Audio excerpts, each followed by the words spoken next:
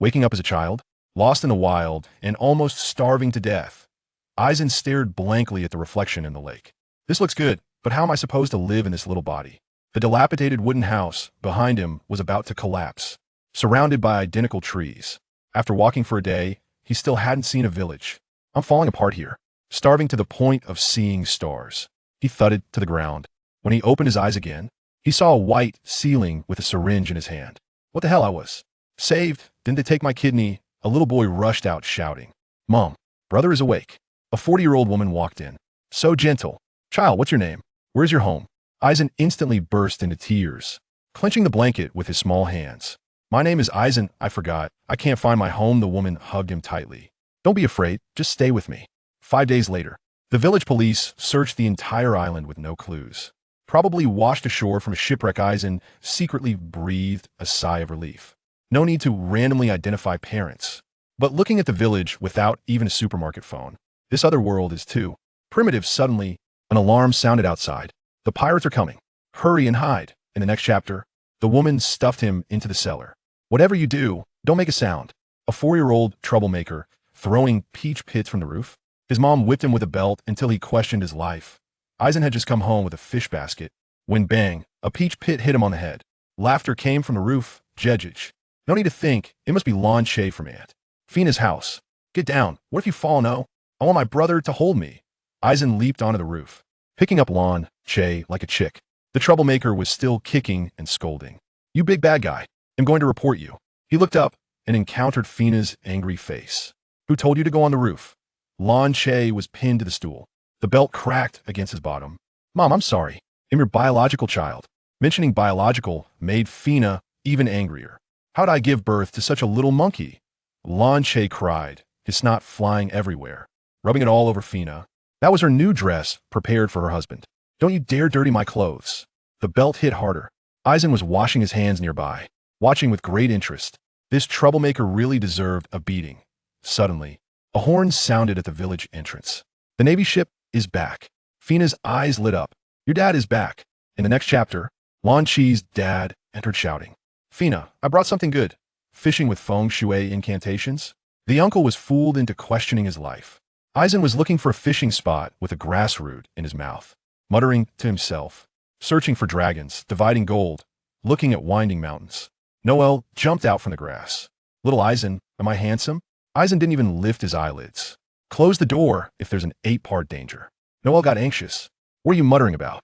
Eisen lowered his voice. This is an ancient Eastern mysterious power. It can sense magnetic fields, find, deliberately keeping him in suspense. Noel scratched his head. Find what? Treasure? Getting closer, it's a cemetery. The air instantly froze. Crows flew overhead. Quack, quack, quack. Noel stared with dead fish eyes. After all that, it's just this. Eisen dug his nose. A cemetery has burial items. That's treasure. What does that have to do with fishing? It has nothing to do. It just makes me look professional. On the other side, Fina's chopsticks flew again. Lon Che spat out his rice. Why is eating so difficult? Suddenly, bubbles appeared on the lake. A golden fish leaped out of the water. Eisen's eyes lit up. That's it. In the next chapter, the fishing rod was suddenly bent. What the hell? Is this fish a spirit? Caught a lionfish monster while fishing? The next moment activated the multiverse system, and this turned out to be the world of One Piece. Eisen had just caught a shimmering blue fish. Before he could gloat, a shadow sprang from the water, swallowing both the fish and the rod in one bite. Damn it. Spit it out. He picked up a stone to throw. The lake's surface bulged. A monster with a lion's head stood there. Towering over the cliffs, Eisen took off running. After running 200 meters, he realized he wasn't being chased. He collapsed on the ground, panting, suddenly realizing, the Navy. Sea Kings is this One Piece. Ding. Multiverse crossover system activated. A mechanical voice echoed in his mind. Eisen was stunned. System? This thing really exists? Hello, host. Currently only the mall and lottery functions are available. Can I go back to Blue Star? Insufficient energy dying can send you back, but it will erase your memory. Suddenly, a loud noise came from the lake. The lionfish monster was coming after him. The system's prompt sounded again. Newbie gift package issued. Do you want to open it? In the next chapter, Eisen shouted open. Instantly, a sword appeared in his hand. This is a Zampakit, winning the Otsutsuki bloodline. Just as he was happy, the cube sent by the Navy made Fina break down in tears.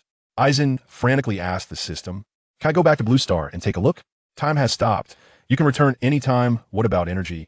Doing big things will automatically gather it. What about the newbie gift package? Arranging.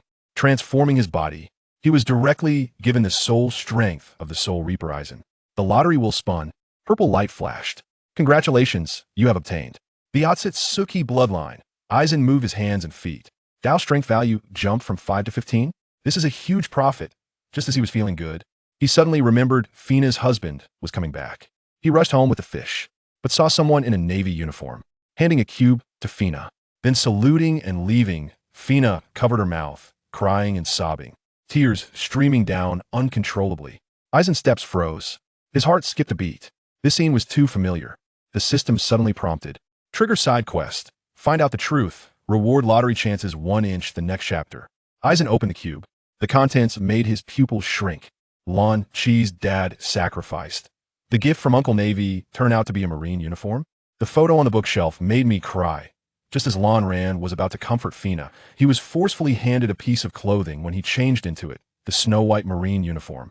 He looked incredibly handsome in the mirror. Can this really be given away so casually? Fina pulled out a black short sword. Your uncle is afraid you might encounter wild beasts, so he specially made this. It's too precious. I can't accept it. Stop talking nonsense. Just take it. With a stern look, Fina made it clear, and Lonran had no choice but to accept it. The blade emanating a chill. The feel was absolutely amazing. Did you cry just now? Isn't it because of your deadbeat uncle? Fina pounded the table with her fist. I waited for half a year for vacation, and now a sudden mission has delayed it. Lonran was stunned. It turned out it wasn't what he thought. Rancho kicked the door and rushed in. Where's my gift? He was punched on the head by Fina and obediently squatted in the corner. Lonran lifted him onto a chair. Thank you. Geijai hearing this, Lonran felt goosebumps all over. Turning around, he saw Fina kissing a photo. The bookshelf was filled with picture frames. All of the same man's photos. If he can't come back, he sends photos. Fina said with a smile, but her eyes concealed longing suddenly. A system notification popped up. Bond detected. Unlocking new feature. Family protection. In the next chapter, the man in the photo turned around. Lanran's pupils shook. Isn't this Carp? Zifa's wife was kidnapped by pirates. The village was drenched in blood, and Lonran broke down on the spot with the gift in hand. Lonran was carrying a basket full of mushrooms, holding fish in his hand, feeling delighted inside. If I sell for 1,000 berries, the skirt will be mine. He had been thinking about Aunt Fina's birthday gift for days. It was that white skirt. The last time Fina looked at it over and over, but couldn't bear to buy it 50 nautical miles away, the skull flag fluttered on the ship, glaringly. No one knew. The Grim Reaper was rushing towards the small island. The setting sun dyed the village blood red. It wasn't the sunset. It was real blood, as Lonran arrived at the village entrance. His legs weakened. Bodies lay everywhere. The villagers who once greeted him with smiles were now silent in the center of the village. A scar-faced man sat atop a pile of corpses. Fina and Rancho knelt on the ground. Let them go. I am Zifa's wife. The man laughed. The scars twitched as he did. Zifa's wife? That's wonderful. My name is Alexei, an artist. Your husband doesn't understand my art.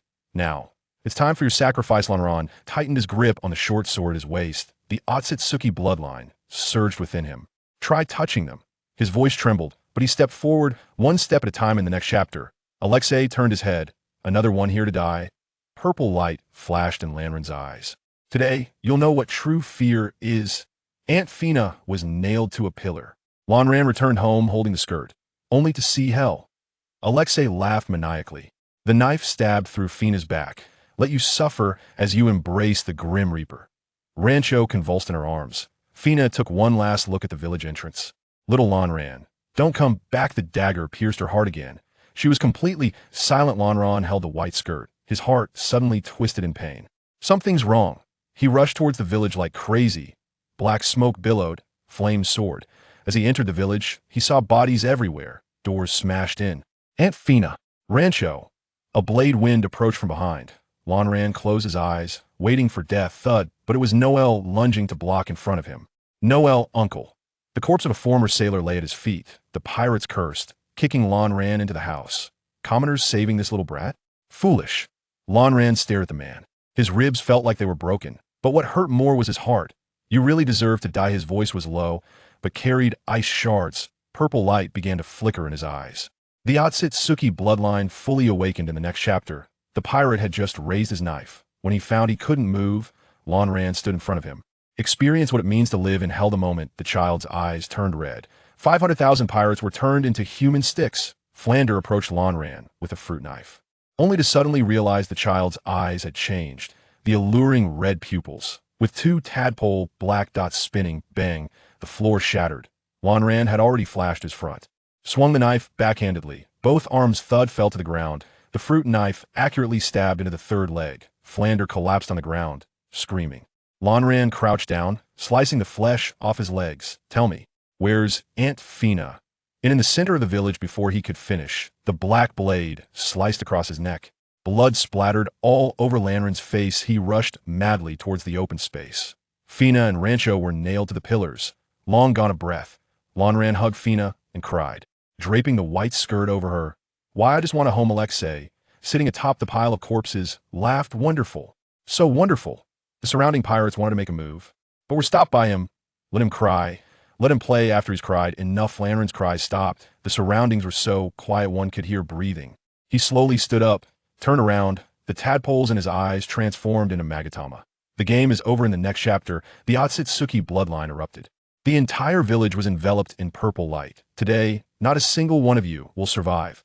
The moment the 3 Magatama Sharingan opened, 500 time space coins were spent to cast a group illusion. All the pirates fell down. Alexei was still laughing madly. When did Zifa get a son?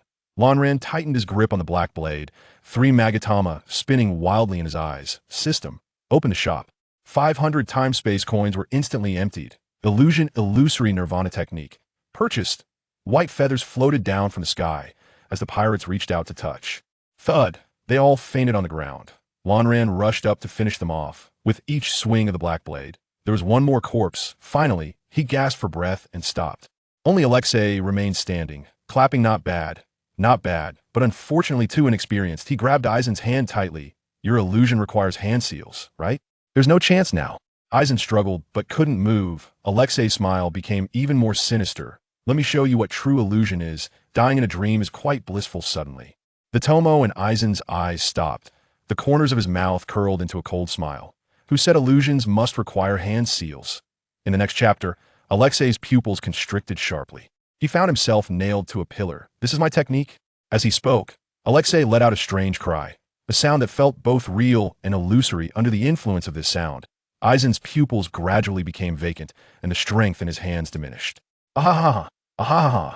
Seeing this scene, Alexei laughed arrogantly. Aizen's gaze was hollow. His arms hung weakly, yet his face bore a smile. Seeing this, Alexei screamed with excitement, Yahaha! Walking towards death in happiness. This is art. Alexei released his grip, allowing Aizen's body to fall freely, then reached into the back pocket of his pants for a cigarette. With a whoosh, a silver flash passed by, and a blood mark appeared on Alexei's neck. Alexei looked incredulously at the awake Aizen, covering his neck tightly with his hands. But it was of no use. Blood gushed uncontrollably from his carotid artery. Lanjin just stood there quietly, allowing him to struggle while covering his neck. Alexei wanted to say something, but as soon as he opened his mouth, blood foamed up from his trachea to his throat, preventing him from uttering a single word. Give up. That knife I just used not only severed your artery, but also damaged your vocal cords. Lanjin said calmly, with no trace of emotion on his face. I know what you want to ask. The reason I didn't finish you off when you were caught is for 2 reasons. The first reason is that this is my first time using this illusion, and I'm aware of my own level. So I'm not sure how long I could control you, which is a very unstable factor. That's why I chose to deal with those small fries first. Now it seems that my decision was correct. This illusion should only affect you for a moment. The second reason is that even if you were under my control for a long time, allowing me to eliminate you immediately, I wouldn't want to do that because it would be too easy for you. Aizen slowly stepped forward, casually playing with the black short blade in his hand as he spoke. Whoosh! A flash of silver light passed by again, and Aizen swiftly severed Alexei's right hand. Alexei, in pain, wanted to scream, but found himself unable to speak, kneeling on the ground in agony, trying to control the blood loss from his carotid artery with his remaining hand. Truly tenacious, in my hometown. Such an injury would have left you unable to struggle this long. Aizen mused as he lifted Alexei up.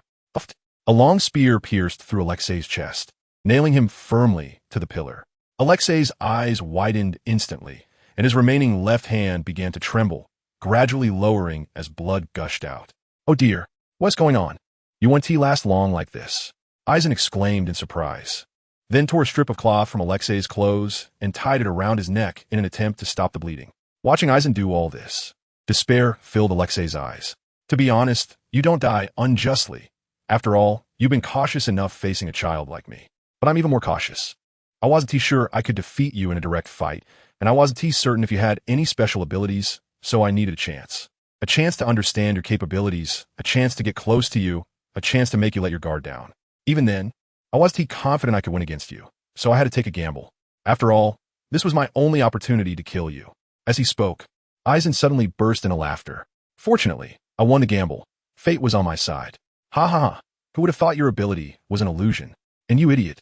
After breaking free from my illusion, didn't he even attack me? Just stood there watching as I dealt with your crew. Did they not realize their lives meant nothing in your eyes? Eisen burst into laughter, but tears kept sliding down his cheeks. You are too arrogant. You said something wrong. It's not that you are too proud, it's that you are too young. In terms of illusion, I, with my 3-tomo Sharingan, am inherently invincible. After saying this, Eisen approached Alexei. He kept gesturing with the black short blade in his hand, as if searching for the best spot to strike. I won't let you die so easily. I will slice you into 1,000 pieces. Only then can I comfort Aunt Fina and Lan Che's spirits in heaven. Eisen roared hoarsely. One cut, another cut, and yet another. Pieces of flesh fell from Alexei's body. Alexei's gaze shifted from begging for mercy to numbness, and finally, it lost all vitality. After making 100 cuts, Eisen realized that Alexei had completely ceased to breathe. Lan Ran stopped his movements, simply wiped the blood off the blade, sheathed the black sword at his lower back, and slowly walked towards Fina's corpse. Thud! Eisen knelt before Fina, holding her tightly in his arms. At that moment, the emotions Eisen had restrained for so long finally erupted. I'm sorry I'm late. I'm sorry, Aunt Fina. This is your birthday gift. Do you like it? That time at the clothing store, seeing how reluctant you were, I knew you liked it a lot. I'm thoughtful, right? Did you think you could fool me? Speaking of which, I clearly don't lack clothes, yet you insisted on buying it for me. If you hadn't bought that piece of clothing, you could have brought it back earlier. If you had brought it back earlier, I wouldn't have bought it. I wouldn't have gone to town. If I were there, you wouldn't. Tears fell one by one on Fina's face, and Eisen broke down in grief. It's all your fault. Why didn't you buy it back then? It's all your fault. All your fault. Why didn't I come back sooner? If I could come back 10 minutes earlier, you all wouldn't have left me. It's all my fault, I'm sorry. Rand dyed his hair while frantically slapping his own face. It's all my fault. I'm really sorry. I'm sorry, Aunt Fina. Eisen tightly embraced Fina's body, immersed in endless pain. The next day, the dawn sunlight broke through the dark night and shone on Eisen's face. Lan Ran opened his eyes and suddenly found that the surrounding corpses had disappeared. A tall man suddenly appeared behind him. Eisen hurriedly turned his head and saw a head of purple hair. In that moment, Eisen fell silent. I'm sorry, I came back late, Zephyr said hoarsely. You should have said those words to Aunt Fina, Eisen quietly replied. Looking at Zephyr's bloodshot eyes and clothes covered in dirt, Eisen guessed that this man might have been guarding here all night. Hearing this, Zephyr momentarily couldn't find a word to say. Lan Ran was tightly holding Fina's body, kneeling in a pool of blood. Eisen stared at his reflection in the pool of blood, and for a moment, it seemed he understood something. In that instant, he completely recognized the essence of this world. Perhaps the color of this world has always been blood red. Cruelty and brutality are the themes of this world. They are all just innocent, ordinary people, a very happy family, and they did nothing wrong, yet they have such a fate. This world is wrong. Thinking of this, Eisen clenched his fists tightly. I need power, the power to change the world. I want to correct this twisted world. Child, you must be Eisen, Zephyr suddenly spoke. Eisen did not look up, only lowering his gaze to Fina's profile. Come with me. You're my only family now. I can't lose you again. Zephyr embraced Eisen tightly. Whispering through silent sobs, Zephyr cried. This man who always prided himself as a fierce warrior was actually crying. Randai quietly looked at Fina's face and had already made a decision in his heart. All right, I promise you, and I want to become a Navy. At this moment, there was no longer sadness or pain in Randai's eyes, only determination and ambition. In the evening, as the sun set in the west, the soft, golden light filtered through the clouds and illuminated the hillside. The lush green grass covered the entire slope, which was the highest point in the village. Since the day Fina married into this small island, she had formed an unbreakable bond with this hillside. In the past, when Fina would argue with Zephyr, she liked to come here, initially because the scenery was beautiful and peaceful. Later, Zephyr also discovered that Fina liked to come here when she was sulking. So, he followed her, and the two would sit side by side at the highest point of the hillside, sharing their innermost thoughts. A gentle breeze would sweep across the hillside, brushing against their faces and carrying away all negative emotions. Over time, this place became a sanctuary for the two to confide in each other and resolve their conflicts. Eventually, Zephyr left, returning once every year or so. Whenever Fina missed Zephyr, she would come here alone, reminiscing about the little moments they had shared. Later on, Randai arrived. At that time, he had just crossed into this world and didn't feel a strong sense of belonging. But in Fina's eyes, Randai was still immersed in the sadness and loneliness of losing his family. Thus, Fina often brought Randai here to relax, hoping that the winds here could carry away his sorrow and loneliness. In the following days, every evening after dinner, Fina would take Randai and Lanche to this place. Fina would sit at the highest point of the hillside, gazing towards the sea, while Randai played with Lanche at the foot of the hill. The gentle breeze would sweep across the grass, lifting blades of grass and blowing against Randai's face, brushing past Zephyr's ear and reaching the tombstones of Fina and Lanche. Eisen wore the suit that Fina had bought for him, a black suit from Zephyr, as the two stood by the graves of Fina and Lanche. As Fina and Lanche's coffins were slowly buried, Eisen's heart ached even more. In this familiar place, filled with beautiful memories, Eisen couldn't hold back his tears any longer, and they fell. A large hand reached over from behind and rested on Eisen's shoulder. Eisen knew without looking back that the owner of the hand was Zephyr. Although Zephyr was trying to appear calm, his trembling arms betrayed him.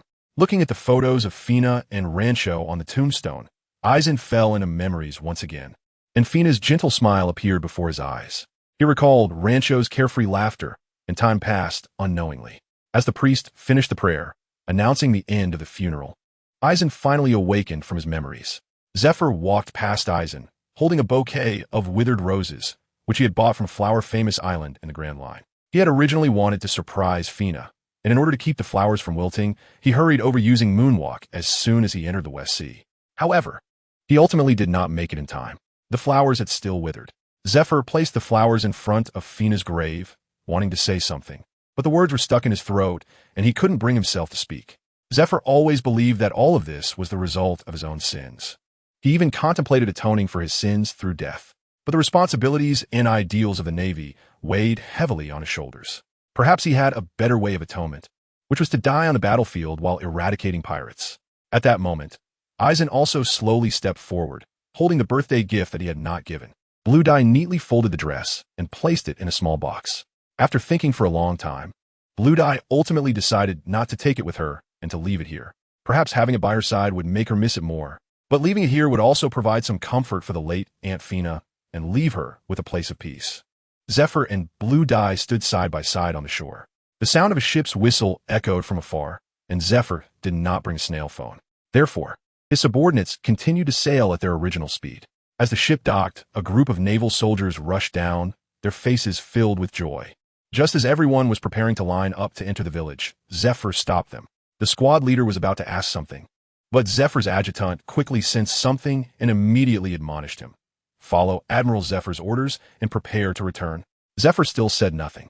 After everyone boarded the ship, he took Blue Dye's hand and slowly walked onto the naval warship.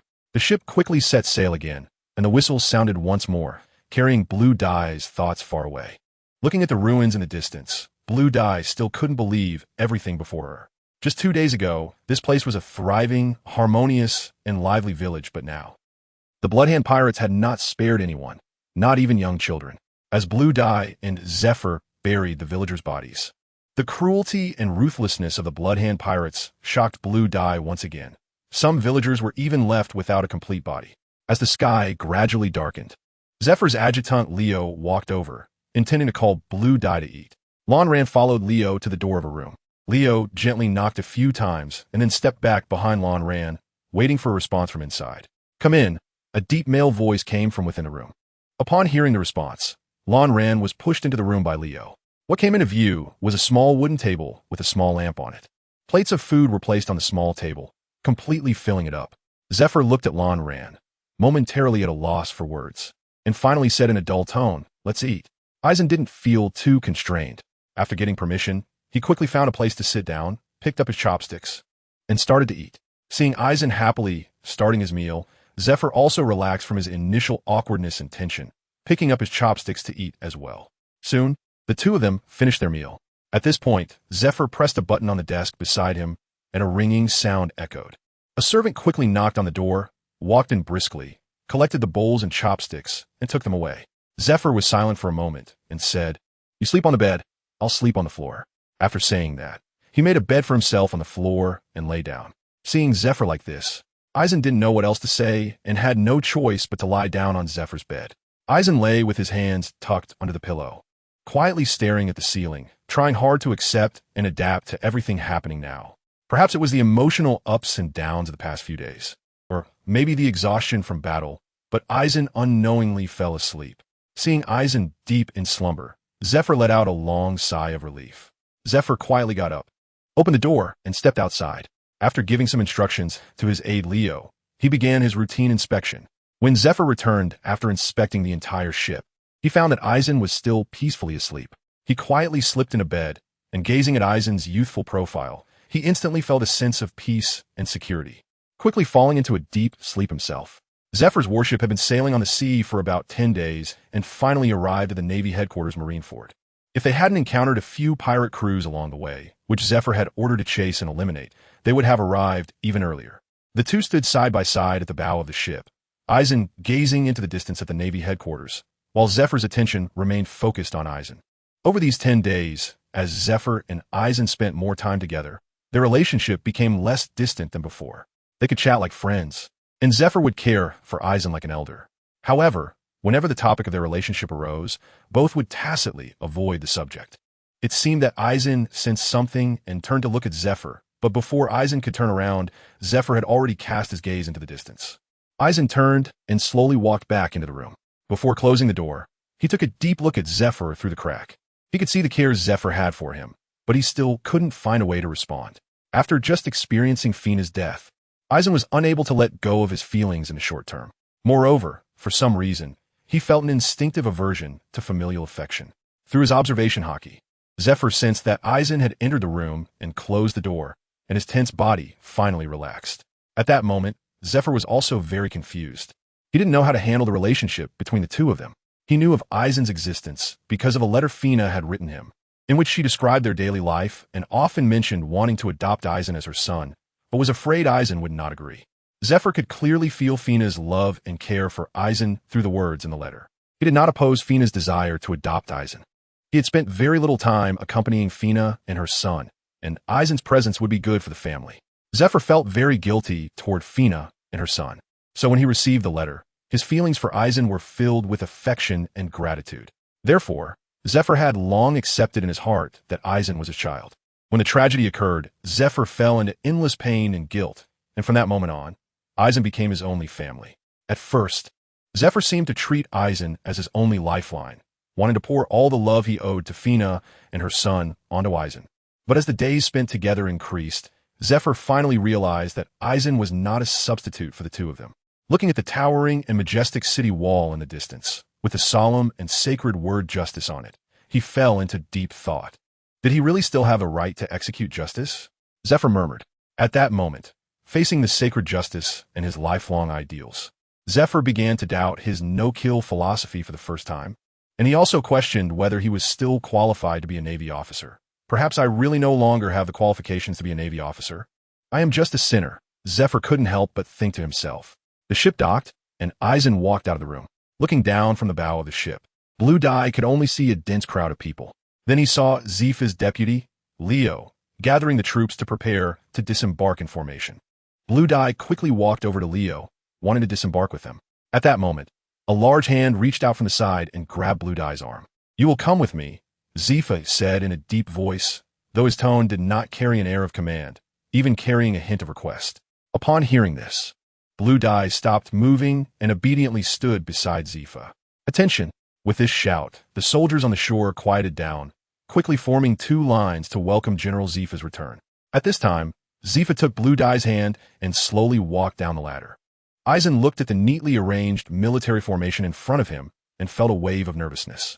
He saw enthusiasm, admiration, and reverence in the eyes of these soldiers. and their attitude was enough to prove how much they supported and loved Admiral Zephyr. It was as if Zephyr sensed Eisen's tension. He subtly tightened his grip on Eisen's hand, holding it firmly, and their pace quickened. As they moved forward, three tall figures approached Zephyr. Lan Ran looked at the familiar, yet unfamiliar faces of the three people and immediately had a guess about their identities. "Ha ha, say F.A., you're finally back. When you weren't here, that old man Kong kept sending me tasks, and I didn't even have time to break my donut record." A hearty laugh came from one of them, with a hint of resentment in the voice. Seeing this person so carefree in his attitude towards ZFA, Lan Ran could confirm that this person must be the young Carp. The remaining two among the three were a man with an afro and frog-eye glasses, and a spirited woman. They should be the young Sengoku and Crane, Lan Ran thought to himself. Suddenly, two fists came from behind Carp and directly slammed his head into the floor. "Shut up," ZFA said. "Go meet that old man Kong first. He seems to have something to say to you." Sengoku spoke first, his tone tense. Clearly, he already knew about ZFA's family situation. Okay. Upon hearing this, ZFA was momentarily stunned, then nodded slightly, a shadow crossing his face. "You all take him to my place first," ZFA said, raising Lan Ran's hand. "All right, you go ahead, we'll take care of little Lan Ran." A gentle female voice responded. It was Crane. Lan Ran was not surprised that Crane knew his name. More than 10 days was enough time for the Navy's intelligence organization to gather this information. After saying that, ZFA reluctantly handed Lan Ran's hand over to Crane and then walked towards the marshal's office. Lan Ran watched the distant, desolate figure of ZFA, and a wave of sadness surged in his heart once again. Seeing Lan Ran's eyes moistening, Crane thought he was missing ZFA and quickly picked him up, saying, "Little Lan Ran must be hungry, right? Annie will take you to eat something delicious. Our Navy cafeteria has so many tasty dishes." As she spoke, Crane carried Lan Ran toward the cafeteria. Sengoku looked at ZFA's receding figure and sighed quietly. At that moment, Carp's head popped up from the floor. "Sengoku, why are you and Crane hitting me?" Carp said aggrievely. Hearing this, Sengoku felt his blood pressure rise instantly, and veins bulged on his temples. "Didn't I warn you before coming not to talk nonsense? Can't you be a bit more serious in this situation?" Sengoku shouted angrily. "Huh, I thought you guys were too gloomy, and I wanted to lighten the atmosphere a bit to make ZFA feel better," Carp said proudly while picking his nose. "Shut up. If something like this happened in your family, would you be able to feel happy? Stop being so clever," Sengoku roared. Sengoku also knew in his heart that Carp meant well. He just wasn't using his brain. Thinking of this, Sengoku repeatedly urged himself not to get angry over a brainless person. At that moment, Sengoku suddenly saw Carp flicking his nose, picking onto himself, and his anger could no longer be contained. Bang! Carp was once again punched into the floor. Sengoku looked at Carp's head, which was deeply embedded in the floor, and still not satisfied, stepped on him a couple of times before turning to the nearby soldiers on duty and said, "Wait a moment. When he pulls his head out of the floor, you can repair it. The repair costs will be billed separately. I'll deduct it from Carp's allowance." The soldiers on duty under Admiral Sengoku stammered in response. After saying that, Sengoku walked away without looking back. Seeing Sengoku leave, the soldiers hurriedly gathered around and worked together to pull Carp out of the floor. In the evening, Lan Ran arrived at ZFA's residence, led by a guard. Originally, Crane wanted to escort him back personally, but after thinking it over, Lan Ran declined, not wanting to trouble her too much. What came into view was a two-story small villa with snow-white walls, exquisitely carved railings, and colorful flower beds. The surrounding environment was also very beautiful, showing how well the admirals of the Navy were treated. However, aside from ZFA's residence, there were only a few scattered houses around. Perhaps it was the misfortune of ZFA's family that alerted the Navy, making them realize that the families of high-ranking officers need protection, Lan Ran thought. Upon opening the door, a simple arrangement of furniture greeted his eyes. The floor was very clean, and aside from the necessary furniture in the living room, there were no excessive facilities. From the layout and arrangement of the rooms, it seemed that the owner of this house led a very simple life and was not someone who pursued enjoyment. Since ZFA was not present, and he hadn't instructed Lan Ran beforehand on which room to sleep in, Lan Ran felt embarrassed to wander around the house. So, he simply sat down on the sofa and did not move again.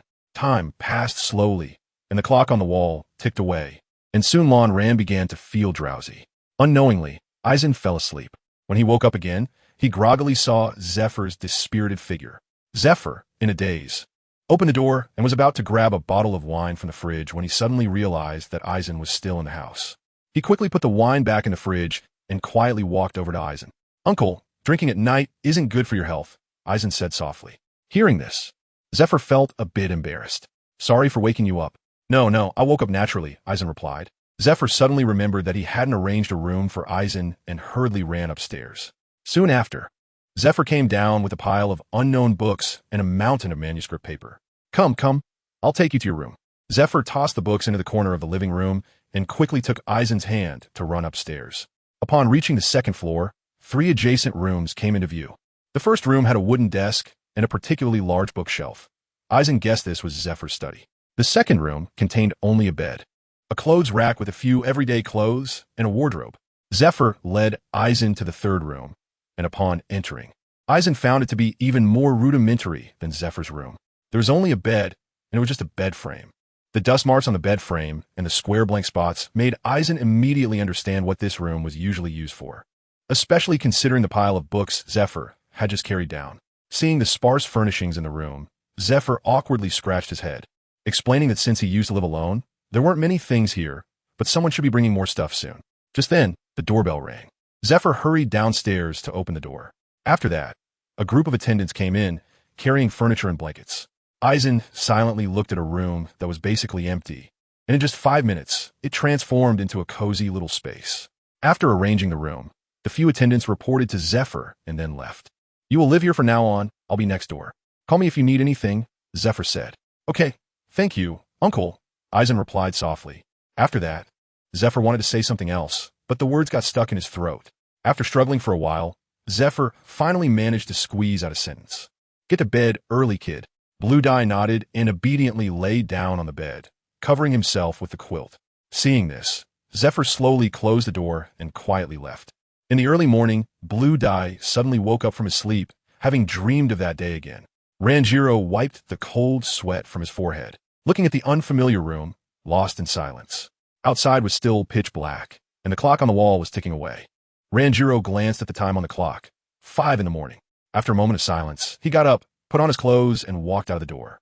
As he stepped outside, he suddenly noticed that the light in Zephyr's study was still on. Lonran quietly walked to the door of Zephyr's study and saw Zephyr slumped over the desk, unconscious, looking at the empty wine bottles scattered on the floor, and the photo of Fina and Lanche tightly clutched in Zephyr's hand, as well as Zephyr's swollen red eyes. Lonran understood what had happened here last night. Lonran quietly left, and then went to Zephy's room to hug a blanket. Lonran quietly walked to Zephy's side, draped a blanket over him, and then slowly retreated. Before leaving, Lonran also closed the study room door. Lonran went to the first floor, found the restroom, washed his face briefly, and then left. Ranjiku strolled through the square of Marineford, watching squad after squad of soldiers run by, shouting slogans and breathing in the humid morning air filled with the scent of earth. He finally began to feel a sense of reality in this world. As he walked, Ranjiku noticed that the buildings around him were becoming fewer, replaced by more trees. Looking at the mountains and dense forest before him, Ranjiku guessed that he must be at the back mountain of the Navy headquarters. After climbing for more than 10 minutes, he reached the summit. Just at the top, there was a large rock, and Ranjiku sat on it, overlooking this sacred place in the hearts of the Navy. From above, the rows of soldiers training looked like tiny ants. However, the imposing city walls in the distance appeared even more majestic, with the word justice still clearly visible. Eisen sat quietly on the stone, calling out in his mind, "System." "Yes, host." "Open the character panel." "Understood." Then a light shot out from deep within his mind, forming a translucent panel. The current information of the host is as follows. Name, Eisen Bloodline. Otsutsuki, Strength, 50, Ordinary Navy, 10, Weapon, a fine short blade. Skills, Sharingan, 3 Tomo, Illusion, Illusory Nirvana Technique, World Progress. 2. System, check the balance of time-space coins and the number of lottery draws. Ding, current balance of time-space coins, 1,000, 1 silver lottery draw available. After pondering for a moment, Eisen said, "Conduct the silver draw." As soon as he finished speaking, an ancient-looking roulette suddenly appeared in Eisen's mind. The roulette quickly spun, and finally the pointer stopped on a red space. "Congratulations, host. You have obtained a red-quality weapon, Shallow Strike, from the anime Bleach. Would you like to extract it?" Lonran looked around, and, finding no one nearby, said extract. As soon as the words fell, a long object emitting white light floated before him. As Lan Ran grasped it, the white light gradually faded, and the shapeless object slowly transformed into the form of a tang knife. Shallow strike. Lan Ran fell into silence. According to the system, as far as I know, Shallow Strike was just an ordinary weapon in the world of Soul Reapers before awakening as a Zanpakuto. How could it be of red quality? Lan Ran wondered. Weapon item quality: green, blue, red, purple, golden. Due to the difference in world and power systems, this Shallow Strike had been modified by the system. It had transformed from a soul weapon into a weapon capable of dealing physical damage and sharpness comparable to the Supreme Great Knife. Moreover, at the moment of recognizing its master, the blade would also evolve into the form that resided in the host's heart. Furthermore, once it recognizes its master, there's no need to worry about losing the weapon. It can be summoned to hand by simply calling it in one's heart, and it can also be stored within the soul. Most importantly, this Shallow Strike can awaken into any Zanpakuto from the original work. However, the only drawback is that it cannot awaken into the host's own Zanpakuto. In summary, this weapon is worthy of being rated as red quality. Additionally, the host is reminded that any level of lottery can yield any level of weapon items, though the probabilities vary. It is almost impossible to draw red quality weapons from a silver lottery. Upon hearing this, Aizen nodded. He was not dissatisfied with this weapon. On the contrary, he was very pleased. He was just in need of a handy top-tier weapon. As for the black short blade, Aizen ultimately decided to keep it as a treasure possession. It held too much significance and memories for him, and he did not want it to be damaged in a future battle. According to the original story, Uncle Zephyr will establish a special training camp for the Navy this year. I must seize this opportunity. Time is running out for me, Aizen thought to himself. Uncle Zephyr's ship was attacked at sea in the year 1515 of the Sea Circle calendar. This year is 1490, leaving only 25 years. Based on Edward Weeble's strength in the original story, to kill him, I must become a general-level powerhouse within 25 years. Because of my existence, there will inevitably be a butterfly effect. So this time may be even shorter, and Uncle Zephyr may not just have lost an arm. I cannot allow such things to happen again, not even once. The gaze of Aizen gradually turned from deep to fierce. Suddenly, the system's voice sounded. Ding! Please choose the final chapter task for this world as soon as possible. A beam of light, visible only to Aizen, shot out from his mind, projecting a light blue panel in front of him. It detected that the current world is the One Piece world, and the final chapter tasks are as follows. 1. Help Luffy become the Pirate King. 2. Become a Navy officer in the Great Pirate Era. Overthrow the corrupt and incompetent world government and establish a new world order. Please choose carefully. Looking at the 2 final chapter tasks before him, Aizen suddenly smiled. At this moment, he thought of many things, including Aunt Fina, Lanche, and the innocent villagers of the village. I choose the second one. This time, Aizen showed no hesitation, and his gaze was exceptionally firm. Ding! The difficulty of the second final chapter task is too high. A subsystem has been tailored for the host, and the World Strategy Progress item has been deleted. From now on, the host can only leave this world after completing the final chapter task. What subsystem? Aizen asked, puzzled. The purpose of a subsystem is to help the host become stronger. The subsystem has many functions, including daily tasks, skill proficiency, physical attribute allocation, and important location sign-ins. Meanwhile, the main system only retains the functions of the shop, lottery, and personal information panel. Hearing that the subsystem's functions are so powerful, Aizen's heart ignited with passion, and his fist unconsciously tightened. Now I have more confidence. Aizen became excited. After all, being at the level of an admiral means being among the top tier of this sea, second only to the 4 emperors. To become an admiral before that day, Aizen's growth speed must not be slower than those 3 guys, Akainu, Akijikazu. Moreover, to complete that final chapter task, Aizen's growth speed must not only be faster than theirs, but far exceed it. There are many ways to become stronger: devil fruits, swordsmanship, and physical techniques. Sigh. The road ahead is long. Aizen sighed. Suddenly, Aizen realized he still had a sword in his hand. System, if I want to pursue the path of swordsmanship, do you have any suggestions? Aizen asked. Ding. The system suggests the host inherit the panel of a swordsmanship master. Oh, where can I inherit it? Aizen was somewhat intrigued. Purchase in the shop. As soon as the system's voice fell, the shop panel automatically appeared in front of Aizen. Looking at the densely packed panels of swordsmanship masters from various worlds, Aizen was momentarily dazzled. System, tell me more about your suggestion, Aizen said. feeling a bit of a headache. The system recommends that the host choose the panel of a powerful character from the anime Bleach for inheritance. Due to the host's shallow combat features, this choice can maximize benefits. Are you saying that I can not only learn his swordsmanship, but also inherit his Zanpakuto? Aizen guessed. Yes, host. After receiving a positive response, Aizen immediately made a decision. System, list the strong characters panels from that world. In an instant, the list in front of him changed, and one familiar character after another appeared before Aizen. Aizen pondered for 5 minutes and finally selected 3 character panels. These 3 character panels are Genre, Sai Shigekuni Yamamoto, Retsu Unohana, and S. Suk Aizen. Genre, Sai Shigekuni Yamamoto, is the strongest wielder of the fire-type Zanpakuto in the Soul Society, the founder of Genre and the head instructor of Genji Shuku, as well as the founder of the Shin Academy. A powerful figure who has never been surpassed in 1,000 years. Retsu Unohana, originally named Yachiro Unohana, is the first Soul Reaper to hold the title of Kenpachi. Before joining the Godai 13, she was known as the greatest villain in the history of the Soul Society. True to her name, Yachiro, it is said that she mastered over 8,000 styles of swordsmanship. Aizen Sasuke, well, there's no need to elaborate. Aizen's strength is widely recognized, being the strongest antagonist throughout the entire anime, with combat power so strong it can be considered a bug, to the point that even the manga author had to forcibly seal him. Faced with the panels of these 3 individuals, Aizen found himself in a moment of dilemma. The panel he most wanted to choose was Aizen Sasuke's, not only because their names are the same, but also because Aizen Sasuke's power and charisma made it hard for him to refuse. However, when it came time to make a final choice, he still hesitated. Aizen Sasuke forcibly suppressed his restless emotions and immersed his thoughts, slowly analyzing the situation.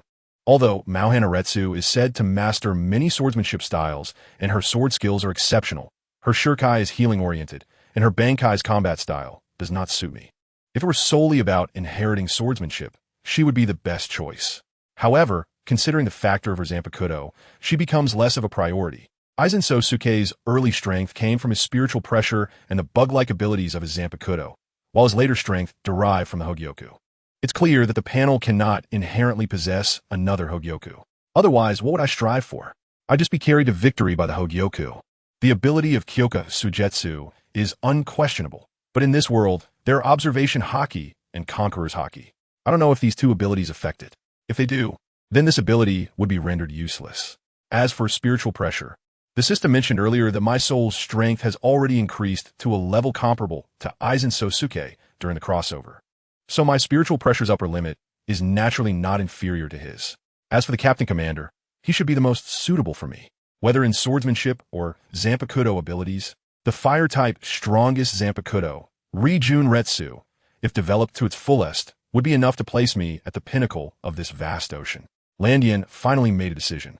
In the system, I choose the panel of Yamamoto Morinagisai Shigenori. Ding, this panel purchase requires 1,000,000 time-space coins. The expression on Aizen's face completely froze at that moment. How much? 1 million. Do you think I'm worth that much? Aizen shouted in shock. The value of this panel is indisputable. The host need not say more. This is how it is, but you can't just say that. Can we buy this on credit? Aizen asked tentatively. Given the host's current balance and the era's background, credit is allowed, but after taking credit, all tasks completed by the host will no longer yield time-space currency rewards until the system's time-space currency is paid off. Only lottery draw opportunities will be rewarded until then. In an instant, Aizen felt the whole world turn gray. System, is this appropriate? It couldn't be more appropriate, host. Sigh. Aizen helplessly sighed, pressed his temples, and said, fine, I give up. Let's do it this way. Ding. Purchase successful. As soon as the system's voice fell, Aizen saw a new panel appear next to his personal information panel. Character panel, Yamamoto Jinryusai Shigekuni, 0, swordsmanship, 0 hand-to-hand combat, 0 Shunpa, 0 kid, 0 Zanpakuto, Rijin Jaka, not awakened. Aizen was momentarily speechless. This panel was so hasty. Host, a simple panel can facilitate your operations and intuitively reflect information. All right, that's fine too. Aizen waved his hand helplessly. So what does the 0 at the back mean? Aizen asked in confusion. The percentage behind each skill indicates the percentage of your inheritance of that character's abilities. If all reach 100, then your strength will be nearly the same as that character at their peak. Suddenly, Aizen thought of something So will I inherit his personality or memories or something? Aizen's expression suddenly became serious. After all, no one wants to be influenced and become a stranger. Rest assured, host. The system has already considered this. You will only inherit his skills, and as for memories, at most you will inherit memories related to his techniques, such as swordsmanship moves and insights into each skill. Huh. Aizen let out a long breath. That's good. Londai carefully checked the system again and found nothing unusual. So he closed it and shifted his attention back to reality. The sun in the distance had slowly begun to rise above the horizon, casting golden rays of light from deep within the clouds. On the square of Marinfando, the soldiers in training were gradually becoming sparse. It seemed that it was time for breakfast. Aizen stood up, retracting the long knife from his leg. After all, it hadn't awakened yet, so it couldn't be called Rijun Rikui, back into his soul. Then he quickly ran down the mountain. During the run, Aizen clearly felt a significant enhancement in his physical capabilities. He speculated that it might be the gradual awakening of the Otsutsuki clan's physique. Of course, it could also be the influence of the captain's panel. Looking at the rising sun in the distance and feeling his body slowly becoming stronger, Aizen's heart was filled with ambition and hope at that moment. Soon, Aizen ran back home. Blue Dye gently pushed the door open and tiptoed up to the second floor. Seeing that the door to Zephyr's study was still closed and that there were no blankets on the bed in his bedroom, Blue Dye realized that Zephyr probably hadn't woken up yet. Lon ran, then tiptoed down to the second floor, washed his hands in the bathroom, and then searched for the kitchen. The dishes in the kitchen were covered in dust, indicating that Zifa rarely used these things. After all, the Navy has its own cafeteria, and high-ranking officers have no need to cook for themselves. Lonran closed the kitchen door to prevent noise from escaping, then slowly started cleaning up. In the study, the alarm clock on the table suddenly rang. Zephyr, groggy from sleep, reached out to grab the alarm clock. However, he missed it, and his arm knocked over an empty wine bottle on the table.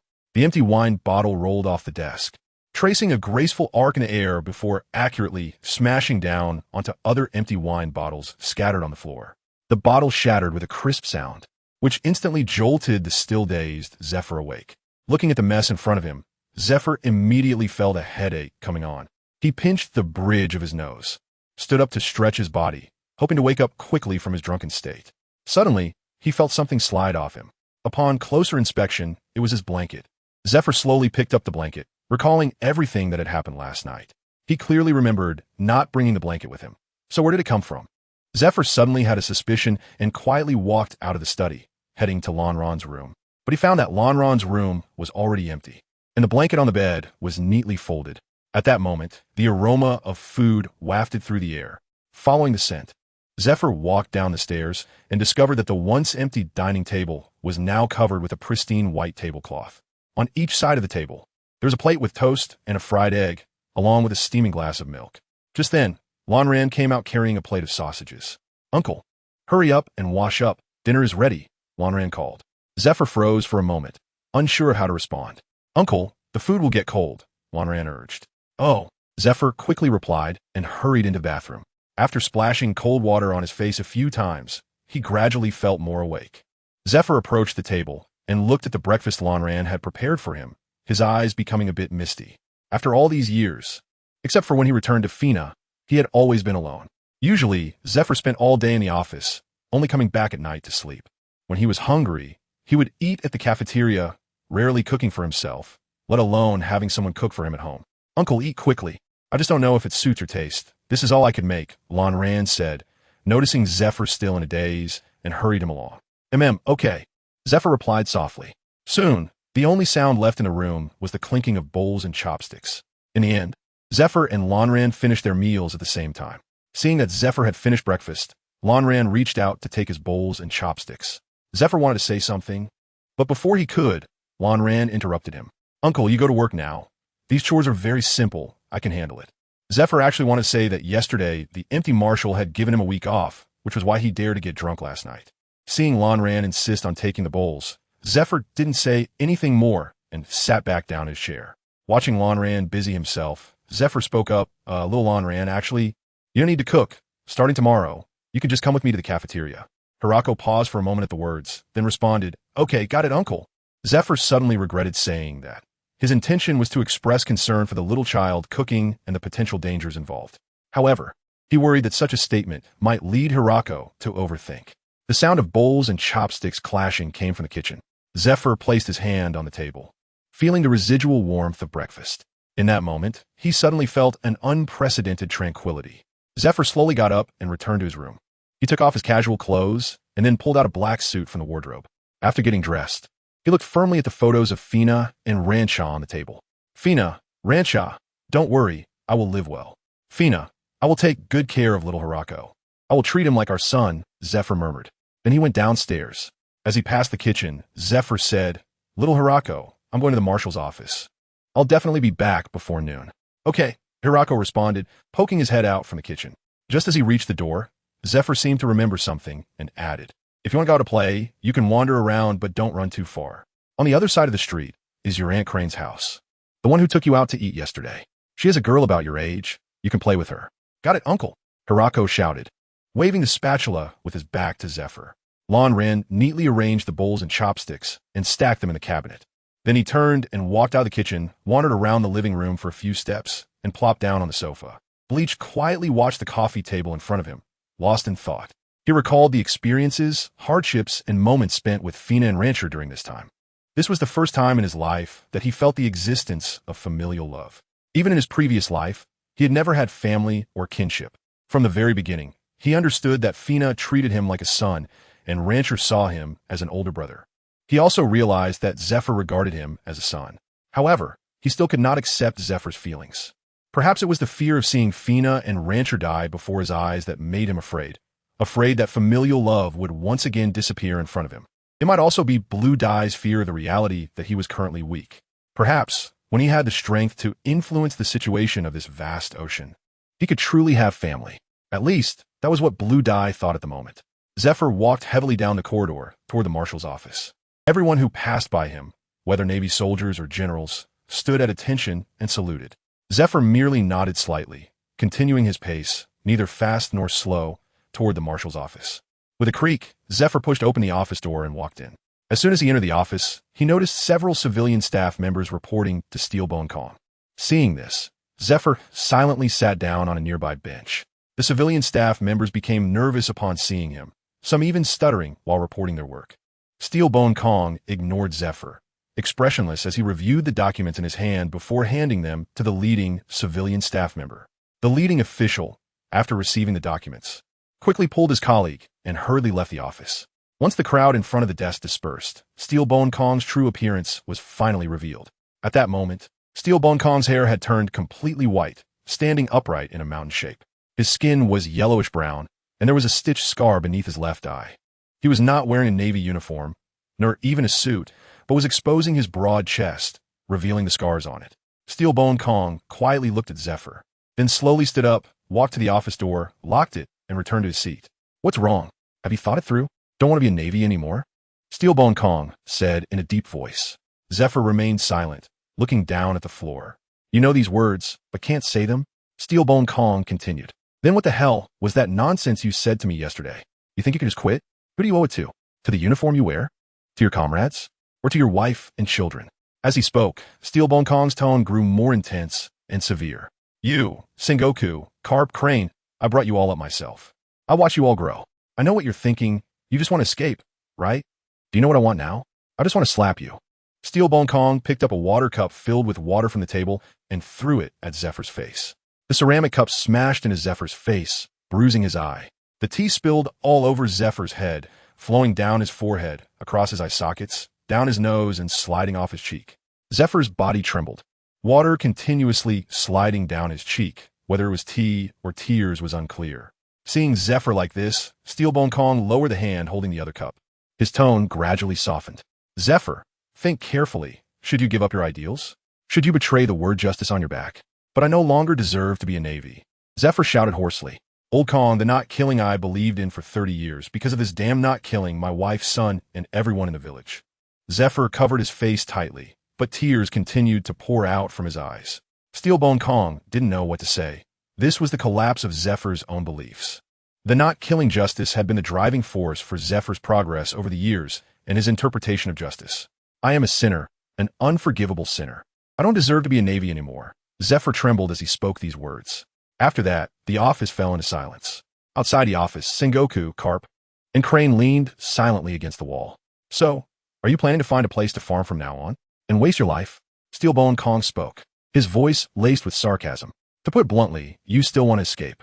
As he spoke, Steelbone Kong stood up, pointing to a long scar on his chest, saying, "Do you remember how this scar came to be? That year, when you were still a rookie on Foston Island, you and that bastard Carp acted on your own.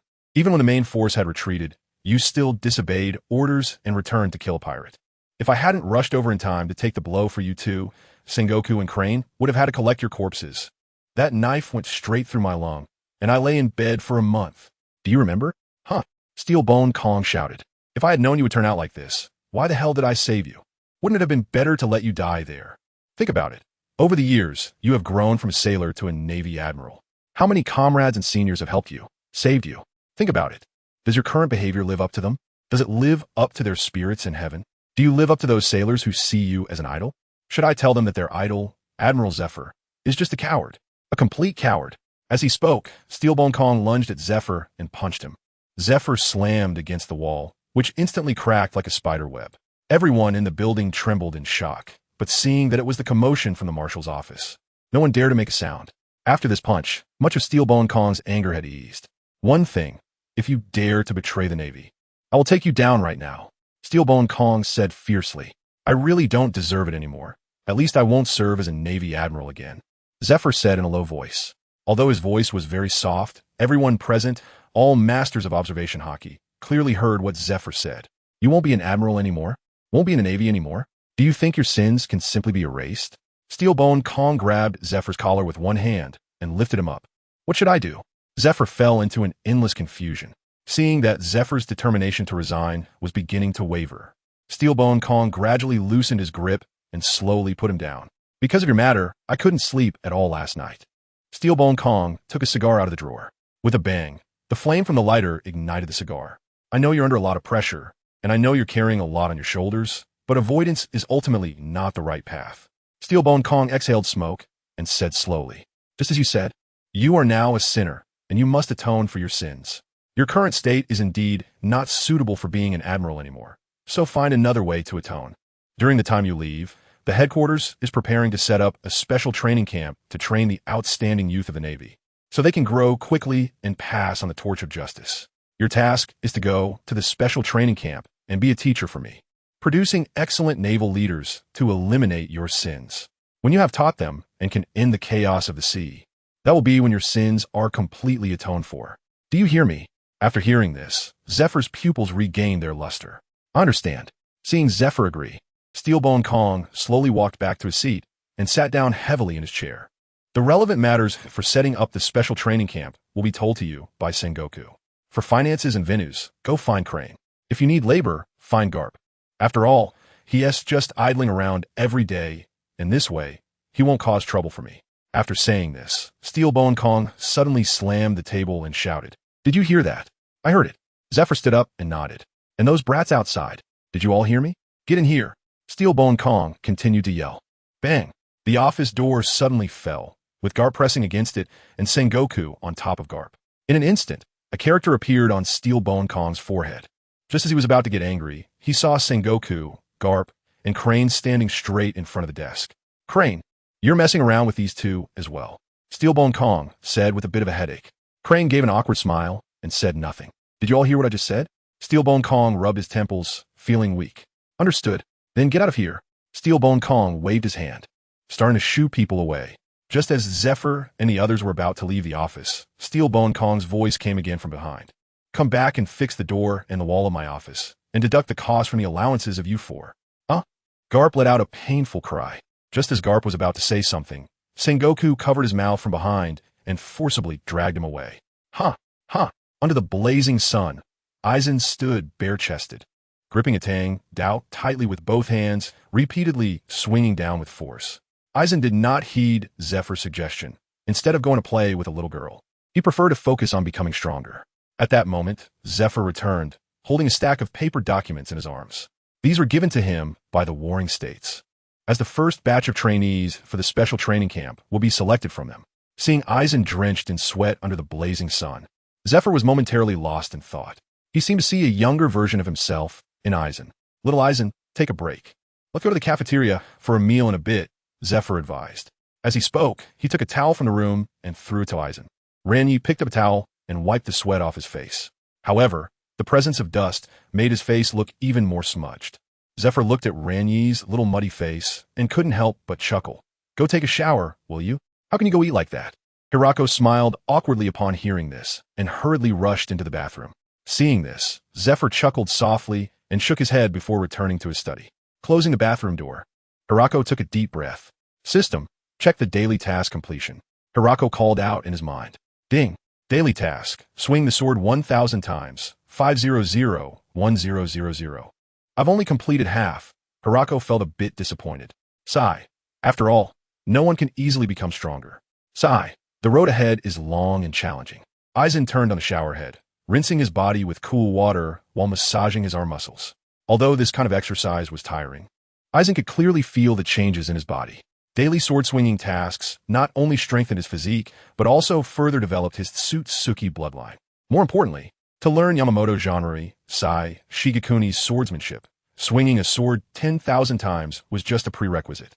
The skills on the learning template mostly had prerequisites, and Eisen only learned about this earlier today. For example, to learn swordsmanship, one must first swing a sword 10,000 times. To learn Shunpa and Kido, one must meditate to sense their own spiritual energy and spiritual pressure, reaching a level where they can manipulate their spiritual energy. After all, both Shunpa and Kido are closely related to the use of spiritual energy. As for hand-to-hand combat, also known as barehanded fighting, this is the only skill that has no prerequisites. Barehanded fighting, in simple terms, is a combat skill that is also related to physical fitness. Regarding the Zanpakuto, it becomes even more metaphysical. The awakening of Rijin Jaka requires Eisen to persistently practice sword meditation every day to communicate with it. For Shirkai, one must reach a certain level of spiritual pressure and communicate with it in their inner world to obtain its name from Rijin Jaka. For Bankai, spiritual pressure must reach the level of an ordinary captain, and one must either gain Rijin Jaka's acknowledgement or choose to defeat it in their inner world to achieve Bankai. As for the strength of the captain commander in the original work, Eisen estimated that he wouldn't be able to reach it for several hundred years. However, fortunately, there's a system. The system opens a dungeon every so often, where Eisen can enter and engage in 1v1 battles with copies of Yamamoto Janri, Saishigekuni. In the dungeon, time outside is paused, and Eisen will not truly die inside. Moreover, the strength of the captain commander in each dungeon increases incrementally, regardless of the method. As long as Eisen defeats the copy, he will gain proficiency in the swordsmanship and Shunpa of that period's captain commander. Of course, daily training can also increase some proficiency. As for the Zanpakuto, Eisen must comprehend, communicate, develop, and master it himself. Eisen has already devised a plan for strengthening himself in the future.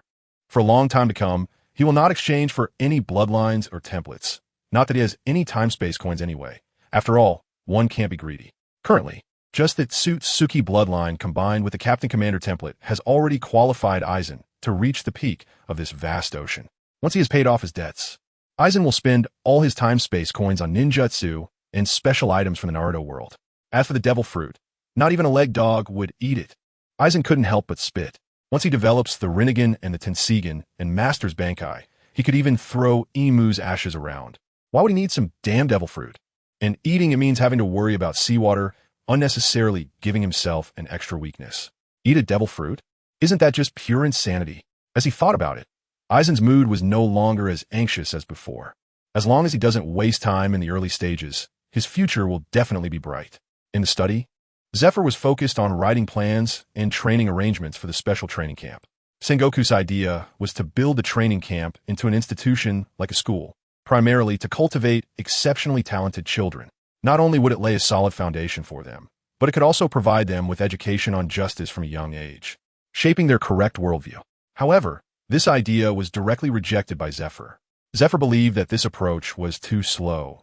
It wasn't that he was eager to fight the pirates, but the Navy really didn't have that much time left. Storm clouds were rising on the sea, and more powerful pirates were emerging, especially one named Rox, whose strength was so formidable that even Zephyr had to admit he was not his match.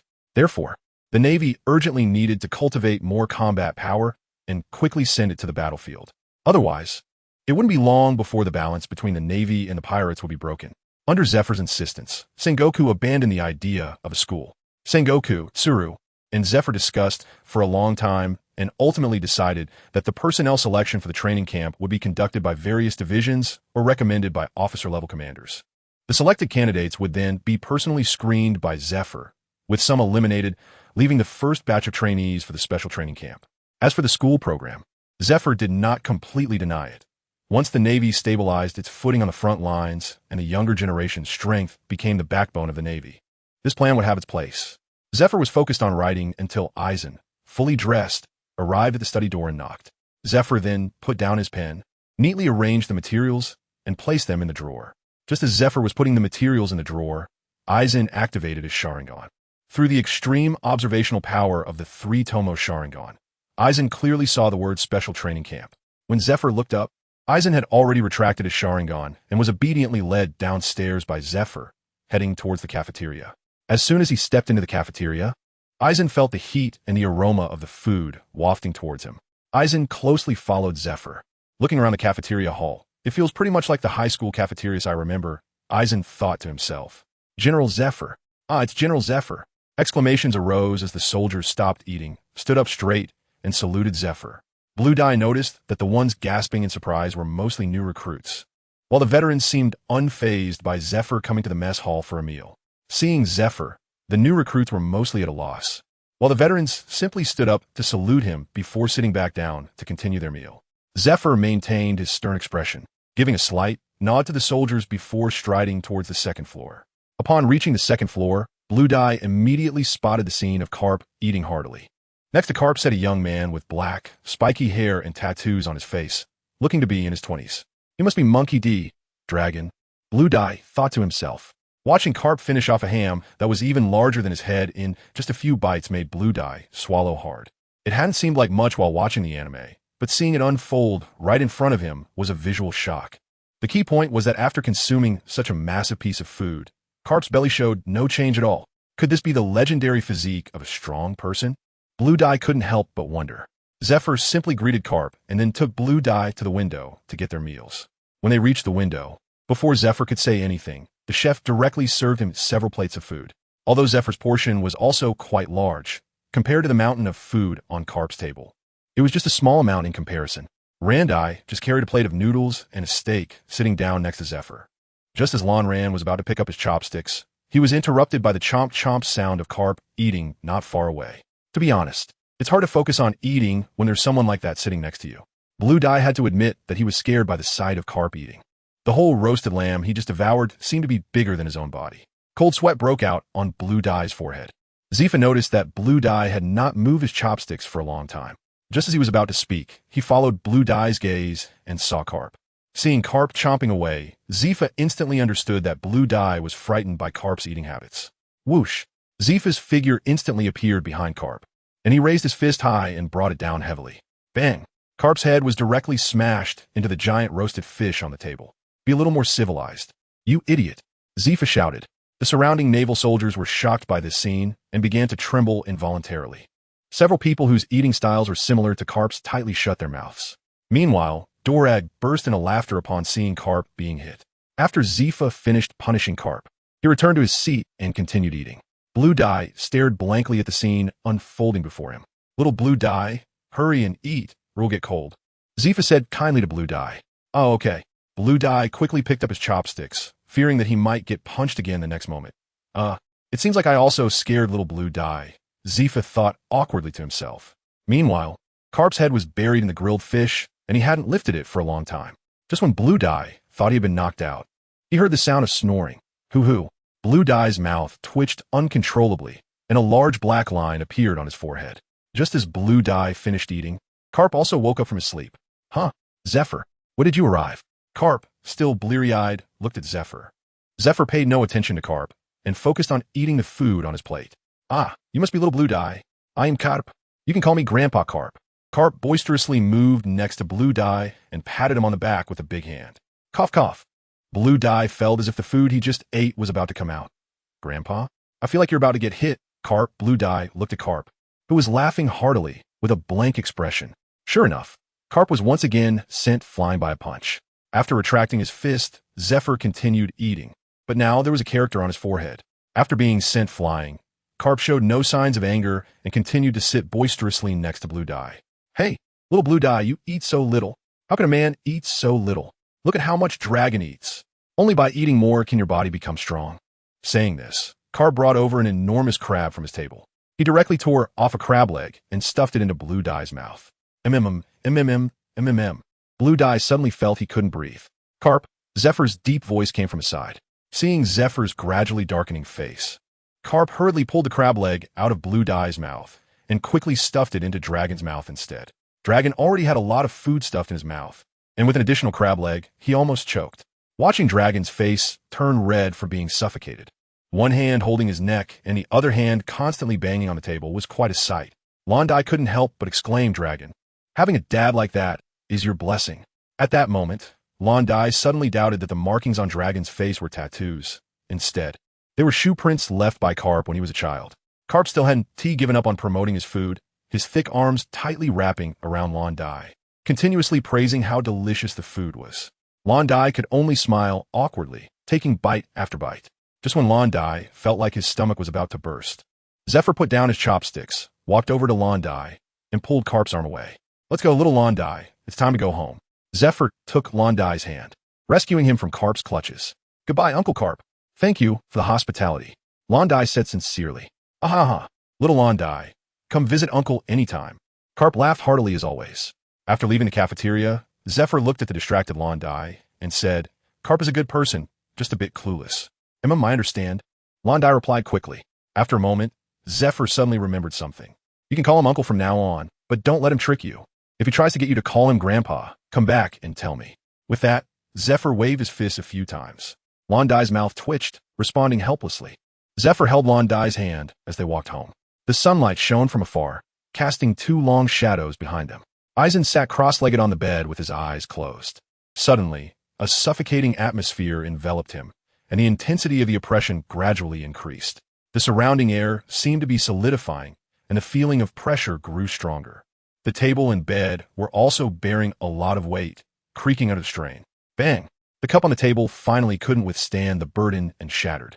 At this moment, Eisen, hearing the sound, opened his eyes. His light blue eyes sparkled with dazzling blue light, and the terrifying sense of oppression around him vanished the moment he opened his eyes. With the qualifications of Eisen S. Sook, it took me only 3 days to comprehend the manipulation of spiritual particles and control of spiritual pressure. Should I say, as expected of Eisen? He murmured. Ding, not quite. Host qualifications are essentially stronger than Eisen S. Sook's. While traversing worlds, the host's soul strength has not only been enhanced by the system, but has also been tempered through the turbulence of time and space, making your soul more solid and pure. Hirako smiled happily upon hearing this. So can I now learn Kido and Shuinpa? Ding, of course. Would the host like to enter the practice arena instance? Kido now? Yes. As soon as the words fell, Hirako's consciousness merged into a vast whiteness, and gradually, a hint of gold appeared in the white space. The golden light shot from the depths of his mind, illuminating Hirako and revealing his form. Eisen quietly surveyed the space while moving his body, adapting to the changes within it. Suddenly, an old figure appeared behind Eisen. Lon Ran hurriedly looked back and saw an elderly man who appeared calm and dignified, with a slightly benevolent demeanor. Randai respectfully bowed to Yamamoto Janrui Saishigakuni and said, "Thank you for your guidance today, Captain Commander." The respect that Randai has for Yamamoto Janrui Saishigakuni is heartfelt. When the Soul Reaper appears as a real world before him, he holds great respect and admiration for everything the Captain Commander has done. The strongest Soul Reaper in 1,000 years has protected the Soul Society for a millennium by himself, nurturing many excellent and powerful Soul Reapers. He is serious and upright, upholding justice and adhering to principles. His entire life has been devoted to practicing his beliefs, until he ultimately dies in battle. I have already come to know my mission, the aged voice of the Captain Commander calls from afar. Lonram looked up and saw the figure of the commander had already teleported to a distance. Thud! The commander's cane lightly tapped the floor, and the surrounding environment began to change. The originally pure, white space transformed into a place resembling a shooting range. Lon Ran quickly walked forward and stood next to the captain. Kido, in essence, is a form of advanced spellcraft, divided into Bakudo, Heido, and Kaido. The captain said in a deep voice. Aizen nodded upon hearing this. He already knew these things from watching anime. A beginner in Kido can cast Kido by chanting, while those with deep Kido mastery can forego chanting. However, regardless of one's mastery, chanting can enhance the power of Kido, although foregoing chanting allows for faster casting. The power is still somewhat lesser compared to chanting. Without further ado, let's learn the 110th Kido, Destruction. Destruction is a Kido aimed at direct attack and destruction, targeting the opponent directly like this. Saying that, the captain commander extended a finger and pointed at the target range ahead. Destruction 1 Strike. As soon as the words left his mouth, a target in the distance shattered in response. The strength of destruction not only depends on whether it is chanted, but also on the spiritual pressure input by the caster. Although Destruction 1 is a low-level Kido, its power varies based on the amount of spiritual pressure the caster inputs, just like this. Destruction 1 Strike. This time, a visible shockwave instantly swept across the entire target range, causing all the targets in front of Aizen to shatter into pieces. Lon Ran watched the scene before him and secretly swallowed. Come on, give it a try. The first form of Bakudo doesn't require incantation. It's just a simple technique for releasing spiritual energy. You only need to remember the flow of the spiritual energy. As he spoke, the captain once again demonstrated the first form of Bakudo. Lon Ran just wanted to give it a try, but suddenly thought of something. Aizen closed his eyes, and when he opened them again, his pupils had turned blood red, with 3 Tomo spinning within them. He didn't expect to be able to use the Sharingan in this place. Aizen looked at the spiritual energy pathways within the captain commander with surprise. Is it because I have pure Tsutsuki blood? The Sharingan actually has the functions of the Byakugan as well. But Aizen didn't think too much about it. After shifting his gaze to the captain commander, he began to observe the flow of spiritual energy. Had one SH. Aizen and the captain commander spoke these words simultaneously, and then a shockwave erupted from their fingertips at the same time. Your talent is quite good. Is it because of your unique eyes? Even a genius needs an hour to learn Had one when they first start. The captain commander nodded with a smile. His eyes filled with satisfaction. It's not bad. It's all thanks to your teaching. Aizen scratched his head, feeling a bit embarrassed. Although the system said this was a replica of the captain commander, Aizen treated him not as a program, but as a real person.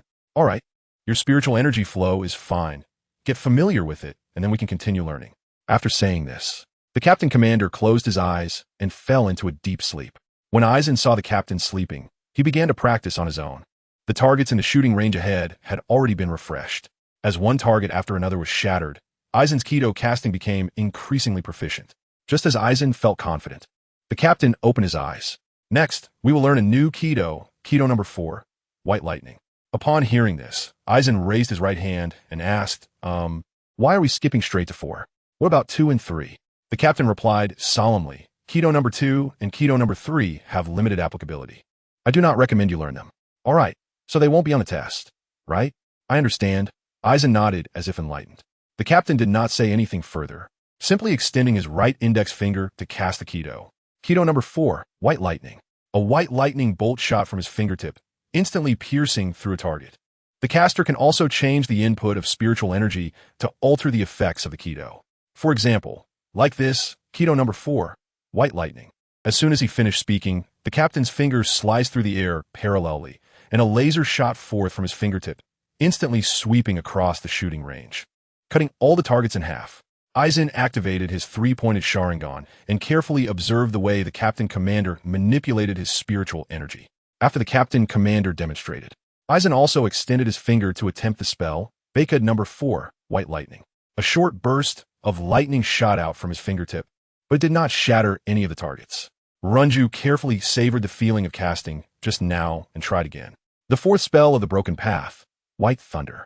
A pale lightning bolt successfully shot out from his fingertips, instantly shattering a target ahead. The captain nodded in satisfaction upon seeing this. Noticing that the captain did not correct him, Runju knew that his spell casting was fine, so he continued to practice on his own. One by one, the targets were struck by bolts of lightning and shattered instantly. As the number of casts increased, Runju became more proficient and his understanding of White Thunder deepened. The most noticeable effect was that the targets went from being completely destroyed to only having a single hole when struck by White Thunder. Runju exhaled deeply and opened his tightly closed eyes. About a day had passed in the instance, but only a moment in reality. How convenient. Ranju mused. Although he mastered the 110th broken path today, the later numbered spells were increasingly difficult. Unfortunately, each instance only lasts 24 hours and can only open one type. He didn't know when he would learn the higher-level broken path or binding techniques. He also needed to grasp a bit of returning paths. The road ahead is long and heavy. Ranju sighed deeply. Lan Ran moved his body slightly, picked up the light strike beside him, and walked out of the door. The dungeon for today was finished, but he still had the daily tasks left. Aizen, bare-chested, came to the open space in front of the house, gripping his sword tightly, and began to strike again. With each swing, sweat dripped down from his cheeks, gradually soaking the ground beneath his feet, while the sun slowly moved from directly above to the horizon. Ding! Congratulations to the host for completing the daily task. Swing the sword 1,000 times, 1,000, 1,000. Dao power increased by 50, and the host is rewarded with 20 delicious lollipops. Huff! Huff! Aizen gasped for breath, stumbling into the house, forcing himself to wash his face in the bathroom, and then plopped down on the sofa. Lan Ran lowered his head to look at the lollipop in his hand, and shook his head helplessly. Aizen raised his head to look at the calendar on the wall. It had been 3 days. He should go find Uncle Zifa to talk about the training camp. System, open the personal panel. Aizen called out in his mind. Ding! The current host information is as follows. Name, Aizen Bloodline. Otsutsuki power level, 200 Ordinary Navy. 10, Weapon, Shallow Strike Skills. Sharingan, 3 Tomo, Illusion, Illusory Nirvana Technique. Destruction Path, number 110. Ran gently massaged the muscles on his arms while assessing his status panel. Overall, it was acceptable. His current abilities were on par with those of a devil fruit user, and his combat power could be increased through daily tasks. Of course, regular exercise could also contribute, but the results were still too slow. The next plan was to enter a special training camp, learn the 6 styles of the Navy, master hockey, and simultaneously enhance his combat skills and experience. Looking at his panel, Ran nodded in satisfaction.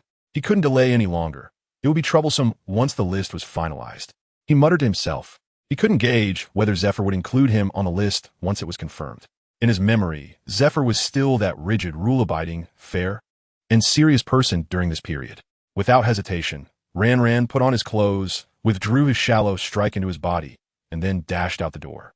At this hour, Uncle Zephyr should be in his office and would call him for dinner later, so he should be able to catch him now. As he mumbled to himself, Ran sprinted toward the Navy headquarters building. Supported by his 200 combat power physique, he quickly arrived at the entrance of the headquarters building. Lan Ran saw that the guard at the door did not stop him, so he quickly rushed in.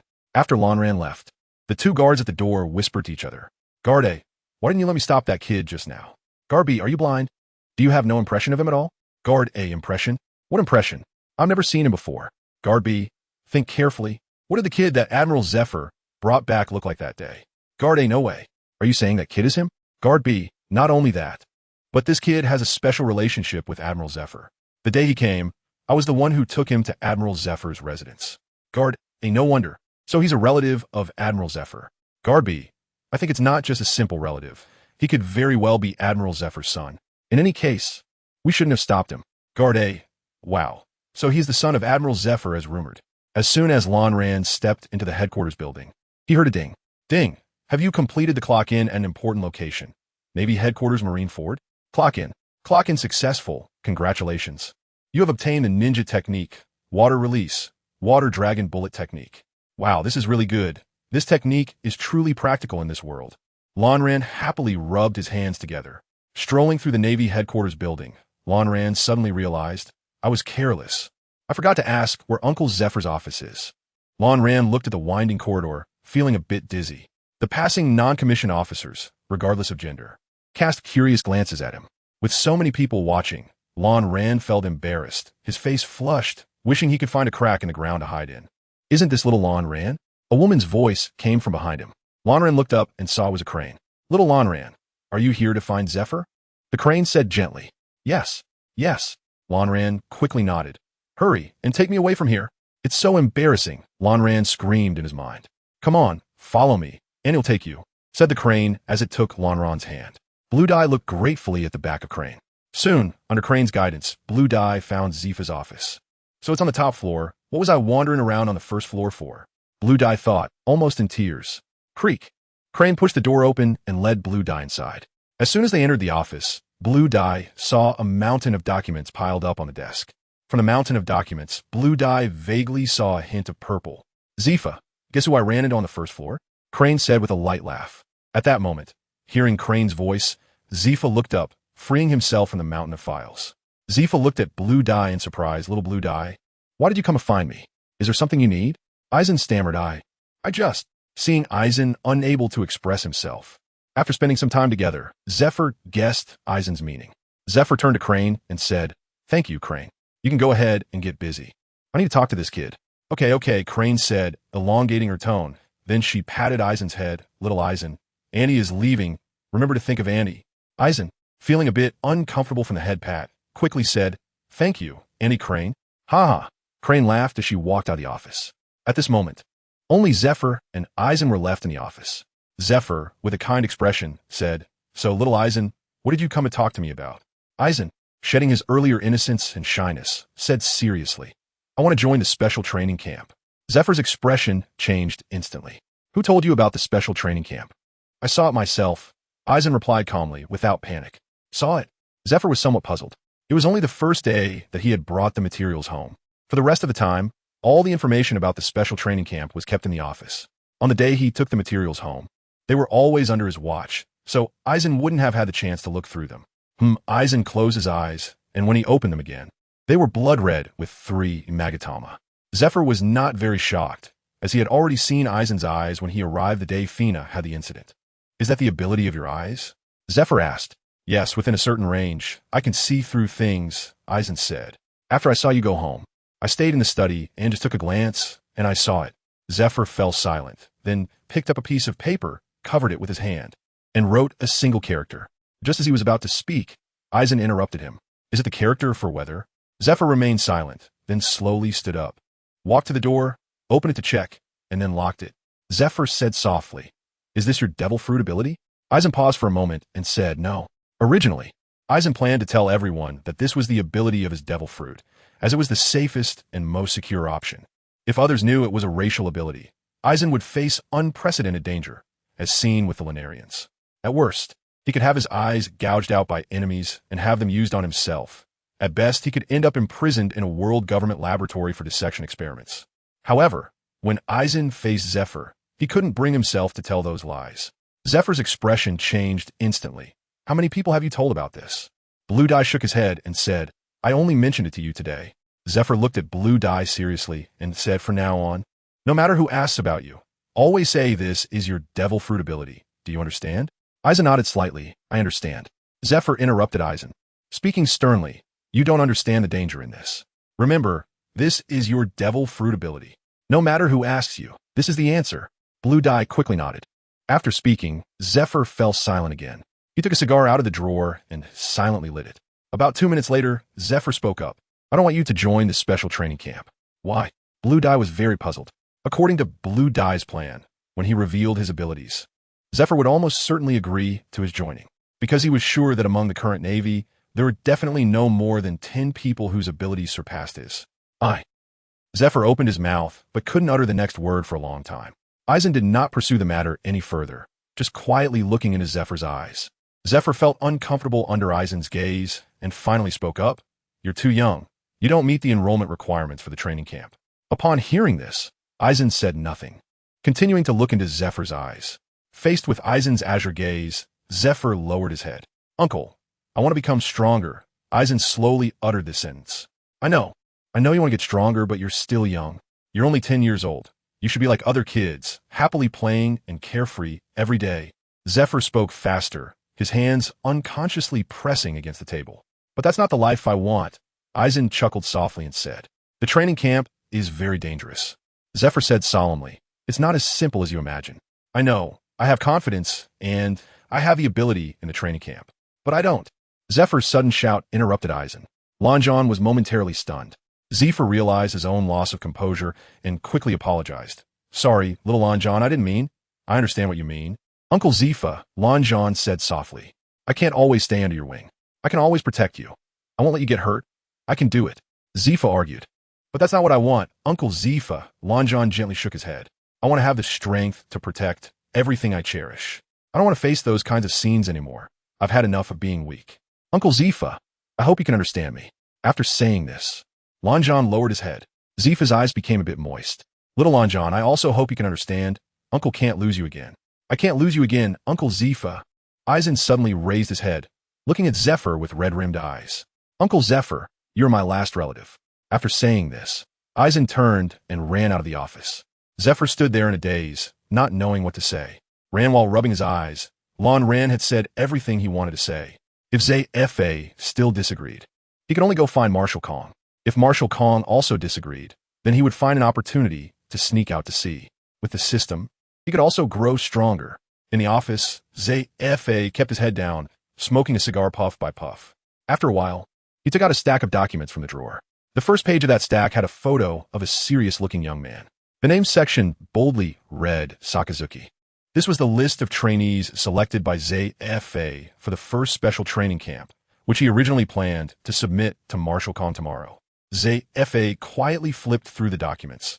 The youngest person in there was already 18 years old. Lanran is only 11 years old this year, which is really too young. Although the training plan for the special training camp has not been fully established yet, there will definitely be real combat, even with real weapons against pirates. Thinking of this, Zfa's hands began to tremble. Sigh. Zfa let out a deep sigh and took out a blank information sheet from the drawer again. With his right hand shaking, he filled in Lan Ran's information on the sheet. After about 5 minutes, Zfa finally finished. His hands were still trembling as he gently picked up the information sheet, hesitating to put it into the stack of documents. Suddenly, it seemed that Zfa made up his mind, and with a swift motion, he stuffed Lan Ran's information into the stack. After doing this, Zfa slumped in his chair as if all his strength had left him. He didn't know if his decision today was correct, nor did he know what kind of result would emerge in the future, but he still went ahead and did it. Zfa knew he couldn't completely stop Lan Ran. The child's strong-willed character was just like his own when he was young, equally stubborn. Zfa let out a long breath, put the documents back into the drawer, and got up to leave the office. After Lan Ran returned, he lay in bed without eating. The lights in the room were turned off by Lan Ran, and he quietly looked out at the sky in the darkness. The clock ticked away, and Lan Ran's mind grew anxious. At that moment, the door suddenly opened. Lan Ran hurriedly closed his eyes, pretending to sleep. Zfa opened a small gap, looking at Lan Ran's tightly shut eyes. After a moment of silence, he said in a deep voice, "In half a month, the training camp will begin. You should prepare well." As he spoke, Zfa handed in a lunchbox, saying, "I know you haven't eaten, so I brought you some food. Eat it while it's hot." After saying this, Zfa closed the door and returned to his own room. After hearing the sound of the door closing, a faint smile appeared on the corner of Lan Ran's mouth. Aizen quickly got up, picked up the lunchbox from the ground, and started to eat ravenously. He had known from the very beginning that his act of feigning sleep would not fool Zephyr, who possessed advanced observation haki. In the blink of an eye, 3 days were about to pass. In the evening, Zephyr held Aizen's hand, and the two walked leisurely along the coastline of Marineford, one on the left and the other on the right. The waves crashed against the rocks on the shore, splashing up sprays of water. Lan Ran listened to the sound of the waves crashing, feeling an unmatched tranquility. Zfa walked to an abandoned dock and slowly sat down. Lan Ran also followed Zfa's actions and sat down. "Kid, I actually regret letting you enter the training camp. You're still too young." Blue Dye didn't refute anything, just quietly listened. Zephyr continued, "I only became a Navy at 18, and at that time, I was just hot-headed, thinking I wanted to be a partner of justice." As he spoke, Zephyr chuckled softly. "It's quite childish, isn't it?" Lan Ran still didn't speak, but the smile at the corner of his mouth had already betrayed him. Zfa's eyes were filled with the colors of reminiscence. "What I want to say is that I hope you think it over again, and don't make a decision in a moment of impulse like I did." Lan Ran nodded and said, "I've thought about it for a long time, and I won't regret this decision." Then he asked, "Kid, why do you want to become a Navy?" Zephyr's expression gradually became serious. Aizen fell silent, not speaking for a long time. Zephyr also remained silent, giving Aizen time to think. "I want to become a partner of justice." Aizen suddenly blurted out. Zephyr slapped Aizen on the head and scolded with a laugh. "You little brat, be serious." Aizen also withdrew his playful expression, and his demeanor gradually became serious. "I don't have any great ideals. I just want to protect the people or things I want to protect," Aizen said, enunciating each word. "For yourself? Not for justice?" Zephyr said. "Yes." Aizen nodded. Zephyr fell silent, took a cigar from his pocket, and lit it. Uncle Zephyr, don't you think this question is too early for me? Eisen said helplessly. You just said I was too young, and didn't he want me to act rashly? Upon hearing this, Zephyr suddenly laughed. You little brat. All right, I won't ask so much anymore. I was going to try to persuade you a bit more, but who knew you would outsmart me? All right, no more talking. Let's go home, pack your things, and get ready. After saying this, Zephyr slowly stood up, shook off his clothes, and turned to leave. After walking a few steps, Zephyr turned around and said, What are you still doing here? Go home. I'll stay a bit longer. You go back first, uncle. Eisen said, turning his back to Zephyr and waving his hand. Zephyr shook his head helplessly, mumbling something under his breath. Eisen, sensing Zephyr's departure through the spiritual particles in the air, softly spoke. I'm sorry, Uncle Zephyr. I deceived you. My ambitions are not limited to this. From that day on, I had already determined my future path. I did not believe in fate, nor do I believe in that nonsense called determinism. What a load of crap about Nika. What a load of crap about Joy Boy. Only he can save this world. Huh. Eisen sneered. Only absolute power can decide everything. Eisen tightly clenched his fist. I will personally correct this flawed world. The next morning, after getting up, Eisen left with only a few pieces of clothing and his documents. That black short sword was left in the drawer by Eisen. Lonran quickly arrived at the entrance of the training camp and saw a long line of people. Looking around, there were at least over 100 people. There were 2 tables set up at the entrance, with 2 non-commissioned officers registering and reviewing, with Zifa's adjutant Leo at the forefront. Lonran did not take any shortcuts. Although he believed that if he went to find Leo would definitely prioritize his registration. He still didn't want to steal the spotlight. Rand quietly lined up at the back of the queue, following the slow movement of the line. After about half an hour, it was finally his turn. Leo was surprised to see Rand, and after glancing at Rand's information, he whispered a few words to the officer beside him before forcibly pulling Rand into a corner and sternly asking, Aren't you being ridiculous? What are you doing here? Go back. Eisen smiled wryly and said, Uncle Zephyr knows about this matter, and he agrees. Leo was momentarily speechless, opening his mouth but unable to say a word. Sigh. He finally let out a sigh. Leo returned to the registration office, gave a few more instructions to another officer, and then came over to Eisen. He really didn't know what General Zephyr was thinking. Why did he send someone so young here? Sigh, let's go. Although he mumbled, Leo still led Eisen to the dormitory. The dormitory was a double room with a private bathroom. Both beds were empty, indicating that the other roommate had not yet arrived. Leo helped Eisen get his bedding and was just about to help Eisen make his bed when Eisen stopped him. I'll do it myself. Eisen smiled at Leo and started to make the bed himself. Thanks to his experience from military training in his previous life, Eisen was quite skilled at making the bed. Leo stood aside, quietly watching Eisen tidy up, unsure what he was thinking. Before long, Eisen was done. At this point, Leo spoke up. My office is on the first floor of the building across from here. I'm the deputy instructor of the training camp, so if you need anything, you must come find me. Eisen nodded heavily. Although he didn't want to be treated like a child, he couldn't refuse this kind of concern. Just as Leo was about to say something else, he was suddenly interrupted by a call.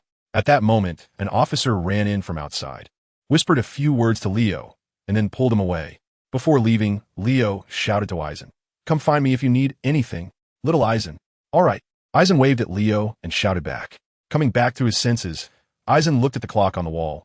It was only 10 o'clock. He lay down on his bed. I'll take a nap. There is nothing else to do today besides reporting. So I'll nap for 2 hours and then go have lunch. After saying that, Eisen closed his eyes and dozed off. As a result, when Eisen woke up again, the sky outside had already darkened. Lonran rubbed his nose, surveyed the dormitory, and found that another roommate hadn't arrived yet. This guy is really something. Forget about him. I'm going to have dinner. After silently complaining a few times, Lonran got up and went to the cafeteria to eat. On his way back from the cafeteria, Eisen encountered many young faces, but none of them looked familiar. Just as he reached the dormitory door, he saw it being opened. Is my yet-to-be-seen roommate here? Eisen thought to himself. As soon as he entered, he spotted a tall figure wearing a poop yellow jacket. The man turned his head upon hearing the noise and said, Oh, my dear roommate, hello. My name is... Upon seeing Eisen, the man's voice suddenly stopped. Kid, are you lost? Hearing that teasing tone made Eisen's temples throb with anger. I am your roommate and a trainee in the special training camp, Eisen managed to say, suppressing his irritation. Oh wow, even kids are joining the Navy now. My name is Porgasti. Ace, nice to meet you, little brother. It's really different to meet you in person. Eisen forced a smile and gritted his teeth as he replied. Huh, Am I that famous? Ace said in surprise, pointing at himself. Yes, very famous, Eisen said with a smile. Famous for being annoying. In the early morning, while it was still dim outside, a light mist enveloped the playground. Perhaps it was due to his long-standing habit of going to bed early and waking up early. Eisen naturally woke up. Eisen slowly sat up and heard a faint snoring sound. He glanced to the side and saw Porcelino sleeping soundly, although he found Porcelino's mouth very annoying. Eisen was still kind enough not to make too much noise. Lon Ran tiptoed into the bathroom with a towel in hand. After gently closing the bathroom door, he began to wash up. After splashing his face with cold water a couple of times, Lon Ran instantly felt much more awake. After finishing his routine, he glanced at the clock. 5:30. It's time to wake up Huang Ho. We need to be assembled by 5:35. I'll give him 5 minutes. That should be enough, Lon Ran thought with a mischievous smile. Lon Ran softly called out the name of Borsalino. Faintly hearing someone calling Borsalino, he frowned and smacked his lips a few times. Blue Dye was about to call out a few more times when he was interrupted by a sudden whistle. Whoosh! A sharp, loud, and penetrating whistle sounded, causing Blue Dye to instantly break out in goosebumps. Huh? Borsalino was also startled awake by the whistle. Blinking his sleepy eyes open. Is it time to assemble? Borsalino asked, looking confused. TSK, it's time to assemble. I wanted to wake you up earlier to give you some time to tidy up, but it seems our dormitory clock is a few minutes slow, Blue Dye said with a helpless expression. It looks like you might get punished. Blue Dye smiled at Borsalino. Borsalino's originally small eyes instantly turned into dead fish eyes, staring blankly at Blue Dye. Good luck. Take care. With that, Blue Dye hurriedly ran out of the dormitory to assemble. Upon arriving at the playground, Blue Dye saw Leo's figure again. Teams were formed by dormitory, and if one person was late, the whole group would be punished. Leo stood by the flag platform, shouting loudly. After everyone heard the order, they quickly found their dormitory mates and formed a group. Lon Ran's forehead suddenly broke out in a cold sweat. Damn it. That was careless. Everyone quiet now. Let's start the roll call. When your dormitory number is called, please state your name and respond. Leo stood at the front, holding a piece of paper, and began the roll call with a stern expression. Dormitory 101. Kowloon here. Saka here. Dormitory 102. Morris here. Abukala here. The dormitory number of Eisen and Porcelino is 118. As the numbers being called got closer, Eisen's palms began to sweat nervously. Soon, Dormitory 117 was called. Dormitory 118. Leo's voice finally rang out, like the tolling of a death knell. Eisen weakly shouted, Eisen here. Just as Eisen was about to resign to his fate, a voice suddenly came from beside him. Borsalino here. Astonished, Eisen turned his head to the side. He saw Borsalino standing neatly beside him, with faint glowing points emanating from his feet. This is elementalization. Did he eat the Pika Pika no Mi at this moment? Eisen thought to himself, his previously clenched hand relaxing. I didn't expect you to be quite reliable. Eisen murmured softly. TSK, I really don't want to be punished. It's exhausting, Borsalino said, pouting and also speaking softly. Eisen couldn't help but glance at him. Looking at Borsalino's pouty expression, Eisen couldn't help but mutter to himself, what a creep. Of course, the mutter was very quiet. Only Eisen himself could hear it. Well, not bad. No one is late on the first day. Very good. Now, everyone listen up. The first training task is to run 10 laps around Marineford to warm up. The first group to reach the finish line gets 10 points. No helping each other. After hearing Leo's command, Eisen couldn't help but swallow. 10 laps around the island? Who can manage that? Lon Ran looked at Leo with anticipation, waiting for him to continue. However, after Leo finished his sentence, he immediately blew the whistle, and everyone started running in pairs. Sighing, Lon Ran reluctantly began to move. Borsalino also started running alongside Lon Ran, at a pace that was neither fast nor slow, just keeping up with him. Ran looked at him helplessly and said, Why are you following me? Your physical ability is definitely not bad. Just run ahead. After all, we must both reach the finish line for it to count as a success, so I'll stick with you, Borsalino replied, still in his usual carefree manner. You're not feeling sorry for me, are you? Afraid I'll be embarrassed running at the back. So you're here to keep me company? Ran suddenly asked. Oh dear, you caught me. That's really not cute, little brother, Borsalino responded. Eisen felt utterly speechless. Damn it. Borsalino, hearing Eisen's flowery language, didn't counter but simply pouted and whistled, leisurely following behind Eisen. By the 5th lap, Eisen felt his legs were already exhausted. We looked at Borsalino beside him. He saw that he still had that relaxed demeanor. Compared to the beginning, He was just breathing a bit faster. "Well, monster," Eisen couldn't help but exclaim. Behind Eisen, there are a few groups, and they're all panting just like him. It seems that I'm not the weakest after all. Eisen gritted his teeth as he said this. "Wow, your little brother has such great stamina," Poliusolino remarked in his usual frivolous tone. "Has anyone ever told you that your tone is really infuriating?" Eisen said through gritted teeth. "Huh, really? No way," Poliusolino replied innocently, spreading his hands. You really have an inflated sense of self, don't you?" Eisen said weakly. After running 5 laps around the island, Eisen no longer had the energy to be angry with him. By the 8th lap, there were not many people left, only a few scattered individuals still running. The images in front of Lon Yin have begun to blur, and his legs have long since lost all sensation, merely moving mechanically. Lon Ran subconsciously glanced to his side and saw Poliusolino, who was also blushing, gritting his teeth, and running. Eisen smiled with satisfaction. "Hey, Poliusolino, I'm not the weakest, am I?" Eisen's lips moved slightly, and a faint voice escaped. "Ah, you're really strong, little brother," Poliusolino said with a forced smile. "Then do you believe I can run to the finish line?" Eisen's gaze suddenly became spirited. "If I can't persist until the finish line, then you must stop calling me little brother and call me by my name." Poliusolino glanced at Eisen oddly, paused for a moment, and said, "All right." Hearing Poliusolino's reply, Eisen's lips curled into a slight smile. "I will reach the finish line. I am not weaker than any of you." The 9th lap. The things in front of him had become so blurry that he could see nothing clearly, and the saliva in his mouth had dried up. Even so, Eisen continued to persevere. Perhaps it was to catch his breath, perhaps to break through himself, or perhaps it was simply a desire to keep running. Poliusolino was also beginning to feel exhausted, his legs starting to tremble. Originally, he had planned to pretend to be out of strength and fall down during the 8th lap, then be carried away to rest. However, Eisen's words led him to run on without thinking. No matter what, losing to a little kid would look really bad, Poliusolino thought through gritted teeth. Although Poliusolino at this time was lazy and unfocused, he still had his own sense of pride deep down. The breathing of Eisen became increasingly heavy, and the air he inhaled felt like needles piercing his lungs. The objects in front of him gradually turned blood red, and Eisen instinctively wanted to close his eyes and rest for a while. In the distance, a tall figure on a high building silently watched Eisen. The purple hair indicated the man's identity. Zephyr gripped the balcony railing tightly, watching Eisen's unsteady steps, and his heart ached. Leo could no longer bear it and had asked Zephyr several times to pull Eisen down to rest. After all, Eisen was just an 11-year-old child. No one would say anything, but Zephyr endured the pain in his heart and did not agree. Since that day, when Eisen applied to join the training camp, Zephyr felt he should respect Eisen's choice and could no longer see him as just a child. This is his choice, the path he has chosen. "I cannot be a stumbling block on his road," Zephyr thought to himself, but the strength of his grip on the railing did not lessen. It's already the 9th round.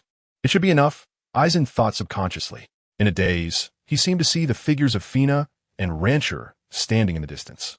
Fina, surrounded by light, opened her arms, ready to embrace him. Meanwhile, Rancher waved his hand, laughing heartily, calling Eisen to come and play with him. A happy smile gradually appeared on Lon Rant's face. This is the life he yearned for, and they're his most precious family. He longed to be embraced by Fina and to play carefree with Lanche every day. But all of this could never go back. The tenderness in Eisen's eyes gradually faded, replaced by a hint of determination and resolve. Without power, all of this would be an illusion, a fleeting dream that shatters with a single touch. If I do not have enough power to protect them, then I do not deserve this happiness. I do not want to lag behind anymore. I do not want to lose those I cherish again. Suddenly, a surge of blue energy erupted from Eisen's meridians, instantly enveloping his entire body. After being nourished by this energy, his cells seemed to cheer with joy, and his muscle tissue quietly transformed, becoming more resilient and powerful. Blue Dye also felt the changes in his body. He gradually became more relaxed, and his lungs no longer felt so hot and painful. "Ah!" Blue Dye shouted and began to sprint. Hey, are you kidding me? Is this a child?" Poliusolino looked on in shock as Blue Dye's figure accelerated. The other resting trainees were also stunned, and some who had slacked off after running 3 or 4 laps were now too ashamed to lift their heads. "Are you kidding me? He's a monster, right? 10 laps. How can anyone keep going?" Whispers of discussion erupted in the crowd, but Leo did not intervene. At that moment, his attention was entirely focused on Blue Dye. "Go for it, little Blue Dye." Leo clenched his fists, silently cheering for Blue Dye in his heart. After the initial shock, Poliucelino fell into silence. He could no longer remain calm. If it turned out that he was the one who held the group back, and they ended up not getting first place, then he... Thinking of this, Poliucelino gritted his teeth and thought, damn it, I'm going all out. After shouting, Poliucelino disregarded the pain in his body and sprinted with all his might. At this moment, Eisen felt an immense exhilaration. As he quickened his pace, his body not only did not experience increased pain, but instead felt even lighter. He knew that the limits of his body had been surpassed. This time, not only had his physical fitness become stronger, but the amount of chakra he possessed had also increased dramatically. I finally have the qualification to go head-to-head with Akainu and Kizuru. Eisen thought excitedly. As he continued running, Eisen gradually became the first among the last few remaining participants. He also saw many familiar faces, such as Sakazuki and Dracula.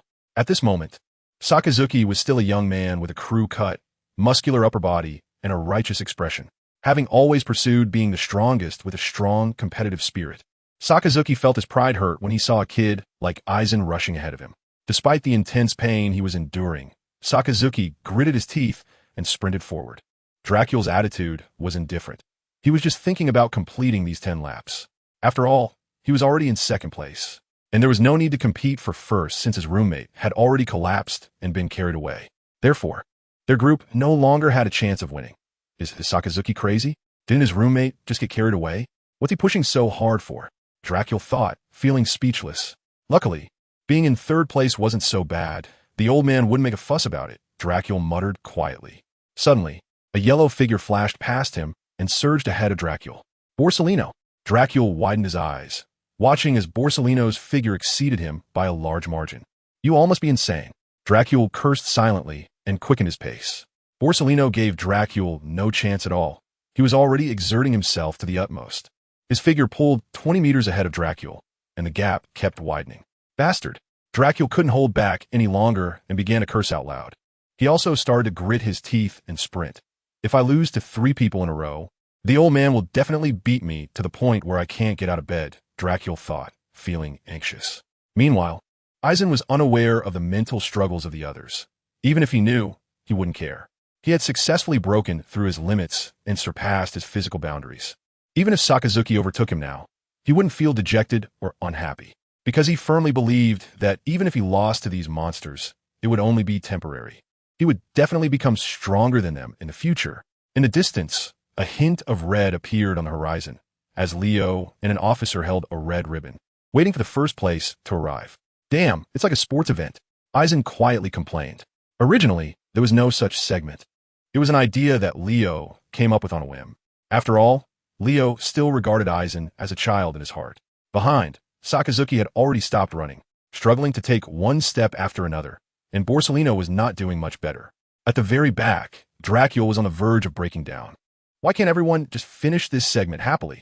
Dracula was extremely frustrated at this moment. Originally, Sakazuki and Borsellino were on par with him in terms of stamina, but now he had been far surpassed by both of them.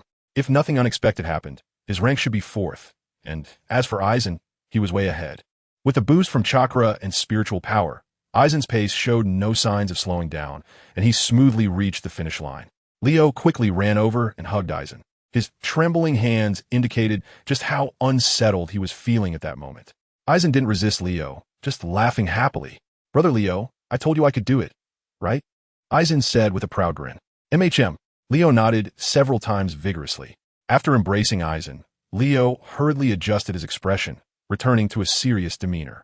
However, the slight upward curve of his lips revealed the fact that he was feeling very pleased and happy inside. After taking a couple of sips of water, Eisen sat on a stool, rubbing his legs while watching the remaining few people. Seeing Borsellino struggling to take steps, Eisen felt an immense sense of joy. Come on, Borsellino! Eisen shouted at Borsellino, his tone filled with cheer. However, the one who was provoked was not Borsellino, but Sakazuki. Sakazuki yelled with bloodshot eyes, and after a scream, he forcefully dragged his painful legs and sprinted forward. Upon seeing this, Borsellino also held back his crumbling mindset and sprinted as well. Meanwhile, Dorag in the back had long since given up, walking step by step in a state of defeat. Watching Sakazuki charge towards him with wide eyes and a red face, Eisen couldn't help but feel amused. Blue Dye couldn't help but feel a surge of anxiety. Did he provoke him? No way. I didn't even mention him. He won't bite me, will he? Contrary to Blue Dye's worries, Sakazuki rushed to the finish line and collapsed, unconscious. Seeing him lying on the ground, Blue Dye couldn't help but breathe a sigh of relief. Following closely was Borsellino, who simply slumped to the ground but was not unconscious. However, given his half-dead appearance, it was hardly better than being in a coma. When Borsellino arrived, Leo blew the assembly whistle, and everyone ran over upon hearing the sound. Meanwhile, Drag, who was still strolling, completely lost his composure. "Hey, there's still someone here. Wait for me," Drag shouted in frustration. But no one paid him any attention except for his roommate. Left with no choice, he had to quicken his pace and run towards the finish line. Seeing that everyone was present, he automatically ignored Drag. The slacker, Leo began his speech. "This training is primarily to test your determination and physical fitness. Some of you have been trying to cheat, thinking you're clever and that I wouldn't notice. Who are you fooling? You're only fooling yourself. Everything you learn and accumulate now will be taken to the bloody battlefield in the future. Your irresponsibility now is a disservice to your family, your comrades, and the Navy." Leo's voice was penetrating, and each powerful word directly shook the hearts of everyone present. Those who had tried to cheat all lowered their heads in shame. "Now, I will call out the names of the eliminated trainees. Step forward. Sasha, Miyamoto, Takashi, Morrison." One by one, names were called out from Leo's mouth, and the trainees whose names were called walked out of the line, dejected. "You have been eliminated," Leo said without a hint of emotion. Upon hearing this, some of the eliminated trainees looked shocked.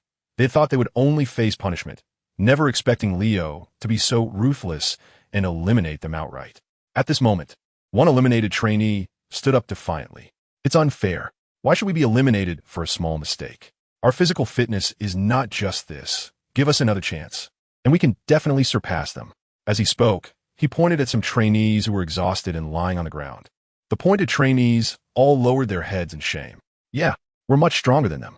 By eliminating us, you're stifling the potential of future Navy commanders." Hearing someone lead the charge, the eliminated trainees began to stir up a commotion. Seeing so many people supporting him, the leading trainee became even more arrogant and swaggered up to Leo. "We're the sons of commanders. My father is Vice Admiral Kasaiba. If you eliminate us, you won't have it easy either." The trainee threatened as he leaned closer to Leo. However, Leo ignored his threat and merely cast a disdainful glance at him. The trainee, feeling his pride wounded by Leo's contemptuous gaze, felt a sharp pain in his face. In anger, he reached out and grabbed Leo by the collar. Upon seeing this, Lonran was about to take action when he noticed a shadow being thrown out. It turned out that Leo's movements were even faster. He executed a shoulder throw and sent the trainee flying. Cough, cough. The trainee who hit the ground choked on some dirt and glared at Leo. The eliminated trainees, seeing Leo throw him out, angrily surrounded Leo, encircling him in the center. Lonran could no longer remain calm. He put down the limp Borsellino and came to Leo's side. Aizen directly activated his 3-Tomo Sharingan, his crimson gaze fixed on these people. At the same time, Aizen unleashed his captain-level spiritual pressure, causing the surrounding air to become heavy in an instant. Under Aizen's dual pressure, these individuals calmed down significantly, no longer making any moves, just glaring angrily at Leo and Aizen. Leo looked at Aizen in astonishment, amazed by the deterrent force Aizen exuded, and surprised that Aizen chose to stand by his side in the face of so many people. Leo felt a deep sense of gratitude in his heart. He gently patted Aizen's head and softly said, "It's okay, little Aizen, you can go sit over there and take a good rest." After hearing Leo's words, Lonran just smiled at him, then continued to stare expressionlessly at the people before him. "Damn it, just a mere deputy. I'll kill you." The trainee who was thrown out at the beginning shouted angrily and charged over with a raised fist. The people around also began to stir restlessly. Seeing this, Leo glanced at them disdainfully, flexed his wrists, and prepared to teach these young ones a lesson. Blue Dye also mobilized the chakra within, preparing to unleash a water dragon bullet to wash them away. At this moment, everyone was positioned right by the seaside, with plenty of water elements available, making it easy to mobilize. This place was precisely Blue Dye's home ground. As Lonran and Leo were about to make a move, a shadow suddenly fell from the sky, crashing down to the ground and scattering the crowd. The student who had charged straight at them was also directly knocked away. Upon seeing the shadow, Leo put his hands down and stood respectfully in place. Blue Dye naturally saw through the identity of the shadow, and his tense body relaxed. He went back to take care of Borsellino. The shadow was none other than Zephyr. Zephyr looked at the people in front of him with an expressionless face and said coldly, "What needs to be said has already been said by Leo. You have been eliminated. While I'm still in a good mood, hurry up and get lost. I don't care who your parents are. Here, I'm the biggest. If you don't like it, let your parents come find me. As for you," as he spoke, Zephyr coldly stared at the student who had taken the lead earlier, as if looking at a dead man. "You don't accept it, do you? I remember your name is Mosiris, and your father is Kasiba, right? If you don't accept it, let him come find me, and you can ask him if he dares to come." Just as his voice fell, Zephyr's figure suddenly disappeared and reappeared right in front of that student. "You want to make a move, didn't you? I'll accompany you," Zephyr said with a cold smile. Without waiting for the student to say anything, he launched a punch. The student's body shot out like a cannonball, crashing into a tree by the seaside, then fell into the sea. Seeing this student's fate, the other students who had been jeering instantly trembled like leaves in the wind, standing frozen in place, too scared to move. "Were you? You dare to compare with them? You even threatened me with Kasiba? Your father is someone I brought up myself," Zephyr said disdainfully, spitting towards the sea. He then turned to look at the cowering, eliminated students and coldly snorted, "Get lost already." Upon hearing Zephyr's words, the students scattered like birds and beasts, fleeing in panic. Zephyr turned to another officer beside him and said, "After you fish that kid out of the sea, throw him to his father." The officer complied and hurriedly took off his clothes, rushing into the sea. After arranging the tasks, Zephyr looked at the remaining students with satisfaction. "Very good. So many of you have made it through the first round. I'm very happy, but also not happy. Happy because so many have persisted, but not happy because there are still too many people for me to teach. So there will be a second round of training tomorrow, and a portion of you will be eliminated again. After you go back, make sure to rest well and prepare." With that, Zephyr turned and left. Before leaving, he secretly looked back at Blue Dye. After Zephyr left, Leo stepped forward and said in a deep voice, "Take everyone back, and remember to bring your roommates. There is nothing much to do in the afternoon. Those who want to train can train, and those who want to rest can rest. That's it. You're all dismissed." After saying that, Leo also walked away. When Eisen saw that there was nothing more to do, he lifted Porcelino's arm, crossed it over his neck, and hoisted him up. Hey, be gentle. Little brother Porcelino, it hurts." Porcelino grimaced in pain. What did you call me?" Eisen looked at Porcelino with a smile, and then slowly set him back down on the ground. Eitzinkun. I just had a brain freeze and said something silly," Porcelino said with an awkward smile. No need to adkun. Just call me by my name," Eisen said, curling his lip, and then he hoisted Porcelino's arm again, slowly moving him back to the dormitory. As soon as they returned to the dorm, Porcelino withdrew his arm and flopped directly onto the bed. Eisen looked at this scene speechlessly, feeling deceived. "You can move on your own," Eisen said through gritted teeth. What? Didn't you throw me over here?" Porcelino pretended to be clueless. "Damn it, fine, I was too naive," Eisen said through gritted teeth, and while saying this, he kicked Porcelino hard. You're abusing a patient," Porcelino screamed. Lonjon ignored him and walked straight to the bathroom. His clothes were soaked with sweat, sticky and uncomfortable, so he had to change. After about half an hour, Lonjon finally finished washing up and doing laundry. When he walked out of the bathroom feeling refreshed, he saw a brownish-yellow object moving on the floor. "What the hell is that?" Lonjon was startled and threw the basin of water he was holding at it. Bang! The basin hit the object accurately, and after being struck, the moving object shook a bit and slowly extended a hand out from within. "Lonjon, are you trying to kill me?" Porcelino's voice came from inside. Blue Dye curiously leaned in and looked at the lump of material. "How did you manage that?" Blue Dye asked with curiosity. "I originally wanted to change clothes, but I was too tired to get up, so I thought I'd change while lying down. Then I found it was even harder to change while lying down. After that, I thought about elementalization to change my clothes, and this is what happened." Blue Dye struggled to hold back laughter as he spoke. "Well, this is so embarrassing, but I still don't want to move. Let's just leave it like this." Porcelino's voice came from within, sounding disheartened. All right, I give up. Just elementalize yourself out first," Blue Dye replied. As soon as Lon Rant's words fell, a burst of light slowly emitted into photons, finally converging into a mass on the bed. Thus, a naked man was born. Eisen couldn't bear to look, covering one eye with his hand, while pulling Porcelino's hand with the other, dragging him into the bathroom. He threw him under the shower head and turned it on, letting the water wash over him. "Take your time. I know you still have strength," Eisen said helplessly. "I've been more than generous, so when you come out, don't make sound. I'm going to sleep, and if you wake me up, just wait," Eisen threatened with a sinister smile. After that, Aizen prepared to go to bed. "Oh, Aizen-san," Porcelino murmured softly. "Shut up." A clothes rack crashed directly against the bathroom door. Lon ran groggily, opened his eyes, and saw the darkening sky outside. He thought to himself, "Sigh, I overslept. I hope it's still not too late." Aizen looked towards Borsalino's bed and found it empty. "Damn, so ungrateful. Going to eat behind my back. You're really something, yellow monkey," Aizen said angrily. Suddenly, the dormitory door swung open, and Borsalino walked in carrying 2 large lunchboxes. "Dinner's ready." Borsalino still had his usual cheeky demeanor. "Wow, I didn't expect you to not go eat behind my back," Aizen said cheerfully upon seeing the food. "How could I forget my dear roommate, Aizen-san? I didn't expect you to miss me so much," Borsalino said with a sad expression. Longjin glanced at him speechlessly, ignoring the mischievous Polyasolino. He directly picked up his lunchbox and started eating. Seeing that Longjin was ignoring him, Polyasolino felt bored for a moment. So he also stopped his antics and began to eat. For a while, the only sound in the dormitory was the clinking of bowls and chopsticks. Blue Dye quickly finished eating, tidied up a bit, and prepared to go out. Porcelino said in surprise, "Where are you going?" "It's almost evening. I'm going to work out."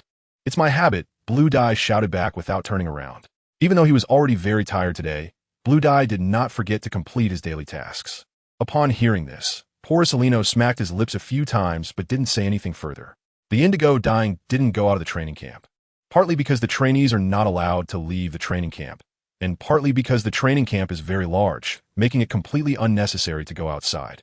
Lon Ran found a small grove and, seeing that no one was around, manifested a shallow strike from his hand and began to chop away.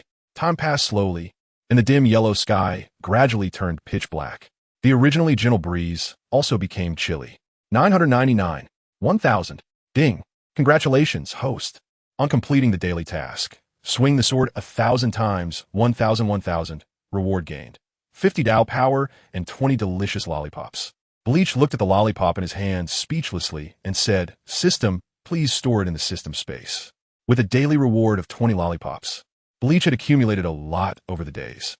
At first, he was quite curious, as the delicious lollipops were indeed tasty. However, after eating so many, he started to feel nauseous. "Sigh, I should ask Porcelino if he wants some," Bleach sighed. System, open the personal panel. Ding. The current host information is as follows. Name, Bleach Bloodline. Otsutsuki power level, 500 ordinary navy, 10, weapon, shallow strike skills, Sharingan, 3 Tomo, Jinjutsu, illusionary nirvana technique, water release, water dragon bullet technique, Shuanpa, binding technique, number 110. After breaking through the physical limit, his power level actually experienced such a significant increase. Bleach was shocked as he looked at the panel. Although he felt the changes in his body, he didn't expect such a large transformation. "No wonder I've completed the amount of tasks that usually takes half a day in such a short time," Bleach realized. "Now my power level is stronger than a large portion of people. But I estimate it's still not as high as Porcelino and the others." Bleach muttered. System. Adjust my spiritual pressure level and chakra level. Ding. Spiritual pressure level. 5th seed officer. Chakra amount. Chunin. Seeing the panel, Bleach nodded secretly. "Not bad. I'm only 11 years old. This is quite good." Although in the original work, Itachi became a Chunin at 10, his chakra amount may not necessarily be more than mine. Aizen was very satisfied as he looked at his panel. With a tired body, Aizen pushed open the door to the dormitory.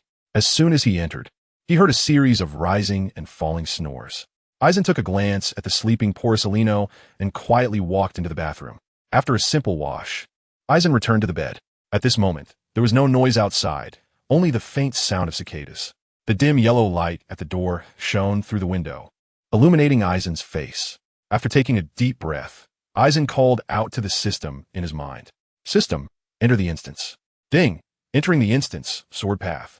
A familiar white light flashed, and Aizen's consciousness once again arrived in the instant space. Aizen scanned the surroundings and found that the environment had transformed from a training ground for Kido into a swordsmanship arena, with the captain commander still standing there. "Hello, teacher." Aizen respectfully bowed to the captain commander. At this moment, a glimmer of color appeared in the captain commander's eyes. After seeing Aizen salute, he nodded slightly and said, "Today, I will teach you my swordsmanship. The path of swordsmanship cannot be reached without personal insight. Therefore, I hope that while learning my techniques, you can also comprehend your own way of the sword." Upon hearing this, Aizen nodded in agreement and said, "The student understands." seeing Aizen's humility. The captain commander nodded in satisfaction and said, "Good. Pick up your shurikai and learn from me." As he spoke, the captain commander made a motion, and Aizen imitated him earnestly. Thus, every time the captain commander taught a technique, he would supervise and correct Aizen's movements to ensure perfection. After practicing like this for half a day, the captain commander stopped teaching the techniques. No matter how many techniques there are, without practical combat, they are just for show. "Come, let us spar." As he spoke, a blade of fire appeared in the captain commander's hand. Aizen looked at the captain's imposing stance, his legs trembling slightly as he swallowed nervously. "Cool me. Attack me," the captain shouted. Seeing the captain's resolute attitude, Aizen reluctantly picked up his sword, assumed a stance, and swung it at the captain. The captain, unfazed, raised his sword, flowing like fire, and struck directly at Aizen's wrist. A sharp pain shot through Aizen's wrist, and in the moment of pain, he lost strength in his wrist, causing his shallow strike to fall to the ground. "Come again." The captain commander said nothing more, only demanding that Aizen launch another attack. Aizen raised his sword again and assumed an attacking stance. However, this time, Aizen did not blindly launch an attack. Aizen squinted his eyes, staring intently at the arm of the captain holding the knife. After 20 seconds of silence, Aizen suddenly erupted, tightly gripping Shinso and slashing diagonally at the captain from above. The captain, seeing this, revealed a slight smile at the corner of his mouth. He merely tilted his head slightly to evade Aizen's blade. Seeing this, Aizen felt a bit disappointed, but Shallow still did not slow down, swinging towards the captain's chest. Just when Aizen thought he was about to land the hit, a sudden sharp pain shot through his throat. Aizen lowered his head cautiously, only to see a gleaming silver blade pressed against his throat. There was still a few centimeters of distance between his shallow strike and the captain's chest. One must pay attention to defense even while attacking. Offense and defense have always been inseparable. Blindly attacking or solely defending will only lead to defeat. The captain's weary voice echoed. Again, this time it was Aizen who shouted. When Aizen opened his eyes, a wave of exhaustion washed over him. Aizen felt the darkness cloud his vision and collapsed onto the bed. Sigh. The mental fatigue is truly exhausting, Aizen lamented. Aizen glanced around the dormitory, looking at the soundly sleeping Porcelino with a hint of envy in his eyes. I really envy that dog. Even with his head spinning and stars dancing before his eyes, Aizen chose not to sleep. Aizen sat cross-legged, revealing the shallow blade in his hand, then placed it on his lap. He closed his eyes and slowly infused spiritual pressure into the shallow blade. Establishing a connection between the two, Aizen successfully entered the world of his Zanpakuto, or Aizen's spiritual world. When he opened his eyes again, the scene before him had drastically changed. What greeted his eyes was a sea of fiery red magma, with a few scattered stone platforms existing amidst it. Aizen was standing on one of the stone platforms. Aizen glanced around and did not find any beings like sword spirits. So, Aizen kept jumping between the stone platforms, searching for the boundary of this world. After half an hour of jumping, he still faced an endless sea of lava. So, Aizen simply sat down and shouted, "Flowing blade like fire, come out. I'm here to play with you." However, there was no response at all. In desperation, Lon Ran unbuttoned his pants and said while doing so, "If you don't come out, I'm going to pee." As soon as he finished speaking, the lava began to bubble and boil, gurgling with bubbles. However, after a while of this, there was no other reaction. A hint of a smile appeared at the corners of Aizen's mouth. "Do you think I wouldn't dare to pee? I know this is my spiritual world, but so what? I don't mind being dirty myself." As he spoke, Aizen directly unbuttoned his pants and started to relieve himself. At that moment, the magma began to boil, splashing onto the stone platform where Aizen was standing. Lonran dodged the splashing magma with a swift movement. Come on. Let's see if my Shumpa is faster or your magma is faster." The competitive spirit of the Indigo Dyer was ignited, and he said he was going to use the Shumpa technique. Sigh, at that moment, a voice of helplessness echoed through the space. In the magma beneath Aizen, strands of red gas began to emerge, slowly increasing in number until they coalesced into a mass in midair. Eventually it took shape, revealing a creature resembling a giant red dragon. The dragon lay in the air, drooping its eyes, looking at Aizen. By the way, are the strongest Zampicut spirits all in the form of dragons? The High Rimuru is also a dragon, and the Regine Jaka is a dragon too. Aizen silently complained to himself. "What brings you to seek me?" A middle-aged voice emerged from the dragon's mouth. "Of course, I'm here to connect with you," Aizen replied playfully. The Regine Jaka glanced at Aizen in silence. "HMPF, do you think I don't know your thoughts?" Don't even think about Shirkai. Your spiritual pressure isn't enough. Oh, whether it's Shirkai or not doesn't matter. I mainly just want to get closer to you. Aizen licked his face and approached, saying while stroking the huge dragon scales. Luren Ruo felt a chill, and his massive body trembled. I really can't do anything about you. Who would pee in their own spiritual world? Luren Ruo was said, feeling disheartened. Look at what you're saying. I just don't want to see you that much. Aizen said with a serious expression. All right. Enough nonsense. Don't disturb my sleep. Don't even think about learning the initial release. Come back when you've reached the spiritual pressure of the third seed officer. Luren Ruo was said emotionlessly, raising his claw as he spoke. As Luren Ruo lifted his claw, the magma in the space began to stir. In an instant, it erupted like a volcano, with countless streams of magma gushing out. Lan Ran was stunned by this apocalyptic scene. Lan Ran watched helplessly as the eyes charged towards him, but his body was unable to react at all. Aizen subconsciously closed his eyes, and as a result, he felt no pain. When he opened them again, he saw the slightly lewd face of Borisolino. What the hell are you doing?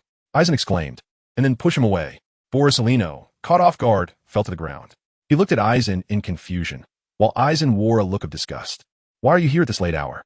Can't you sleep? Aizen rolled his eyes. Borisolino started to say something, but realized he had forgotten what he wanted to say. Sleep.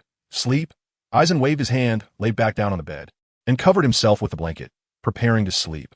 Meanwhile, Borisolino mumbled to himself as he returned to his own bed. As soon as Aizen covered himself with the quilt, a wave of fatigue washed over him, and he instantly fell into a deep sleep. After Borisolino returned to bed, he couldn't fall asleep for a long time, muttering to himself, How'd I wake up? I remember it seemed too hot. Hot, he said, glancing at Aizen. Is it Aizen's devil fruit ability? Still training this late? What a monster, Borisolino murmured. Having figured it out, he gradually drifted off to sleep. At this moment, the dormitory was filled with a peaceful and tranquil atmosphere, likely because both of them were extremely tired, with snores rising and falling. Outside, under the dim yellow light, a figure stood silently by the window, listening to the rhythmic snores inside. The man smiled slightly and quietly left without making a sound. The two inside remained soundly asleep, completely unaware. The next morning, the sharp whistle rang out, startling the two from their slumber. Lan Ran sat up in a panic, while Borisolino remained his usual dazed self. Lanjin quickly folded the quilt and hurriedly put on his clothes, not even glancing at Borisolino, before rushing out of the dormitory. Fortunately, my door number is towards the back. Otherwise, I'd definitely be late and get punished, Lanjin thought to himself. It must be because he was too tired yesterday. Lanjin still hadn't fully woken up today. He silently watched Leo call out the names in each dormitory. Although Borisolino was not by his side, Lanjin was not anxious at all. Sure enough, just as Leo was about to call out the name of Dormitory 118, a cluster of golden light particles appeared beside Lanjin. The light particles slowly gathered together, forming a human shape. Dormitory 118. Leo's voice followed. Lanjin here. Borisolino here. After responding to Leo, Lanjin quietly stood in place, his mind pondering the training format for today. Hey, Lanjin, you didn't call me again today, Borisolino pouted. Blue Dye glanced at him speechlessly. Are you blind? We started this together. After saying that, Blue Dye ignored the troublemaking Borisolino. Leo quickly finished writing down the names. He silently folded the list of names and stepped aside. Suddenly, a shadow fell from the sky, smashing the ground into pieces and kicking up a large cloud of dust. The dust rushed towards everyone, instantly obscuring their vision, and it entered their airways, causing them to cough. Seeing this, Dorag in the crowd moved his hand slightly. A gust of wind suddenly blew, revealing Zephyr's figure from the dust. Zephyr, wearing black sunglasses, a black jacket on his upper body, and beach shorts on his lower body, turned to Leo beside him and asked, Is everyone here? Leo nodded. Zephyr looked at the group of trainees before him, noticing their spirited appearances, and secretly nodded in approval. Today's training task is divided into two parts. The first part gives you two choices. The first choice is to spar with your instructor Leo. Whether you all go together or take turns is up to you. As long as you defeat him, you win. The other choice. As he spoke, Zephyr took a bell out of his pocket and hung it around his waist. No matter how many people there are, as long as you grab the bell from my waist, you win. After finishing, Zephyr grinned and asked, What is your choice? Looking at Zephyr's intimidating presence, the crowd was filled with the sound of swallowing, and some trainees even quietly stepped back a few paces. Those who choose the first option stand with Leo. Those who choose the second option, stay where you are and do not move. You have 1 minute to decide, Zephyr shouted with a grin. As soon as he finished speaking, a group of trainees rushed towards Leo like madmen, leaving only a few silent figures in the open space. Eisen did not choose Leo. He looked at the familiar figures around him and thought, TSK, I guessed right, it really is them. The ones who chose to challenge Zephyr for the bell were Eisen, Borsalino, Dragon, and Sakazuki. The remaining students all rushed towards Leo. A passing student saw Eisen and the others choosing to challenge Zephyr and disdainfully said, "What fools! Who do they think they are? Trying to take something from a Marine admiral?" Upon hearing this, several voices in the crowd quickly chimed in. Truly self-unaware. Do they think they are clever? Taking the bell is easy, but don't they see who their opponent is? Yes. These people are too proud of their own strength. No matter how strong Instructor Leo is, can he withstand so many of us? We could take him down in a wheeled battle. I can't wait to see what happens to them. Some people sneered, looking forward to Eisen and his group's downfall. Leo listened to the words from the crowd and smiled disdainfully. If little Eisen were here, I would have considered secretly holding back and giving him a chance.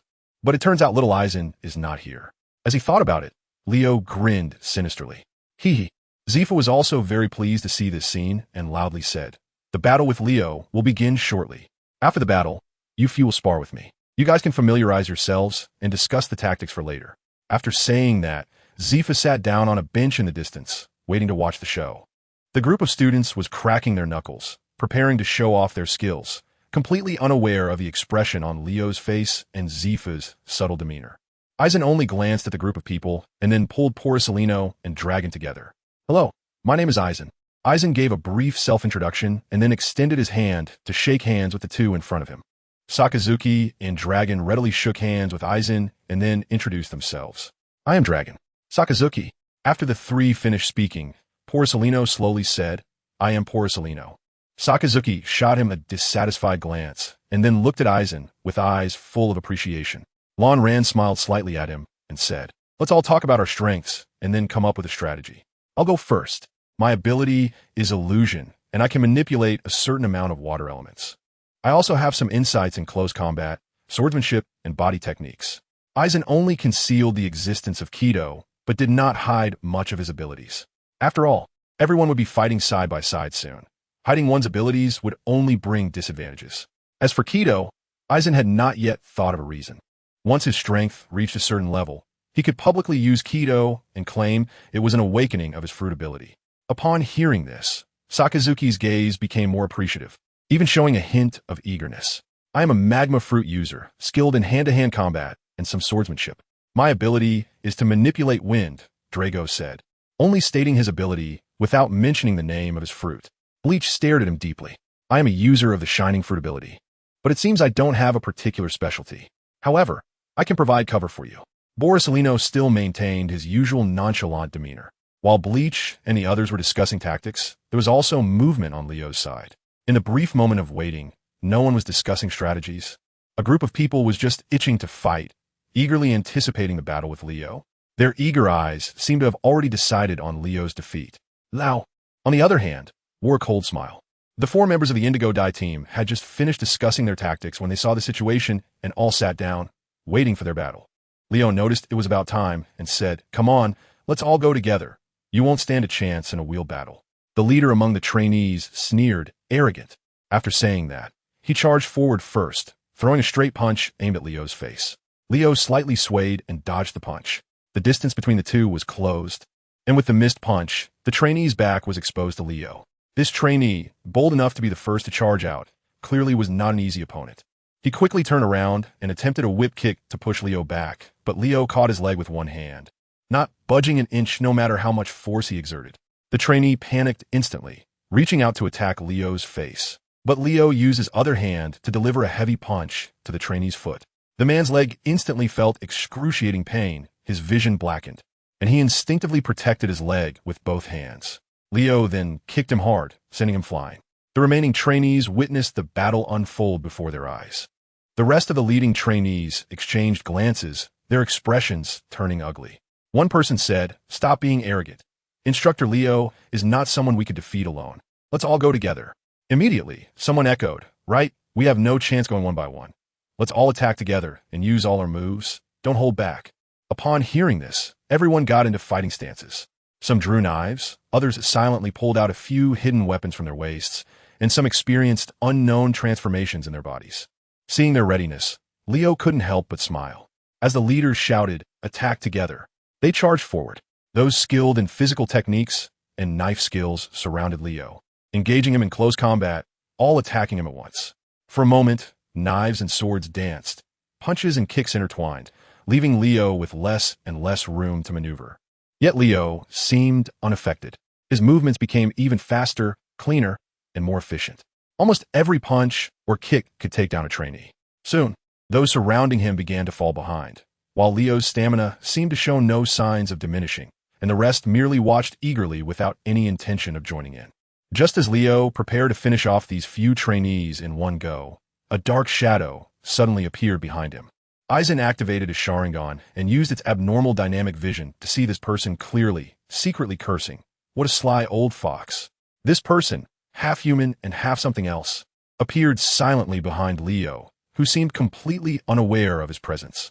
Seeing that Leo had not noticed him at all, the person laughed smugly. "Instructor Leo, this move was originally reserved for Admiral Zephyr. You can only blame your arrogance." As he thought this, he quickly extended his right hand. Aizen took a closer look and noticed that the nails on his fingers had transformed into claws resembling those of a beast, similar to Sabretooth in X-Men. Just as the claws were about to touch the back of Leo's neck, this sly old fox laughed even more triumphantly, his mouth nearly reaching his ears.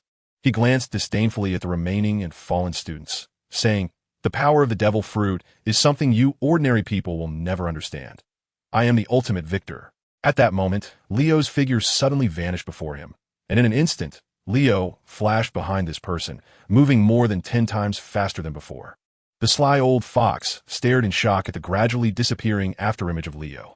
Just as he realized something was wrong behind him, a sudden sharp pain shot through his back, and he was sent flying. Leo maintained his punching stance, coldly watching the figure that was sent flying away. The student who was knocked away hit the ground and immediately spat out a mouthful of blood. He tried to get up, but found he had no strength left in his body. Yudachi, a Zoan-type cat fruit, leopard form, skilled in stealth and assassination. Once infiltrated an island alone for 3 days and successfully assassinated a pirate with a bounty of 10 million. Leo stated the information about this person emotionlessly. Yudachi glared fiercely at Leo, his eyes filled with defiance, thinking that if you hadn't known my abilities in advance, you would definitely have lost to me. Ultimately, you're the one who lost. Leo smirked disdainfully. "I am your instructor. I have the right to check your information. So you should have understood from the very beginning that your actions were meaningless. Moreover, knowing your intel in advance only accelerated your defeat." While Leo was still speaking, 3 pitch-black shurikens flew towards Leo's back in a shape, their speed not slower than Leo's earlier speed.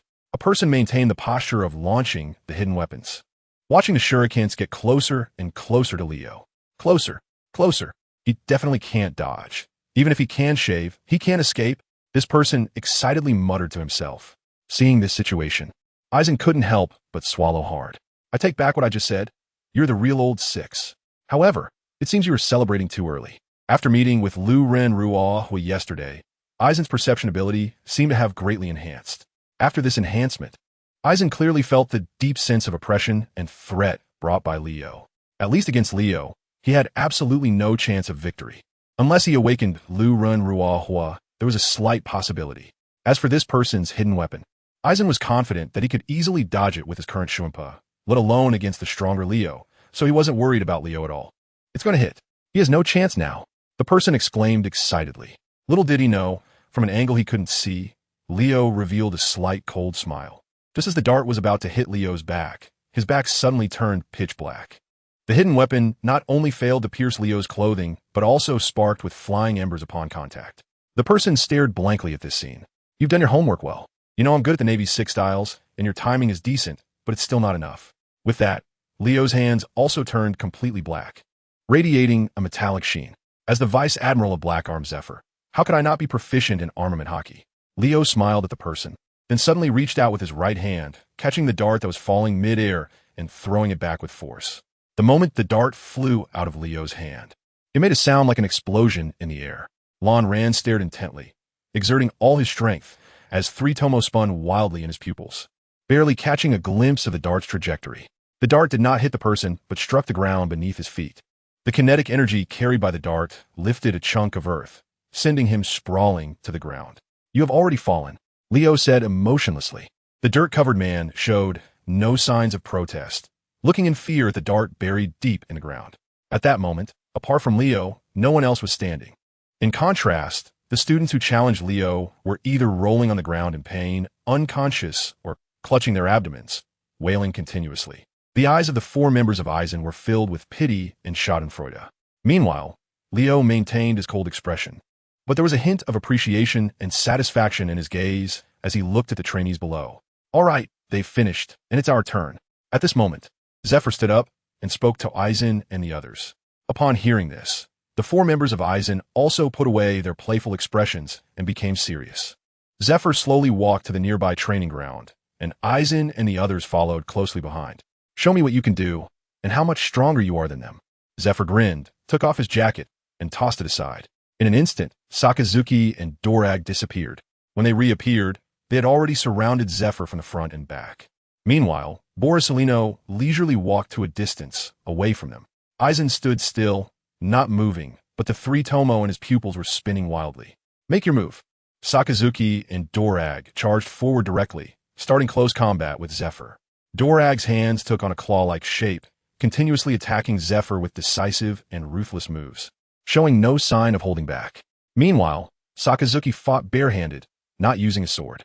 The speed of both their movements was no slower than that of Leo at the start. Zephyr, facing the two's assault, handled it with ease, but his expression gradually changed, showing admiration as he looked at them. "Ha ha ha. A few little brats, stop testing the waters. It's meaningless. Show me what you've got. If you don't use it now, you won't have another chance." Zephyr suddenly dodged to the side, moving his wrists while laughing maniacally. "It's getting serious," Eisen murmured. Zephyr's hands turned pitch black, exuding a metallic sheen. Seeing this, Eisen gestured to Sakazuki and Dorag, and they instantly understood his meaning. Faced with the exponentially increasing pressure from Zephyr, Sakazuki didn't show fear. Instead, he laughed. He took off his black leather gloves, and his hands gradually turned blood red. Steaming hot. Slowly, their shape changed, and his palms eventually transformed into magma. Drops of magma fell to the ground, instantly burning a hole in the wooden floor. Dorag remained stationary, but his figure gradually became more blurred.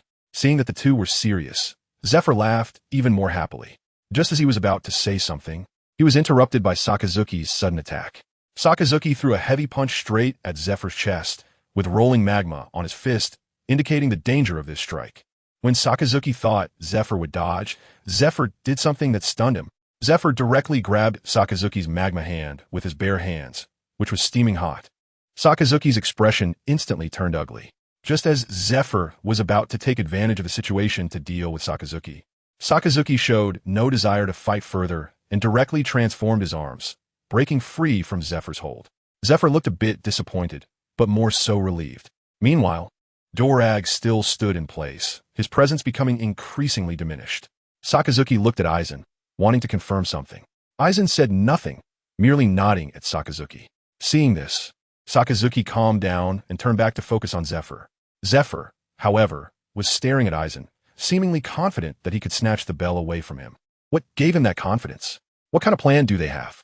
How exciting, Zephyr murmured, a smile unconsciously creeping up his lips. Sakazuki charged forward again. But just as he was about to engage in close combat, thick smoke billowed from his right arm, with more magma erupting from it. This time, the magma did not drip to the ground, but instead condensed on his right arm. As Sakazuki closed the distance to Zephyr, his right arm grew larger, ultimately forming a giant fist made of magma. Zephyr's expression became slightly more serious. Sakazuki swung his right arm violently, and a massive amount of magma erupted from it, roaring, "Great fire!" The magma shot straight at Zephyr's face, instantly creating thick smoke that obscured everyone's vision. Just as Sakazuki was panting and secretly pleased, a pitch-black hand suddenly shot out from the smoke and grabbed Sakazuki. Sakazuki hurriedly tried to transform to escape, but it was too late. The hand clutched Sakazuki's neck, interrupting his transformation. For a moment, Sakazuki couldn't get any oxygen, and his face turned red from suffocation. Zephyr held Sakazuki with one hand as he slowly walked out of the smoke. Not bad, your attack power is decent, but the effect was a bit lacking. You might consider mimicking the principle of a volcanic eruption in the future to increase the impact of your moves. Hearing this, Sakazuki fell into deep thought, as if contemplating the feasibility of the suggestion. But before he could think much more, Zephyr interrupted him. Zephyr swung his other hand out, delivering a painful strike to Sakazuki's abdomen. Sakazuki instantly spat out a mouthful of bile, his arms drooping weakly, just as Zephyr was gathering strength to strike again. Dorag's figure suddenly appeared behind Zephyr. His hands were claw-like, shrouded in a faint black aura. Just as Dorag thought he was about to succeed, Zephyr revealed a sly smile, having successfully devised a scheme. Without turning his head, Zephyr swung his long-cherished fist backward with force. Dorag was sent flying by a single punch, crashing into the wall of the training ground. Dorag trembled as he tried to stand up, his eyes filled with disbelief. Zephyr's figure then lunged again, grabbing him by the neck and lifting him up. Your timing is terrible. Your ability is related to the wind, right? Knowing there was smoke, you still tried to sneak attack me at this moment. You really are foolish, Zephyr said disdainfully. With that, Zephyr struck him again. This punch knocked Dorag completely unconscious, leaving him limp on the ground. After doing all this, Zephyr turned to look at Aizen and Poliusolino. If it's just this, then you have truly disappointed me. Lon Ran smiled bitterly, and a faint strike slowly appeared in his hand. After the indigo dye made a move, Borsalino also sprang into action. His hands radiated golden light, and his expression grew serious. Aizen walked over to Sakazuki and helped him up, while Borsalino stood with the two of them. Looking at the imposing Zifa, Aizen said slowly, "Since you put it that way, the three of us will challenge you today, Admiral." As soon as he finished speaking, Aizen rushed forward with his sword in hand, while Borsalino extended his right index finger, pointing at Zifa. Zifa felt a mix of emotions as he saw Aizen charge at him first. To be honest, Aizen's swordsmanship is not very impressive, especially since he has only been training for a few days. Moreover, what the captain has taught him during these days is more about combat techniques than actual swordsmanship. In these days, Aizen mainly learned the techniques of using a sword in battle and accumulated a lot of combat experience and intuition from hundreds of skirmishes with the captain. As for swordsmanship like Hawkeye's in the original work, where one swing of the sword can cut through waves and tear apart the sea, that is something Aizen needs to comprehend on his own. Aizen held his sword with both hands and struck at a very tricky angle, aiming at Zephyr. In the face of Aizen's attack, Zephyr was slightly surprised, but just a bit. He was amazed by Aizen's skilled swordsmanship. It was difficult for an average person to evade and counter Aizen's sword. However, even so, before Aizen comprehended the realm of iron cutting, he was still unable to inflict any damage on him. Zephyr's arms instantly enveloped themselves in a layer of pitch-black hockey, and against Aizen's every attack. He simply blocked with his arms without doing much else. Aizen also understood Zephyr's approach, and it didn't look good on his face. After being repelled by Zephyr, Aizen did not launch another attack. "Instructor Zephyr, please take our battle seriously," Aizen said earnestly, staring straight into Zephyr's eyes. Zephyr felt a tremor in his heart under Aizen's gaze and awkwardly touched his nose, thinking to himself that he definitely wouldn't go easy. He just wanted to gauge Aizen's strength. Blue Dye looked deeply at Zephyr, then tilted his head and said to Sakazuki, "How is it? Can you continue fighting?" Sakazuki took a deep breath, a smile tugging at the corners of his mouth. "Of course. Come on, let's show Admiral Zephyr our true skills." Aizen and Sakazuki charged in from the left and right, respectively, neither of them using too many special abilities. Aizen wielded his swordsmanship, while Sakazuki fought Zifa with his fists and feet. This time was completely different from before. Aizen fully unleashed his Shuinpa and swordsmanship. The earlier exchanges were like a child playing, merely to buy time for Sakazuki to recover. But now it was a matter of quick resolution. Ding ding ding. The blade of Aizen struck Zephyr countless times, sparking flames, and the speed increased with each hit. Zephyr found himself overwhelmed by the attacks from the two. After all, it felt somewhat unfair to fight two students. If he were to coat his entire body with hockey, that would be truly excessive. Zephyr decided to focus on taking down one of them first, believing Aizen posed the greatest threat. This was because Aizen always targeted the unarmored areas. Zephyr had attempted to ambush Aizen numerous times, but each time, Aizen either instinctively blocked with his sword or evaded using Shumpa. What exceptional battle instinct and footwork! Zephyr couldn't help but exclaim in admiration. In response to Zephyr's praise, Aizen simply grinned, increasing the force of his strikes. Meanwhile, The long-absent Borisolino also began to exert his power. Lasers shot continuously from his fingers, forcing Zephyr to split his focus to defend with hockey. Faced with the relentless attacks from the three, Zephyr felt a headache coming on and made a decisive move. He suddenly increased his speed, instantly pushing back Sakazuki and Aizen. Then, Zephyr slammed both hands down toward the ground. The ground instantly cracked like a spider web, and a shockwave swept across a 10-meter radius, causing the earth to shatter and collapse. Aizen and Sakazuki quickly dodged to create space. Let us deal with you first, flashy kid. Zephyr's beast-like gaze turned towards Kizaru. The moment Kizaru met Zephyr's gaze, cold sweat instantly broke out on his back. As soon as the words were spoken, Zephyr's figure shot out like a bullet, and Kizaru hurriedly raised his arms in front of him. However, to his surprise, Zephyr appeared in front of Aizen the next second, with a punch infused with hockey. Zephyr directly sent Aizen flying. Fortunately, at the moment of impact, Aizen instinctively raised his sword to block in front of his chest. Aside from his arm muscles feeling sore, his body didn't suffer much damage. Aizen plunged his sword into the ground, consuming his own kinetic energy, while the ground was marked by a long crack created by Aizen's sword. Zephyr, having failed to land a hit, clearly had no intention of letting Aizen escape. Zephyr's right foot stomped down hard, and in an instant, an afterimage appeared. Shave. This time, even with Aizen fully activating his Sharingan, he couldn't see Zephyr's figure clearly. The next moment, Aizen was sent flying again, crashing directly into the wall of the training ground. This time, Aizen wasn't as fortunate as before. The intense pain in his abdomen caused him to clutch it tightly, curling up on the ground like a boiled shrimp. Zephyr looked at Aizen lying on the ground, showing no signs of holding back, preparing to deliver another blow to completely crush Aizen. Sakazuki and Borisolino, seeing this, rushed over. Sakazuki's hands erupted with thick black smoke, attempting to forcibly unleash Great Eruption once more. However, Zephyr ignored the approaching Sakazuki, gathering power in his right leg and delivering a fierce kick towards Aizen. It seemed to be a desperate situation.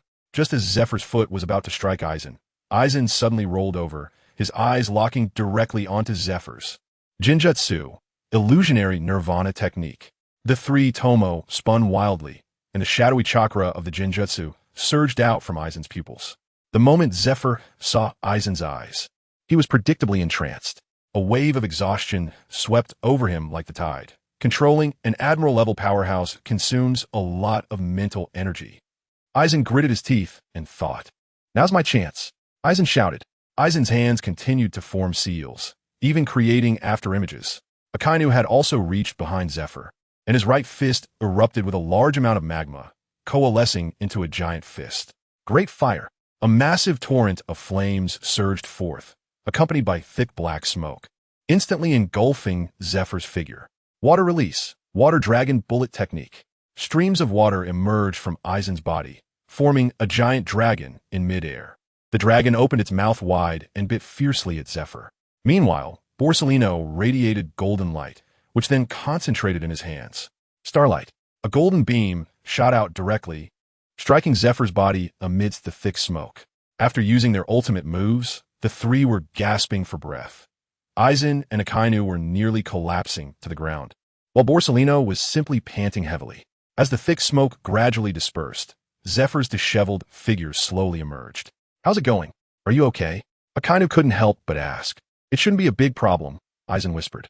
Zephyr stumbled out of the smoke, his clothes tattered, and with a bitter smile said, "I didn't expect to fall for this in the end.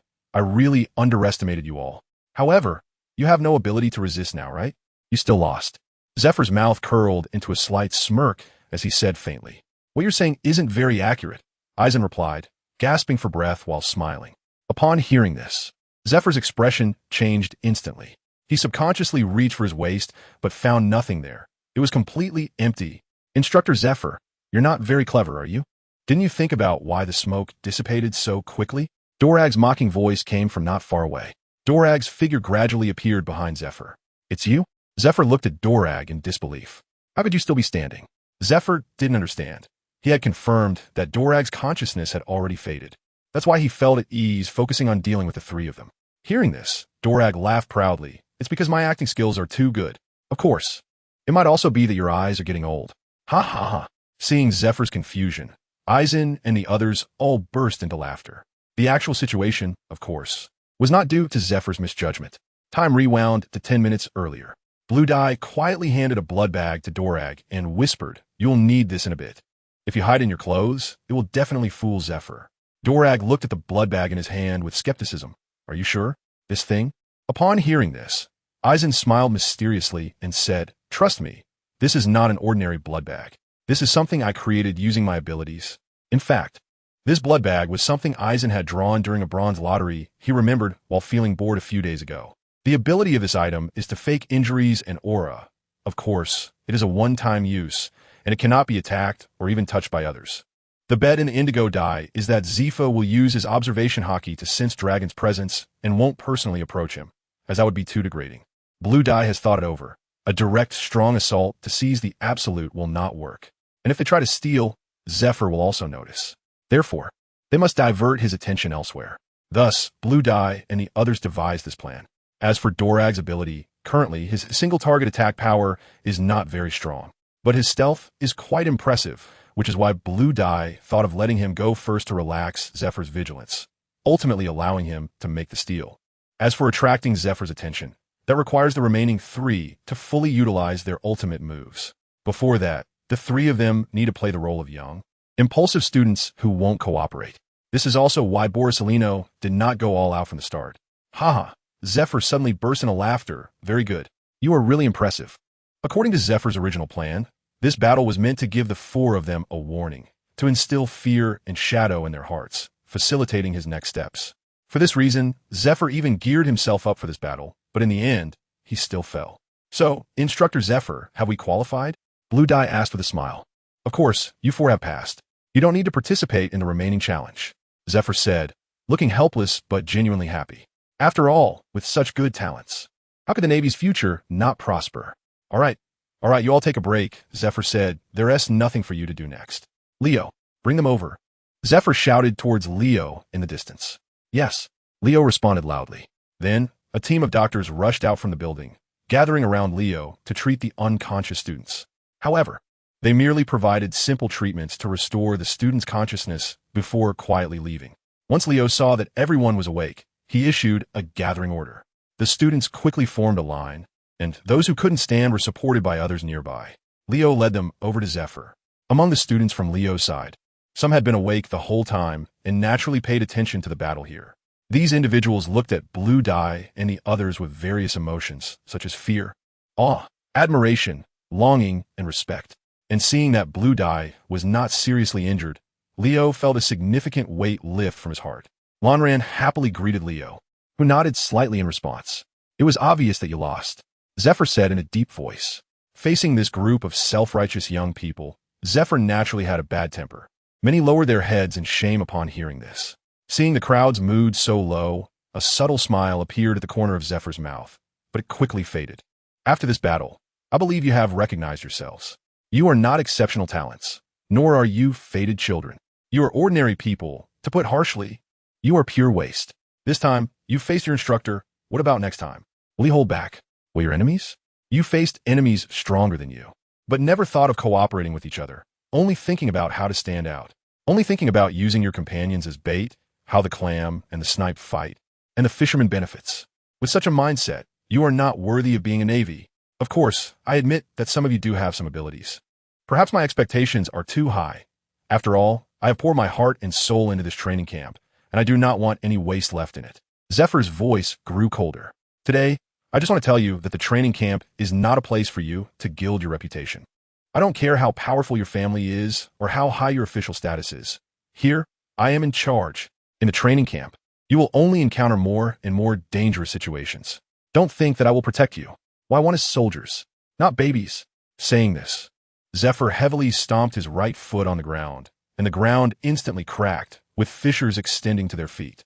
A few trainees, seeing this scene, were so frightened that they sat down on the ground. Seeing that the atmosphere had been built up enough, Zephyr grinned ferociously and said, "Now, I give you the last chance. The chance to withdraw.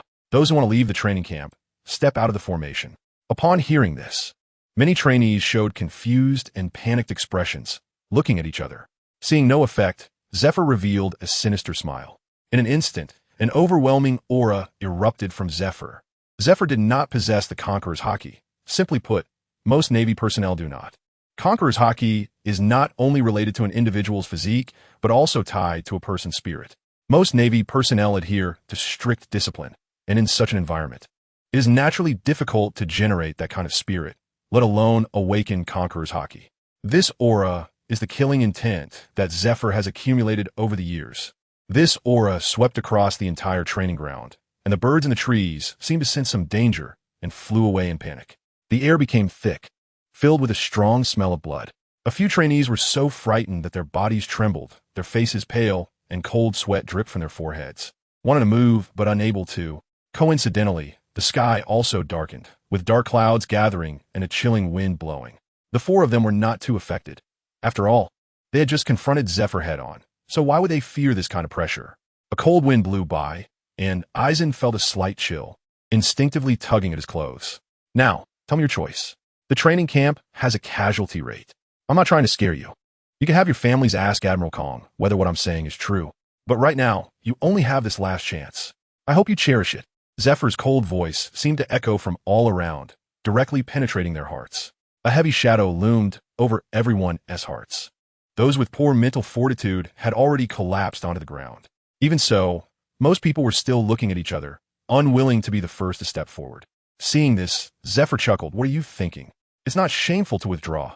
After all, you are all elites from various divisions. Once you leave here, your future is still bright. Why endure this here? Don't you think so? As soon as he finished speaking, a few trainees gritted their teeth and stepped forward with their heads down. Zephyr saw that this tactic was effective, so he added fuel to the fire. Here, not only will you be at the back of the line, but there's also a risk to your lives.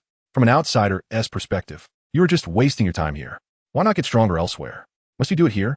This is the opportunity I'm giving you. Withdrawing is not shameful. But in the days to come, being eliminated by me and kicked out of the training camp will be shameful. Think carefully, young people. You're still young. There's no need to stubbornly persist here. Zephyr said gently. Finally, more and more people could no longer hold on. Some ran out in tears, while others walked out, glancing back with reluctance. A few walked out calmly, looking relieved. In a short time, the remaining group of 60 had turned into just 21. In a place where no one could see, Zephyr cast a disdainful glance at the group that had withdrawn.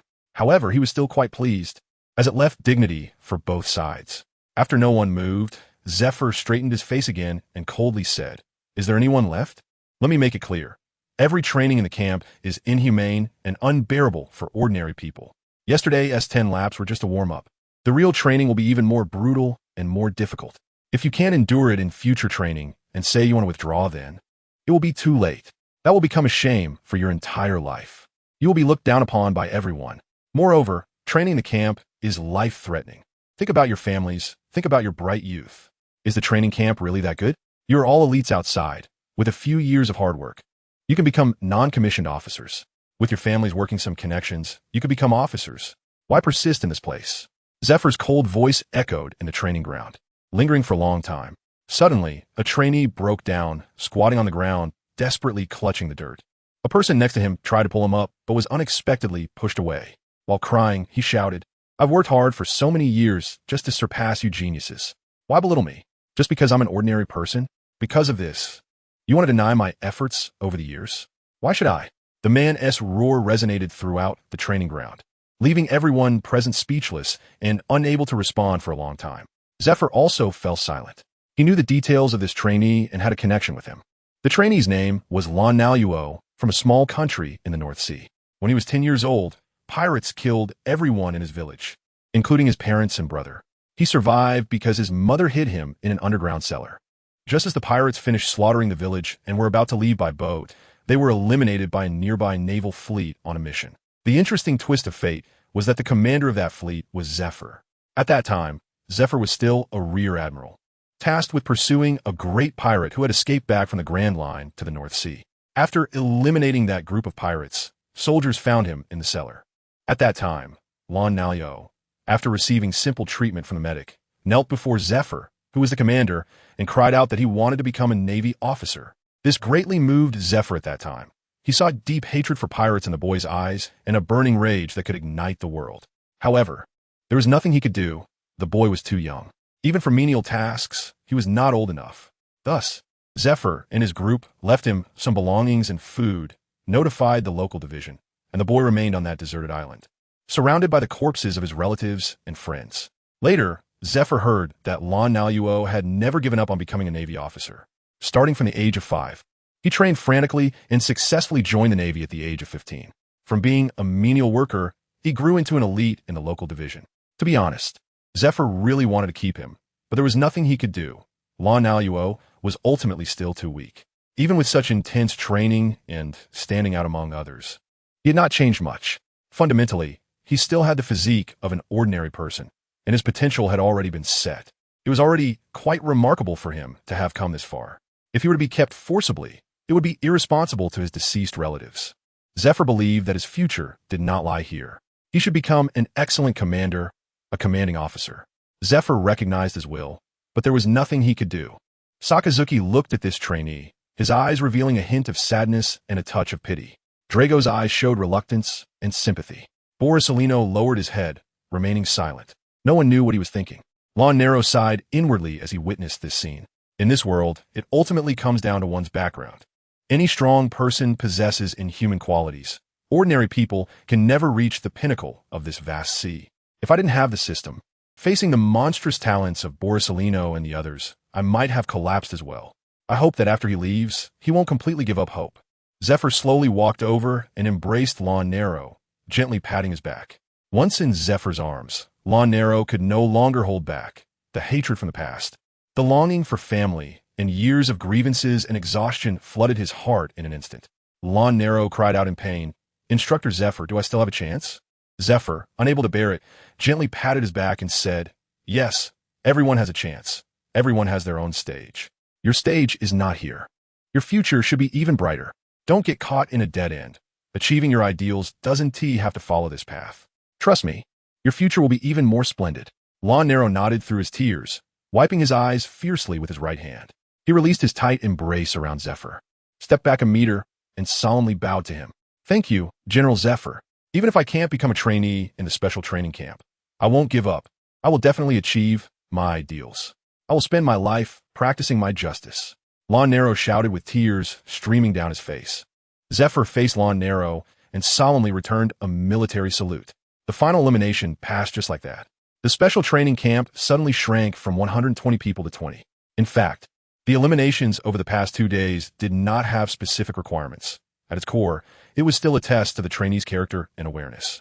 Of course, there were those with too weak a physique, like Lon Nero, who were also eliminated by Zephyr. Over the course of 2 days, the atmosphere in the special training camp shifted from noisy to tranquil. Lon sat on the bed, looking through the transparent window at the people outside who were silently dragging their luggage with their heads down. For a moment, he felt a surge of emotions. Inside the room, the melodic sound of snoring continued. Blue Dye glanced at Borisolino, who was sleeping soundly, and muttered, "It's really unfair. He can sleep all day and still be so strong." The indigo dye was revealed by lightly wetting it, and it was placed horizontally on her legs. Blue Dye closed his eyes and entered a state of sword meditation, wanting to take the time to strengthen his bond with Flowing Blade. Zephyr stood silently on the rooftop, watching the students walking back and forth below, lost in thought. At that moment, Leo knocked on the door and quietly walked in. "Lao, do you think what I'm doing is right?" Zephyr's deep voice echoed. Leo was slightly taken aback. He didn't understand why Zephyr was asking this. "What do you mean?" Zephyr lit a cigar, took a deep puff, and then exhaled a large cloud of smoke. "Am I being too harsh?" Upon hearing this, Leo lowered his head, deep in thought. "It's not that you're too harsh. After all, the requirements for this special training camp are set that way. You're doing it for their own good," Leo replied. Hearing Leo's words, Zephyr's previously troubled expression relaxed significantly. "Yes, they have a special mission this time," Zephyr remarked. "After all, what the Navy needs now is not just elites, but true powerful individuals who can reach the pinnacle." After saying this, Zephyr fell silent again. The room was once more enveloped in silence. From the inception of the special training camp, the theme and goals of the first session had been a topic of prolonged discussion among Zephyr, Sengoku, and Crane. The number of pirates was increasing, and their strength was growing ever more formidable. The pressure faced by the Navy had reached unprecedented levels. Of course, there weren't as many pirates now as there would be later when Roger initiated the Great Pirate Era, but compared to the numerous vice admirals and high-level combatants back then, The current navy feels somewhat lacking against the pirates. Presently, the only high-level combatants are Zephyr, Sengoku, Crane, and Garp, with very few vice admirals and below them. There's almost a generational gap. In contrast, pirates of all kinds have been springing up like mushrooms after rain. Therefore, Zephyr and the others unanimously decided to invest the greatest resources to help Blue Dye and his cohort grow rapidly. Even if they couldn't produce an admiral from this group, they needed to replenish the vice admiral level combatants within 4 years. Zephyr and Leo's gazes unconsciously drifted towards the distance. Lan Ran sighed helplessly, looking at his clothes soaked with sweat. It was obvious that he had once again been driven out by Lu Ren Ruahua. Lan Ran helplessly took off his clothes and threw them into the laundry basin. He was shirtless, holding a light stick in his hand, and walked out of the dormitory. At the moment the dormitory door creaked shut, Porcelino also opened his eyes. He quietly watched Lan Ran's receding figure, unsure of what he was thinking. Lan Ran arrived at the back mountain of the training camp, found a cool spot, and began to practice his shallow strikes. 12 Eisen swung his sword expressionlessly, his eyes fixed straight ahead. At this moment, his mind was very calm, and nothing could occupy his heart except for the sword. Time passed little by little, yet Eisen's speed of swinging the sword showed no signs of slowing down. 999, 1,000. Just as the 1,000th swing came down, a crisp notification sound from the system rang in Eisen's ear. Ding! Congratulations, host. You have completed the daily task. Swing the sword 1,000 times. 1,000, 1,000. Reward: 50 Dao power, 20 delicious lollipops. Lan Ran skillfully stored the lollipops in the system space and then stretched his body a bit. Eisen crouched down, tightly clenched his fists, and struck the ground with force. Bang! The ground was dented, and a stone directly under Eisen's fist turned to dust. Lan Ran clearly felt the growth of his own power. As for his spiritual energy, it was already sufficient for now. Although it was not as strong as the 3 monsters, Polysolino and the others, it was already stronger than most. There was no need to rush the growth of his spiritual energy. He would catch up to them sooner or later. For the time being, since he still owed the system a huge sum of money, he couldn't think about exchanging for ninjutsu. Therefore, his energy should be focused on learning the Marine 6 styles, honing his body, haki, swordsmanship, and shuinpa, instant movement technique. Lan Ran murmured, "As for swordsmanship, I need to comprehend my own sword intent, and it's unlikely that I can break through in a short period of time." Lan Ran looked down at the shallow strike in his hand and sighed helplessly. The concept of sword intent is very mysterious. It's not something one can comprehend just because they want to. If he weren't in debt to the system for a huge amount, he might have considered looking for something like a sword intent comprehension card in the shop. But now, alas, he could only rely on himself. Lan Yin sighed helplessly again, shouldering Qianda and preparing to return to the dormitory. As soon as Lan Ran walked out of the forest, he heard a rumbling sound. Lan Ran curiously followed the sound and arrived at the nearby shore. Eisen used Shuinpa, and the sound of his footsteps was almost negligible. He quietly crept behind a rock and peeked out. Suddenly, a loud rumble echoed, and a large cloud of black smoke rose up. As the smoke cleared, Eisen saw a familiar figure. Akainu? Akainu was bare-chested, continuously using his magma fist against the sea. Eisen silently speculated that he was inspired by Uncle Zephyr to develop a new technique. Could it be that his signature move, the Meteoria, was created in this context? Eisen boldly guessed. This is a bit exciting. This is witnessing history. Eisen did not greet Sakazuki, just watched for a while, and then quietly left. Upon returning to the dormitory, he found that there was no one on Borsalino's bed either. At that moment, Eisen felt an unprecedented sense of urgency. Could it be that he also went a train? Eisen swallowed hard. Has he rolled up already? As for Dragon, Eisen didn't even need to think about it. It is said that after Dragon's roommate left, he moved back to his own home and has been daily enduring Carp's torture. The increase in strength is definitely rapid. Eisen silently retracted his right foot, which had just stepped into the dormitory. Sigh, let's continue training. In the evening, Eisen pushed open the dormitory door with weary steps, swaying slightly. At the moment when Eisen pushed the door open, what came into view was Porcelino slumped on the ground like a puddle of mud. Porcelino heard the sound of the door opening, moved his head slightly, and a muffled voice came from below. Eisen-san, could you help me up? I have no strength left. Lan Ran glanced at him and kicked his clothes aside with his foot, then naturally stepped over them. Ran walked unsteadily into the bathroom and sat down on the floor with a thud. Let me catch my breath before washing, he said, panting and rubbing his thighs. Outside the bathroom, Polysolino was still groaning. Hearing Poliucelino's raspy voice calling his name, Rand felt a headache coming on and slammed the bathroom door shut with a bang. The world is quiet now. Rand immediately felt a sense of clarity. At night, after a difficult wash-up, Rand lay down on the bed. Just as he closed his eyes and prepared to sleep, he heard Poliucelino's annoying voice. Rand, why are you trying so hard? You're only in your teens, you know? Eisen opened one eye and glanced at Poliucelino, who was sprawled on the bed like a maggot, and said irritably, Aren't you the same? What's wrong? How could it be? Clearly, you're not putting in the effort. Poliucelino replied in surprise. Just go to sleep. We have training tomorrow. I'm so tired, Eisen said helplessly. But Poliucelino was about to say something else when he saw Eisen cover his head with the blanket, looking as if he couldn't hear anything. Seeing this, Poliucelino retracted his smug expression and murmured in a voice only he could hear, What kind of person are you, Eisen-san? The next morning, the familiar whistle sounded. Lon Rand subconsciously sat up, neatly folded the quilt, and ran out. Standing on the playground, there were originally more than 100 people for roll call, but now only 20 remained, making it feel empty all of a sudden. Eisen yawned while waiting for roll call. He wasn't worried at all about Poliucelino.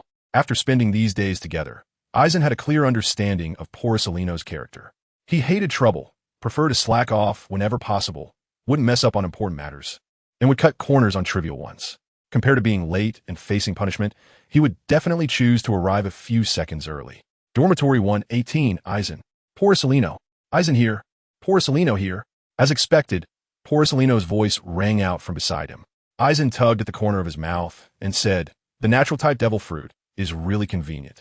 Poliucelino scratched his head awkwardly and replied, Well, it's not like I'm not as quick as you, Eisen-san. Lonran shot him a glance and said nothing more, quietly waiting for Leo to give the orders. After calling the roll, Leo scanned the crowd and said, Everyone, now, run to the logistics department to collect your weights. Hurry up. Everyone rushed to run, as the logistics department was right behind the Zephyr office building. Upon arriving at the logistics department, Lonran immediately saw a small mountain of weights stacked high for laid. Those whose names I call, come to collect your weights. Leo shouted. Kandar Yaluchi, present. A loud voice rang out, and Lonran looked over to see a tall, muscular man stepping out of the line. So that's Kandar Yaluchi, Lonran muttered softly. This man was the Zoan-type devil fruit user who had fought against Leo that day. He looks pretty sunny. I didn't expect him to be a schemer. Lonran silently complained. Justin Bieber, present. A cold voice emerged, and a thin man stepped out of the line. Eisen furrowed his brows as he looked at the man. The real old six had appeared. This person was the same student who had ambushed Leo with a hidden weapon that day. Justin Bieber did not resemble his name. Instead, he had a generic face, the kind that would be unrecognizable in a crowd. Next, Leo called out names one by one, and Eisen took the opportunity to recognize the people. As expected, these individuals would be his future colleagues. Those who had made it this far without being eliminated by Zephyr were not to be underestimated, and their futures would undoubtedly be limitless. Finally, Leo announced Eisen's name. Lanyan stepped out of the queue and took the burden that Leo handed to him with both hands. As a result, the weight he grasped was not as light as he had hoped. Blue Dye originally guessed that Leo would definitely reduce the weight of the burden, worrying that he wouldn't be able to carry it. However, he found that the weight was almost the same as that of Poliucelino. This made Blue Dye's prepared excuse for requesting a reduction in weight fall flat. In fact, just as Blue Dye thought Leo originally intended to do so, but was stopped by Zephyr. After that day's confrontation, Zephyr truly recognized Blue Dye's strength and monstrous physique. This burden was absolutely reasonable. As for concerns about affecting growth and height, that's a joke. 20 nutritionists were on standby for one-on-one support at all times. The best ingredients and medicinal materials were supplied without limit. Could a child possibly lack nutrition? Besides, in the world of One Piece, which strong person is short? Eisen weighed the burden in his hands with satisfaction, filled with anticipation for the training ahead. This burden was divided into several parts. There were leg weights, arm weights, body weights, and even a long weight that hung down like a tail behind him. As for the weight, Eisen could only say it was very heavy. After days of training and daily tasks, his spiritual power was now over 700. With 700 spiritual power, even he felt a tightness in his chest and heaviness throughout his body, let alone others. Seeing that everyone was loaded with weights, Leo smiled and said, Next, your training task is very simple. It's frog jumps. The range? Same as usual. Jump around the headquarters. Jump until I say stop. Upon hearing this, Everyone looked at each other in panic. What? Are we going to die from this? Jump until he says stop? I think it's jump until I drop dead. Is the instructor out of his mind? Isn't he afraid of training us to death? For a moment, discussions erupted among the crowd. Leo looked at them with a smile and slowly said, don't think about slacking off. Do you see that person in the white coat? As he spoke, Leo pointed to a tall and graceful figure at the edge of the field.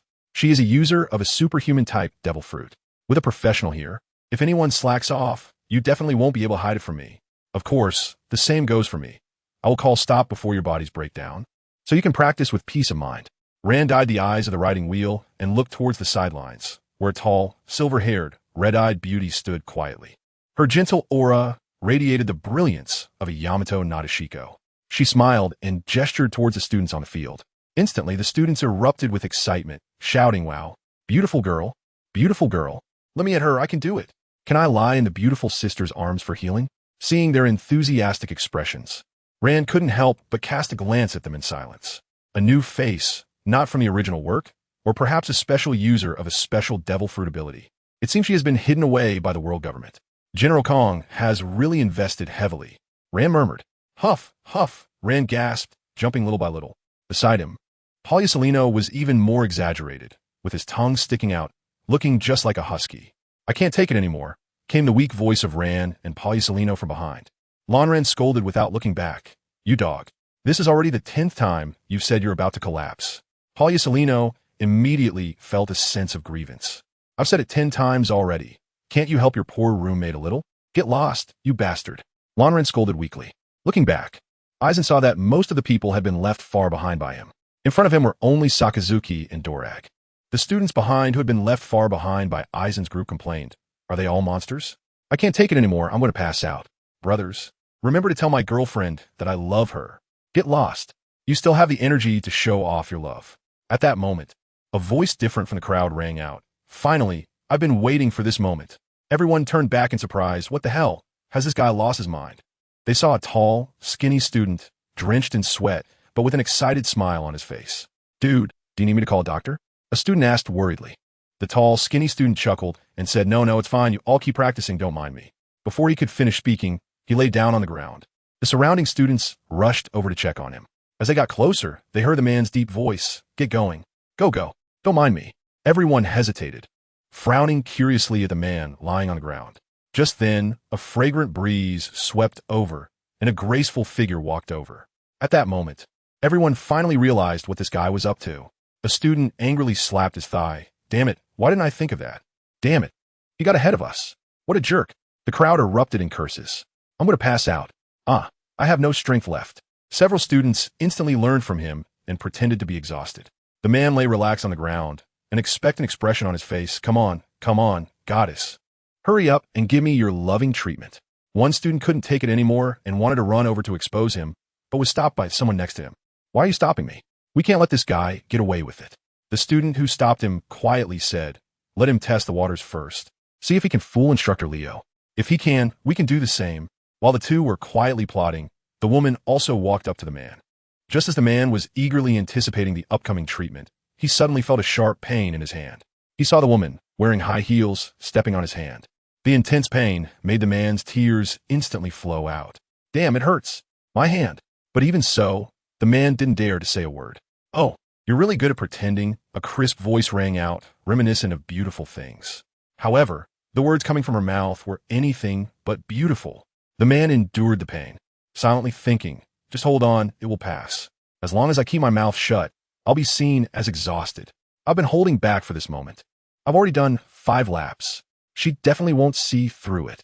The woman saw this and chuckled, lifting her foot off the man's hand.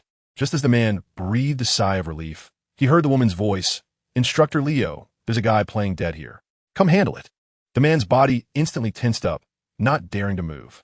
Leo ran over upon hearing the call, and upon seeing the student lying motionless on the ground, grinned. Not bad. There's really someone not afraid of death. Weren't you unconscious? Well then, I'll wake you up. Leo raised his right leg high and then stomped down hard. Boom! The ground beneath the man was instantly shattered. Spiderweb-like cracks spread out from the man's body as the ground broke apart. The moment Leo's leg came down, the man felt darkness before his eyes, a sweetness in his throat, and then lost consciousness. Leo, seeing the man still not opening his mouth, exclaimed in surprise, "Oh wow, still a tough guy." Boom! As soon as he finished speaking, another heavy kick came down. The man still showed no signs of movement. Leo, feeling frustrated, said, "Could it be that I misjudged him? Is he really a tough guy?" A student not far away weakly said, "Is it possible that he was knocked out by you?" Upon hearing this, Leo turned his head sharply and glared at the student. Are you doubting my waking skills? Want to give it a try?" The student quickly shook his head vigorously, almost matching the speed of a rattle drum. No, you carry on." This student gritted his teeth through the pain in his legs and quickly hopped away. At this moment, the woman spoke up, "Take him to the infirmary. This minor injury doesn't need my intervention." Leo nodded and called over 2 soldiers on the sidelines to carry the student away. Everything happening here was also being watched by the students in the distance. The few students lying on the ground quietly got up. The remaining students couldn't help but swallow hard. Did I see that wrong? She clearly shines with the light of an angel. This is not an angel. Absolutely not. A devil. She's a witch. At this moment, the woman's gaze turned towards them. The men instantly felt their bodies stiffen. Oh my God. Run. I don't want to fall into her hands. Run. The men, as if injected with adrenaline, instantly regained their strength and hopped away. The woman, seeing this, chuckled. Her gaze then landing on Eisen's group. They're really monsters, these 4. Especially that kid. I can't see through him at all. What kind of energy is that repairing his body? I really want to study it. As Ranjika jumped, she suddenly felt a chill run down her back. Looking around, she saw a woman staring at her. What is she looking at me for? Ranjika wondered. However, she didn't think too much about it and continued her frog jumps. After all, she was in a special training camp, right under Zephyr's watchful eye, and she didn't believe anyone could harm her here. Looking back at the exhausted Borsellino, who was panting heavily yet still maintaining his speed, she thought, legs. Lon Ran couldn't hold back anymore and spat at Borsellino. Damn it, you really can act tough. The 15th circle. Lon Ran has begun to see the things in front of him clearly. Sweat has blurred his vision. Eisen took a deep breath, paused for a moment, wiped his face with his hand, and sweat splashed onto the ground. Almost there, just a bit more. Eisen murmured. He could clearly feel that the limits of his body were about to be broken. The last time his physical limits were shattered was when he ran those 10 laps. Every time he broke his physical limits, it required extreme development of his body. The further awakening of the Tsutsuki bloodline in recent days had made Eisen's body even stronger. However, breaking through limits also required more effort. Moreover, with the nourishment of spiritual energy and chakra, his physical strength would slowly recover even as it was being consumed. But there was also an advantage. The strength of his soul made Eisen's will less susceptible to being shaken. Even when his body was on the brink of collapse, his consciousness could remain clear.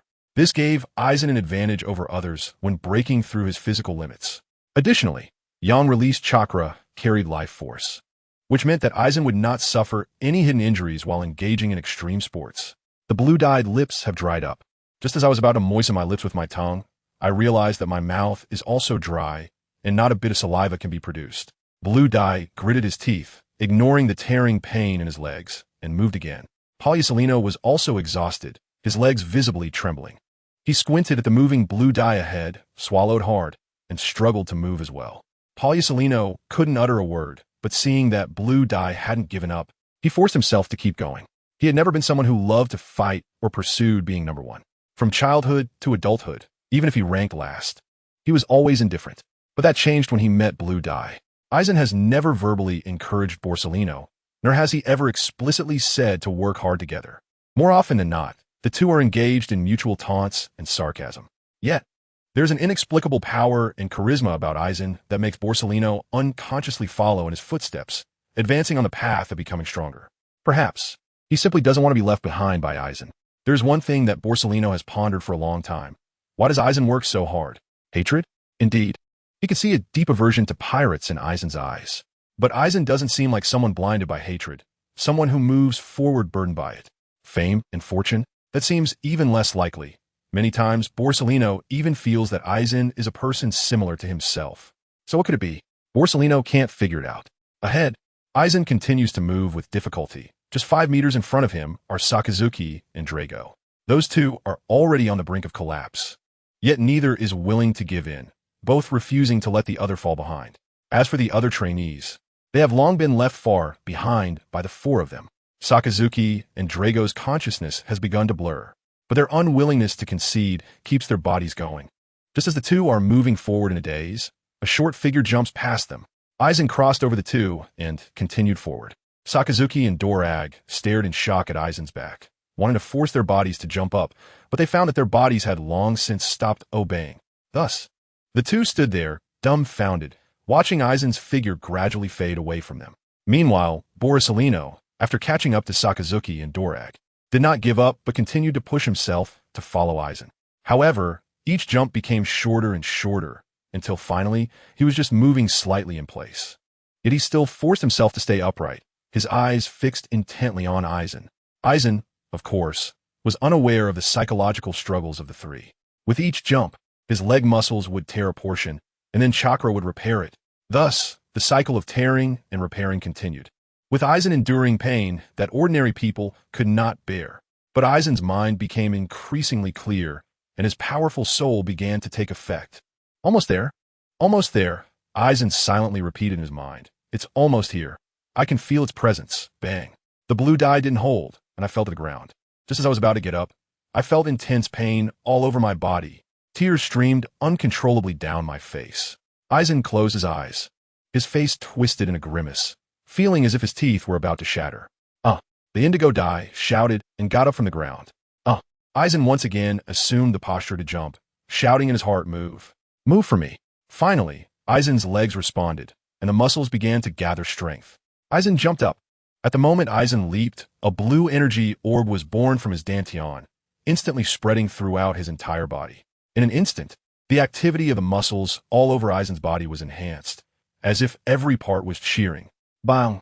Aizen lay on the ground again, but this time, there was a smile on his face. Ha ha ha! Ah ha ha! Aizen laughed happily, tears streaming down his cheeks uncontrollably.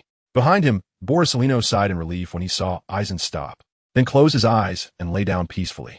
In the distance, Leo noticed this and wanted to rush over to pull the woman away. However, the woman remained unmoved, and Leo's expression instantly turned ferocious. What do you mean? Didn't you see him fall? He's reached his limit. Hurry and heal him. Leo shouted angrily. The woman coldly replied, First, Mr. Leo, I am affiliated with the world government, and you have no right to command me. Second, he doesn't need my help. The woman's eyes were suddenly filled with desire and a thirst for knowledge as she gazed affectionately at Aizen's fallen figure. His body has already started to heal. Upon hearing this, Leo was stunned, staring blankly at the fallen Aizen. The legs of Aizen had already oozed blood due to intense movement. Now his legs were visibly changing. The muscles were constantly writhing, and more dark red bruises were seeping out. Slowly, in just a minute, Aizen's legs restored to their original state, becoming even stronger and whiter. If it weren't for the bloodstains on the ground, proving what had just happened, Leo wouldn't have dared to believe what was unfolding before him. Leo stared in shock at this scene, unable to utter a word. Suddenly, Leo realized something, glanced at the woman, and turned to run. At that moment, a hand landed on his shoulder. Zephyr had quietly arrived, and his eyes were fixed firmly on Aizen. Seeing Zephyr had already come here, Leo let out a long breath, just about to say something but was interrupted by Zephyr. Leo, take that guest from the world government to the office to sit. Wait for me to come back. Upon hearing this, Leo nodded seriously and turned to walk toward the woman. Zephyr thought of something else and called out to Leo again. Remember, wait for me to return. Before I come back, do not let her see anyone. No one, not even a fly. Zephyr looked gravely at Aizen, who was radiating a blue light, and his heart couldn't help but panic. This was the self-healing ability close to that of a Zoan-type fruit user awakening. If this was a bloodline ability, it was too exaggerated. They absolutely must not let them know. Zephyr raised his head to look at the woman's retreating figure, his gaze sharp and his expression cold, like a beast with hidden killing intent, poised to strike. Meanwhile, Aizen was completely unaware of everything happening to him.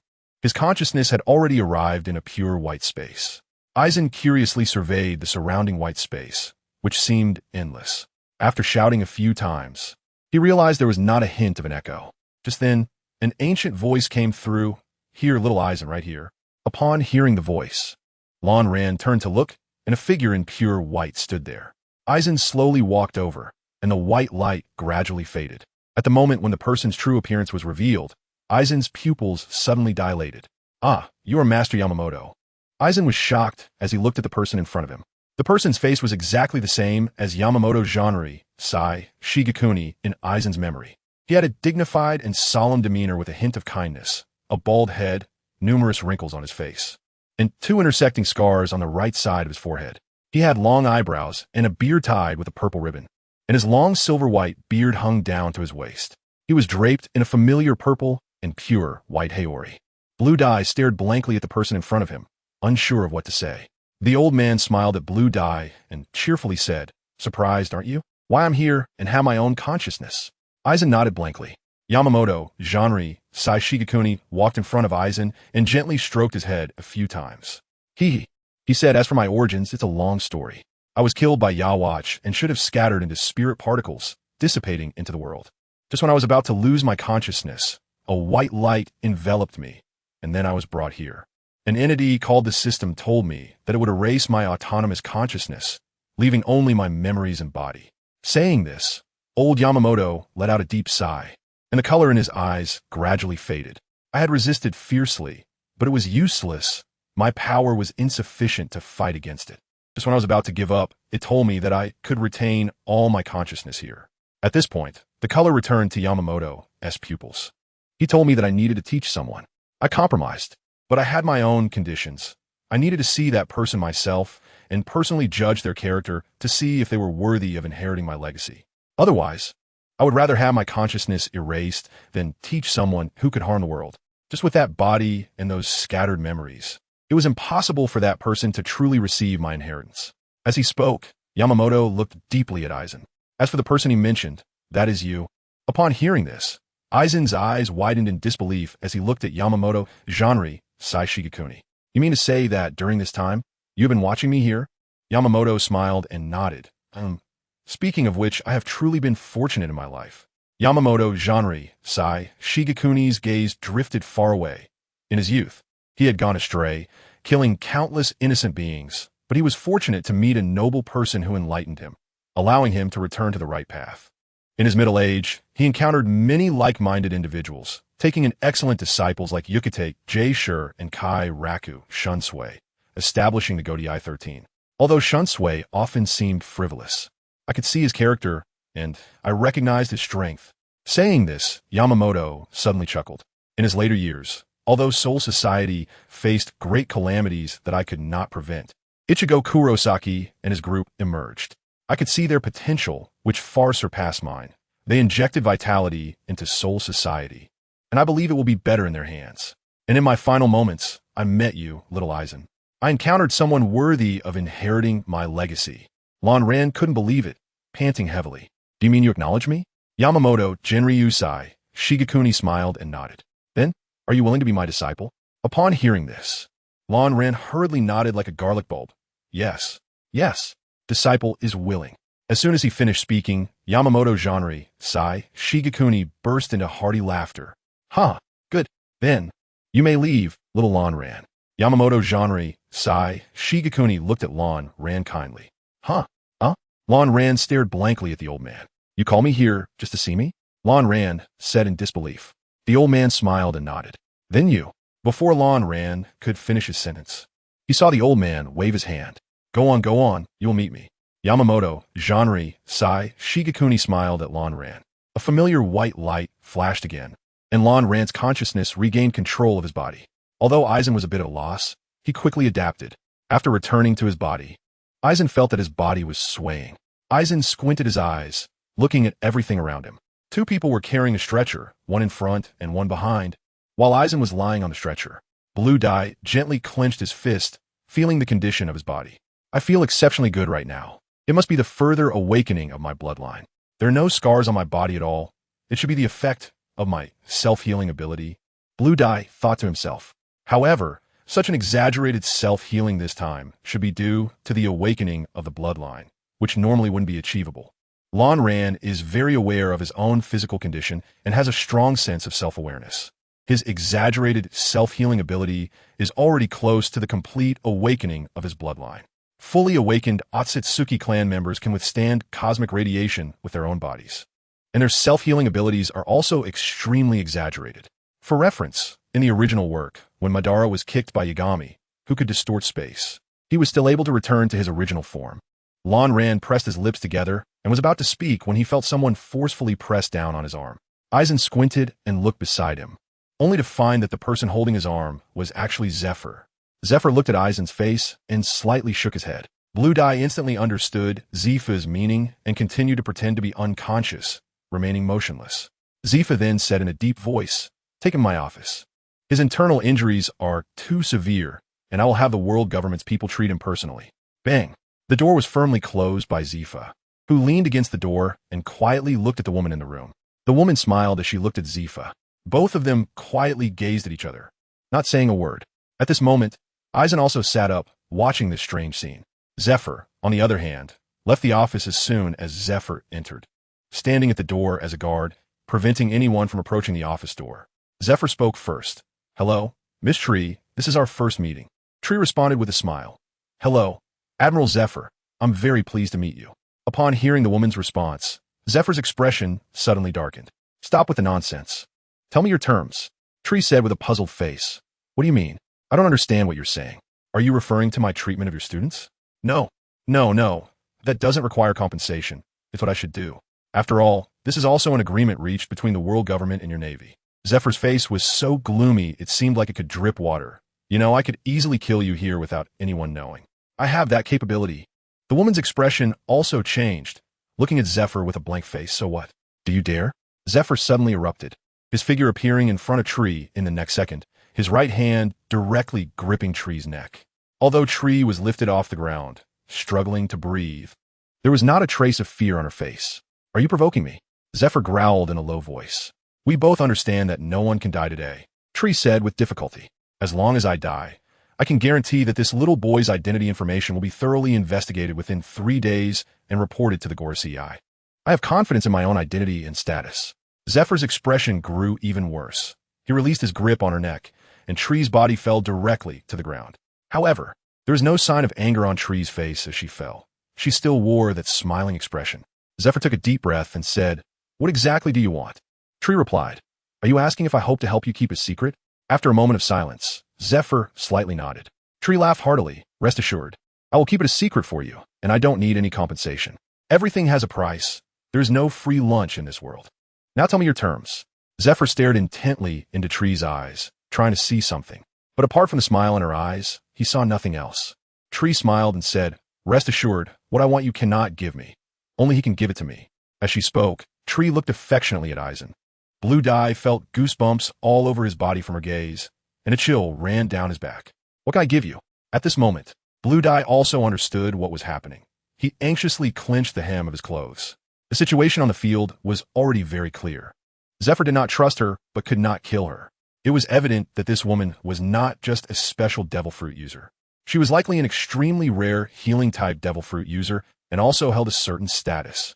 Lonran does not know what he can give her, nor does he know what this woman is really thinking. Tree looked Lonran up and down, saying, "Of course you can't give me anything right now.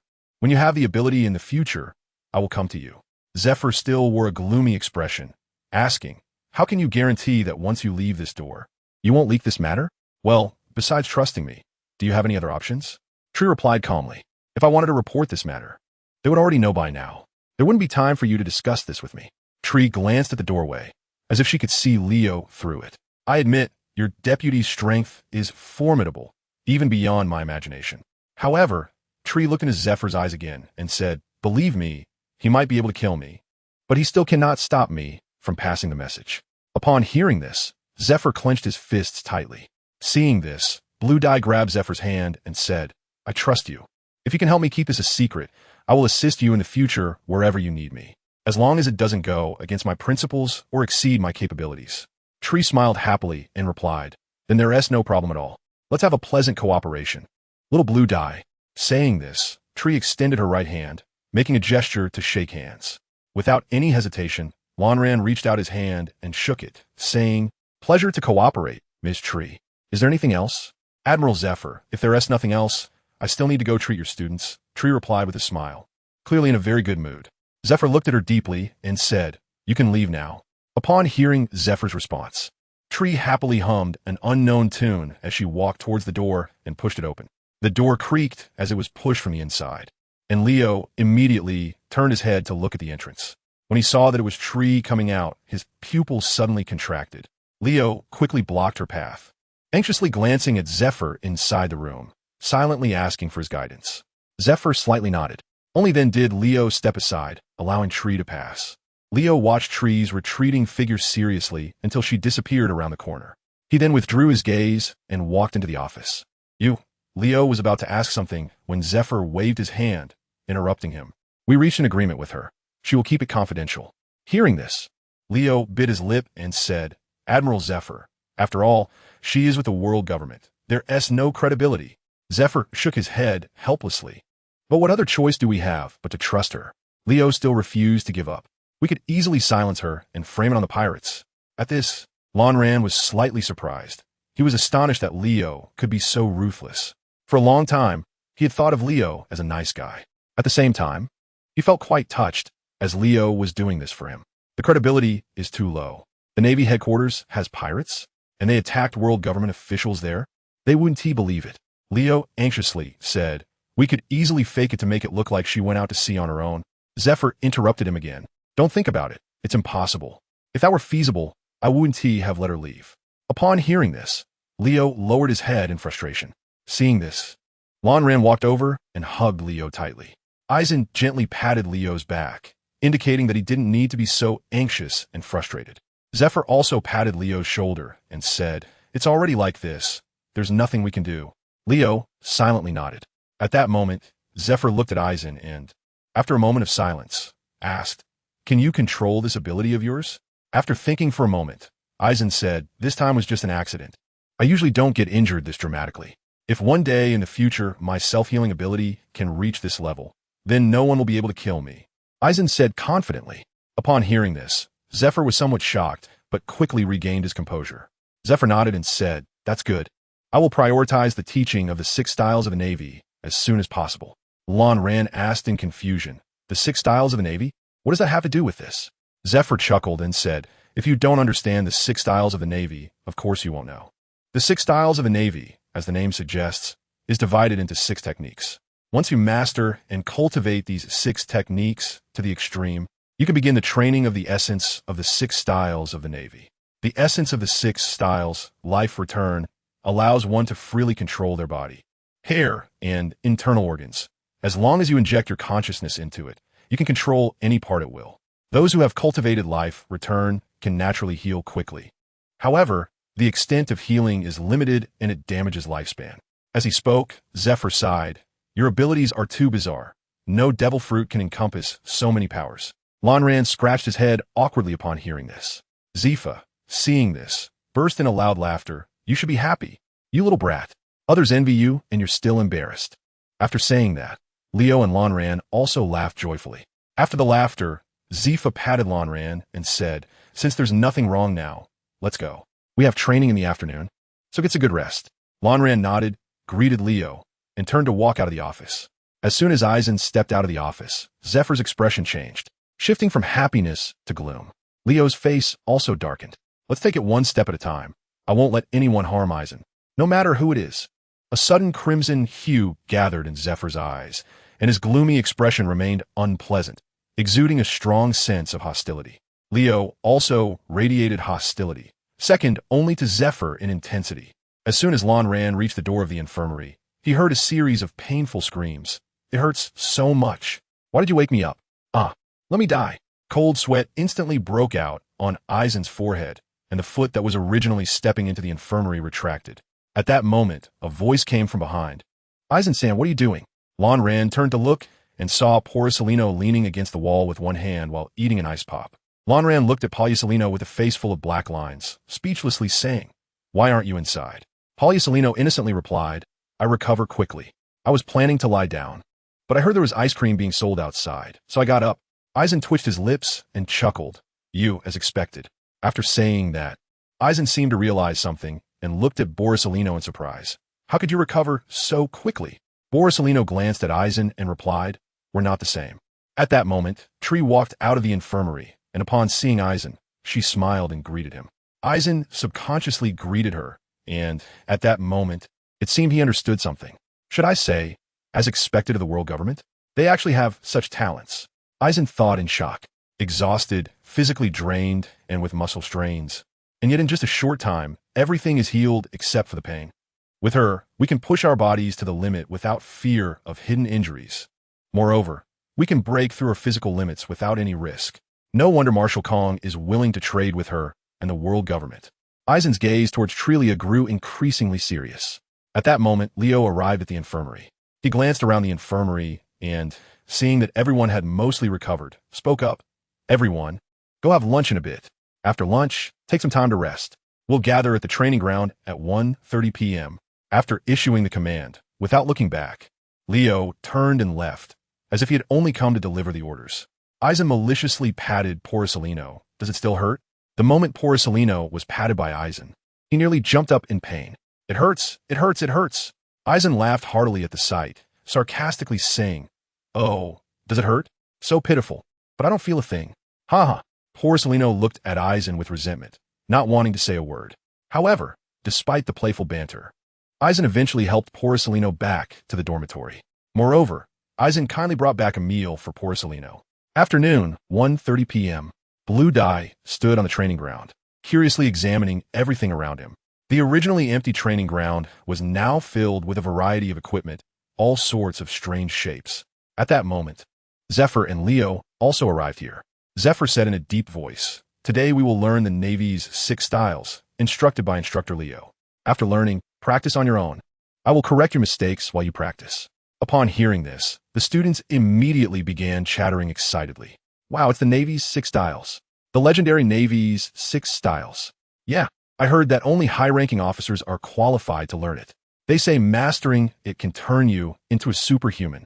I can't believe we actually get to learn the Navy's 6 styles. Excitement was written all over the students' faces, each of them eager to learn the Navy's 6 styles. Seeing this, Zephyr smiled and said, "Of course, not everyone can learn it.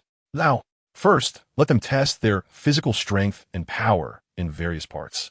After receiving the order, Leo walked to a machine and took out a list. The machine consisted of 2 parts. One was a vertical platform covered with a layer of foam, and the other was a screen. Edward Adam Davis. Present. A muscular man stepped out of the line. Use your maximum strength to attack this machine, first with your fist, then with your leg. Understood. As soon as he finished speaking, Edward Adam Davis assumed an attacking stance. Boom. Edward Adam Davis punched the machine, and the numbers on the screen began to jump. Finally, it settled at 500. Fist strike, 500 physical strength. Now attack with your leg. Hearing this, Edward Adam Davis retracted his right leg and then delivered a side kick to the machine.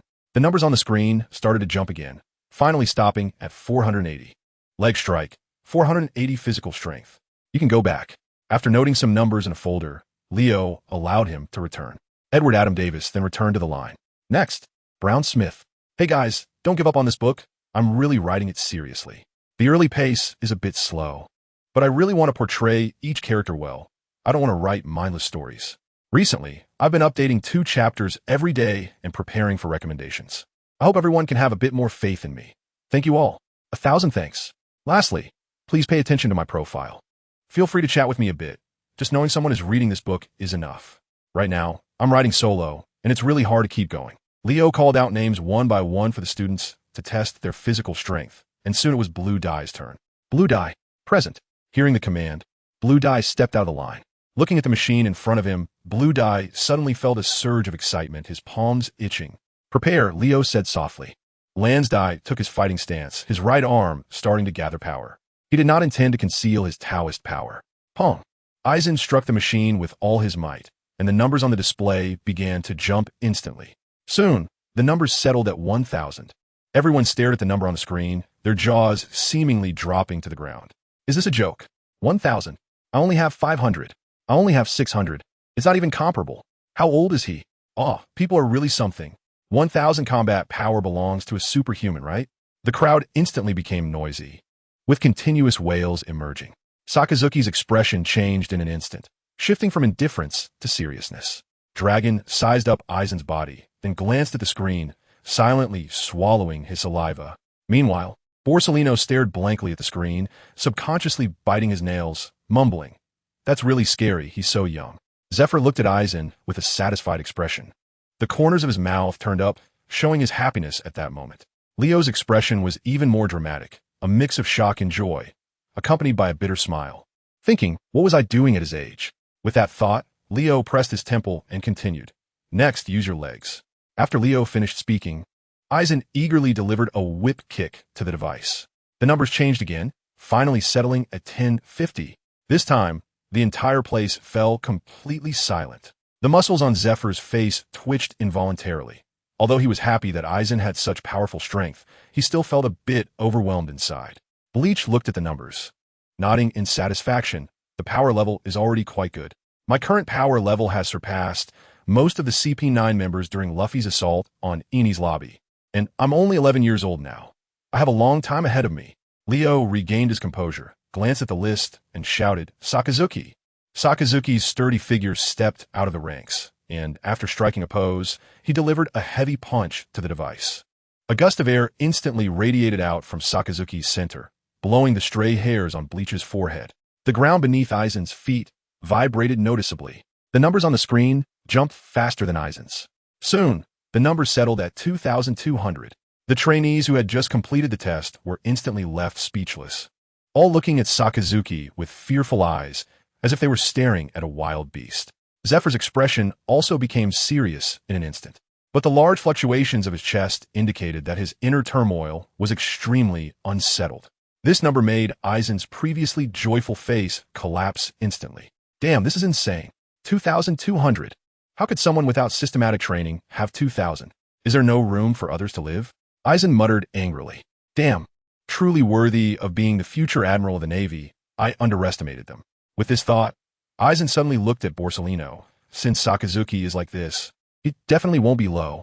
Borsalino noticed Aizen's gaze, and, while pinching his nose, quietly asked, What are you looking at me for, Aizen-san?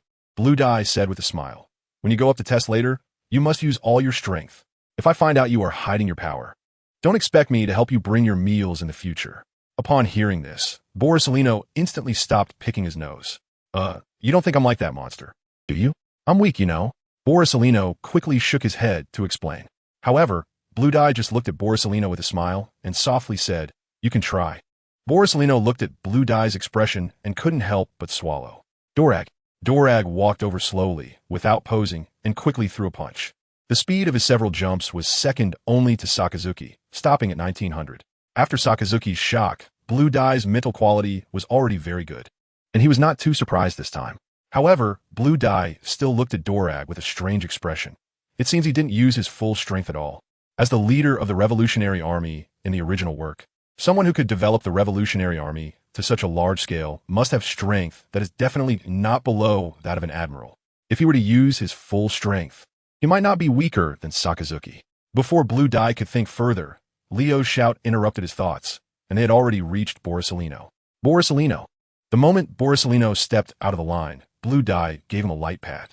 After being patted by Blue Dye, Borsalino's body instantly became a bit stiff. Before the setup, Borsalino slightly moved his wrist and looked at the device with a frown. Borsalino helplessly glanced at Blue Dye, who was smiling at him. Hurry up, Leo urged as Borsalino stood still for a long time. With no other choice, Borsalino had to prepare to gather his strength. Bang! A field of energy radiated outward. Centered on Borsalino, Lonran instantly felt a slight vibration under his feet. The numbers on the screen began to jump, and the speed of the jumps was surprisingly comparable to that of Sakazuki. Lonran looked expectantly at the screen, and everyone was staring intently at it. Soon, the number stopped at 2,500. At this moment, it felt as if everyone's hearts had been shaken, leaving them speechless for a long time. After seeing Borsalino's combat power value, Zephyr's expression became quite subtle. On the other hand, Sakazuki's face turned grim, and he unconsciously clenched his fist. Dorag glanced at Borsalino but didn't say much. My hand hurts so much. Borsalino tightly covered his right hand with his left and began to wail. Lonran watched Polyasalino show off with twitching eyes. Thinking silently, he definitely didn't use all his strength. This dog, I never expected him to hide it so deeply. Lonran looked at the numbers on the screen, smacking his lips and casting an increasingly unfriendly gaze towards Borsalino. Seeing that no one was paying attention to him, Borsalino helplessly pouted and, sensing the atmosphere, stopped causing trouble and resumed his pose. Bang! Borsalino executed a side kick, causing the numbers to change again, this time settling at 2,200. Now, Sakazuki's expression became even more grim, his hands clenched into fists, with his nails seemingly about to dig into his flesh. The muscles on Sakazuki's face were visibly twitching. Blue Dye noticed Sakazuki's demeanor, but didn't think too much about it. He was well aware of what was going on with Sakazuki. Whether in the original story or in this world, Sakazuki was an extremely proud person, someone who pursued strength, had unwavering beliefs, and in his youth, looked down on everything. It was obvious that he had been provoked by Borsellino. Blue Dye had to admit that he was also stimulated. If it weren't for the system, he might have felt a bit desperate. He rarely saw Borsellino training, and even so, his combat power was still so high. Moreover, he had a Logia-type devil fruit. It was the top-ranked glint-glint fruit among Logia types. In terms of mobility and lethality, it was second to none. Thinking of this, Blue Dye felt a deep resentment. When Borsellino returned to the ranks, Blue Dye couldn't help but spit at him. Borsellino seemed to have anticipated it, easily dodging to the side. Then, with an innocent expression, he said, "What are you doing, Blue Dye? Did I offend you in some way?" Aizen gritted his teeth and squeezed out a sentence through his clenched jaw. "I simply find you unpleasant.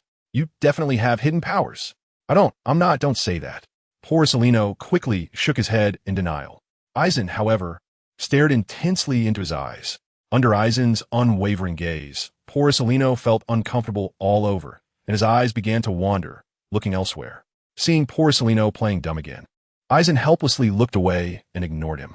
At this moment, everyone had finished their tests. According to Aizen's memory, among the 20 trainees, the one with the highest visible combat power was Borsellino. Next were Sakazuki, Drago, and Aizen himself. Following them was the animal-type devil fruit user, Kundari Yelki. After that was the hidden weapon expert, Justin Bieber. Aizen had a deep impression of these two. Kundari Yelki had strong endurance during training and also had great stamina in battle. As for Justin Bieber, Aizen was more wary of him. His hidden weapon skills were impressive, and if Aizen guessed correctly, he should also have his own devil fruit abilities. With long-range attacks using hidden weapons and strong close combat skills, along with decent combat power, he was practically an all-rounder. Zifa looked at the list for a while, rubbed his fingers, and said, "Those with combat power below 500 will be taken by Instructor Leo for further training. Those above 500 will stay here, and I will teach you the 6 styles of the Navy." Saying this, Zifa glanced at the list. "Alex and Yuya stay. You two have enough leg strength and decent physical fitness, so you can start practicing Jeppo and Soru." After speaking, Leo took the list and led away some of the trainees with combat power below 500. Once most people had left, Zifa spoke up. "The 6 styles of the Navy are martial arts that surpass human physical limits. They are extremely powerful, and if you master all of them, even devil fruit users can fight back. The 6 styles are Soru, Tekai, Shave, Jeppo, Renkyaku, and Shurgon. Today, I will demonstrate each of the 6 techniques in order. Watch carefully, learn well, and then choose one to practice today. Your talents vary, and I'm not clear on your training progress, so I will set a minimum deadline." Saying this, Zifa raised his right hand with his index finger up. 1 month. I expect you to master all 6 techniques within a month. Do you have confidence?" Zifa shouted loudly. "Yes." The excited trainees replied in unison. "All right, enough talk. Watch closely. This is Soru." As soon as he finished speaking, Zifa's right leg instantly created an afterimage, and the next second, Zifa's figure appeared in another location. Aizen had already activated his 3-tomo Sharingan the moment Zifa finished speaking. His eyes fixed tightly on Zifa's movements. "Wow, so amazing, so cool." Zifa unconsciously raised the corners of his mouth, but quickly suppressed it, saying in a deep voice, "Did you understand?" Hearing Zifa's question, the trainees fell silent again. Zifa could only patiently explain the principles and key points of the technique. Soru is about rapidly stepping on the ground dozens of times within an instant, 36 seconds, using the explosive reaction force generated to move at high speed. Once mastered, it seems like one disappears from the enemy's sight. The trainees nodded, not fully understanding, but appreciating the complexity. Seeing their reaction, Zifa instantly felt a bit of a headache. However, there was no way around it. After all, this was his first time teaching the 6 styles, so he could only take it slow. As for why Leo was able to do it, it was because he had seen Zifa use it so many times over the years, and after inquiring about the principles, he figured it out on his own. Just as Zifa was about to demonstrate again, Aizen raised his hand. "Instructor Zifa, I want to give it a try." Zifa looked at Aizen in surprise. "You've learned it?" Ran said apologetically, "It's about right, I'll give it a try. Can you help me see if my movements are correct?" Fa nodded reassuringly. "All right, go ahead." Eisen stepped out of the line, and once he stood still, the muscles in his right leg instantly tensed up. The movements of Zephyr from earlier flashed in his mind, as if Zephyr's actions were slowed down thousands of times by a high-speed camera under the ability of the Sharingan, frame by frame revealing themselves. Soon, Eisen made a move. The motion of his right leg mirrored that of Zephyr's, creating the same afterimage. In the next moment, Eisen's figure appeared in another location, but his body clearly wobbled a bit, struggling to maintain direction. Zephyr looked at Eisen in surprise, his mouth slightly agape, unsure of what to say. The people around them were all dumbfounded, watching as Eisen used Shunpa in one go. Borisolino still wore that so-scary expression. Sakazuki's expression had grown even darker, while Drago looked extremely surprised, and his gaze towards Eisen changed noticeably. After standing still, Ran clearly felt the soreness in his right leg and the tight, congested sensation. Ran slightly moved his right leg and rubbed it with his hand, feeling a bit better. Fa said, "You completely imitated my movements just now?" Ran nodded. Fa was silent for a while and said, "You are very talented. You are the most talented person I have ever seen." Hiryu scratched his head in embarrassment upon hearing Zifa's words. The people around them, after hearing Zifa, did not have a single person to refute him. They all nodded in silent agreement. Everyone's physical condition is different, so naturally, the specific details of movements, such as force application techniques, vary as well. Don't just blindly imitate me. You need to find the force application techniques and postures that suit you, Zifa said seriously. After hearing this, Ran nodded thoughtfully. "I understand. I will practice more." Upon hearing this, Fa nodded in satisfaction and then looked at the other students. "Did you all learn this time?" The students silently looked at Fa, not saying a word. Fa's head began to ache again. "Hey guys, take a look at the kids group. It's fine to chat with them for a bit. The group is in the profile. It's really tough for the kids," Fa said helplessly. "Come on, Ran. Demonstrate it one more time." "Huh? Ran was just lost in thought, thinking about his own movements, and seemed a bit confused when Fa called on him. After stretching his body, Ran felt that the muscles in his legs were somewhat relieved, and he prepared to use shave again. Eisen closed his eyes, recalling the feeling he had when he used shave just now, and the muscles in his right leg tightened again. Suddenly, Eisen's right leg quickly struck the ground, creating an afterimage, and in the next moment, his figure reappeared in another place. This time, Eisen's figure still swayed a bit, clearly indicating that he had not yet controlled his direction well. However, this time, Eisen felt distinctly that his leg did not hurt as much as before. Zephyr nodded in satisfaction and turned to ask, "Did you understand this time?" There was still a complete silence. Zephyr's expression instantly fell. Seeing Zephyr's not-so-pleasant expression, the crowd began to murmur. "Did you understand? I just saw a whoosh and nothing else. If we could learn it, that would be amazing. What does Instructor Zephyr take us for? Not everyone is a genius. All right." Although the voices of the complaints were quite soft, they gradually reached Zephyr's ears due to the number of people. Zephyr's head hurt even more, but he had no way to address it. He could only look to Eisen for help. Lansdai was being watched by Zifa, and he felt a bit uneasy. He couldn't help it. He had the Sharingan, which allowed him to observe and copy in detail, but others were different. "Don't compare me to others." Lansdai helplessly turned his head to the side, avoiding Zifa's gaze. He was also powerless. Although everyone present was an elite, the threshold for learning the 6 forms of the Navy was high. Even ordinary elites would take many days to barely use them. As for Lansdai, he was a genius. At that moment, a deep voice sounded, "Teacher Zifa, I want to give it a try." Upon hearing this, Zifa felt very pleased. Looking towards the voice, he saw Sakazuki stepping forward on his own. Zifa nodded seriously. "Come on, Sakazuki, give it a bold try." As he spoke, Zifa glanced at the remaining people, showing them the ones who dare to try. The people who were glanced at by Zifa looked at him speechlessly, wanting to curse, but unable to say it, probably fearing a beating. Sakazuki adjusted his body, stood firm, and then quickly stomped on the ground like Zifa did with his right leg. Instantly, a residual image appeared, and the ground was shattered. The next second, Sakazuki's figure disappeared. Bang! The wall next to the training ground was smashed. Amid the ruins, Sakazuki crawled out, dazed and covered in dust. Seeing his miserable appearance, everyone around couldn't help but laugh out loud. Hearing this group mocking Sakazuki, Zifa abruptly turned his head, looking at them with an unfriendly expression. Immediately, The smiles on people's faces froze, and they all silently straightened their expressions, lowering their heads.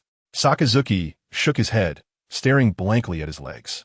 Zifa said in a deep voice, "You used too much strength and didn't control the direction well.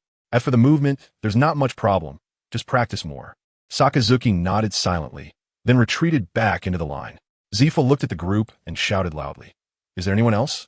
The people looked at each other, whispering, but still no one stepped forward. Zifa pressed his temples, helplessly saying, "Borsellino, you come."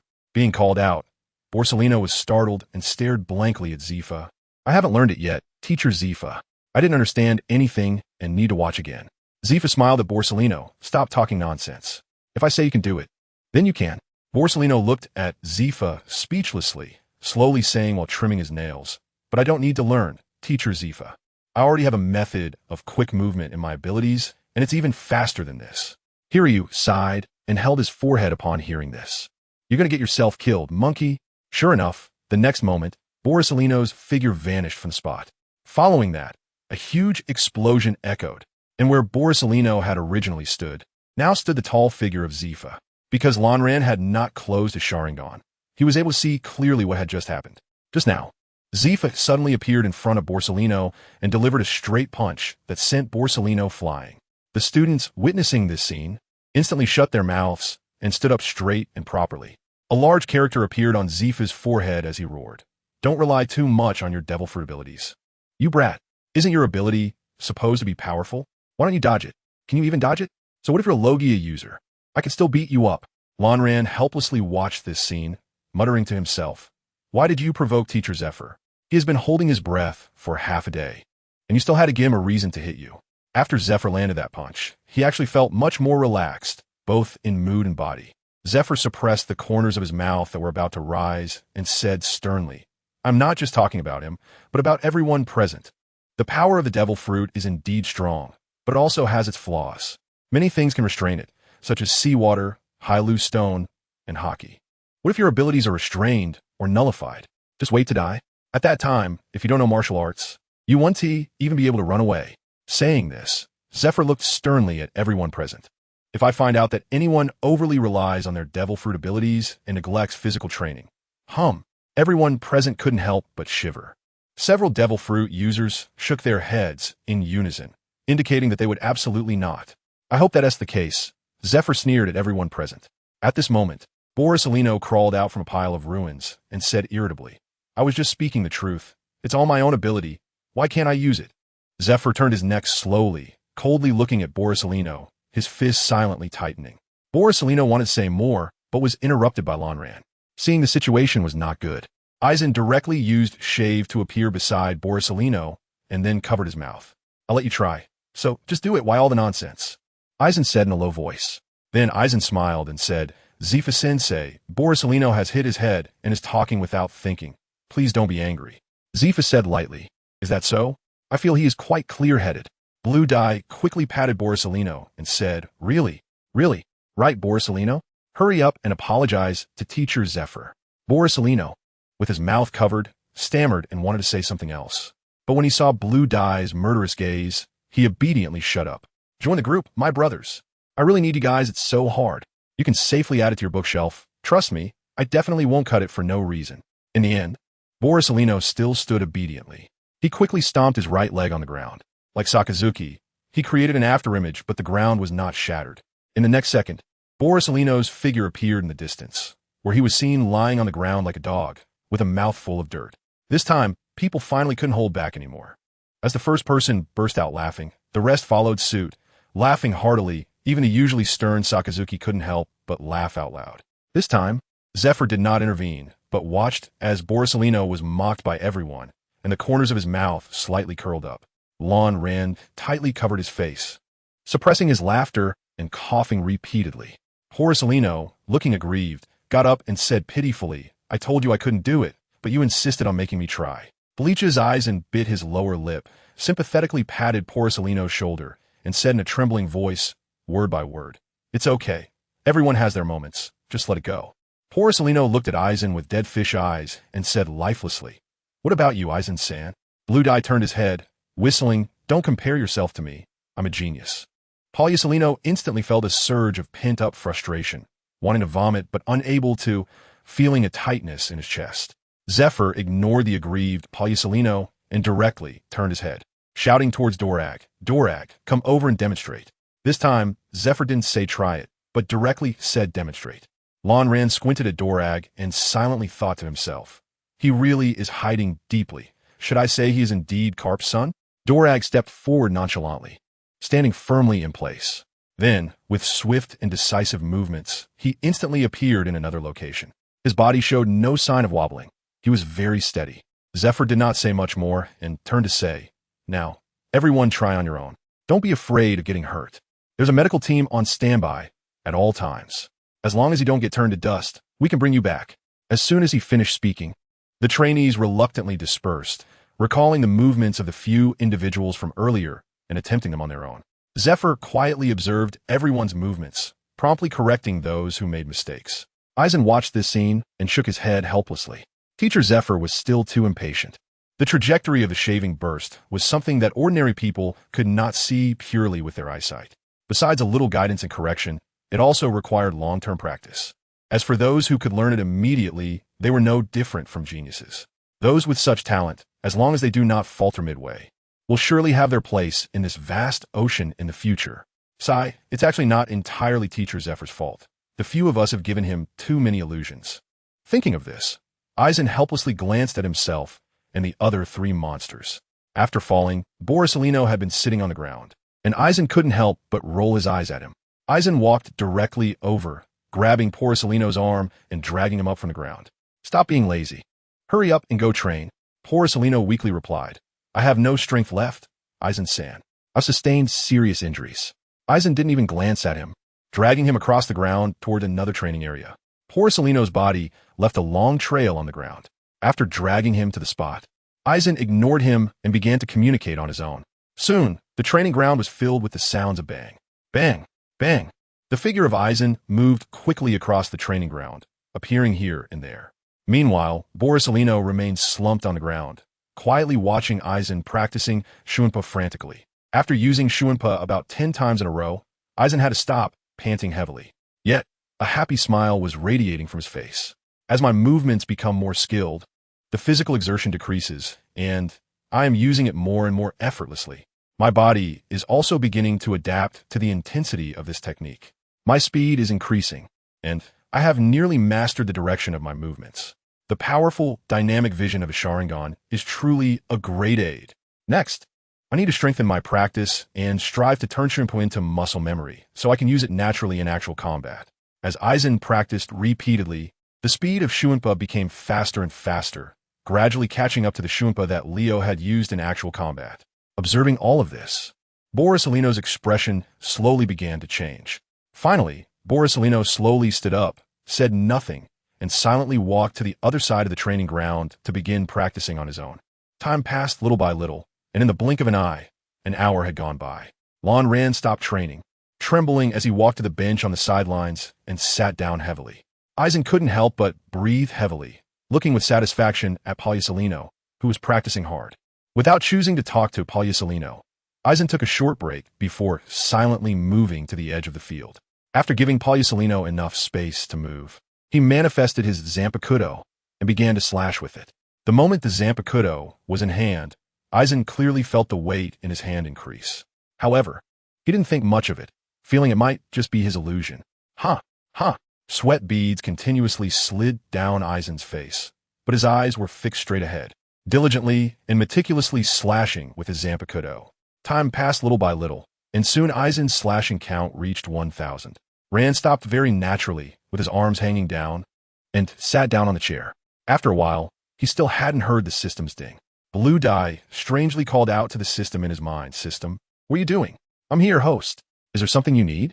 What about my daily tasks?" "I clearly reached 1,000 times," Blue Dye asked in confusion. "Ding. Your daily tasks have been upgraded. Please check on your own." Lonran opened the daily tasks with a puzzled expression and found that the original 10001000 had changed to 10001000.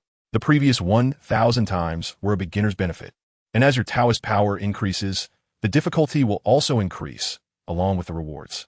Now, You need to chop 10,000 times to complete the daily task. And the weight of the shallow strikes has also changed. The change in gravity is absolutely reasonable, so please rest assured. No wonder I feel it's so exhausting this time, Lan Ran realized. What about the rewards? The reward for the daily task has changed to an increase of 100 Taoist power each time, with lollipops as usual.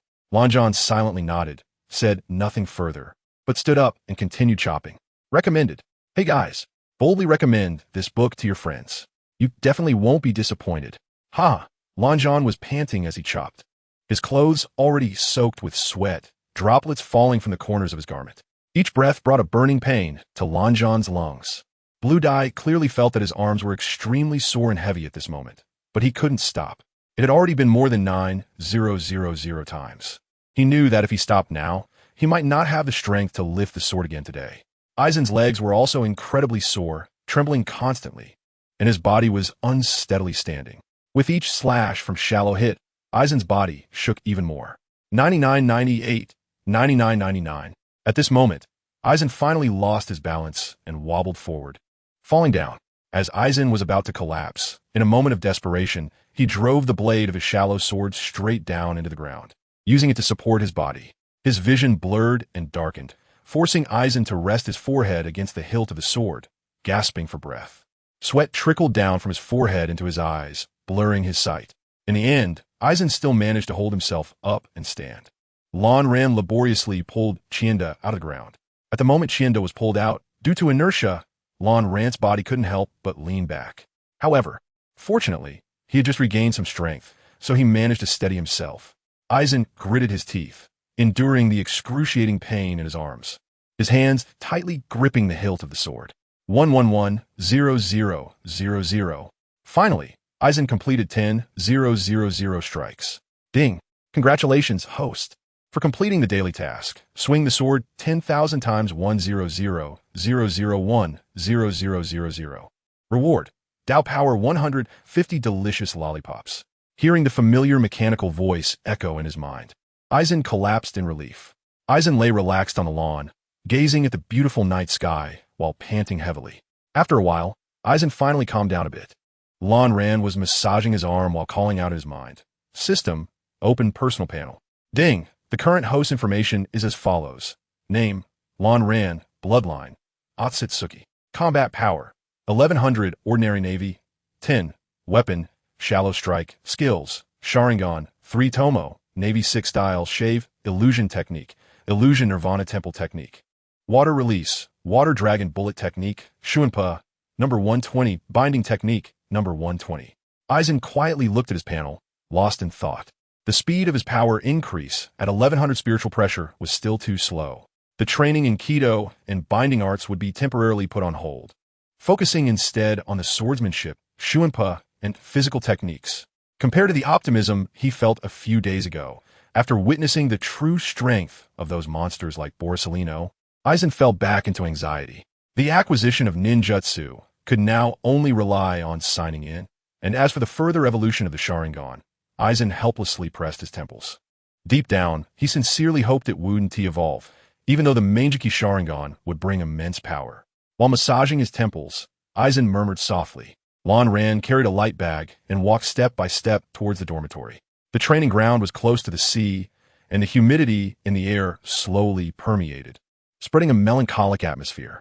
Looking up at the sky, Aizen saw the stars shining exceptionally brightly, and at that moment, he felt an unprecedented sense of tranquility. As a pure member of the Otsutsuki bloodline, Aizen's lineage is extremely exceptional. This is why the starting point of his Sharingan is so high. Although in the original work, the recognized genius Itachi Uchiha awakened his 3 Tomo Sharingan at the age of 9. Later on, Itachi's physical condition deteriorated increasingly, and in the end, he could only rely on his strong will to fight. This situation is definitely related to awakening the 3 Tomo Sharingan too early. Aizen had suspected this matter before, because the Sharingan is essentially a representation of Yin-type chakra. The concentration of Yin-type chakra in his body was too high, combined with his young age and underdeveloped physique, which resulted in an imbalance of Yin and Yang in his body, causing him to have poor health and leaving him with lingering ailments since childhood. Aizen was already very satisfied that he could awaken the 3 Tomo Sharingan at the age of 11. He had thought everything would continue smoothly But after experiencing 2 awakenings of his bloodline, he suddenly realized that the Sharingan was still at the 3 Tomo stage, with no signs of evolution whatsoever. Even though his ocular power had reached a certain level and his Yin-type chakra was abundant, the 3 Tomo still showed no signs of merging into one. Well, let's take it one step at a time. What is meant to come will come. Aizen sighed deeply and murmured. Just as he was about to enter the dormitory, he heard a faint snoring sound. Aizen gently pushed open the wooden door of the dormitory and cautiously walked inside. He saw Borsalino sprawled out on the bed, completely disregarding his image. After taking a glance at him, Lan Ran prepared to wash up, but suddenly he caught a whiff of the aroma of food. Lan Ran followed the smell and saw a large bowl of steaming rice bowl placed on the table beside his bed. TSK. Lan Ran looked at Borsalino in surprise, feeling a bit touched in his heart. He then sat down at the table and began to eat heartily. Although it was called a bowl, it was actually about the size of a basin. Lan Ran finished the entire meal in 5 minutes.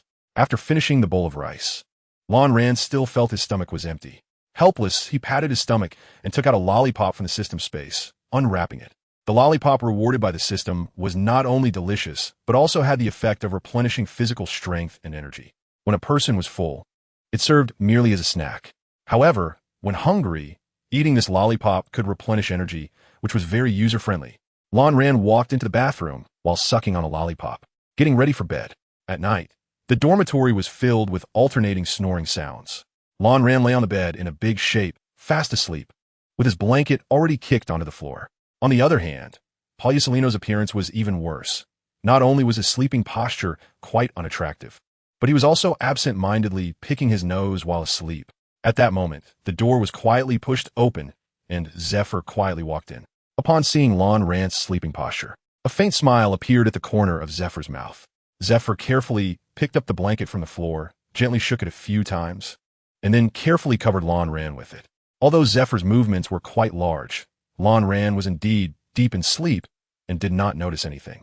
After covering Lan Ran with the blanket, Zephyr stood quietly, gazing at Lan Ran's youthful face, lost in thought for a moment.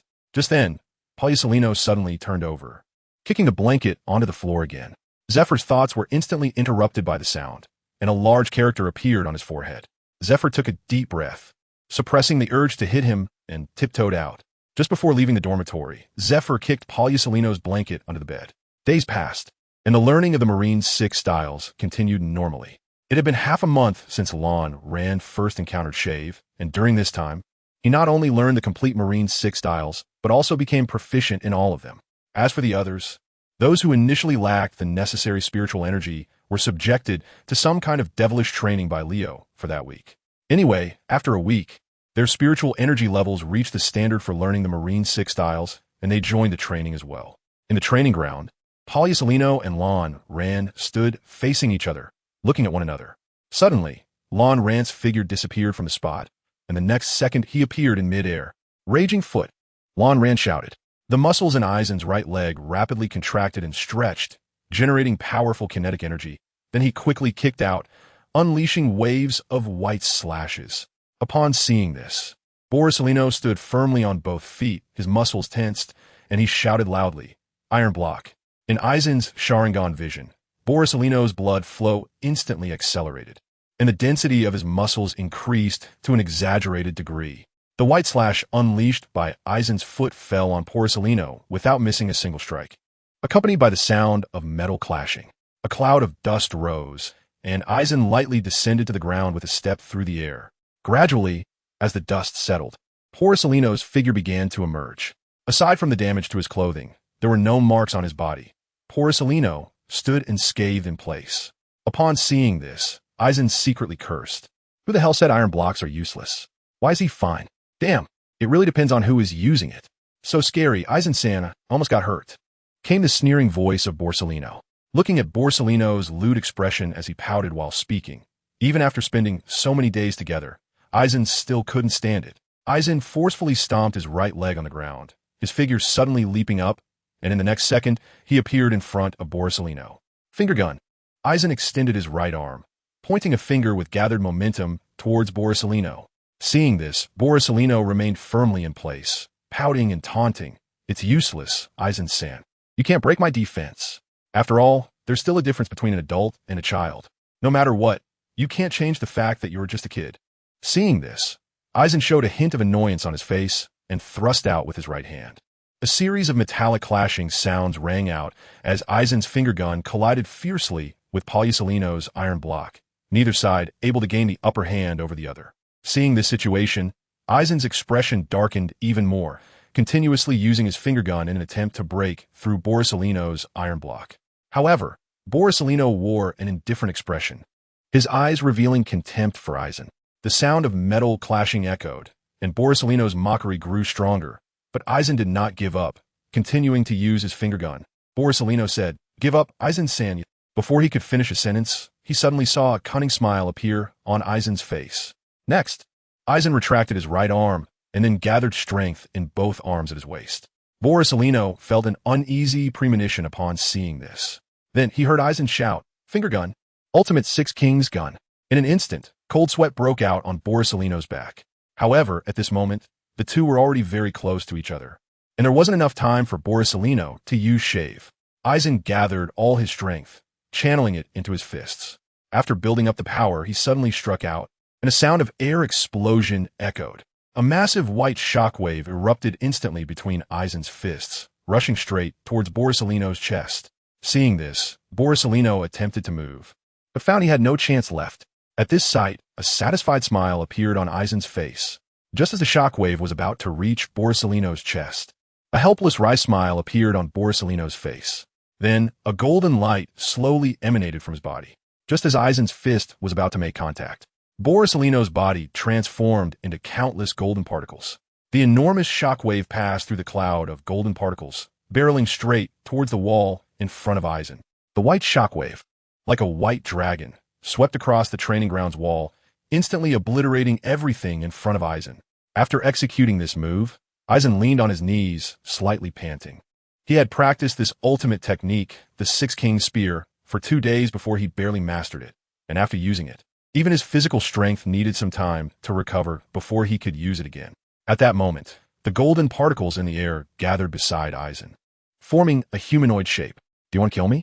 "Eisen-san," Borsalino's aggrieved voice came through. Eisen grinned and said, "Isn't this just nothing at all? If I weren't a natural-type devil fruit user and could elementalize, I might really fall into your hands." "How scary, Eisen-san, and you're only 11 years old." Borsalino couldn't help but admire. "Come on, give me the real deal. What is your combat power level roughly at?" Eisen asked curiously. Borsalino's combat power level is definitely higher than 2000. Otherwise, it wouldn't be possible to perfectly defend against Eisen's attack. Borsalino scratched his head and innocently said, "Didn't I measure my combat power level last time? It's 2000. Blue Dye curled his lips, knowing that this guy was pretending again, so he didn't say much. "This time you lost, and you promised not to use the devil fruit abilities," Blue Dye said triumphantly. Borsalino waved his hand and said nonchalantly, "Losing is losing. It's not embarrassing to lose to you." Then he asked curiously, "By the way, Blue Dye-san, when did you master this move?" Lanran lowered his head and smiled mysteriously. "What's wrong? Do you want to learn?" "If you want to learn, I'll teach you." Borsalino, while picking at his nails, curiously said, "Is it easy to learn this move?" "But it has great power." Eisen smiled and said, "It's really easy. I have a secret technique for this, but I won't tell anyone else." As he spoke, Eisen wrapped his arm around Borsalino's and pulled him closer. Borsalino felt a bit curious and asked, "Secret technique? What kind of technique?" Eisen whispered in his ear, "The secret is to personally experience its power." As soon as he finished speaking, Eisen shouted, "Six Kings Spear." With a sudden burst of power, Eisen's arm struck out fiercely. A shockwave, slightly smaller than before, erupted between Eisen's fists, instantly sweeping over Borsalino. This time, Borsalino didn't have time to evade with elementalization. The shockwave surged out, directly sending Borsalino's figure flying into the sky. But that wasn't enough. The sound of an explosion rang out from beneath Eisen's feet. After rising into the air, his leg muscles tensed, and he swung them out forcefully, executing the Gale Foot again. Gale Foot Chaos. 2 massive white slashes shot out, covering a wide area and instantly enveloping Borsalino's figure. After using this move, Eisen calmly landed on the ground with a light step, glancing into the distance.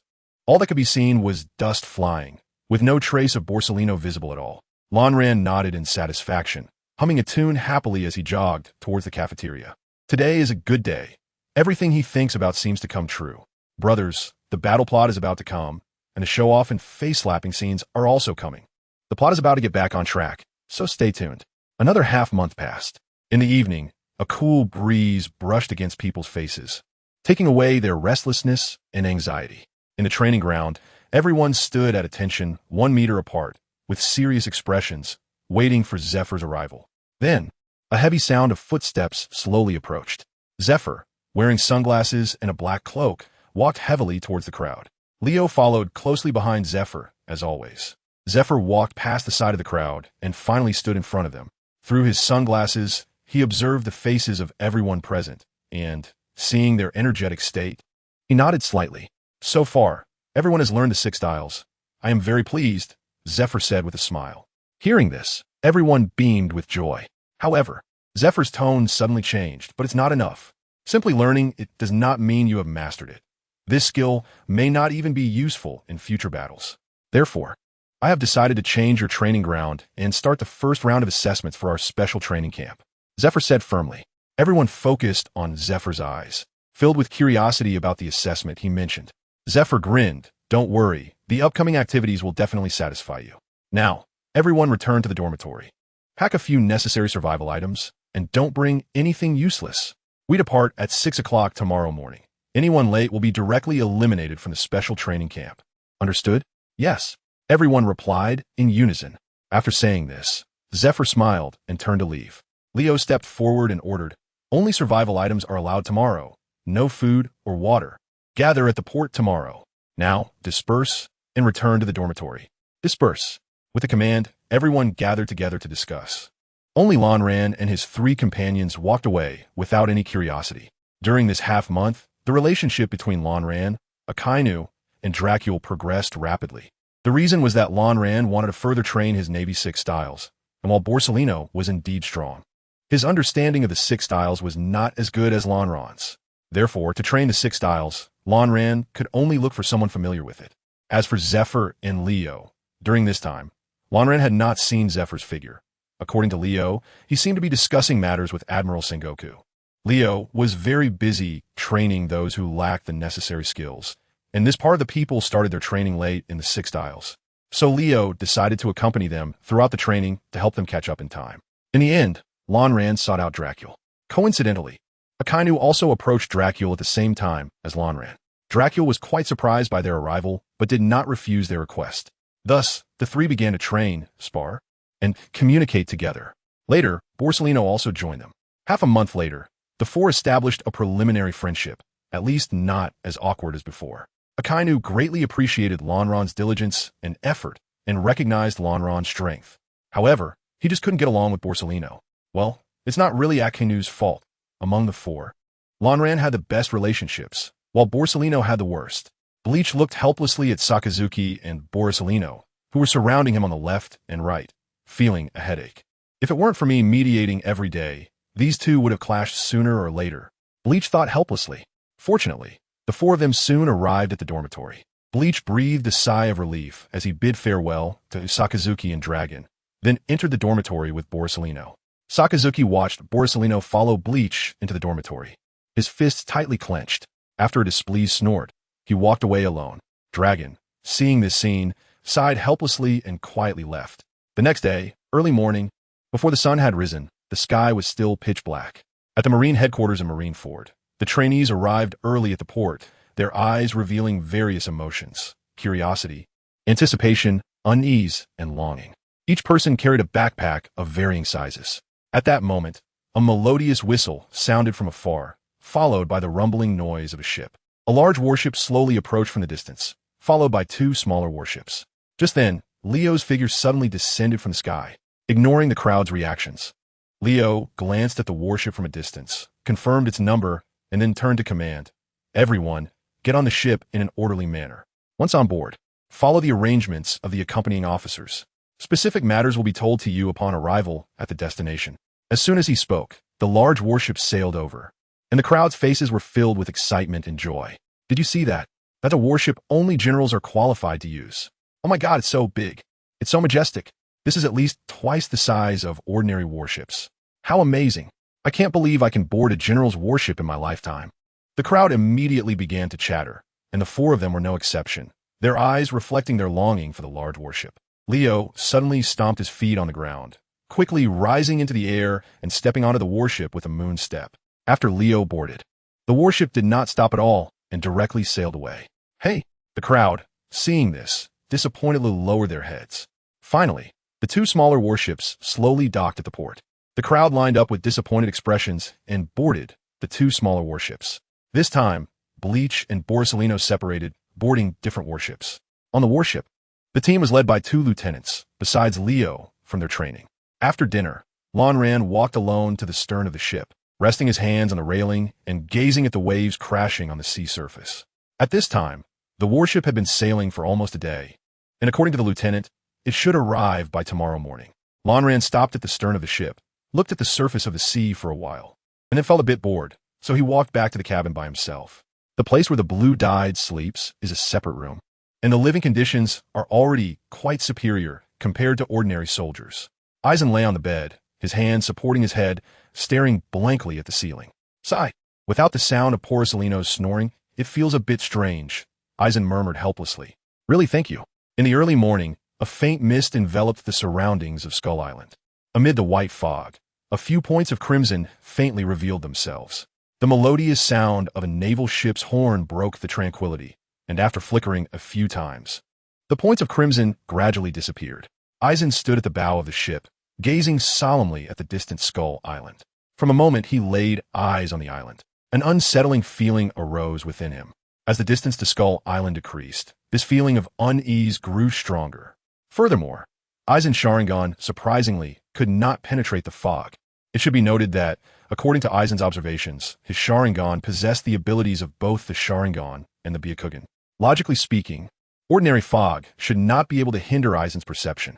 Under the full operation of Eisen, he observed the unusual nature of the fog. This fog, no, it can't be called fog. It should be described as a peculiar mixture of substances. Fog refers to a weather phenomenon composed of tiny water droplets or ice crystals suspended in the air near the ground. Such a composition could absolutely not obstruct Eisen's Sharingan. This mixture, which contains both liquid and solid particles, and subtly has energy flowing through it, is something Eisen has never seen in either his past life or this one. Moreover, Eisen is certain that besides himself, no one present could discover this. Such meticulous observational ability is not something an average person can possess. Even Master of Observation Haki could only vaguely sense that something was off. Therefore, when Eisen noticed this, his muscles tensed involuntarily. The warship passed through this layer of white mist and stopped in shallow waters. Then the officer organized the trainees to drive the small boats on the ship toward the island. The trainees happily rowed the small boats, with some even starting to sing loudly. Meanwhile, Eisen's eyes were constantly surveying the surroundings, paying attention to any potential dangers. Upon reaching the island, a total of 20 trainees from the two warships gathered together. Eisen's expression was exaggerated as he spread his arms and lunged toward Eisen, saying, "I want to die." Eisen disdainfully moved to the side, leaving him to miss his target. "Be serious. Something's not right here. Be careful," Eisen said with a serious expression, his eyes constantly surveying the surroundings. Seeing this, Borsalino also retracted his smiling face, squinting as he examined the environment. I also noticed Sakazuki's hoarse voice coming from behind Eisen. Sakazuki looked around with a serious expression, this feeling. It seems like something is watching us, and this thing is not weak. It's enough to threaten our lives. Dragon followed closely behind Sakazuki, adding, after a simple greeting with the two, Blue Dye continued to stare at the distant jungle. At that moment, Zephyr's figure descended from the sky, accompanied by a loud crash. Zephyr successfully landed, and the ground beneath him cracked like a spider web. Stepping out of the dust, Zephyr glanced around, saw that everyone was present, and said, "This time, it is both training and actual combat, as well as an assessment, of course. It all depends on you. This island is called Diamond Skull Island, a place filled with powerful beasts. The strongest among them is a lizard-like creature named Skull Reptile by the intelligence agency, with strength at the level of a vice admiral, while others are at the level of brigadier general. The assessment lasts for 7 days, and your task is to survive and kill as many beasts as possible. The stronger the beasts you kill, the more points you will earn. After 7 days, the amount of points you have will determine your ranking. Different rankings will result in different rewards. Soon, each of you will receive a distress signal device. If you feel you are in life-threatening danger and need rescue, You can activate it, and I will send someone to rescue you. However, once you activate the distress signal device, your qualification for the assessment will be canceled, and what happens afterward will no longer concern you. After saying this, Zephyr looked deeply at everyone present and said heavily, I have basically told you about the situation on this island. This island was discovered by the intelligence agency 3 years ago, and in these 3 years, countless elites have been sent out to gather this information. The data is definitely not comprehensive, and there may even be creatures more powerful than the skull reptile. As he spoke, Zephyr sighed deeply, looking complexly at everyone present. Upon seeing Zephyr's expression, the people present felt a sudden chill in their hearts, and cold sweat broke out on their backs. Therefore, I hope you act according to your abilities, understand your strengths, and know what to provoke and what not to provoke.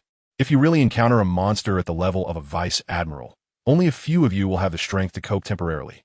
The rest will likely be killed on the spot, without even the chance to activate the distress signal device. In that case, even if you activate the distress signal, the support may not arrive in time. After hearing Zephyr's words, the atmosphere suddenly became tense, and everyone's expressions grew heavy. All right, I want to say more. Good luck to you all, Zephyr said in a hoarse voice, revealing a complex emotion in his eyes. Just as he finished speaking, Leo came over with a sack containing the distress signal devices, distributing one to each person. After distributing the devices, Zephyr once again gazed at everyone. After staring for a long while, Zephyr finally spoke. I'll help you one last time. As soon as he finished speaking, a powerful aura erupted from Zephyr. The surrounding air instantly became dense, even taking on a shade of crimson, making people feel extremely uncomfortable. Despite the aura not being directed at him, Blue Dye felt as though he was facing a formidable enemy, his muscles tensed and ready to spring into action. This bloody, killing intent, belonging to a general-level powerhouse, shot straight into the sky, warning all creatures on the island. After experiencing this overwhelming aura, the creatures in the jungle behind Blue Dye noticeably became much more subdued. The discomfort felt by several people from the Indigo Dye has greatly lessened. Go ahead, this is your own trial. Zephyr waved his hand and shouted. The trainees exchanged glances and walked into the jungle behind them, some in groups and others alone. Let's split up for now. We'll challenge that skeleton reptile in 4 days. Sakazuki said gloomily. The few people nodded in agreement about the Indigo dying. Then they separated and walked into the forest behind them. Once everyone had left, Zephyr's expression relaxed instantly. Admiral Zephyr, you're going to scare them like this, Leo said helplessly from his side. But I'm just speaking the truth, Zephyr argued. Then, Zephyr looked ahead at the dense, dark woods with a serious expression. But it's better to be cautious, he said after observing for a while. You all should set off now. Leo nodded, whistled towards the warship behind them, and instantly, 19 figures radiating powerful auras appeared behind Zephyr. Let's go, Leo shouted softly. As soon as he finished speaking, the 20 figures, including Leo, disappeared from their spots. Brothers, please support me. Everyone can confidently recommend this book to others. It will definitely not disappoint you. Lastly, thank you all for your support. 1,000 thanks. Really, thank you. A blue-dyed hand waved a machete, using it to clear a path through the dense jungle, while the other hand held the distress signal device distributed by Leo. Eisen was not blindly confident to the point of thinking he didn't need to call for help. According to Zephyr, if he really encountered a beast of that level, he would have no choice but to run away. As Eisen ventured deeper, the colors of the surrounding trees grew darker, gradually changing from green to black. This change in color sparked Eisen's curiosity. It is well known that the reason plant leaves are green is due to a substance called chlorophyll contained within them. This substance allows for photosynthesis, storing sunlight in the form of compounds for the plant's growth and development. However, the leaves of the plants here were becoming increasingly black. Plants evolve and change their characteristics to adapt to their environment. Therefore, there's only one possibility. The plants here do not need to rely on sunlight to grow. There is a special energy substance here that allows them to thrive without sunlight. Eisen touched the thick trunk, pinching it with his hand, finding it very hard. Looking up at the towering canopy, Eisen murmured, "Moreover, the energy contained in this substance far exceeds all the energy materials currently known to mankind." Lonran suddenly thought of the white mist he had observed before, that vaguely flowing energy. Is it related to that? After thinking about this, Lonran suddenly slapped himself and said, "Damn, why think so much? It has nothing to do with me. My current task is the assessment." Eisen shook his head vigorously, tossing aside those extraneous thoughts, and began to focus intently on observing the surrounding environment. Since he entered the jungle, he hadn't encountered a single wild beast, let alone a fierce one. It must be the effect of the residual aura from Captain Zephyr, Eisen thought with a wry smile. Truly worthy of a general-level powerhouse. Just the lingering aura alone had driven away all the beasts within a mile. Eisen unconsciously clenched his fists, thinking to himself that he would definitely reach that level in the future. No, he would surpass Teacher Zifa. Seeing no way to earn points, Eisen had to change his strategy and first look for a water source and build a shelter. Lan Ran activated the Sharingan, and with the sound of an explosion beneath him, his figure instantly rose into the air. Eisen stepped lightly, observing the nearby terrain from a high vantage point. With the assistance of his Sharingan's superhuman eyesight, Eisen quickly found a water source, which was a naturally formed waterfall. As for the shelter, Eisen chose to build it on the cliff. The blue-dyed muscles in his legs tensed and then contracted, quickly sweeping outwards, instantly creating a vacuum that was pulled in.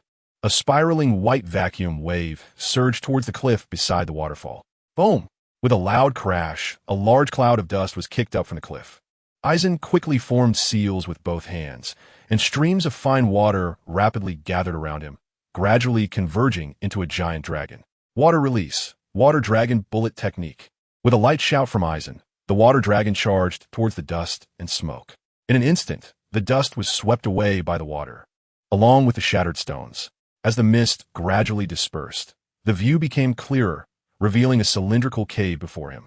Seeing this, Eisen nodded in satisfaction, and with another sound of an explosion beneath his feet, he entered the cave. The strength of the indigo dyeing technique is not particularly great, so the vertical depth of the cave is not very deep, only about 3 meters. After placing the ceremonial items on his back deep inside, Lan Ran stood up and left the cave. It was time to search for food, and given the current situation, it seemed that only fish could be caught. Lan Ran sighed helplessly, then stepped lightly towards the pool beneath the waterfall. Ranzoku, Lan Ran once again unleashed his technique. Chaos. Several waves of white vacuum surged into the water, instantly creating large ripples. In no time, fish with rolled-back eyes floated to the surface, stunned. Lan Ran casually picked up fish one by one, and after collecting more than 20, he stopped his actions. There were too many to eat, and without a refrigerator, they would spoil easily. Forget it, I'll come back next time. He mumbled a few words before leaving with the fish in hand, stepping lightly as he walked away. Just a second after Lan Ran left, the deep pool of water suddenly surged. In the water, a huge pitch-black shadow gradually emerged. Suddenly, a striking crimson color lit up in the dark water. That crimson hue lasted for a few seconds, and after Lan Ran completely left the area above the pool, it faintly disappeared. However, for the next minute, the pool water continued to churn, and the school of fish in the water frantically fled, as if being chased by something. Suddenly, a large splash of bright red surged from the deep pool, accompanied by numerous fish fragments floating to the surface. After 10 minutes of this turmoil, the pool finally calmed down again. Meanwhile, Lan Ran, who was preparing a meal, remained completely unaware of everything that had happened here. Lan Ran hummed a tune while handling the freshly caught fish. He opened the fish's belly, removed the entrails, rinsed it briefly with clean water, and then placed it directly over the fire to roast. The fire was ignited directly with a lighter that Lan Ran had brought along, and he not only packed some clothing, but also various seasonings, a lighter, and medical supplies. Soon, an enticing aroma wafted from the fish on the grill. At night, Lan Ran stood bare-chested at the entrance of the cave, looking down at the deep pool in the distance. A day had passed, yet the animals that had been scared away had not returned. Lan Ran let out a sigh of helplessness. He had chosen this place for the shelter precisely because it had a water source. It is well known that water sources are where all animals come. So, Lan Ran had intended to wait here for a catch. However, a day had passed, and he hadn't even seen a trace of any fierce beasts. Lan Zhan sat at the entrance for a while, before giving up and going back to sleep. Forget it, forget it. If there's still nothing tomorrow, I'll go find trouble with them myself, Lan Zhan muttered. Most of the creatures scared away by Zifa's aura were weak, while the powerful beasts that held their own territories would only be warned by Zifa's presence. If there were still no results tomorrow, Lan Zhan would have to go provoke those fierce beasts. To be honest, Lan Zhan didn't want to trouble those powerful beasts so soon. After all, there were many strange things on this island, and he originally planned to hunt some weaker beasts first to get a preliminary understanding of the island. If he wasn't sure, Lan Zhan didn't want to mess with any unknown powerful beasts. The next chapter will be updated tonight. There were too many things today. In the early morning, The air was filled with moisture, and the bonfire lit the night before had long since gone out. The ceiling of the cave was covered with dense water droplets. And suddenly, a drop fell from the top, landing on Lan Zhan's nose. Lan Yin was startled awake by the sudden chill and hurriedly opened his eyes, only to find it was just water droplets falling from the cave ceiling. Lan Ran silently shifted his body to the side, preventing the water droplets from dripping onto himself. Lan Ran continued to close his eyes and began to rest. He was still very tired, as it was his first night of survival in the wild. Even though he was no longer defenseless, he still felt very nervous. Every little sound from outside would wake him up, so he only slowly fell asleep around 3 in the morning. Suddenly, a roar came from outside the cave. Hearing this sound, Lan Ran frowned, but still didn't want to get up. Soon, the roar turned into 2 different sounds, with the pitch rising higher and higher. Annoyed, Lan Ran pulled the blanket over his head. However, the owner of the roar clearly had no intention of letting Lan Ran sleep peacefully. The roaring continued for 5 minutes and gradually included the sounds of a fight. Boom! Boom! A huge collision sound erupted, causing the cliff where Lan Ran was located to start shaking. A small stone fell from the top of the cave and precisely hit Lan Ran on the head. Lan Ran sat up with a grimace, frantically grabbing his hair. What the hell do these beasts want? They hid from me yesterday, and now they want to sleep. Damn it, they want to jump out. Lan Ran cursed through gritted teeth. Lan Ran manifested a light dye in his hand, holding it as he approached the cave entrance, observing the scene below from a high vantage point. Looking down, Lan Ran saw 2 huge creatures fighting each other, a saber-toothed tiger and a giant bear, each as big as a jeep. The giant bear had the upper hand, or rather, was about to win. The saber-toothed tiger lay weakly on the ground, its body covered in wounds, with a pool of blood beneath it. The giant bear grinned maliciously as it stepped forward, claws gripping the saber-toothed tiger's body, and forcefully slammed it against the mountain wall. Boom! Upon seeing this, Lan Ran understood what the earlier crashing sound was about. Very good, you're amazing. Lan Ran grinned and whispered. Lan Ran stretched his body and moved his joints. Just as he was about to jump down to teach it how to do a bear, he suddenly felt unwell all over. The hair on his back stood up instantly, and the muscles on his body tensed up unconsciously. Lan Ran suddenly bent down, gripping the shallow hit tightly with both hands, his expression serious as he observed the surroundings. Aizen has great faith in his sixth sense. Since the further awakening of his Otsutsuki bloodline and reaching the 3rd seat level of spiritual pressure, this sixth sensibility has manifested itself. Many times, it helps Aizen avoid many dangers, especially during battles. Aizen lay on the ground with a serious expression, quietly peeking out to observe the scene below. He saw the giant bear grinning as it was about to step forward to enjoy its spoils.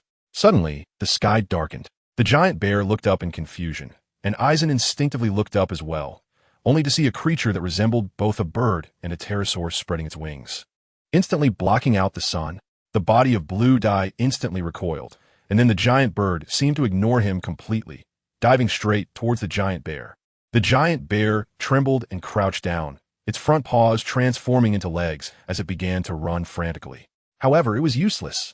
The giant bird had a long, pointed beak covered in spikes, resembling a monster from a movie Blue Dye had seen in his past life. King Kong. Skull Island, called Icarus Wing. Icarus Wing dove down, directly flipping the giant bear with its sharp beak, leaving several long bloodstains on the bear's back. After doing all of this, Icarus Wing glided back up into the sky, as if it had been toying with the bear. Blood flowed profusely from the bear's back, causing waves of intense pain. Yet the giant bear dared not pause for a moment, desperately crawling towards the jungle.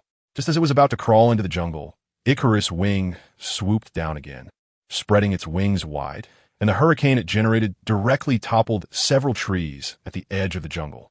Without any surprise, the giant bear was pierced directly by its razor-like claws, and blood instantly gushed out from the bear's body. Icarus Wing landed on the ground, standing on its 2 feet, and surprisingly, there were 2 small claws on its wings. Icarus Wing used the 2 small claws on its wings to grab the giant bear's corpse and began to tear into it. The bear's upper body was torn open by Icarus Wing's beak, blood gushing out like a small fountain, evenly spraying onto the ground. Icarus Wing chewed on the giant bear's corpse, blood dripping from the corners of its mouth, plopping onto the ground. Aizen subconsciously swallowed, not daring to make a sound, and quietly retreated back into the cave. Icarus's wings quickly finished off the body of the giant bear and then began to enjoy the corpse of the saber-toothed tiger. Meanwhile, Eisen pressed his back against the wall, trying to sense everything happening outside with his spiritual power. Soon, the saber-toothed tiger was also devoured, and Icarus's wings smacked its lips a few times, spread its wings, and directly flew back into the sky. Lanran sensed with spiritual power that there were no large animals left on the ground, and then saw a huge black shadow sweep past in front of the cave entrance, creating a whirlwind. Lanran swallowed hard, and after confirming that there was no movement outside, quietly peeked out from the opening. After the indigo dye poked its head out, it saw that there was nothing left on the empty ground below except for large pools of blood and scattered body parts. After taking a deep breath, Eisen returned to the cave. Damn it, it's really Skull Island, isn't it? Not only is the name the same, but the monsters are the same too. Eisen muttered, I should have gone far away. It's time to go out hunting. Facing that giant bird from earlier, although it was very powerful, Eisen could handle it. However, the giant bear's fate warned Eisen not to fight other creatures near the water source, because you never know what might be lurking in shadows, waiting to take advantage of the situation. Lanran packed his luggage, picked up a water bottle, and tucked it at his waist, ready to set off. Eisen stood at the entrance of the cave, stretching his body, and with a loud explosion beneath his feet, his figure instantly rose into the air. Just as Eisen was stepping in midair, suddenly, a powerful air current came from behind. A large shadow enveloped Eisen's body. The indigo-dyed character instantly felt a change in the airflow behind him, and his expression darkened in an instant. F your mother, he pleaded, I beg you all, brothers. Eisen did not turn his head to look back, but instead turned his body directly in midair, abruptly stepping his legs back. Bang! A loud explosion échoué, and Eisen's figure instantly vanished from the spot, flying towards the distant jungle. In the next moment, the wings of Icarus appeared where Eisen had just been, its two crimson eyes fixed tightly on Eisen, who was moving through the air in the distance. The corner of the wings of Icarus' mouth curled up, its beak opened, emitting a sharp, hoarse, unpleasant sound that was very uncomfortable to hear. Eisen looked back and saw the personified expression on its face, and his expression instantly worsened. Damn it, this thing has intelligence. Eisen cursed inwardly. The wings of Icarus fully spread their wings, and when fully extended, they were a full 20 meters wide. Instantly, the wings of Icarus trembled, and the air currents created a whirlwind in an instant. In the next second, its body transformed into a black shadow, moving rapidly through the sky, chasing after Eisen. After Eisen glanced back, he was almost shocked to see its speed. His eyes nearly popped out. Fortunately, he didn't engage it in midair, or his chances of winning would have been nearly zero. Eisen gritted his teeth and fully activated his moonstep. In just 5 seconds, Eisen entered the jungle, and, at that moment, the figure of Icarus Wings caught up with him. Icarus Wings swooped down, its spiky nose aimed at Eisen's back, attempting to use the same tactics it used against the giant bear on Eisen. Just as the spiky nose was about to hit Eisen, he suddenly turned around, grinning wickedly at Icarus Wings. A silvery ball of light appeared at the tip of Eisen's right index finger as he extended it. Slowly, arcs of electricity and lightning began to dance within the ball of light. Baked 4, white lightning, Eisen exclaimed. In the next moment, Eisen's overwhelming spiritual pressure surged forth, and the ball of light at his fingertip transformed into an immensely thick white lightning pillar, roaring outwards. All of this happened in the span of a single second. Seeing this, Icarus Wings' crimson eyes instantly narrowed, and its wings flapped wildly backwards, trying to evade the lightning. However, Eisen did not give it the opportunity. He deliberately reduced the distance between them, making it mistakenly believe it had the upper hand and lower its guard. The white lightning pillar successfully struck Icarus Wings in the eye, blasting away half of its face. Icarus Wings let out a painful wail, its uniquely sharp cry echoing throughout the entire jungle. The paralysis effect of the lightning caused its body to lose control instantly, and it plummeted into the jungle, its figure obscured by a dense canopy of leaves. Eisen was breathing heavily as he landed on a nearby tree branch. The spiritual pressure consumption here is a bit too much, Eisen murmured to himself. Blue Dye tightly gripped the shallow strike with his right hand, using his legs to jump forward. Just as Blue Dye was about to approach the grove, the sharp nose of Icarus's wings suddenly burst through the dense leaves, directly thrusting towards Blue Dye. Eisen tightly gripped Shinta with both hands, positioning it in front of his chest, successfully blocking an attack from Icarus's wing from the side, and slightly shifting the position of his body as a result. Under Aizen's immense power, Shinta and the sharp beak of Icarus's wing collided and rubbed against each other wildly, even sparking. Icarus's wing, with only one eye left, glowed with a blood-red light filled with killing intent, staring intently at Aizen. Its beak was opened wide, letting out a fierce scream and producing a sharp, unpleasant sound. Aizen smiled and spat at Icarus' wings. "Beast, you really hold a grudge, still wanting to take revenge on your father." It seemed that Icarus' wings understood what Aizen said, and its expression became even more ferocious as it suddenly charged towards Aizen. "Come on, just in time to test the results of my training these days." Seeing this, Aizen laughed wildly and retracted his sword back into his body. Just as Icarus's wings were about to approach Aizen, the muscles on Aizen's body instantly tensed up, and the muscles on his back bulged high, making him look like a bear. Blue Dye grinned as he watched the wings of Icarus charging towards him. The muscles in his right arm tensed and contracted, gathering power. "Bone break!" Blue Dye roared, his right fist striking out with all his might. The air in front of his fist was compressed, instantly creating an air explosion. Aizen's fist struck Icarus's wings, successfully hitting its face. The moment of impact caused Icarus's face to deform. In the next second, the force of Aizen's punch sent it flying from its original spot, its figure shooting out and crashing into more than 10 trees before gradually coming to a stop. Lanran tilted his neck and moved his upper body, with his joints making continuous crack sounds. Blue Dye slightly stepped back with his right foot, his right leg muscles bulging as he stomped down hard. In an instant, the trunk beneath Blue Dye shattered, and his figure vanished from the spot. Icarus's wings were dazed by Blue Dye's punch, and the objects in front of him became blurred. Just as he struggled to get up, Blue Dye's figure appeared before him again. Blue Dye's muscles tensed up once more, his fists clasped at his waist, the muscles making a squeaking sound. "Ultimate technique," Blue Dye growled. Six King Spear. His fists shot out simultaneously, a white shockwave forming between them, blasting towards Icarus's wings. Icarus's wings stared blankly at this scene, now unable to resist this attack at all. In the next second, Icarus's head was heavily pounded into the ground. The area where Blue Dye attacked had become severely deformed, with even a white gelatinous substance oozing out. Lanran slightly moved his arms and slowly got down from the trunk, walking to take a look.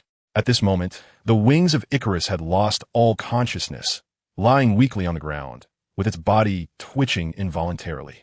Blue Dye revealed a shallow strike from his hand, gripping tightly with both hands, and slashed down forcefully from above. Splash! A vivid spray of blood shot out, instantly staining a nearby tree red.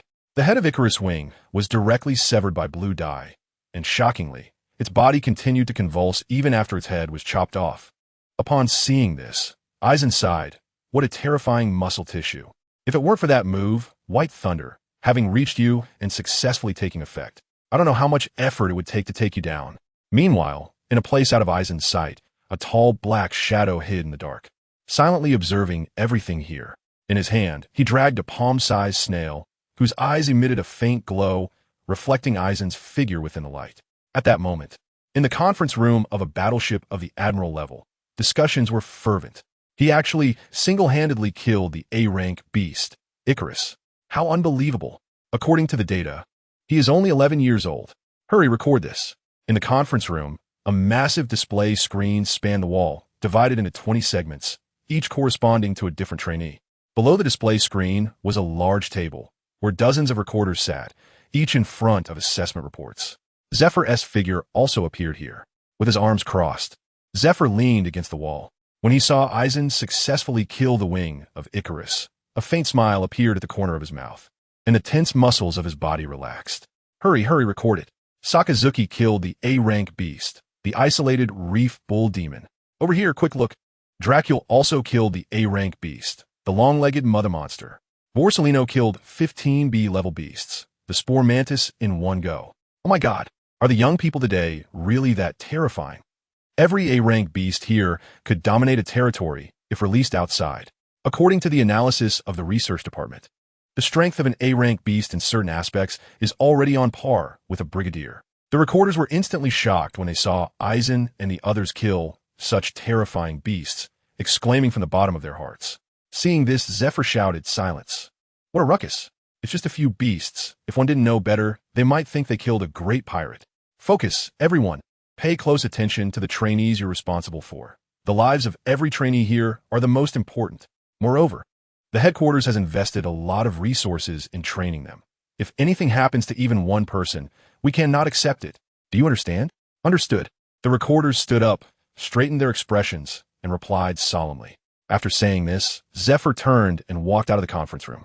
Zephyr slowly approached the door of his office. Just as he was about to push the door open, he heard a crackling sound. A character instantly appeared on Zephyr's forehead. He kicked the office door open and roared, "Kapu, get out of my office." As the door was kicked open, what met his eyes was a scene of chaos. The floor was littered with food scraps and wrappers, while the table was covered with various drinks and desserts. Kapu was buried in a pile of sunbae, chewing loudly while mumbling, "Zifa, what's the situation?" Zephyr stepped forward, grabbed Kapu by the arms, and without hesitation, threw him out of the office. "If I catch you eating in my office again, I will definitely kill you." Zephyr said each word slowly, squeezing it out from between his teeth, then forcefully closed the office door. Kapu sat on the floor with an innocent expression, one hand holding his nose while the other tossed sunbae into his mouth. Kapu pouted and murmured, "So stingy, TSK, I don't even care about your broken office." Just then, the office door suddenly opened. Kapu's expression changed instantly, and he smiled wickedly, saying, "Z for you," before Kapu could finish his sentence. A large mass of black shadow was thrown out of the office and flew towards him. Bang! The black garbage bag hit Kapu's head directly. "Take your garbage and get out." Zephyr's furious roar echoed from the office. Seeing this, Kapu pouted, rummaged through the garbage bag with his right hand, and pulled out half a bag of unfinished sunbae. While tossing the sunbae into his mouth, he grumbled about being stingy and then walked away. In the office, after Zephyr cleared Kapu's trash to the corner, he sat down in relief. A large display screen on the office wall showed the current performances of the trainees. When Zephyr saw Eisen safely return to his cave, the stone in his heart finally fell. Among these people, Zephyr was most worried about Eisen. It wasn't favoritism or personal feelings, just a normal human emotion. All the trainees, except Eisen, were at least 20 years old, while Eisen was only 11.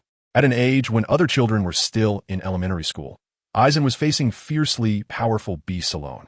Many had advised Zephyr not to let Eisen participate in this assessment, because so far, Eisen's displayed potential was enough to prove that he would definitely become a pillar of the Navy in the future. He might even reach the level of Rox. If anything unexpected happened now, and he met with misfortune, no one would be able to accept it. However, Zephyr still went against the crowd and brought Eisen here, not only because he believed in Eisen's strength and intellect, but also because he knew that he could not stop Eisen. The current Eisen was no longer the weak child he once was. Now, he had the capability to spar with brigadier-level strongmen. Moreover, Zephyr felt he should respect Eisen's ideals and choices. Of course, Zephyr wasn't completely confident, which is why he called Kapu here, not only for Eisen, but for everyone in the training camp. After all, Zephyr was only one person. If two trainees encountered danger, he would be stretched thin. Zephyr took a deep breath, then took a cigar out of the drawer, lit it, and took deep puffs, releasing the smoke in large clouds. Soon, a thick mist enveloped Zephyr's figure. "I hope Leo can protect Eisen," Zephyr mumbled. Zephyr's gaze pierced through the dense white smoke, fixed intently on the large screen on the wall. After confirming the death of Icarus's wings, Eisen ignored its corpse and simply walked away with a shallow hit. Leo was not far from Eisen, holding the image phone bug and closely following behind him. Just as Eisen was about to leave the jungle, he suddenly stopped. Lon Rand turned around and looked back, his eyes fixed on a tree in the distance, a smile curling at the corners of his mouth, his face filled with joy. After watching for a while, Eisen smiled and turned to walk away. Once Eisen left, Leo's figure emerged from behind the tree trunk. With a wry smile and a shake of his head, Leo picked up a phone bug with a microphone and said, "Report to the command center. I've been discovered." Upon hearing Leo's words, the meeting room in the command center erupted with exclamations. Meanwhile, in Zephyr's office, hearty laughter rang out. "Ha ha ha, here they come. They're about to arrive. Brothers, let's get fired up within 10 chapters. I'm counting on everything. Love you all." 2 days passed in the blink of an eye. During these 2 days, Eisen shifted from a passive to an active role, taking the initiative to hunt fierce beasts in the jungle. Having learned from the experience with Icarus wings, Eisen no longer underestimated the fierce beasts here. Each hunt began with stealth, gathering intelligence on the opponent's abilities before going all out to take them down. After 2 days of hunting, Eisen had a good understanding of the fierce beasts on this island. Essentially, all the fierce beasts, including ordinary wild animals, were stronger than those from the outside world. Moreover, most of the fierce beasts possessed exceptionally strong physiques, with high physical strength and self-healing abilities. This self-healing ability meant that if a severely injured fierce beast was not promptly struck at its vital point to be killed and was allowed to lie there, it could recover to a state of action within a day. Eisen suspected the existence of that kind of energy substance here. However, he couldn't capture that substance and didn't have enough expertise to study it. In the end, Eisen decided not to think too much about it. After defeating the fierce beasts, he would cut off their heads to ensure they were completely killed. Early in the morning, the mist had not yet dissipated. Eisen held a knife with both hands, his upper body bare, fully displaying his physique, strong and robust, with clear muscle lines, tall and powerful. Although Eisen is only 11 years old, he is already 1.8 meters tall, and his body does not resemble that of an average 11-year-old child.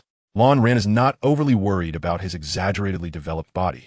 One reason is that his bloodline is exceptionally good, giving him such potential. Another reason is that the food he consumes during each meal contains extremely high energy. It is impossible to burn off all that energy, so his body will definitely retain a portion for its own development. Additionally, in the world of One Piece, strong individuals generally have a tall stature, not to mention those with giant bloodlines. For instance, when Borsalino became an admiral, he was already 302 centimeters tall, towering at 3 meters. Blue Dye really doesn't want to have to look up and talk to Borsalino one day in the future. Sweat beads continuously slide down from the crevices between the muscles, soaking Blue Dye's pants. 9,999 drink. 10,000. Lan Yin gritted his teeth and made the final slash, then collapsed onto the ground in relief. Ding! Congratulations, host, for completing the daily task. Swing the sword 10, 000 times 100, 001, 0000. You have received the reward. Dao power increased by 150 delicious lollipops. Blue Dye gasped and said, "System, bring up the personal panel." Ding. The current host information is as follows. Name, Blue Dye, Bloodline, Otsutsuki, Power Value. 4,600, Ordinary Navy. 10, Weapon, Shallow Strike, Skills, Sharingan, 3 Tomo, Navy 6 Styles, All. Illusion Technique, Illusory Nirvana Technique, Water Release, Water Dragon Bullet Technique, Shumpa, Break the Way. Number 130, Binding Way.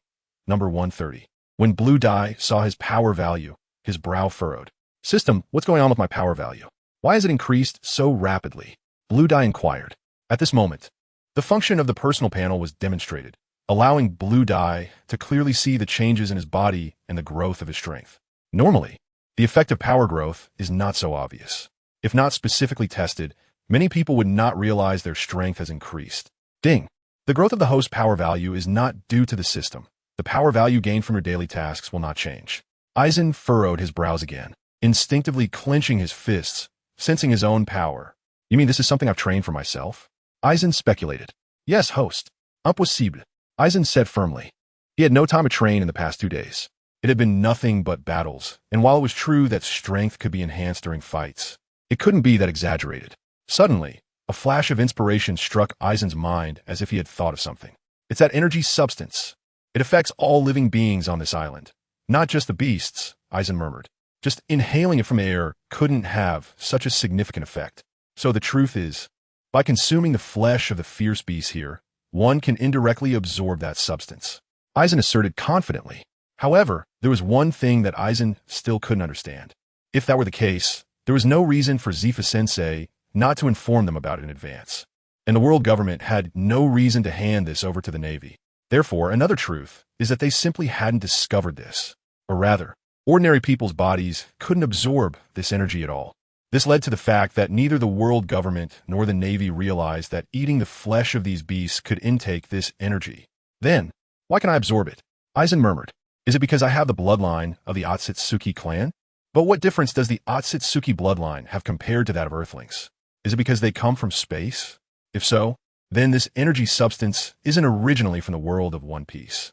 This energy substance comes from space. Moreover, this energy substance permeates the entire island. To achieve this, Lanran's eyes were fixed tightly on the jungle below, definitely related to these trees. If the source of this energetic substance is underground, then everything makes sense. Lan Ran speculated that many years ago, a meteorite, or something else that contained a large amount of this energy substance, fell onto this island. The ecosystem here, under the influence of this energy substance, underwent many years of evolution, forming this special ecological environment. The fierce beasts here are likely the wild animals that originally existed on this island, which, after being influenced by this energy substance and undergoing many years of genetic mutation and inheritance, have developed into various powerful, fierce beasts. At this moment, Lan Ran finally understood. So, that thing is underground on this island. Lan Ran looked down at the land, deep in thought. Since this energy substance is useful to me, I can't let these beasts take advantage of it. I need to find a time to locate it and then absorb it. Lan Ran thought to himself. Thinking of the immense energy contained in that substance, the corners of Lan Ran's mouth involuntarily curled up. No more thinking about it. At least that thing is not something I can touch right now. Anyway, it won't run away while it's here. It will just dissipate a bit at most. Moreover, others can't absorb it either, so I really don't need to be in such a hurry. Aizen tapped his head, forcing himself to calm down. My current task is to hunt down the fierce beast. It's already the third day, and there are 4 days left until it ends. I definitely don't want to lose to Borsalino. Just thinking about the smug look on Borsalino's face after defeating Aizen makes me uneasy. Lan Ran quickly shook his head and walked out of the cave with a light step. Brothers, if you have any opinions, feel free to leave them in the comments. After all, I'm just one person, and there are many things I might not notice. I hope you can give me more feedback. Don't be afraid of my reaction. I genuinely want to write better and present better works to everyone. I hope everyone can give me more suggestions, as this is also a form of support for me.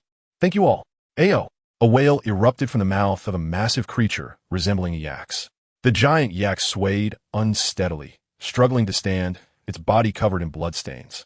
With not a single uninjured spot, blood flowed down its fur, forming a large puddle beneath it. Meanwhile, Lan Ran sat quietly on a nearby cliff, watching the giant yak wail. The yak's eyes were bloodshot, filled with hatred and murderous intent, as it howled angrily at Lan Ran. However, each howl grew weaker than the last, and gradually, the giant yak began to lose its strength. Lan Ran, unfazed, stood up and moved over with a moonwalk. It was almost time. It was time to end the battle. Aizen stepped onto the moonlight and arrived above the giant yak, then stopped in midair. At that moment, Liul, who was secretly observing, widened his eyes in shock. How'd this kid do it? Liul stared in astonishment at Aizen, standing in midair without any external support. Aizen did not know how shocked Liul was at that moment. If Aizen had known, he would surely have smugly said, "Isn't this simple? All you need is hands?" The ability to fly is very rare and powerful in the world of One Piece. Being able to fly and not being able to fly are completely two different levels. It's no wonder Leo was so shocked. Sometimes, if you can fly, you naturally stand in an invincible position. In the world of Bleach, however, this is a basic ability. As long as your control over spiritual energy reaches a certain level, you can achieve it. The principle is quite simple. It involves gathering the spiritual energy in your body under your feet to form something like a path. As long as the spiritual energy density of the condensed path is higher than that of the external environment, you can stand in the air. Over the past few days, Aizen hunted ferocious beasts during the day and completed daily tasks at night, training his Kido and spiritual energy control abilities while putting swordsmanship aside for the time being. Aizen stood suspended in midair, looking down at the howling giant yak with a gaze filled with compassion. "Let me help you end your suffering," Aizen said. After speaking, Aizen raised his arms, intertwining his hands, and softly chanted towards the yak that was howling on the ground. "O Sovereign!" The false mask of flesh and blood, myriad forms, wings fluttering, crowned with the name of man. As Aizen recited each word, the immense spiritual pressure within him stirred, gradually emitting a dangerous aura.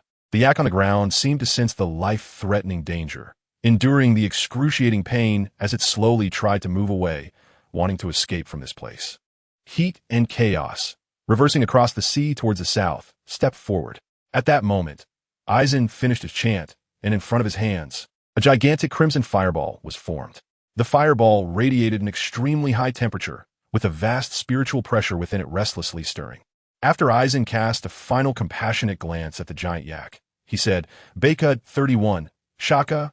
In an instant, a crimson fireball shot out from Aizen's hands.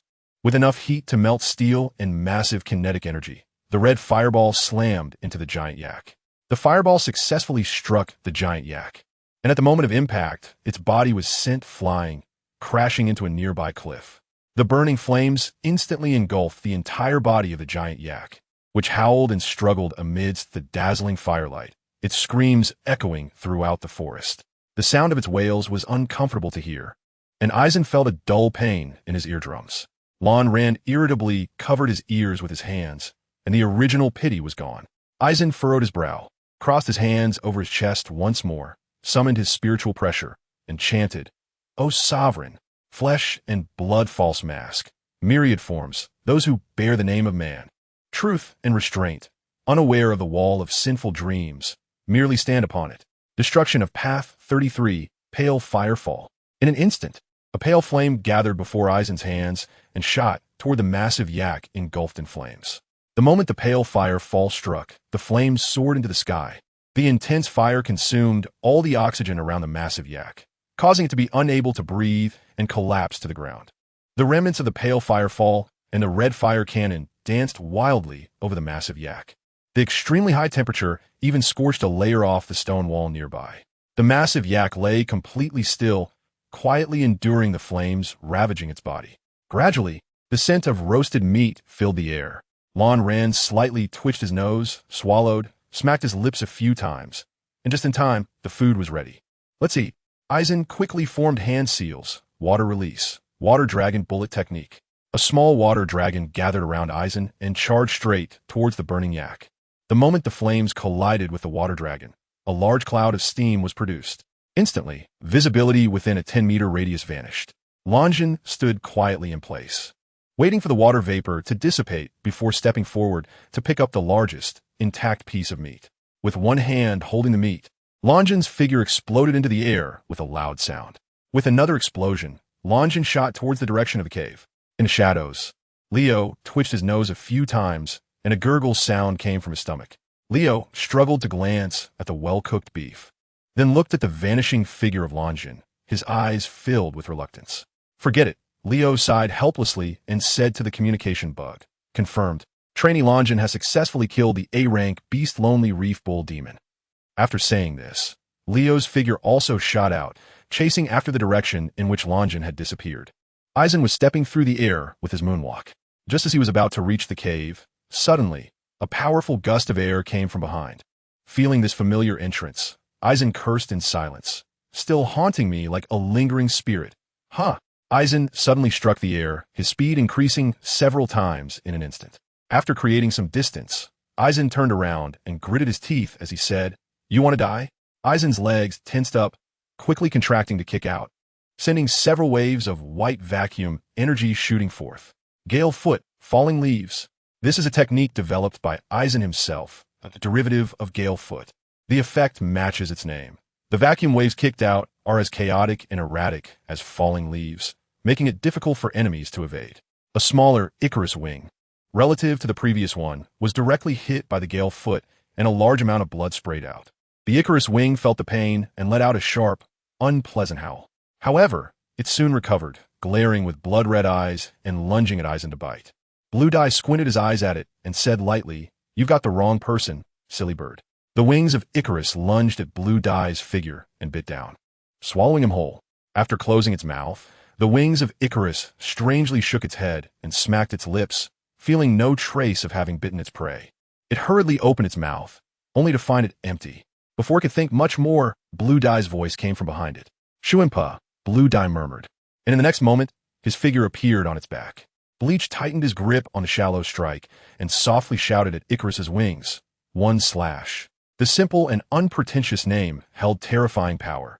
A flash of silver light passed, and one of Icarus's wings was directly severed by Bleach's slash. A large amount of blood sprayed out, and Icarus's wings wailed as its body spiraled out of control and fell. Meanwhile, a loud explosion erupted beneath Bleach's feet as he stepped forward and soared towards the falling Icarus's wings. Blue Dye's legs kicked upwards towards the sky as his body plummeted rapidly downwards, soon catching up with Icarus's wings. Icarus's wings widened his eyes in shock, watching Blue Dye approach him, screaming frantically and emitting a series of piercing sounds from his mouth. Eisen grinned, which was quite unpleasant, just like your fellow townsman. "However, you will have to accompany him." As soon as the words left his mouth, Eisen's speed increased again, and his figure instantly vanished. The next moment, Aizen appeared behind Icarus's wing. Just the right time to try out my newly learned move, Aizen said with a grin. As he spoke, Aizen extended his hands, parallel to Icarus's wing, and began to chant. Pyramid, light pillar, bind them. The people on the execution tower are wailing, crying, and silently enduring. Thus the three converge into one, to bind their bodies. As Aizen chanted, the spiritual pressure around him was also activated. Unlike the brutality and restlessness of the previous red fire cannon, this time the spiritual pressure appeared very calm and stable. Binding spell number 30, Mouth Spike Flash. Golden light chains shot out from Aizen's hands, gathering in midair to form three huge pointed beams of light, faintly arranged in a triangular shape. The three gigantic pointed beams shot straight towards the plummeting Icarus's wing. Feeling the life-threatening danger from these three beams, Icarus's wing desperately flapped its wings, trying to evade Aizen's attack. However, one of its wings had already been severed by Aizen, and the remaining wing flapped desperately, only causing it to fall faster. The three huge golden triangles directly hit Icarus's wing's head and two legs. The impact force from the mouth spike flash sent Icarus's wing flying, crashing against the cliff wall. Meanwhile, Icarus's wing's body was pinned to the cliff by the mouth spike flash, unable to move at all. The tremendous impact also caused significant damage to Icarus's wing's internal organs, and it opened its mouth, spitting out large amounts of blood from the corners of its lips. Blue Dye stood still in midair, smiling as he looked at the Icarus wings ready for slaughter. He said with a smile, "The effect is quite good, but the incantation is a bit too long. It's just that I still can't forego the chanting. If I were to use it in actual combat now, there are many constraints. Either the opponent can't attack me, or someone has to cover for me." Aizen rubbed his hands together, pondering the practical applications of binding techniques in combat. The wings of Icarus wailed in agony, its body still desperately struggling. Although it did not understand what these three golden beams were, it knew that if it couldn't break free from this thing, it would die. With the continuous struggles of the wings of Icarus, the wounds were torn wider, blood gushing down and flowing along the cliff into the deep pool below. The pitiful cries of the wings of Icarus pulled Aizen's thoughts back to reality. Aizen looked at the struggling Icarus wings with an unhappy expression and disdainfully said, "Give up. For this mouth puncture 3 flash, I infused 30% of my spiritual pressure. At your current state, if you manage to break free, then I might as well quit." After saying that, Aizen raised his sword, grinning as he looked at Icarus wings in front of him, and said, "Foolish bird, your voice is too unpleasant. Are you related to Borsalino? I suspect you two must have some blood relation, considering you are a relative of my beloved friends and brothers. I will let you leave in peace." Aizen smiled as he looked at it, tightly gripping the shallow strike with his right hand, his arm muscles bulging, and softly shouted, "One slash." A flash of silver passed by, and the next moment, a faint bloodstain appeared on the neck of Icarus's wing. Icarus's wing stared blankly at Aizen in front of him, wanting to let out a howl, but found that his vocal cords had lost all sensation. Blood gushed from his throat, flowing into Icarus's wing's belly, and gradually, the world in front of him turned blood red, followed by complete darkness. The struggling hands and feet stopped moving, and the rising and falling of his chest slowly disappeared. After confirming that the wings of Icarus were dead, Aizen spread a path of spiritual particles beneath his feet, stepped forward, and cut off some flesh from the relatively intact areas to prepare dinner. Just as Aizen was focused on cutting the meat, the deep pool below began to change. The pool, stained red with the blood of the wings of Icarus, gradually stirred from its original calmness. A large number of fish in the water started to become restless, jumping out of the water and creating splashes. Slowly, a small whirlpool formed in the deep waters. However, as time passed, the whirlpool grew larger and larger. From the depths of the whirlpool, a horrifying crimson hue began to emerge. Yet, Aizen was completely unaware of everything happening in the deep pool. His attention was entirely captured by a blue crystalline object in the mind of the wings of Icarus. Lan Ran used a light strike to extract the blue crystal and held it in his hand, observing it with curiosity. "What is this?" Lan Ran looked at it with curiosity. It was the first time he had discovered such a thing inside a fierce beast. However, before Lan Ran could think much about it, the blue crystal melted instantly upon contact with him, turning into streams of liquid that seeped into his body. Lan Yin furrowed his brow, looking at this horrifying scene. Lan Ran clenched the hand that had just absorbed the blue crystal and then struck the mountain wall fiercely. In an instant, the wall shattered into a spiderweb pattern, breaking apart in chunks that fell into the deep pool below. Lan Ran closed his eyes, patiently feeling the condition of his body. He did not sense any significant changes, just a slight recovery in his physical strength. System, what changes have occurred in my body? Lan Ran called out in his mind. Ding! Unknown energy detected. You have absorbed it, and your spiritual power has increased slightly. Aizen squinted his eyes, looking at his hands, murmuring, so it's this thing. Just as Aizen was pondering, a more terrifying change occurred in the deep pool below. The crimson color became increasingly rich and gradually floated to the surface. Suddenly, a huge wave surged up from the water, and two pitch-black tentacles shot out. The thick tentacles were covered with suckers and barbs, heading straight for Aizen. When Lan Ran heard the commotion on the water's surface, he instinctively looked down, only to see two dark shadows swiftly approaching him. The pupils of the blue-dyed eyes instantly contracted, wanting to use the moon step to move, but found that the angles of the two shadowy figures' attacks were extremely cunning, having completely sealed off their escape route. Aizen instinctively raised his arms to protect his chest. In the next moment, the attack came as expected. In an instant, Aizen's body was driven into the mountainside, and a 10-meter-long crack appeared at the midpoint of the wall behind him. Puff! A mouthful of congealed blood was spat out from Aizen's mouth, and he dazedly looked at his bloodied and mangled arms. The world before him had turned crimson, and his mouth was filled with the taste of rust. Aizen looked down and saw that his clothes had been torn open, revealing a palm-sized blood hole on his lower abdomen. This was Aizen's first time receiving such a serious injury. Look at the comment section, guys. Please, anything helps. Thank you all for your support. Lan Ran spat out another mouthful of blood, enduring the pain coming from his body, and broke free from the rock wall. Lan Ran looked down. The water of the deep pool was constantly churning, and thick tentacles emerged from the water, waving in the air. Aizen hurriedly gathered a path of spiritual particles beneath his feet. With the support of the spiritual particle path, Aizen struggled to climb up the cliff. Meanwhile, Leo had already arrived at the scene. The moment he saw Aizen being attacked, he couldn't help but want to rush out.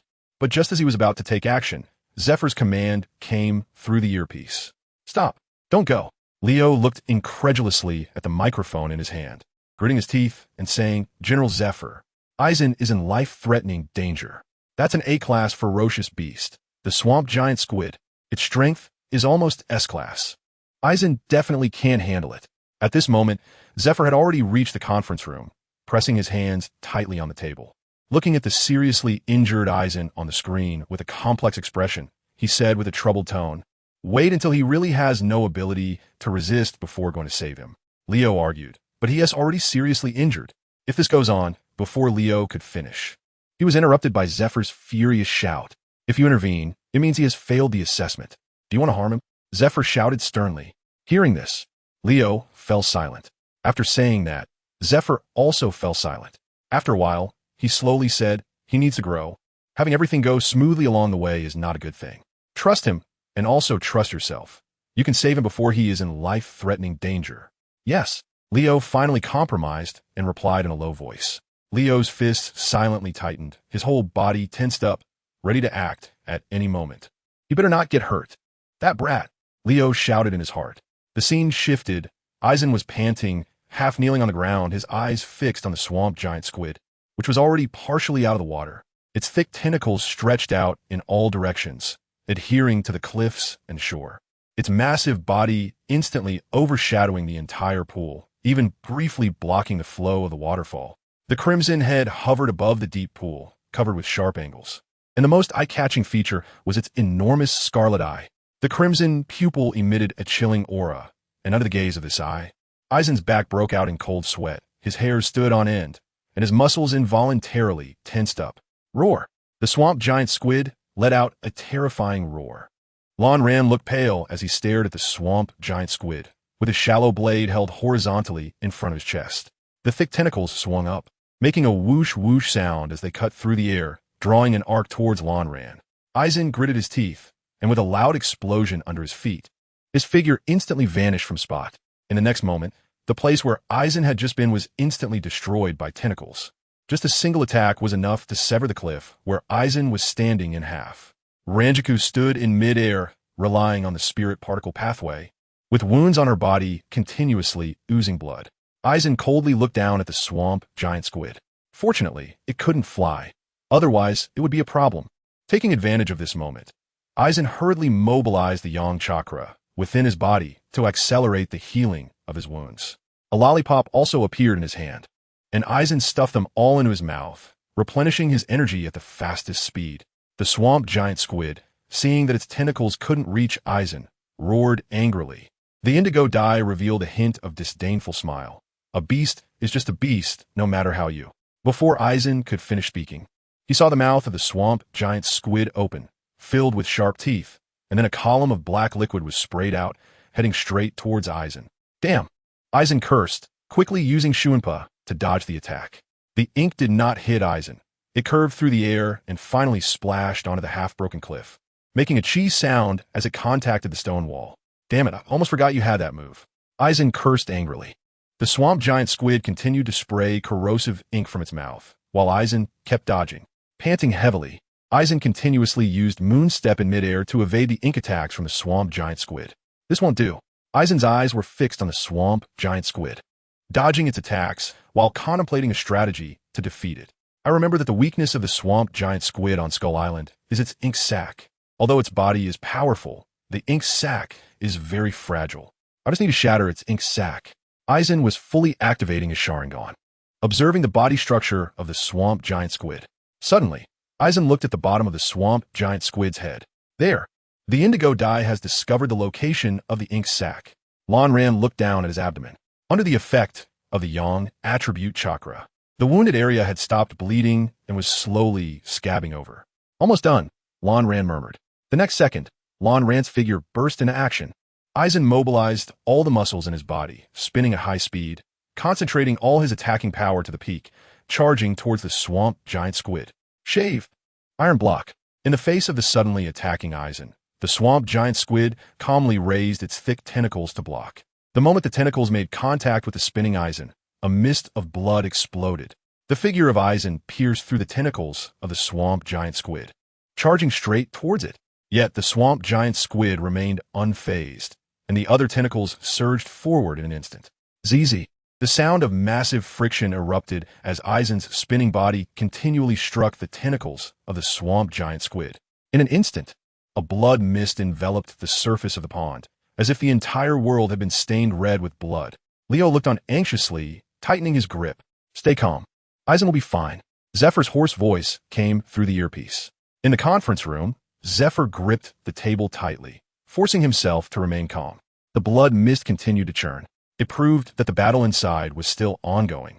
Zephyr analyzed calmly. Hearing this, Leo slowly began to calm down. Just then, a figure suddenly burst out of the blood mist, tracing a graceful arc in the air before landing on the water. It was Aizen. Seeing this, Leo took a deep breath and crouched down again. Aizen concentrated chakra at the soles of his feet, allowing him to stand on the water surface. The blood mist gradually dissipated, revealing both Aizen and the swamp giant squid.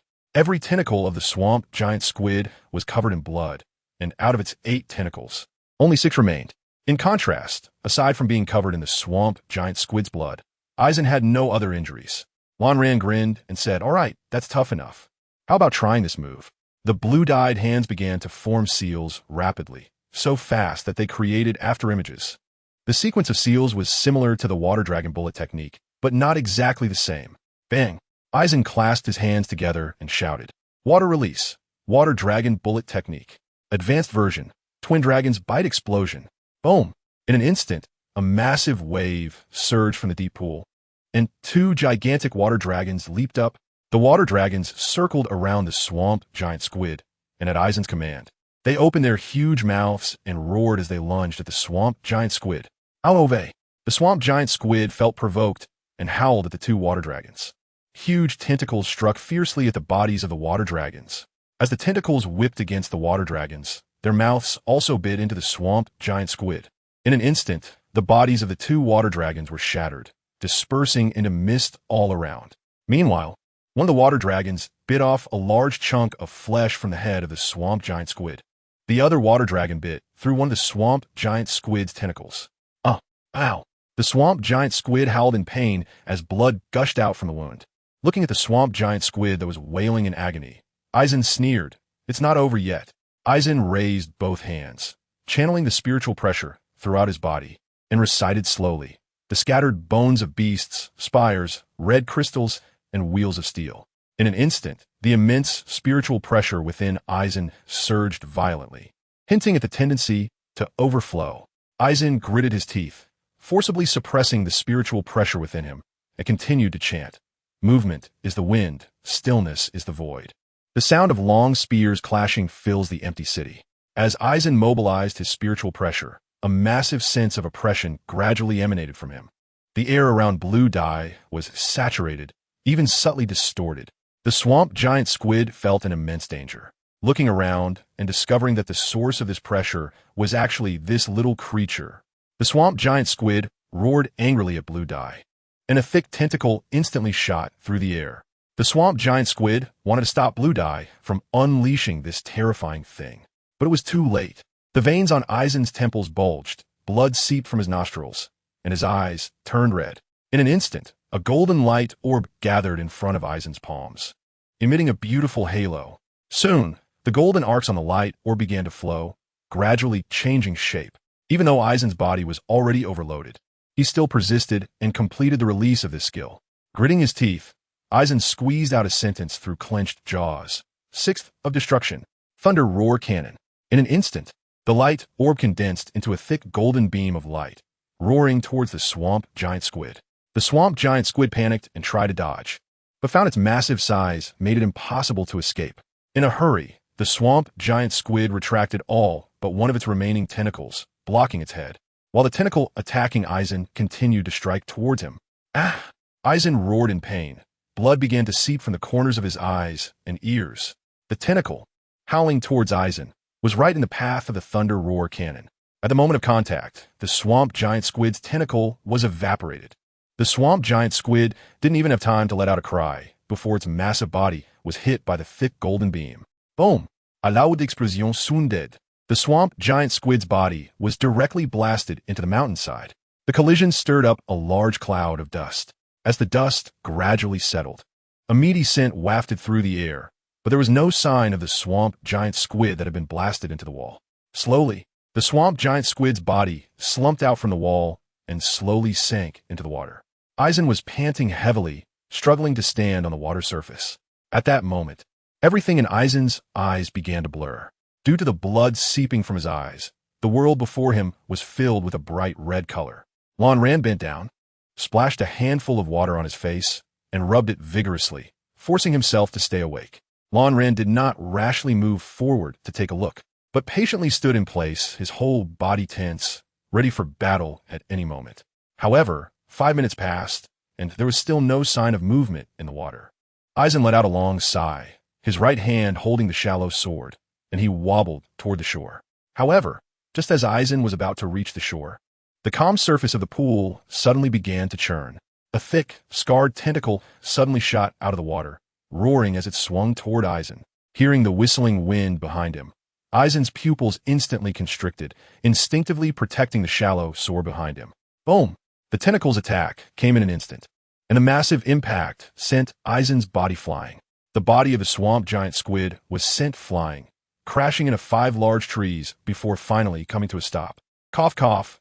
A mouthful of congealed blood was spat out by Blue Dye, who felt as if his ribs were broken.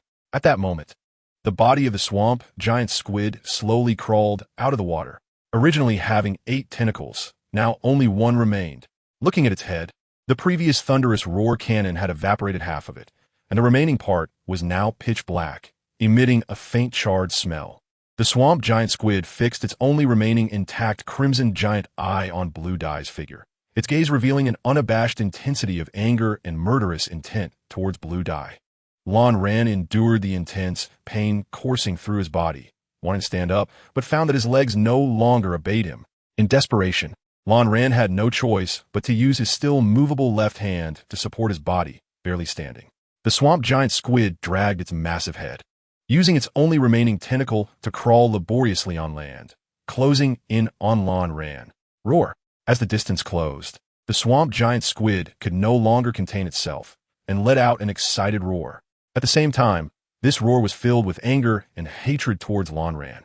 Lan Ran helplessly held the shallow hit, watching as the giant squid in the swamp gradually approached him, unable to move at all. Blue Dye knows he must do something now, or he is very likely to die here today. It's not the same as when he practiced with Borsalino at the training camp. The swamp giant squid in front of him won't hold back. It has come with the intent to kill Blue Dye. In the shadows, Leo is already anxious, constantly asking for permission to intervene, but not receiving Zephyr's consent.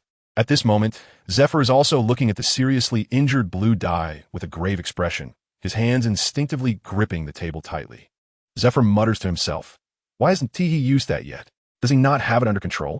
The scene shifts, and facing the approaching swamp giant squid, Blue Dye whispers, "Do I have to use that move?" The last trump card in Blue Dyeing has not been used yet, which is the secret of the 6 styles. Life Return. After mastering the 6 styles, Eisen secretly went to Zifa to inquire about the secrets of cultivating life return. Zifa was reluctant to let Eisen learn this technique too early, as it could cause significant harm to the body, potentially even shortening one's lifespan. However, after Eisen's persistent pleas, Zifa eventually compromised. Zifa was not moved by Eisen's determination, but rather felt more confident in teaching Eisen life return after witnessing Eisen's miraculous self-healing ability. Eisen did not disappoint Zifa. Within just a few days, with the assistance of his Sharingan and perception abilities, Eisen quickly grasped the principles of life return. At the very least, now using life return allowed Eisen to significantly alleviate his injuries and regain the ability for basic movement. With the support of his Yang chakra, it was not impossible to counterattack the swamp giant squid. As the swamp giant squid approached, Eisen silently made up his mind. He maximized his spiritual perception instantly. He heightened his overall awareness to the maximum. His Yang chakra was also mobilized. Eisen decided to use the still unrefined life return. Although Eisen was already in action, others could not see the changes within him. From Leo's perspective, Eisen remained still, as if he were petrified.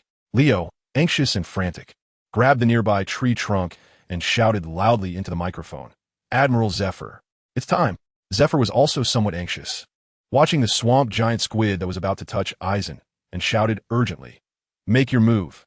Upon receiving the command, Leo put down the image phone bug, and with a loud explosion under his feet, his figure darted out with a whoosh. Just as Eisen was trying to communicate with all the muscle tissues in his body, he suddenly realized that feeling had vanished. Life return failed. Eisen looked at the approaching swamp giant squid, his expression turning into a, as he said, "Damn, I miscalculated." At this moment, Eisen was already very close to the swamp giant squid, which opened its large mouth and lunged at him. As he saw the mouth filled with sharp teeth, Eisen faintly caught a whiff of a foul smell. Eisen looked at the sharp fangs about to touch him and murmured, "Is this the end?" Uncle Zephyr, Aunt Fina, Rancho, Leo, and Borsalino. In the distance, Eisen seemed to see a beautiful golden light, with everyone's figures within it. Bleach stared blankly at the beautiful halo, and suddenly, a familiar feeling jolted him awake. This is not an illusion. It's real golden light. It came from behind him.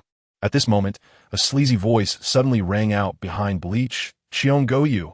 This is a major chapter, brothers, a full 3,000 words. The reason this chapter has so many words is that today is the first day of formal recommendations. Let's celebrate. Another reason is that the plot has reached this point, and I don't want to drag it into the next chapter or stretch it out into 2 chapters. I used to be a reader too, and I can really understand how everyone feels. So I decided to write it all in 1 chapter. Rest assured, as promised, there will be 2 chapters a day. Even if this chapter is long, the next chapter will be released at an undetermined time today. Lastly, I ask for everything, brothers. Check out the comment section, brothers. I've posted the group number inside. If there are more comments in the future, I might not check as often, but everyone can find me in the group. As Leo was sprinting at high speed, he suddenly stopped when he saw a flash of gold. The expression on Leo's face, which was about to crack with rage, softened a bit. A dazzling golden light burst forth from behind Bleach. The swamp giant squid stared wide-eyed, looking in terror at what was behind Bleach. 2 energy orbs, radiating terrifying energy fluctuations, shot out, grazing Bleach's cheek and thunderously shot toward the swamp giant squid. Boom! The swamp giant squid was instantly knocked back. Its massive body left a long trail after scraping along the ground. Eisen took a deep breath, spat out a mouthful of blood foam, and grinned, saying, "Monkey, I knew it was you." "Hey, how did you guess it was me, Eisen-san?" After Eisen, a vast array of golden particles gathered to form a silhouette, revealing the figure of Borsalino. Borsalino pouted and said in a wrong tone, "What do I look like, a monkey?" And at the moment, Eisen truly saw Borsalino. His body fell down in relief. Eisen lay on the ground in a carefree manner, laughing happily, and unknowingly reminded me of a monkey. Borsalino helplessly scratched his head and pulled Eisen up. Eisen-san, you took quite a risk this time. Blue Dye pouted in dissatisfaction, thinking that if it hadn't ambushed me first, I wouldn't have lost to it. I could easily defeat it in a minute. Upon hearing this, Borsalino couldn't help but chuckle. But he still held back his laughter and said, yes, but you need to be careful in the future. If I hadn't happened to pass by this time, you would have been in big trouble. After saying that, Borsalino directly carried Blue Dye on his back. Although Blue Dye was very reluctant, there was no other way. He was currently too weak to move. Hey, let's go see if it's dead, Blue Dye said weakly. After hearing Blue Dye's words, Borsalino looked towards the swamp giant squid.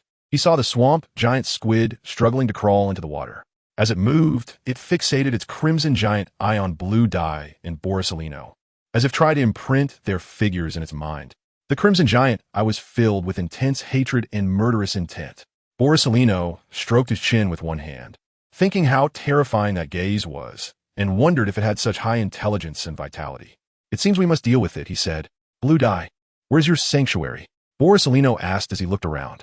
Blue Dye pointed in a difficult manner with his finger towards that cliff. Hurry up, don't dawdle. It's about to go into the water. Watching Borsalino's calm demeanor, Blue Dye felt a headache coming on. Borsalino gently stroked Blue Dye's head and said leisurely, leave it to me. As soon as the words left his mouth, a strong golden light burst forth from Borsalino's right hand, the dazzling brightness stinging Blue Dye's eyes, causing him to instinctively close them. Meanwhile, the swamp giant squid had already reached the shore and was about to slide into the water. The swamp giant squid breathed a sigh of relief and turned back to look at Blue Dye and Borsalino, wanting to deepen their impression one last time. But just that turn almost made its heart stop beating. The swamp giant squid looked at Borsalino's hand glowing with gold. Its body trembled unnaturally, as if a warning siren was ringing in its ears. The swamp giant squid hurriedly turned its head and slid into the water with all its might. Just as its tentacle touched the water, Borsalino's attack arrived as promised. The golden light on Borsalino's right hand instantly extended 100 meters long. A brilliant golden beam suddenly shone across the heavens and the earth. The air emitted a buzzing sound. The soaring golden beam instantly swept across the massive body of the swamp giant squid, directly splitting it in two. After tearing apart the swamp giant squid's body, the golden beam continued unabated towards the forest and cliffs behind. In an instant, a massive explosion echoed through the forest. Countless trees were blown apart. The towering cliffs were also directly severed by this beam. Lonran stared blankly at this shocking scene and murmured, "You are actually this strong." Borsalino chuckled and scratched his head, saying, "No, this is already one of my most powerful moves. It takes a lot of effort." Blue Dye smacked his lips a few times and said, "Let it go. I'll give it a stab." Although it was like this, I still felt a bit uneasy. Borsalino carried Blue Dye over and walked to the corpse of the swamp giant squid, placing Blue Dye down. Eisen, disregarding the presence of Borsalino, sliced through the corpse of the swamp giant squid, searching for the blue crystal. Just as Eisen cut open the squid's head, a fist-sized blue crystal emerged. However, the moment it touched Eisen's skin, it transformed into streams of energy that flowed into his body. Since Eisen was facing away from Borsalino, he did not witness this scene. After obtaining the blue crystal, the corpse of the swamp giant squid lost all significance, and due to its extremely unappealing appearance, Eisen felt no appetite at all. Eisen pointed his right hand at the swamp giant squid and softly said, "Heido no Sanjusen, Sauka no Tsu." A small pale flame erupted from Eisen's hand, scattering onto the corpse of the swamp giant squid. The pale flame instantly raged and burned fiercely the moment it made contact with the corpse. Borsalino, witnessing this scene, merely smacked his lips a few times and then continued to focus intently on trimming his nails. Once the flames had burned down significantly, Eisen finally spoke, "Let's go." Upon hearing this, Borsalino stopped trimming his nails, did not ask Eisen for his opinion, and directly carried Eisen on his back. Blue Dye struggled on his back and shouted, "Borsalino, put me down. I can walk by myself now." Borsalino replied leisurely, "Oh really? Can you use moonwalk? If you can't, you won't be able to go back. Who told you to build a shelter on a cliff?" Hearing this, Blue Dye was still a bit unconvinced, but he obediently closed his mouth. The next moment, a loud bang echoed from under Borsalino's feet. With Blue Dye on his back, The two figures flew swiftly toward Blue Dye's cave. Just as their silhouettes were about to disappear, Leo stepped out from behind a large tree. Leo looked at the two departing figures with a satisfied expression, and his clenched hand quietly relaxed. In the conference room, Zephyr also let out a long sigh, slumping down in his chair. When Zephyr's hands left the table, the nearby recorder was surprised to find two palm-shaped depressions on the table. Let's go all out, brothers. It's the first day of recommendations. Let's have fun. Bang, bang. The burning wood in the campfire made a slight cracking sound, scattering sparks. Lonran hung the washed clothes by the bonfire, then took down the roasted beef from the fire and started tearing into it. Meanwhile, Policelino sat beside the bonfire, deep in thought, stroking his chin with his right hand. Lonran looked at him strangely and stammered, "What are you thinking? It's time to eat." At that moment, Policelino frowned, looking serious, wanting to say something, but hesitating. Seeing this, Lonran's expression instantly became serious, and he asked in a low voice, "What's wrong?" Policelino pondered for a moment and slowly replied, "You tell me. Was a move I used to save you cool?" Upon hearing this, Londai's expression instantly froze. Lonran suppressed his anger and smiled as he asked, "Is it just because of this?" Policelino had a stern expression and nodded heavily. Eisen took a deep breath, suppressing the anger inside him, and silently recited, "Don't get angry, don't get angry. Considering he saved the day today, I'll let him off this time." After a moment of pause, Eisen finally managed to say, "Very handsome."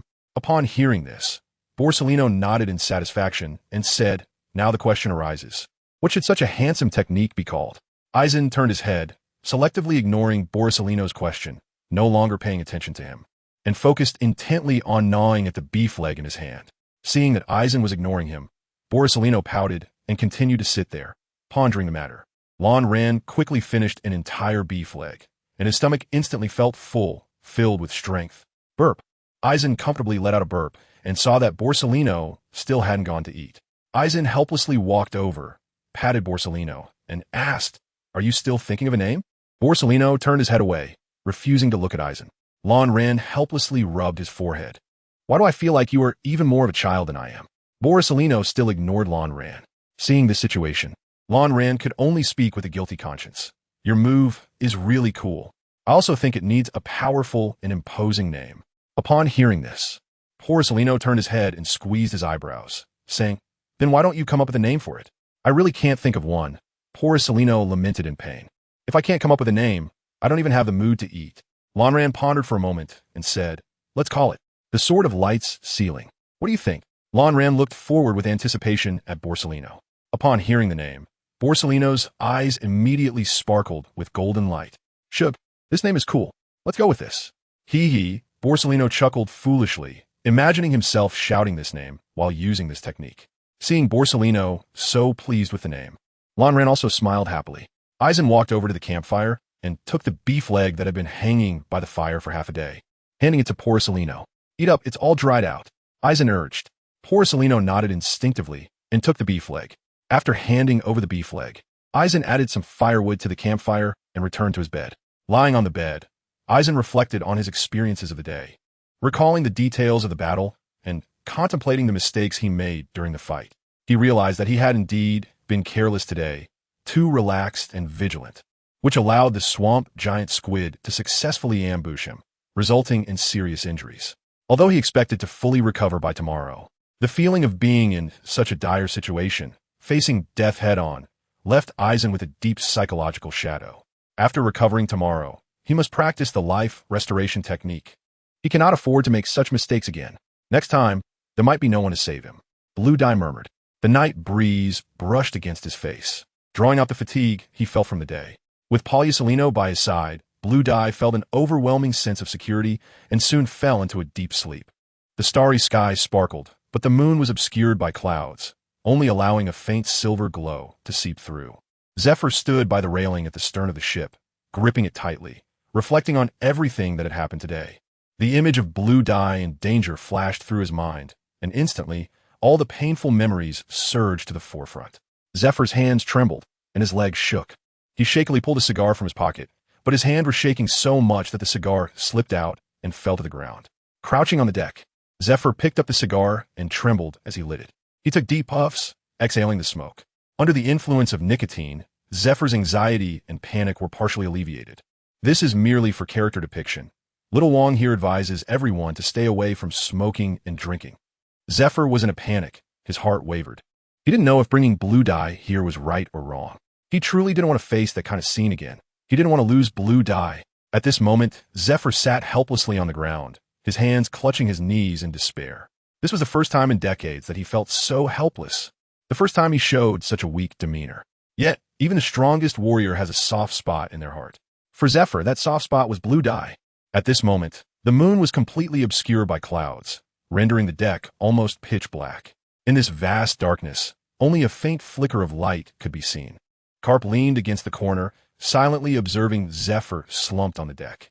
As a longtime comrade, Carp couldn't imagine what could cause the steel-willed General Zephyr to show such a state. Zephyr had long noticed Carp, but at that moment, he didn't know how to explain his current state to him. Moreover, he didn't want Carp to see him like this. Carp wanted to comfort Zephyr, but he found that he couldn't say anything. He scratched his head in frustration and muttered softly, "Sai, I've never done this before. Sai, if Sengoku and Tsuru were here, it would be great." Thus, Zephyr sat on the deck all night, while Carp silently stood in the shadows. Both of them tacitly staying on the deck for the entire night. I beg for everything, brothers. This chapter is mainly for character development. The next chapter will get to the main topic, so don't worry. Also, here's my penguin number, 286394412. Everyone is welcome to join. Boom, boom. A huge explosion sounded. A gigantic spider, with its 20-meter-long legs, kept stabbing at the ground, jumping back and forth over a small black dot. The camera zoomed in, revealing the small black dot to be none other than blue dye. Aizen continuously used Shuinpa to evade the attacks of a long-legged mother monster.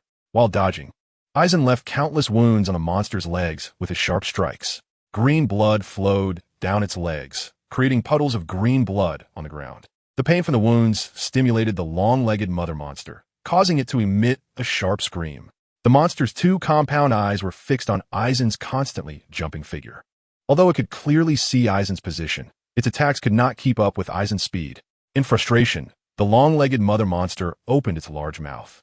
Its throat began to churn, and the muscles in its neck started to tense up. Seeing this, Aizen chuckled. Finally can't hold back anymore. The long-legged mother monster tightly closed its mouth, and after a moment of gathering strength, opened it again, shooting out a stream of white liquid. Just as the white liquid was about to hit Aizen, his figure blurred, and the liquid passed through the afterimage, striking the bamboo behind him. At the moment it touched the bamboo, the white liquid instantly solidified, turning into a tough silk thread. When Aizen saw the silk thread, he smiled with satisfaction. Finally, "I've been waiting for you." It opened its mouth again, filled with irregular sharp teeth, and after gathering strength, the white silk was sprayed out once more. This time, the action was even more rapid. Yet, facing such a swift and dense attack, Aizen felt no pressure at all. His figure frequently flickered among the bamboo forest. And even with the long-legged mother monster launching such frenzied attacks, not a single thread touched him. "Aizen, come on, hit me, you idiot!" The long-legged mother monster let out an angry howl, its neck muscles bulging as several strands of white spider silk shot towards Aizen at high speed. The sound of explosions filled the air as Aizen continuously used Shuinpa, his figure flickering frequently, cleanly, and effortlessly dodging its attacks. Lan Yin looked at the long-legged mother monster with satisfaction and continued to mock. "Can you do it? Your legs are so thin. Could you be the legendary thin dog? Oh, can you really do it, thin dog?" The mocking tone of Aizen fell on the ears of the long-legged mother monster like a sharp sting. Hiss! The long-legged mother monster opened its mouth in anger, wanting to shoot silk at Aizen again, but suddenly realized that nothing came out this time.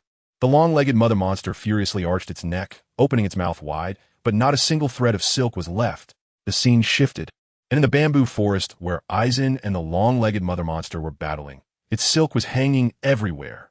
In a 100-meter radius of the bamboo forest, almost no green could be seen. Seeing this, a smile appeared on Aizen's face. "Gone? Don't want to spit anymore?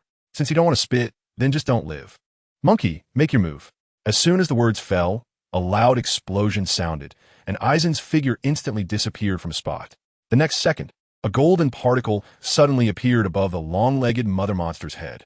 The golden light particles gradually condensed into a humanoid shape, revealing the figure of Borsalino. "Did I finally arrive? I was almost falling asleep," Borsalino complained. The figure of the blue dye appeared at the top of a bamboo in the distance. "Stop the nonsense. The spider silk has already been sprayed out, and it has no value anymore. Just eliminate it directly. Lanran rolled his eyes and urged. Hearing this, Borsalino slowly raised his right arm. As his right arm was gradually lifted, it began to emit a dazzling golden light. By the time Borsalino held his right arm in front of him, the entire arm had completely transformed into a collection of light particles. At this moment, Borsalino's expression became serious as he said in a deep voice, "Sword of Light's protection. Buzz." A golden sword of light shot up into the sky from Borsalino's right arm, targeting the frenzied, long-legged mother monster. The golden sword of light instantly swept across the massive body of the long-legged mother monster. Its momentum undiminished, as it also destroyed the bamboo forest behind it. The long-legged mother monster stared blankly at its body, watching helplessly as it split in two and then crashed heavily to the ground. The scene shifted to the bamboo forest, where clusters of bamboo were reduced to mere charred remnants by the beam of light. The once lush bamboo forest was now filled with devastation, a wasteland reeking of burning. Of course, besides this area of bamboo covered in spider silk, Borsalino had deliberately avoided it during his attack. Eisen sincerely exclaimed, "This fruit ability is really cool. Why is it so cheap for him?" After venting his complaints, Eisen approached to examine the corpse of the long-legged mother monster. He confirmed that it was dead before he felt at ease to begin cutting it open. At first, Eisen didn't want to do this. After all, the sight was too disgusting. However, after doing it several times, not only did he overcome the disgust, but his movements also became increasingly skilled. Yet, within the body of this A-class ferocious beast, Eisen found nothing. Is that thing random? Facing Borsalino's disdainful gaze, Eisen shrugged and continued to dissect the long-legged mother monster corpse. Lon Dai cut the corpse of the long-legged mother monster into pieces and placed them on the ground. Then, he took out some remnants of the corpse of another long-legged mother monster that he hunted yesterday and also arranged them on the ground. Lon Ran stood up, activated his Sharingan, and patiently observed the differences between the two. The size difference was normal, and the color of the blood was the same. The indigo dye murmured, "The patterns on the body are the same," and so on. The blue dye suddenly discovered a blind spot. The patterns are different. On the skin, with blue crystals, there will be faint blue lines, which are almost invisible unless looked at closely. Lon Ran picked up a piece of severed limb and observed it patiently. Does this mean they have absorbed this special energy to grow? No wonder their size is smaller than their peers, yet their strength is not significantly different. Landian suddenly realized and said, What body type?" Poliusolino asked curiously. Eisen waved his hand, saying it's nothing. Borsalino walked over and started to observe as well. Eisen-san, by the way, what are you looking at? Eisen looked seriously at the injured limb. I'm studying the possibility of these ferocious beasts hybridizing with sows. Huh. Borsalino looked at Eisen in shock. Do you even know what you're saying? Borsalino said speechlessly. There should be a bottom line to being perfunctory. Lon Ran rubbed his chin and said, You mentioned that the physique of the fierce beasts here is so strong. If they could hybridize with sows, would their offspring also have such a strong physique? Would the meat quality be better? Would the supplemental energy be greater? Poliusolino, with his dead fish eyes, asked, Are you serious? Lon Ran looked seriously at Poliusolino and said, What else? This is a great opportunity to enhance our overall naval strength. Poliusolino twitched the corner of his mouth and replied, As long as you're happy, your awareness is very high. I can't compare to you. Blue Dye shyly scratched his head and said, It's fine. I'm not that outstanding. Hee. Poliusolino rolled his eyes. What are we going to do next? Poliusolino asked. Well, let's meet up with Sakazuki and the others. Blue Dye pondered for a moment and made his decision. Tomorrow is the last day. We should go find it. Since we've come all this way, we can't leave without saying hello to the strongest here. The corners of Lon Ran's mouth lifted as he confidently said, I asked for everything, bosses. The climax is about to arrive. High energy ahead. Bleach turned his gaze to the white spider silk. Without it, all their efforts for half a day would be in vain. With this spider silk, he would have a greater chance of dealing with that skeleton reptile. Since they didn't bring any offensive weapons when they came here, Bleach decided to create some tools to hunt that skeleton reptile more confidently. Later, by chance, Bleach and Poliusolino encountered a long-legged mother monster. After witnessing its exceptionally tough spider silk, Bleach resolutely decided to make the long-legged mother monster contribute more to this world. Thus, the morally questionable scene just now, where Bleach teased a long-legged mother monster just to make it shoot him, referring to the spider silk, don't get it twisted, unfolded. Poliusolino curled his lip and walked into the bamboo forest to collect the spider silk. Whoosh, whoosh. The sound of air violently rubbing against something came from above. The spore mantises foraging on the ground all looked around in confusion until one spore mantis noticed the scene in the sky. Countless magma stones, glowing red as they rubbed against the air, were rapidly falling toward them. That spore mantis stared blankly at the apocalyptic scene, and the berries in its hand unknowingly fell to the ground, exploding into pieces. Soon, more and more spore mantises noticed the sky. Some trembled all over, mouths agape, staring blankly as they awaited death, while others jumped around frantically, trying to escape this place. But ultimately, all was in vain. The endless magma meteorites, compressing the air and creating explosive sounds, crashed into the gathering place of the spore mantises one after another, engulfed in blazing red flames.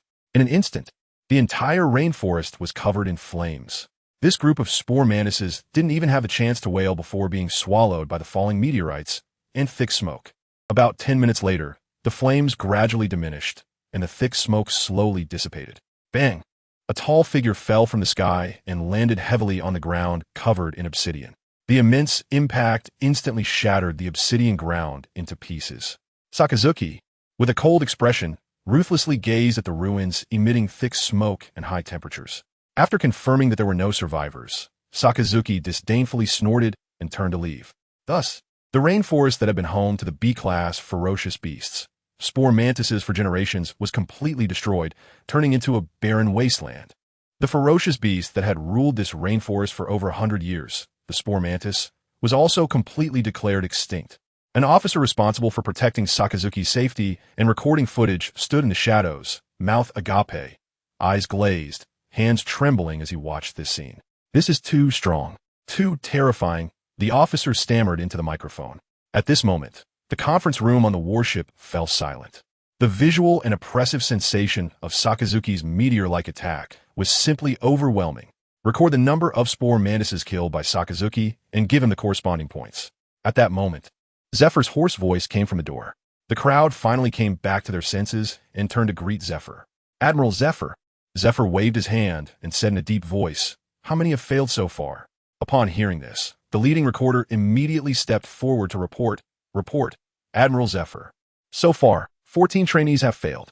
The situations of these 14 trainees included those who actively called for help, those rescued by accompanying officers due to life-threatening situations, and those severely injured and requiring medical treatment."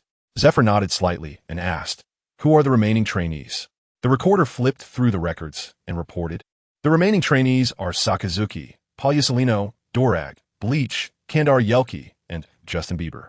Currently, Sakazuki, Dorag, Polyusilino, and Bleach are all converging at the same location, suggesting they had agreed to meet at this time.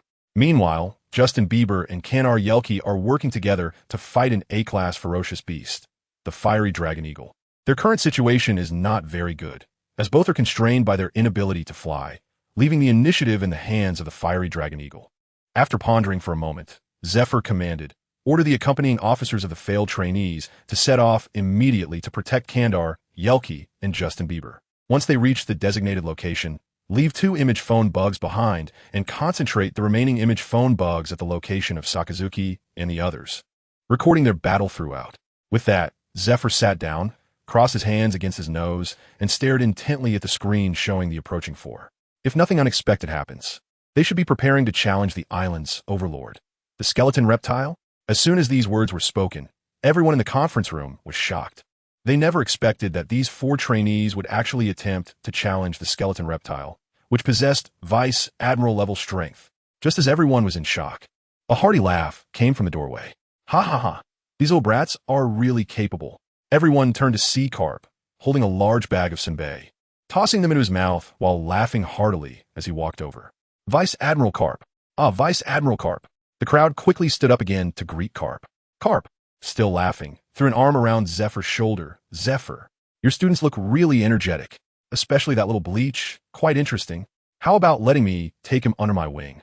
Zephyr ignored Carp's antics, still seriously watching the big screen. "Carp, be serious. We need to be fully alert from here on out." Saying this, Zephyr unnaturally pressed his nose a few times, feeling an ominous premonition for some reason. Carp, upon hearing this, also withdrew his playful expression with the two of us here. What'd go wrong? Even if Rock shows up today, you won't get away unscathed. Carp confidently patted his chest, shouting. Zephyr solemnly looked at the screen, showing Bleach and the others, hoping that would be the case. I pray for everything, brothers. The explosive moments you wanted are coming soon. A giant black bear stood on its hind legs, arms wide open, roaring at Bleach. Lon Ran dug his fingers into his ears and said helplessly, I really can't understand you guys. What are you shouting about? Don't you know it's noisy? The giant bear, seeing Lon Ran look down on him like this, became furious and forcefully kicked the ground with his legs, charging toward Lon Ran with his massive body. Lon Yin looked at it expressionlessly, then stepped back with his right foot and raised his right arm. Bang bang. A faint explosion emanated from Aizen's body, the sound of bones colliding. Then, Aizen's right fist tightened, and the muscles in his right arm quickly bulged, tearing the sleeve of his arm in an instant. Facing the giant bear that was lunging towards him at high speed, Aizen closed his eyes, slightly parted his lips, and exhaled a breath of murky air, with all the muscles in his body becoming active at that moment. Just as the giant bear pounced in front of Aizen, he suddenly opened his eyes wide, looking indifferently at the giant bear before him. Aizen spoke. Let's try this move. You're the first to experience it. Falling bone-shattering star. With a loud shout from Aizen, his right fist was fiercely thrust out. The air in front of his fist exploded with a bang, and a white air ring instantly formed. Before his fist could touch the giant bear's body, the bear's chest began to deform. The giant bear looked on in terror as Aizen's fist drew closer and closer, but its body couldn't move at all. Boom! The giant bear's body was violently sent flying.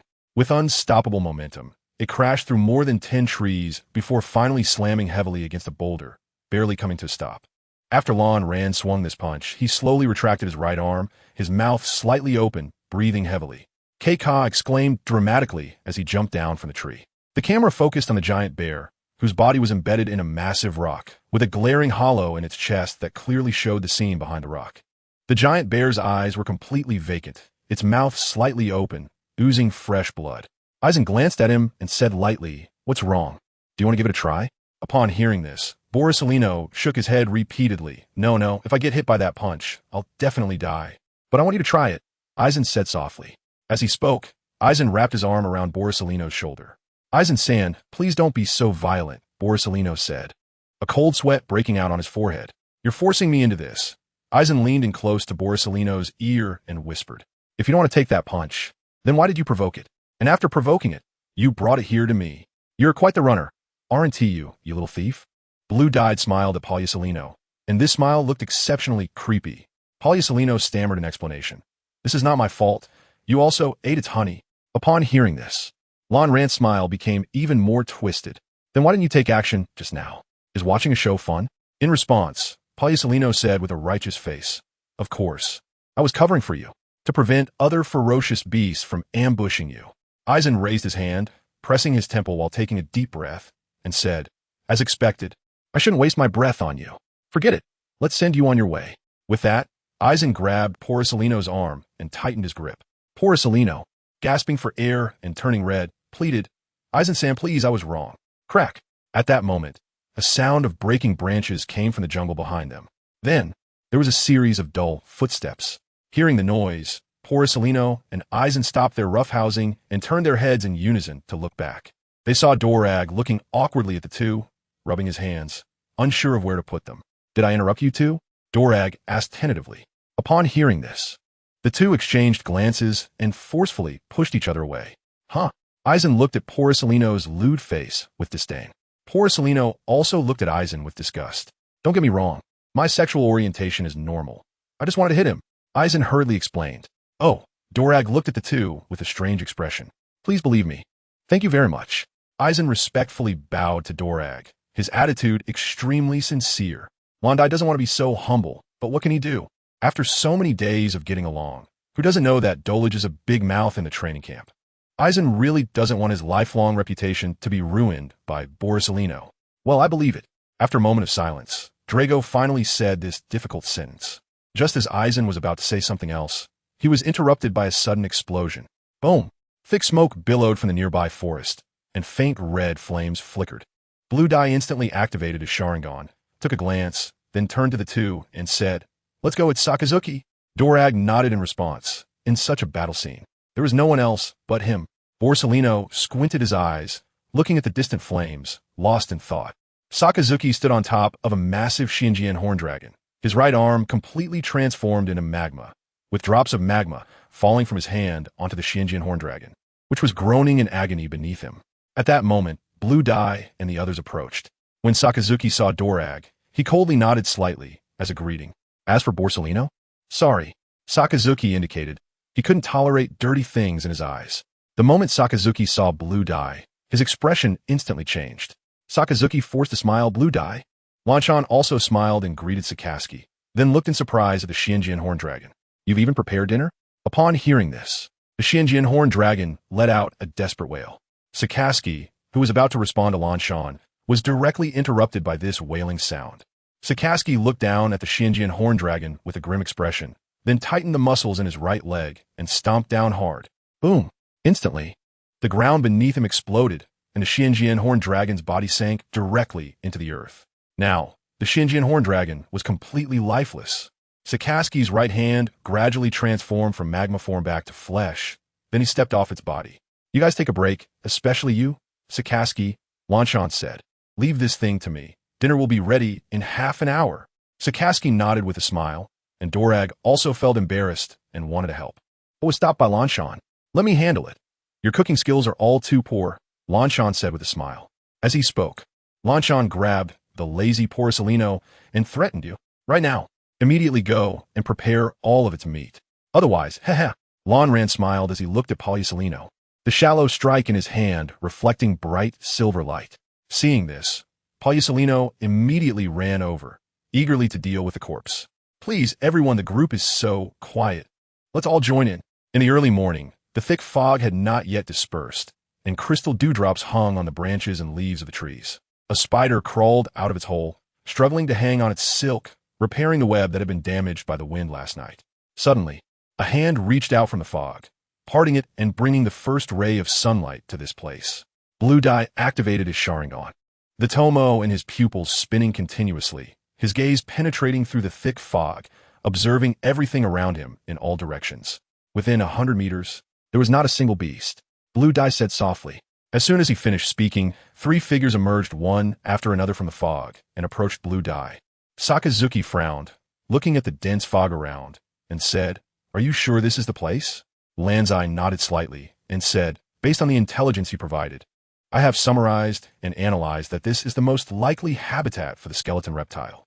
Dorage raised his hand and asked, Should I blow them away? Blue Dai raised his hand and spoke out to stop. No need, this fog is strange. Its composition is identical to the mist surrounding the Diamond Skull Island. This fog has an inexplicable relationship with the magnetic field of this place, or rather, something else. Even if you blow it away, it will slowly return. Don't worry. With me here, even if fierce beasts launch a surprise attack, I will inform you at the first moment. Upon hearing this, Dorag nodded slightly and lowered his hand. Blue Dai, your eyes are really convenient. Borsalino pouted and said. Hearing this, a large character popped up on Blue Dai's forehead as he clenched his fist and said to Borsalino, If you're not going to help, then don't make sarcastic remarks. Seeing that Blue Dai was about to make a move, Borsalino quickly shut his mouth. Aizen no longer paid attention to Borsalino, but instead turned his gaze to the distance, fully activating his Sharingan.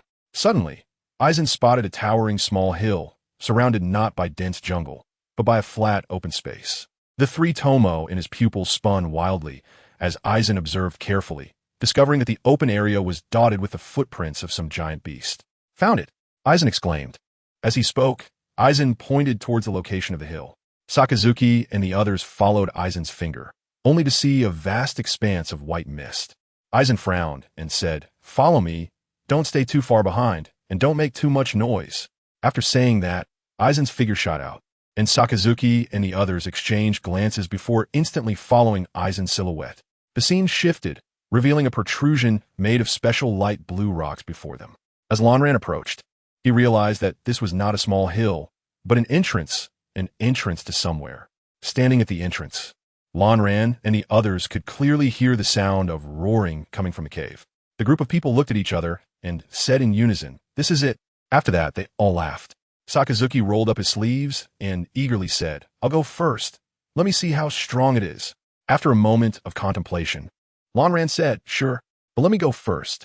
Your methods are too destructive, and it would be bad if you ended up collapsing this place.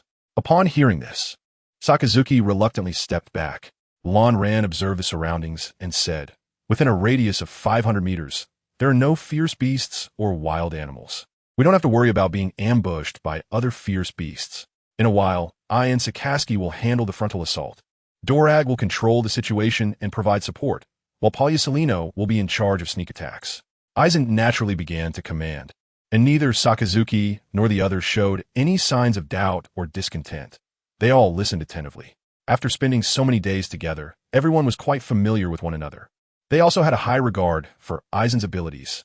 After finishing his words, Aizen frowned and said, if the opponent is too strong, don't get carried away.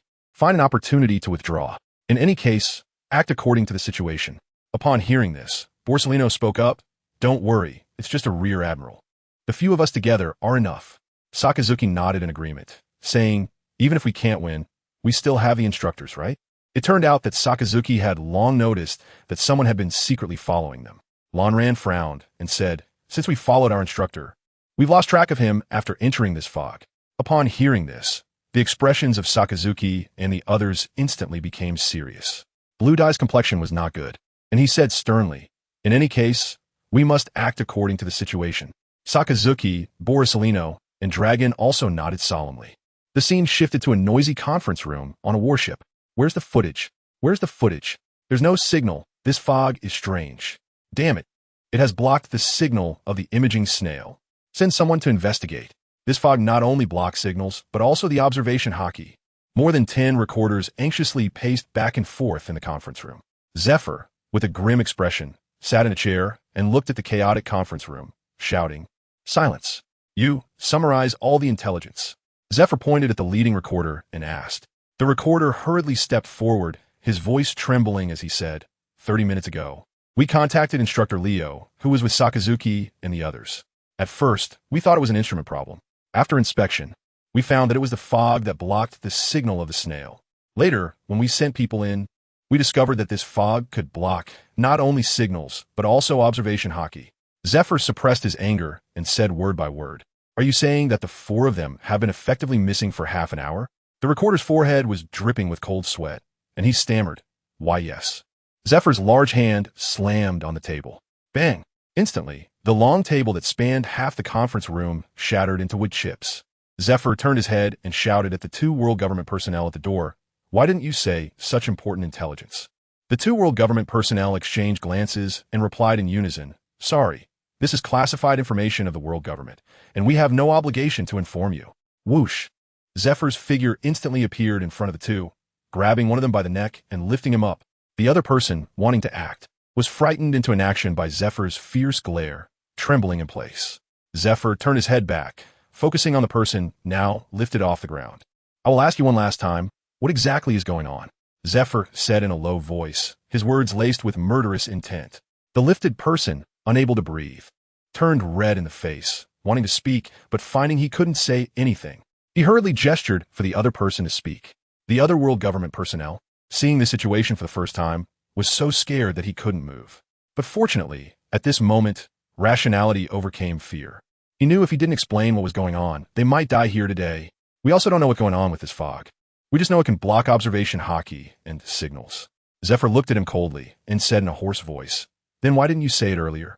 Hearing this, the man's forehead immediately broke out in cold sweat. This has nothing to do with me. It was the higher-ups who wouldn't let us say. We were just following orders. I am innocent. The man couldn't hold it any longer and suddenly knelt on the ground, clinging to Zephyr's leg and wailing. Oomph. Zephyr kicked him away. Bang.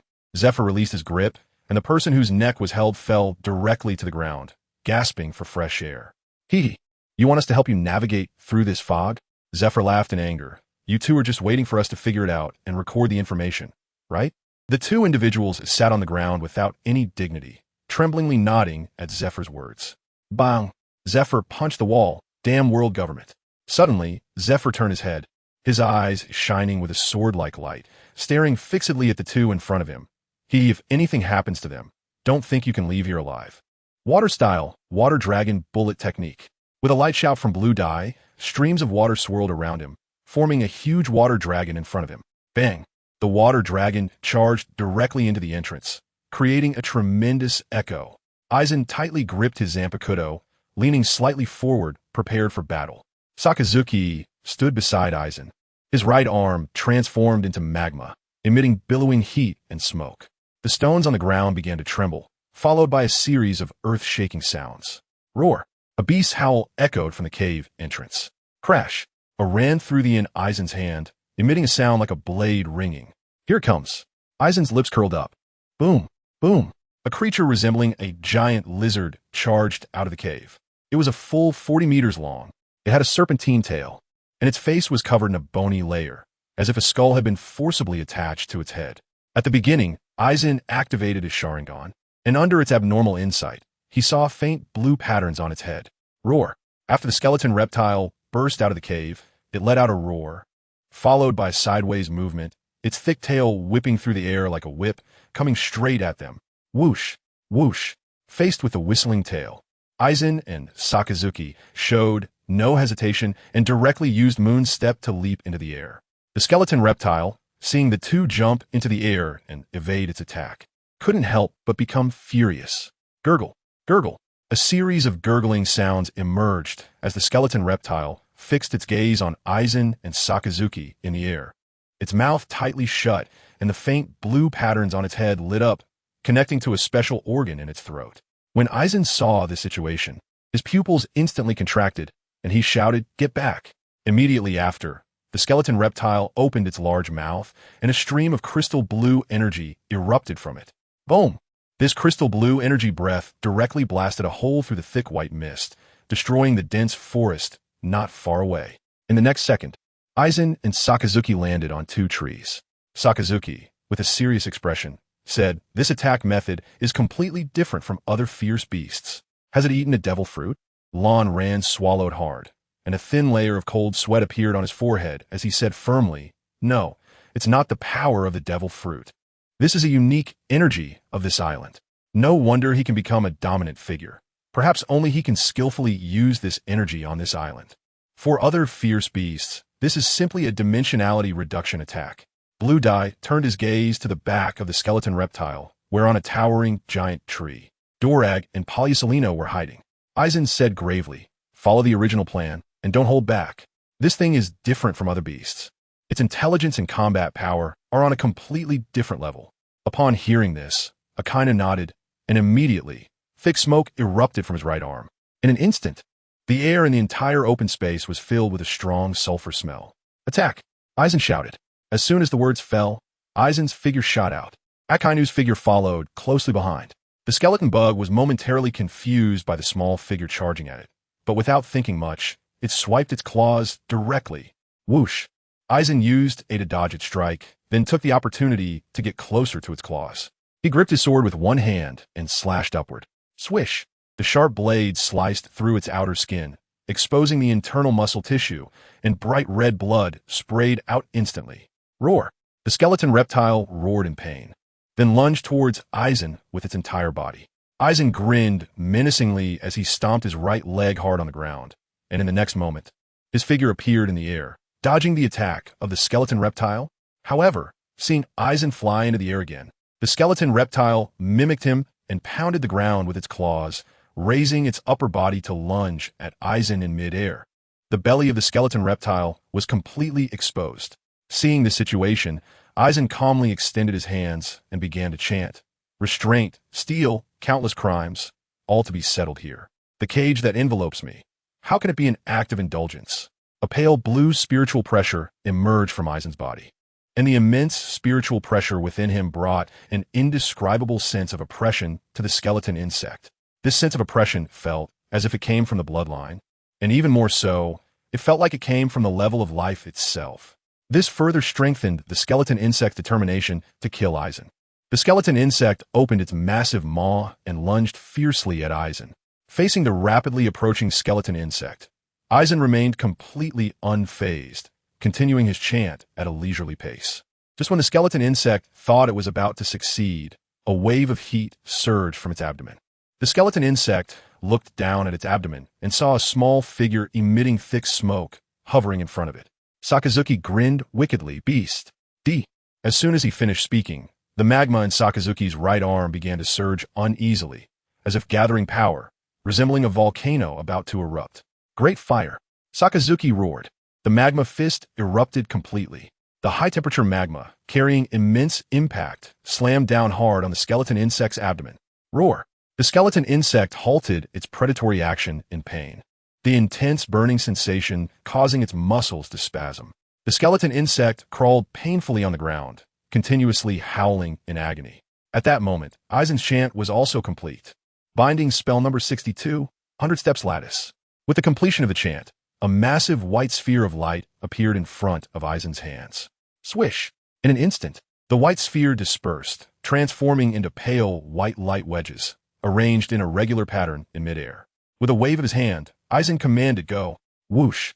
Dozens of white light wedges tore through the air, all hitting the massive body of the skeleton crawler. Roar! The skeleton crawler instantly felt its body immobilized. It looked in terror at the numerous light wedges all over its body, thinking, these strange glowing spikes are restricting my movement. Realizing this, the skeleton crawler struggled to twist its body, trying to break free from the constraints of the light wedges. Aizen watched this scene with disdain and laughed. These light wedges consumed 40 of my spiritual pressure, and without even an attacking method against the soul, it thinks it can escape with sheer physical strength. Dream on. However, Aizen didn't dare to be careless. Seizing the opportunity while the skeleton crawler was successfully restrained, he shouted, now attack. As soon as the words left his mouth, a storm of wind blades howled through the air. A dense array of azure wind blades spun rapidly in the sky, producing a piercing sound as they sliced through the air, rushing towards the skeleton crawler. Blue Dye and Sakazuki hurriedly used Moonwalk to dodge Dorag's attack. Dozens of azure wind blades almost all hit the body of the skeleton reptile, instantly kicking up a large cloud of dust, while the skeleton reptile continuously let out painful wails within the dust. At that moment, a brilliant golden light appeared in the sky. Polysolino's figure appeared in midair, arms spread wide, hands forming a special gesture. Suddenly, his hands emitted a blinding golden light, growing more intense over time. Just as the dust cleared and the figure of the skeleton reptile became visible, Polysolino slightly lowered his head, the upper half of his face shrouded in shadow, while the corner of his mouth curled up, loudly shouting, "Light spot laser beam! Buzz! Buzz!" 2 dazzling golden laser beams shot from his hands, directly piercing through the head of the skeleton reptile, which was howling to the sky. The skeleton reptile slightly opened its mouth, weakly letting out a roar, before its massive body crashed heavily to the ground. Bang! The enormous body slammed heavily onto the ground, stirring up a large cloud of dust. The skeleton reptile was completely devoid of any signs of life. Aizen and Sakazuki came together, and the close observers, Skull Lizard, lay dead. Borisolino and Drac also approached. Seeing that the Skull Lizard had been eliminated, Aizen and the others felt no joy at all. Lon Ran frowned as he looked at the corpse of the skeleton reptile in front of him, feeling a bit anxious as he said, "No way. This is impossible." Aizen did not say what was wrong. He just murmured "not right," while looking seriously at the corpse of the skeleton reptile in front of him. A Kainu dragon. And Kizaru also looked at the corpse with very grim expressions. Such strength could not dominate this island. At that moment, Aizen finally spoke up about what was wrong. The strength of this skeleton reptile was indeed very powerful, but it had not reached the level to dominate Skull Island. Such strength was simply not enough for Zephyr to warn everyone so cautiously. Boom! Boom! At this moment, a tremendous rumbling sound suddenly erupted from the ground. Aizen immediately turned his head to look towards the source of the sound, and the 3 crescent-shaped tomo in his pupils spun rapidly. In Aizen's line of sight, a large group of massive energy accumulations appeared under the cave entrance. Each moving giant beast contained energy no less than that of the one that had just been killed. The pupils of Blue Dye instantly contracted, and his expression became very grim as he stammered to Sakazuki and the others. "It seems we have a big problem." The 3 of Sakazuki also sensed the enormous commotion and looked towards the cave entrance with serious expressions. One by one, massive skeleton reptiles emerged from the cave. Moreover, each of them was no smaller than the one from earlier. In an instant, the expressions of Sakazuki, Dorag, and Polysolino also darkened. Let's retreat, Dorag said with a bitter smile. At this moment, Blue Dye's face looked even worse than before, and he hoarsely said, "It's too late." The skeleton reptiles that emerged did not rush to attack Blue Dye and the others, but quickly climbed behind them, completely surrounding the group in a circle. Aizen and the others quickly huddled together, back to back, facing the group of skeleton reptiles. After surrounding Aizen and the others, this group of skeleton reptiles made no further moves, merely staring intently at Aizen and the others with their hollow eyes. Lan Yan's face was solemn as he stared at the group of giant beasts in front of him, his body tense and not daring to relax in the slightest. Just then, the ground rumbled again. However, this time the noise was much smaller than before. Lan Dai once again turned his gaze towards the cave entrance, where a smaller skeleton reptile slowly crawled out. Upon seeing the skeleton reptile, the other skeleton reptiles all bowed their heads respectfully, lowering their heads slightly. This particular skeleton reptile looked very different from the others. Its head was unusually large, while the heads of the other skeleton reptiles had at most light blue patterns. This one had a huge sac radiating a blue glow on its head. Lanjin cast his gaze down at the creature beneath him. Its body dragged a long, cord-like intestine, one end connected to its navel and the other to a hole. The umbilical cord emitted a faint blue glow, with deep blue liquid flowing through it from time to time. As this smaller skeleton reptile crawled closer step by step, the heads of the skeleton reptiles around Lanjin lowered even further, their attitudes becoming increasingly respectful. Could this be their leader? Polyacelino whispered. Blue Dye muttered softly, "What nonsense? Isn't it obvious?" Dolag asked quietly, "What should we do? Should we fight?" Sakaski said in a hoarse voice, "I'm confident that I can kill at least 5 the moment the battle starts." At that moment, there were only a dozen or so skeleton crawlers on the field, and Sakaski was claiming he could wipe out half of them. As expected of you, Sakaski, you're really quite confident. Lanran glanced at Sakazuki and silently sighed in his heart. Blue Dye whispered, "Don't be in a hurry to act." Looking at them, it doesn't seem like we have to fight. Unless absolutely necessary, let's not rush into action. If we engage in battle now, we will have to pay a huge price. The leader, the skeleton reptile, slowly crawled over until it stopped about 10 meters away from Blue Dye and the others. All the surrounding skeleton reptiles bowed their heads respectfully to the ground. The leader skeleton reptile stared at Blue Dye and the others, then slightly opened its mouth. A familiar sound of gurgling arose, and there was a movement in the leader's throat.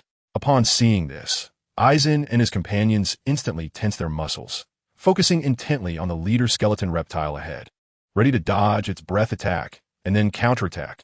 However, things did not develop as Aizen and the others had imagined. After a surge, the leader skeleton reptile uttered a human language.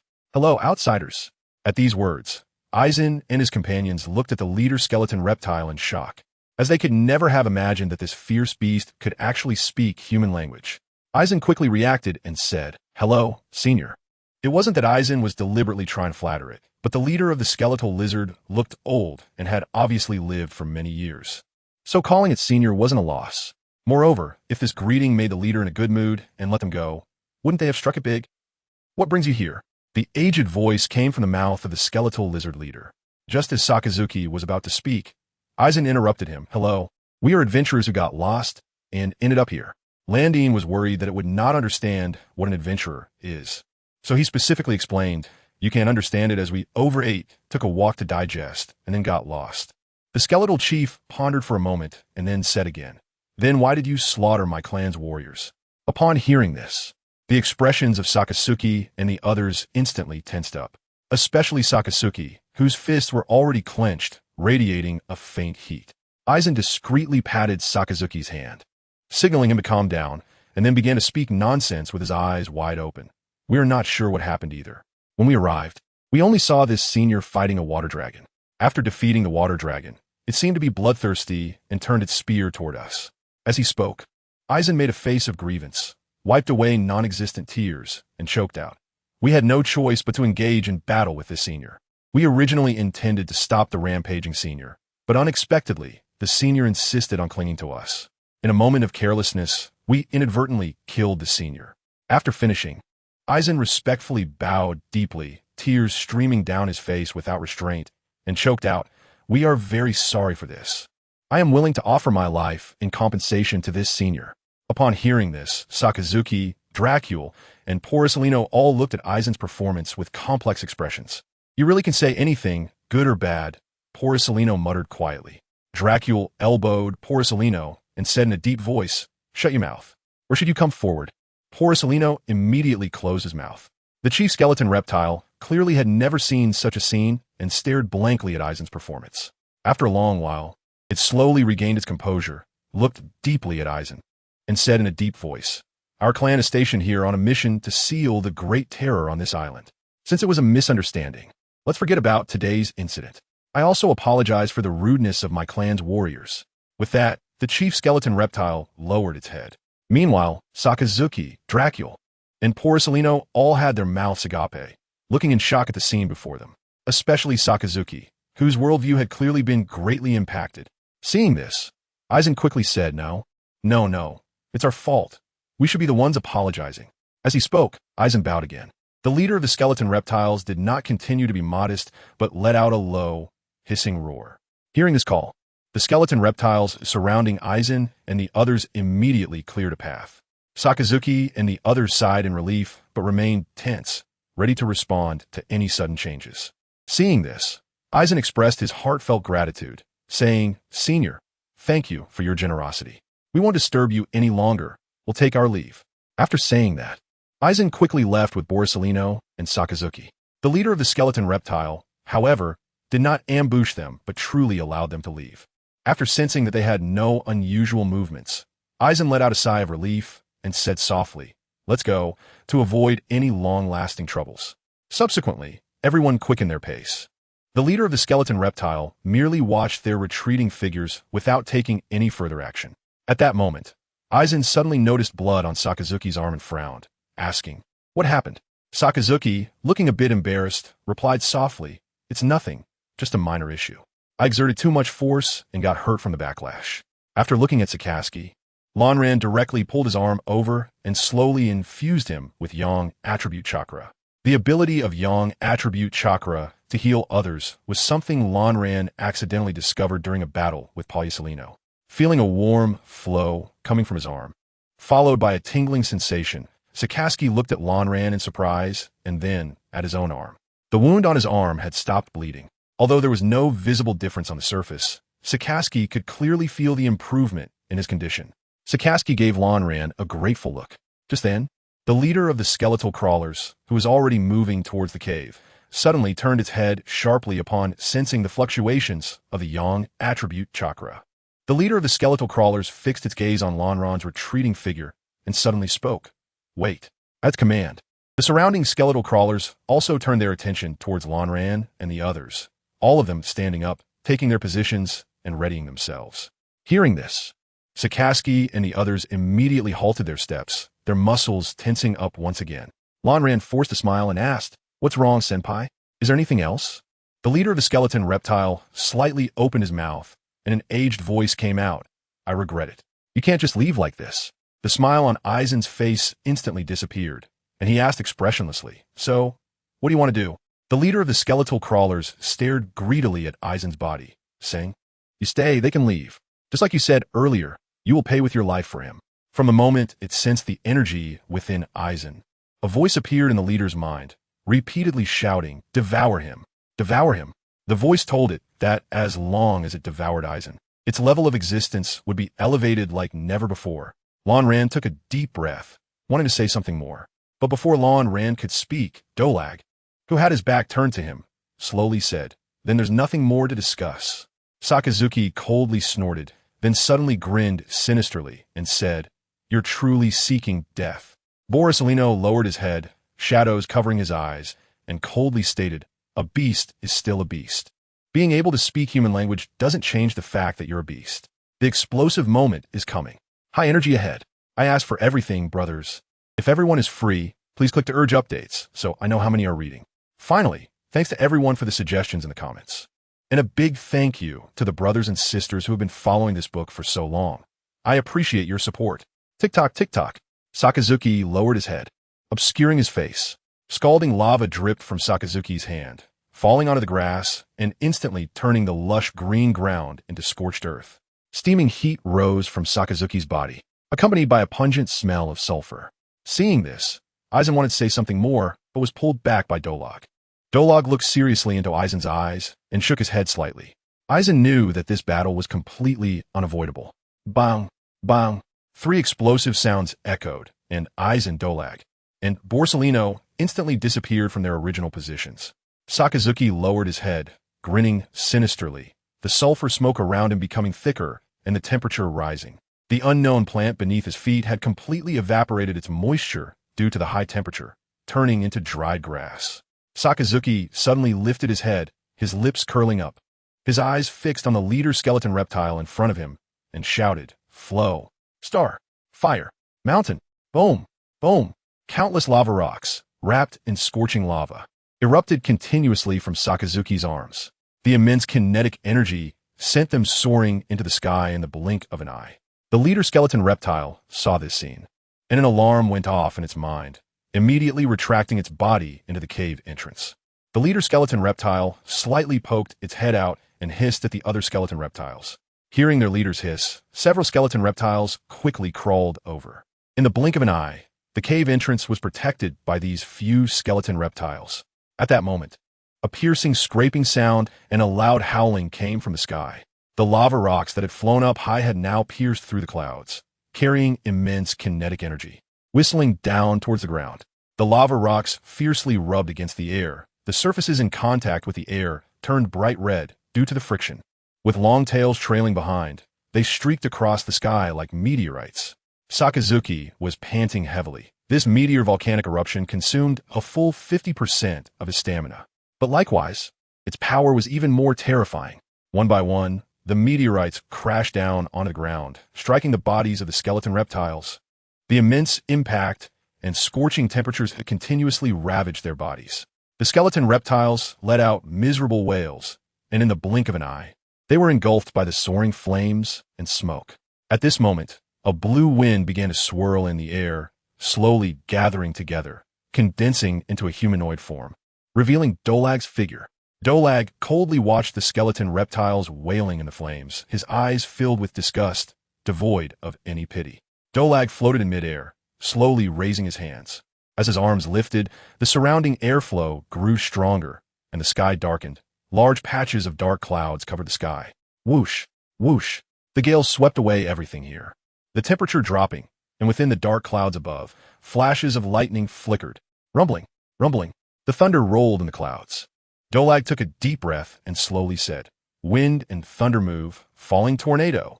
As soon as Dolag's voice fell, the movement of the wind suddenly became violent. Swish, swish. The fallen leaves on the ground were swept into the sky. In an instant, a gigantic hurricane tornado formed. Veins bulged on Dolag's temples. He gritted his teeth, trembling arms straining to push the terrifying tornado outward. The uncontrollable hurricane became incredibly frantic. In the blink of an eye, it swept up debris from the ground within dozens of meters. Even large trees that were deeply rooted began to sway. As the tornado approached the skeleton reptiles, its scale continued to expand. By the time the tornado engulfed the skeleton reptiles, it had already reached a height of 100 meters. Blue Dye deeply inserted the shallow strike into the ground, gripping it tightly with both hands to stabilize his body.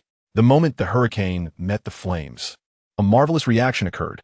It was not the expected scenario of you being strong and me being weak. Sakazuki's flames and Dorag's hurricane perfectly merged together. Boom! Crack! A thick bolt of lightning suddenly fell from the sky, striking fiercely at the crimson flame tornado. The red tornado was tinged with a faint purple hue belonging to the thunder. A gigantic crimson-purple flame tornado was formed. It instantly illuminated a 2-kilometer radius of land. At this moment, Leo, who was lost in the mist, immediately noticed this brilliant firelight. Bang! Without a second thought, Leo forcefully kicked back with his right leg. His tall figure shot out towards the direction of the firelight. The bodies of the skeleton reptiles were swept into the sky, continuously spinning while suffering relentless torment, cutting and burning from the flames and wind blades. Just as the bodies of the skeleton reptiles were still flying in the air, a golden light suddenly illuminated the blood-red world. Streams of golden light shot into the air, intertwining and gathering together, revealing the figure of Borsalino. Borsalino stood in midair, unaffected by the raging winds, his stance unshaken. 8 Shaku, Borisolino murmured, points of golden light appearing on his body. Junga. He crossed his hands, pinching his thumbs and index fingers together, the golden light becoming even more dazzling. Jade. The moment the last word fell, light poured down like rain. The sky was instantly filled with golden light rain. Whoosh, whoosh. Countless dazzling light bullets whistled towards the skeleton reptiles in the hurricane. Boom, boom. Countless light bullets struck the bodies of the skeleton reptiles in the hurricane, instantly penetrating their forms. Dorag watched the terrifying scene before him with a serious expression, immediately recognizing the immense impact and penetrating power carried by these light bullets. He had thought he was the one hiding the deepest, but unexpectedly, Borisolino was the strongest among the four. Sakazuki silently observed Borisolino's figure in midair, his fists unconsciously clenching. Seeing Borisolino demonstrate his might, Blue Dye grinned happily. Zong! Lon Ran crawled out of the ground, holding a knife in one hand and extending the other hand, palm facing the distant hurricane tornado. Aizen closed his eyes, sinking his consciousness into his mind, fully concentrating on mobilizing the spiritual pressure within his body. His lips slightly parted as he began to chant softly, O you who reigns, the mask of flesh and blood. The myriad forms flapping wings, the one who bears the name of man. Etch the twin lotuses upon the wall of azure fire, and in the distant firmament. Await the abyss of great fire. Unlike the brutality he displayed when using Keto before, this time the spiritual pressure overflowing from Aizen was merely restive, yet filled with aggression. Keto number 73. Twin Lotus, Azure Fire Drop. A soft shout from Aizen, and a massive azure fire lotus instantly formed in front of his palm. The fire lotus emitted a terrifying aura and sense of oppression, causing Sakazuki and the others to feel a subtle tremor of fear deep within their souls the moment they saw it. The light around the fire lotus seemed to warp slightly. Go! With Aizen's soft command, the fire lotus shot toward the hurricane at high speed. Boom! The moment the fire lotus made contact with the hurricane, the azure flames danced instantly, wrapping around the hurricane and gradually merging with it. A completely azure flame tornado was formed. The powerful suction of the hurricane lifted all objects within a kilometer radius into the sky. Even deeply rooted trees were blown about chaotically by the immense wind force. A fog covering an area of 500 hectares was directly torn apart by the hurricane, creating a massive void. Blue Dye, Sakazuki, Dracula Mihawk, and Portgas D. Ace stood together, quietly gazing at the magnificent death tornado before them. After about 10 minutes, the hurricane showed no signs of weakening. On the contrary, its scale became even more exaggerated. The timing for Lonran seemed just right, and he gave Dorag a glance. If this hurricane wasn't controlled soon, it could lead to disaster. Dorag immediately understood, crossing his arms as a strange wave of energy spread out from his body. The surrounding air currents instantly became gentler, and slowly, the wave reached the hurricane, which began to be influenced by it, causing the rotation speed to gradually slow down. After an unknown amount of time, the tornado slowly came to a stop and gradually dissipated. The objects that had been swept into the sky all fell back down like flowers scattered by a heavenly maiden, including the corpses of the skeleton reptiles. Bang! Bang! The bodies of the skeleton reptiles fell to the ground one after another, stirring up a cloud of dust.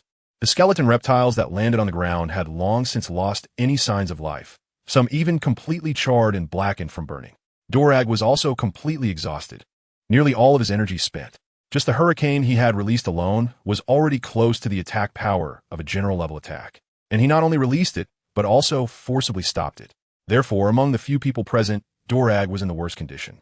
Lon Ran supported the swaying Dolag, looking at him with concern, but Dolag waved his hand, indicating that he was fine.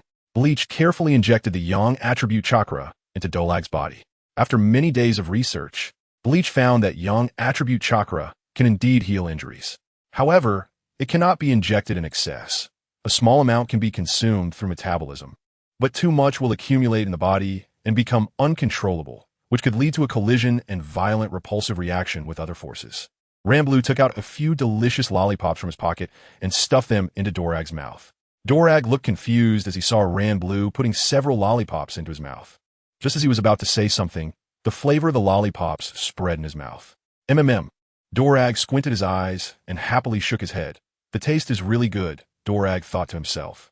Blue Dye once again turned his attention to the battlefield, fully activating his Sharingan to observe the corpses of the skeletal crawlers. Once he confirmed that they were all dead, he let out a long sigh of relief. After all, the current condition of the few people was not very good. Everyone had just used their most powerful techniques, which naturally took a toll on their stamina. Wait! Lanran suddenly thought of something and exclaimed. Lanran suddenly realized that there was no corpse of the leader skeleton lizard here. Suddenly, a loud crash echoed. The four of them instantly turned their heads towards the source of the sound, only to see that the already collapsed cave entrance was suddenly breached by someone from inside. A large number of stones shot out, kicking up a cloud of dust, and the figure of the leader skeleton reptile emerged from the smoke. Its body was scorched to a crimson color by high temperatures, but it bore no other wounds. This indicated that it had been well protected by other skeleton reptiles and had hidden deep inside the cave from the very beginning. The leader skeleton reptile slowly crawled out of the cave and then leisurely laid down on the ground.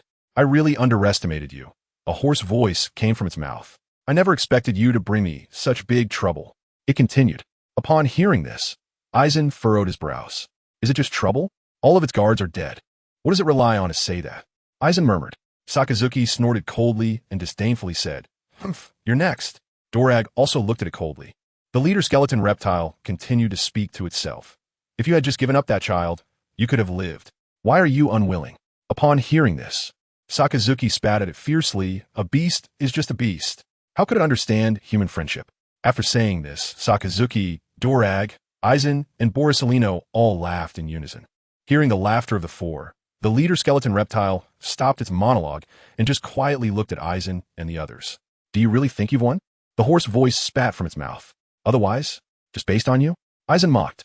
The leader skeleton reptile laughed. Its laughter was exceptionally strange, mixed with an unsettling sound, like a knife scraping across glass. In the next moment, the blue pouch on its head emitted a dazzling blue light. Streams of blue energy flowed out from there, slowly merging into the corpses of the skeleton reptiles that had already fallen to the ground. The four of them, led by Aizen, looked serious as they watched the scene unfold, realizing it was too late to intervene. The flow of energy was too fast, not giving them any time to react. Crack! Crack! A series of terrifying, bone-breaking sounds echoed, and the corpses of the skeletal crawlers that should have been lying on the ground all stood up in strange motions. Seeing this, Aizen and the others were completely shocked. At that moment, a flash of insight struck Aizen's mind, as if he finally understood something. No wonder I felt from the very beginning that their eyes were lifeless and their movements were stiff. It turns out they were dead from the start. No wonder only that one skeletal crawler emerged when we disturbed you. It was because he was the only one who was alive. He was the only one with his own consciousness. Aizen suddenly spoke in a deep voice. You are very clever, but unfortunately, you will die here today. The skull reptile mocked, but don't worry, after merging with me, your soul will be sublimated. Aizen coldly stared at it, completely ignoring its words. Gradually, all the skull reptiles crawled up, once again surrounding Aizen and his companions in a circle. Aizen's face looked very bad, and he said, This time it's really troublesome. Sakazuki, with a gloomy expression, said in a low voice, Aizen, you go first. Blue Dye looked at him in shock, and, just as he was about to say something, he was interrupted by Sakazuki. Listen to me, its target is you. If it were just us, it wouldn't be relentlessly chasing us. Moreover, Sakazuki said, glancing at the mist behind him, only you can find a way out of this mist. Hearing this, Dragon and Borsalino also nodded silently. Blue Dye frowned and stared intently at Sakazuki's profile. In your eyes, am I someone who abandons my comrades? This isn't a question of abandonment. It's the best solution for now. As long as you run out and find Teacher Zifa, we could be saved. With just us right now, we can't possibly fight against them. Dolag said sternly. Then what will you do after I leave? Without me, you won't be able to fight them either. Aizen spoke in a low tone. Upon hearing this, Sakazuki and Dragon fell into silence. At this moment, Borsalino spoke up. Well, Aizen, believe us. The three of us are quite strong. Sakazuki forced a smile and said, Aizen, you're only 11 years old, and your strength is already so impressive. Your future is bright. You will surely become a pillar of the Navy in the future. Therefore, you cannot stay here. Longjin gritted his teeth and shouted, Damn bright future. Damn optimal solution. I don't care. This matter started because of me. If we're leaving today, we leave together. No one gets left behind. Upon hearing this, Dorag and Sakazuki both smiled wryly. while Borisolino silently lowered his head. Stop talking nonsense. It is a few beasts, right? One word. Are we doing it or not? Longin shouted. Dorag, Sakaski, and Borisolino fell silent. If you don't agree, then I'll go alone. Today, we either leave together or stay together. Stop dragging your feet. Make a choice. Hearing this, Dorag gritted his teeth and shouted, Let's do it. Let's do it. Sakaski's eyes were fixed on the distant skeletal reptile, his tone filled with killing intent. Let's do it. Borisolino put away his usual playful demeanor and said seriously. Seeing this, Longin smiled. Then let us go together. Boom. As soon as he finished speaking, Longin's figure rushed out first. Sakaski, Dorag, and Borisolino quickly followed suit. The leader of the skeletal reptile looked in surprise at the little figures rushing towards it, not understanding why they still had the courage to resist against absolute power. Just as Sakaski said, beasts are just beasts. They will never understand human emotions. Roar.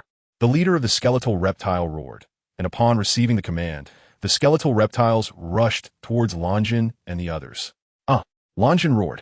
He was the first to engage with the skeletal reptiles, delivering a powerful punch that sent the first skeletal reptile charging at him, flying over 10 meters.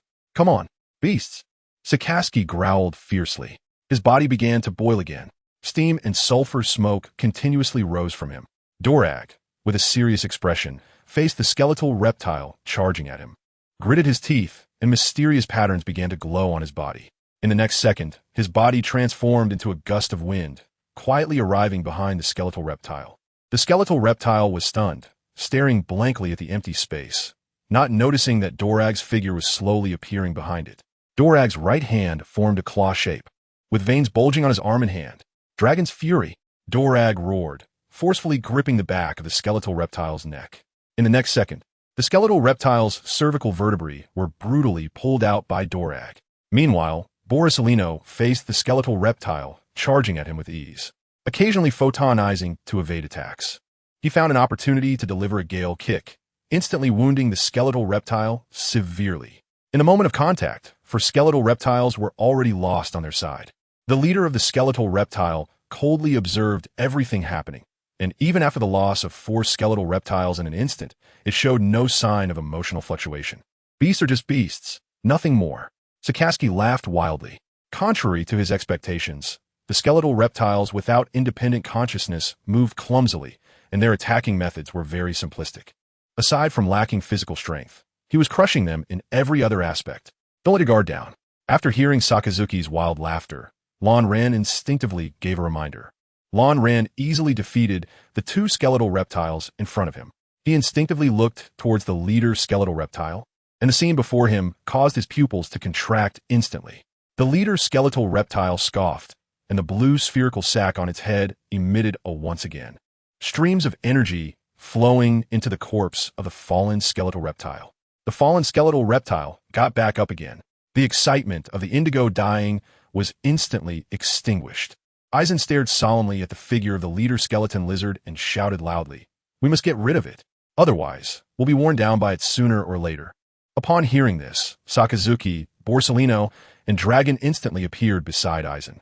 Just as they were preparing to work together to strangle the leader skeleton lizard, a change occurred.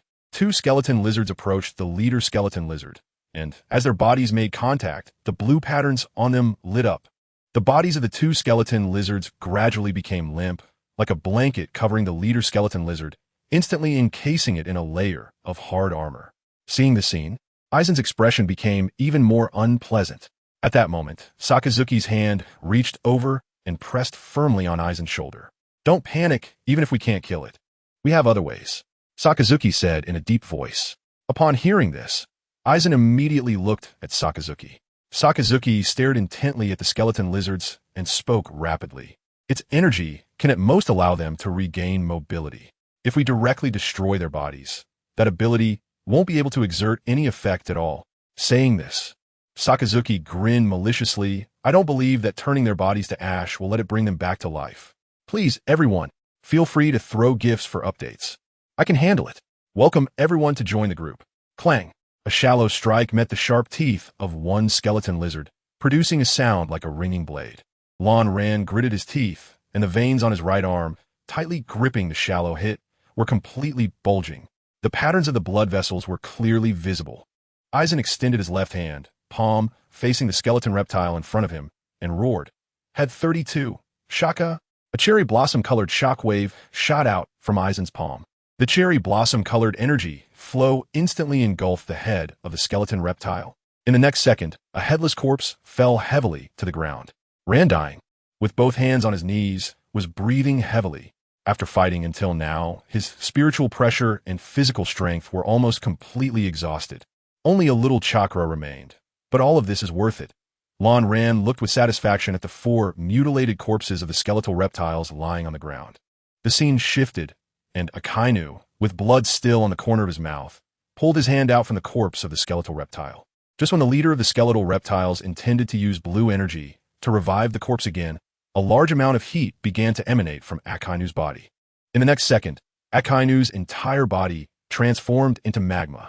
The magma instantly covered the corpse of the skeletal reptile, and the extreme heat immediately ignited its body. The leader of the skeletal reptiles turned pale at this sight. Meanwhile, from a distance, Kizaru opened his right hand, and a golden light gathered in the palm of his hand. Heavenly Sword of Clouds. Kizaru shouted softly. He placed his left hand on the light mass, and gradually the shape of the light mass began to change. As he stretched his left hand over the light mass, a golden sword of light was born. The golden sword emitted a dazzling brilliance and rolling heat. At that moment, a leaf fell from a tree and happened to strike the edge of the sword, splitting the leaf in half in an instant. Moreover, faint scorch marks appeared at the point of separation. Buzz! Buzz! Kizaru swung the sword in the air, producing a buzzing sound. In the next second, Kizaru's figure appeared beside the skeletal reptile, and with a swift motion, he slashed at the skeletal reptile's leg with the heavenly sword of clouds. The extremely sharp sword cut through the skeletal reptile's leg without any resistance. Whoosh! Whoosh! With several quick movements, in the blink of an eye, the skeletal reptile in front of him was dismembered into 8 pieces. The leader of the skeletal reptiles looked increasingly grim, glaring at Akainu, who was struggling to fight the skeletal reptile in the distance. The blue pouch above his head lit up, and with it the blue patterns all over his body also glowed. The leader of the skeletal reptiles tightly closed his mouth, and when he opened it again, a thick stream of blue energy spewed out. Watch out! Blue Dai shouted at Sakazuki. The flow of energy roared forward, instantly engulfing Sakazuki's body. Sakazuki's body was instantly destroyed into pieces, turning into pools of magma that scattered everywhere. Seeing the sneak attack succeed, the leader of the skeletal lizard cackled mockingly. Just as the leader of the skeletal lizard was feeling pleased, the scattered magma on the ground slowly began to gather together, gradually forming a humanoid shape. Sakazuki's figure reappeared. Sakazuki turned his head and glanced at the leader of the skeletal lizard, his eyes filled with disdain. The leader of the skeletal lizard was clearly offended by Sakazuki. The leader's breathing intensified, his body undulating greatly, and the light blue patterns on him began to flicker and glow. After Lan Ran dealt with the 4 skeleton reptiles in front of him, he didn't hesitate for a moment, nor did he take a breath, and rushed towards Dorag. Dorag's battle was the toughest. So far, he had only managed to completely defeat 1 skeleton reptile. Now he was gritting his teeth, struggling against the remaining skeleton reptiles. Whoosh! A flash of silver light streaked by. Boom! A skeleton reptile that tried to ambush Dorag was instantly sent flying. Hearing the noise, Dorag looked over and saw a knife emitting a chilling silver light deeply embedded in the head of the skeleton reptile. Dorag smiled wryly and gave Lan Ran a thumbs up. Bleach smiled and recalled the shallow hit back to his hand, once again throwing himself into the battle against the skeletal reptiles, instantly relieving most of the pressure from Dorag. The leader of the skeletal reptiles looked angrily at the unfavorable situation of the battle, feeling utterly helpless. He couldn't move too far from the cave entrance, and when he tried to use his breath for a sneak attack, he found it had no effect at all. Sakazuki and the other 2 could all become elementalized, and Bleach was constantly using his Sharingan and spiritual power perception, making it a dream to sneak up on him. Gradually, more and more skeletal reptile bodies fell to the ground. Due to the effects of the hurricane tornado, a huge blank area appeared in the middle of the fog zone, temporarily restoring the signal. There's a signal. Look, there's a picture. Admiral Zephyr, there's a picture. A screen filled with white-gray snowflakes suddenly burst into color. Everyone excitedly looked at the restored signal display. The leading recorder picked up the microphone, continuously calling out, Leo, Instructor Leo, please respond. While running at full speed, Leo suddenly heard a voice in his earpiece and excitedly shouted, I'm here. I'm here. Just as the leading recorder was about to say something else. His microphone was suddenly snatched away. The recorder looked angrily at the person who took his microphone, only to realize it was Zephyr. Well, it's fine now, the recorder silently thought. Zephyr anxiously shouted into the microphone, Leo, what's the situation over there? While running, Leo gasped and said, I don't know either. This fog can interfere with my observation hockey, causing me and Bleach and the other instructors to get separated. Leo briefly described the catastrophic scene he had just witnessed. After pondering for a moment, Zephyr said, this signal might cut off soon, so listen carefully. Just run in the direction you're heading. And above all, find Bleach and the others. That terrifying scene must have been caused by their battle. Bleach definitely has a way to move in this fog. Once you find them, let Bleach lead you out of the mist. If Bleach and the others insist on challenging the skeletal reptiles, warn them. If they refuse to come out with you, revoke their examination qualifications. Understood, Leo replied loudly. Also, Zephyr was about to say something else when he found the screen returned to a snowy static. Huh. Zephyr let out a deep breath and slowly sat back down in his chair, his tightly clenched fists gradually loosening. After communicating with Leo, Zephyr finally felt relieved, his heart a bit more at ease. All for the best, brothers and sisters, seeking good reviews, asking for updates. By the way, a little spoiler. Don't think the plot of the Diamond Skeleton Island is about to end. Lastly, join the group, brothers. There are too few people in the group. High energy warning ahead. Boom! As the last skeletal reptile fell heavily to the ground, the battle entered a critical moment. Lan Ran struck down the head of the skeleton reptile with a single blow, giving the leader of the skeleton reptile not a shred of chance. Aizen, Sakazuki, Dragon, and Porcellino stood together again, their eyes fixed on the leader of the skeletal reptile across from them. Do you have anything to say now? Aizen said with a grin. The leader of the skeletal reptile looked at the four with a gloomy expression and said in a deep voice, it's just a few corpses that were killed. Before it could finish speaking, Aizen interrupted, you're next. Upon hearing this, the leader of the skeletal reptile fell silent for a moment and coldly said, with you all now? I admit I don't have any guards left, but you don't need guards to deal with you. As it spoke, the leader of the skeletal reptile sneered mockingly. I only need to move a finger to crush you. Aizen said, placing his right hand on his forehead and lowering his head with a smile. So there's nothing to discuss then? I was originally thinking of letting you off this time. The leader of the skeletal reptile also laughed, its tone sinister. Who lets him go is still unknown. As soon as the words fell, a massive water dragon gathered behind it and lunged at its body. Sensing the movement behind it, the leader of the skeletal reptile immediately turned its head, its pupils constricting as it looked at the water dragon charging toward it. Boom! The water dragon, carrying immense force, crashed into the body of the leader of the skeletal reptile. Its massive form was directly flipped over several meters. Seeing this, Aizen shouted, now's the time. Run! Sakazuki, Dragon. And Borsalino immediately turned and ran towards the mist. Dragon was nearly exhausted, stumbling as he ran. Seeing this, Aizen directly lifted his body and ran towards the mist. Just as Aizen and the others were about to enter the mist, a thick, bluish energy breath suddenly surged towards them with a loud roar. Blue Dye sensed something unusual behind him, but it was too late to evade. He was carrying Dolag and could not abandon him. The eerie blue light illuminated Blue Dye's face, and due to the abnormal dynamic observation ability of the Sharingan, the breath attack appeared to slow down significantly in Blue Dye's eyes. There was no way to dodge it. As he watched the breath get closer, Blue Dye instinctively closed his eyes, gripping Dolag's arm tightly. I'm sorry, Teacher Zifa, Blue Dye murmured. In that moment, many people and events suddenly flashed through his mind. He thought of certain things from his past life and the people he had met in this life. At that moment, Blue Dye felt regret. Regret for being so reckless. Regret for provoking the skeletal reptile, putting everyone in danger. Just as the eerie blue energy breath was about to hit Blue Dye, a tall figure blocked in front of him. With his eyes tightly shut, Blue Dye suddenly felt darkness in front of him. The next second, a hand reached out and pushed away Blue Dye and Dolag's bodies. Iron Block. A familiar voice rang in his ears. A Blue Dye suddenly opened his eyes, and a yellow figure blocked the spot where he had just been standing. Seeing this scene, the Blue Dye's eyes instantly filled with rage. Monkey! Boom! In an instant, Borsalino's body was engulfed by a dark blue breath. After the breath, There was only a deep pit left where Borsalino had just been standing. Blue dye stared blankly at the deep pit left on the ground, where only a piece of yellow fabric remained.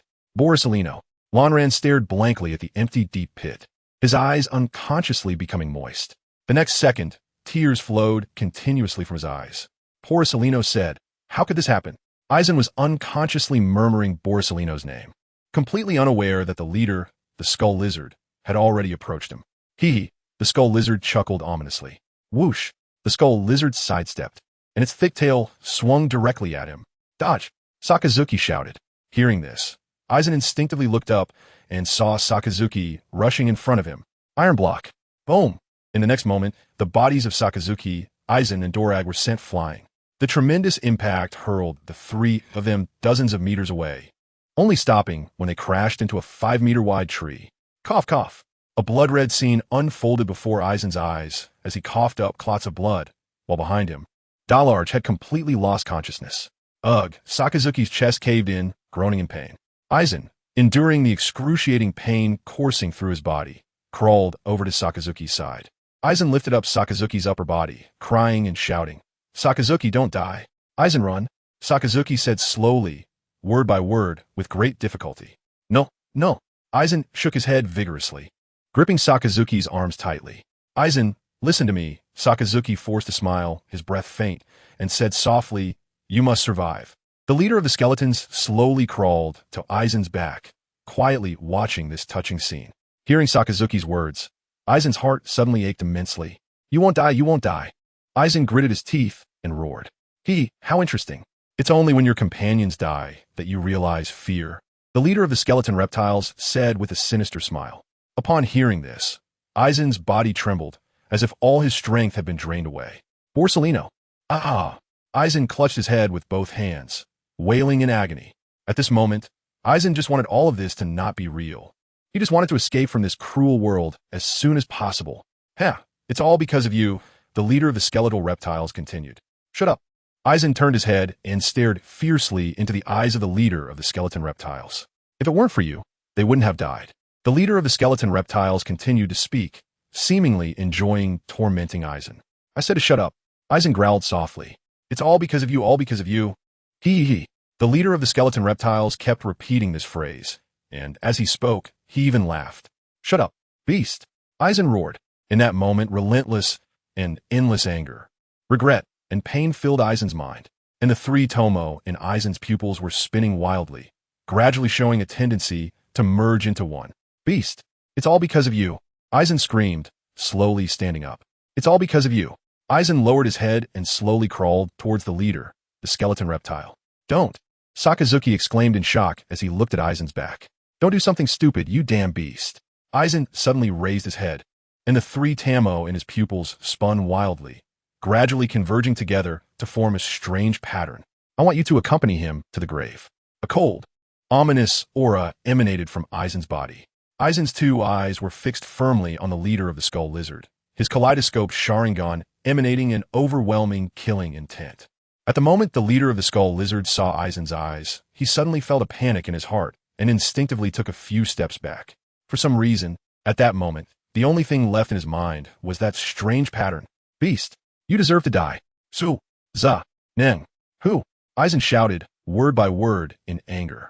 The next moment, a massive amount of chakra erupted from Eisen's body. Boom! The tremendous chakra burst forth, creating a whirlwind. What is this? Akainu stared blankly at Eisen in the whirlwind. At this moment, the pressure Eisen brought him was already infinitely close to that of Instructor Leo. A huge purple energy appeared around Eisen's body. The next second, the purple energy enveloping Eisen underwent a transformation. Crack! Crack! The sound of bones clashing echoed, and the purple energy constructed distinct ribs, protecting Eisen within them. Gradually, it formed an entire chest cavity, then two enormous arms. Finally, a gigantic skull appeared above Eisen's head. Eisen stood inside Susanoo, his eyes filled with endless killing intent, yet his face was exceptionally calm. You should accompany him to the grave, Eisen said in a flat tone. For some reason, facing Eisen at this moment, the leader of the skeletal crawlers felt a bit fearful. Stop talking big, the leader of the skeletal crawlers shouted, instinctively retreating a few steps. It's just a little bigger. The leader of the skeletal crawlers forced himself to suppress the fear in his heart, steadied himself, and shouted bravely. Incompetent barking. Aizen said expressionlessly, looking at the leader of the skeletal crawlers, who was now cowering on the ground. Blue Dye stood inside Susanoo, slowly raising his hand. At the same time, the massive energy arm of Susanoo also lifted. Boom! The gigantic energy arm smashed down towards the leader skeleton lizard with a howl. Puff! Susanoo's heavy punch directly caused a large amount of blood to spout from the mouth of the leader skeleton lizard. Bang! The Blue Dye manipulated Susanoo, directly hammering the body of the leader skeleton reptile into the ground. Boom! Boom! Aizen manipulated the arms of Susanoo, repeatedly pounding the massive body of the leader skeleton reptile. Blood continuously sprayed from the leader skeleton reptile, splattering on his Susanoo, and gradually, the leader skeleton reptile sank deeper, while Susanoo's hands were stained red with blood. It wasn't until there was no more movement in the pit that Aizen slowly came to a stop.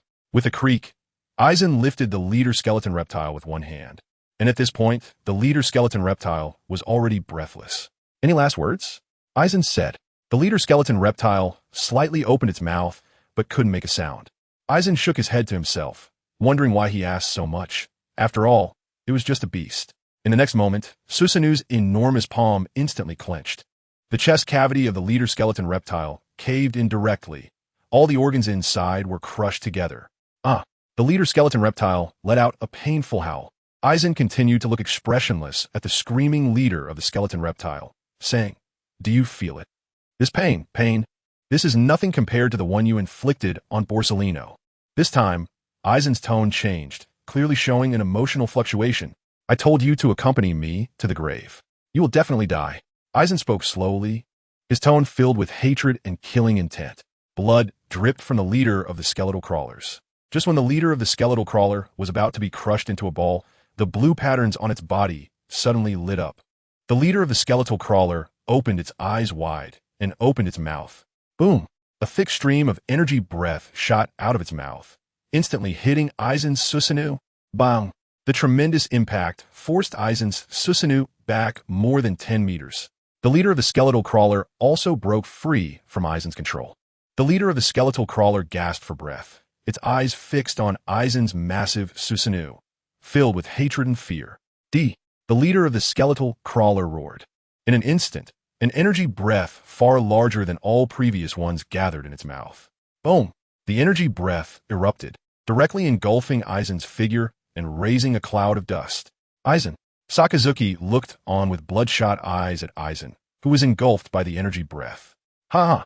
The leader of the skeletal crawler laughed triumphantly upon seeing its energy breath successfully hit Aizen. Ha ha ha!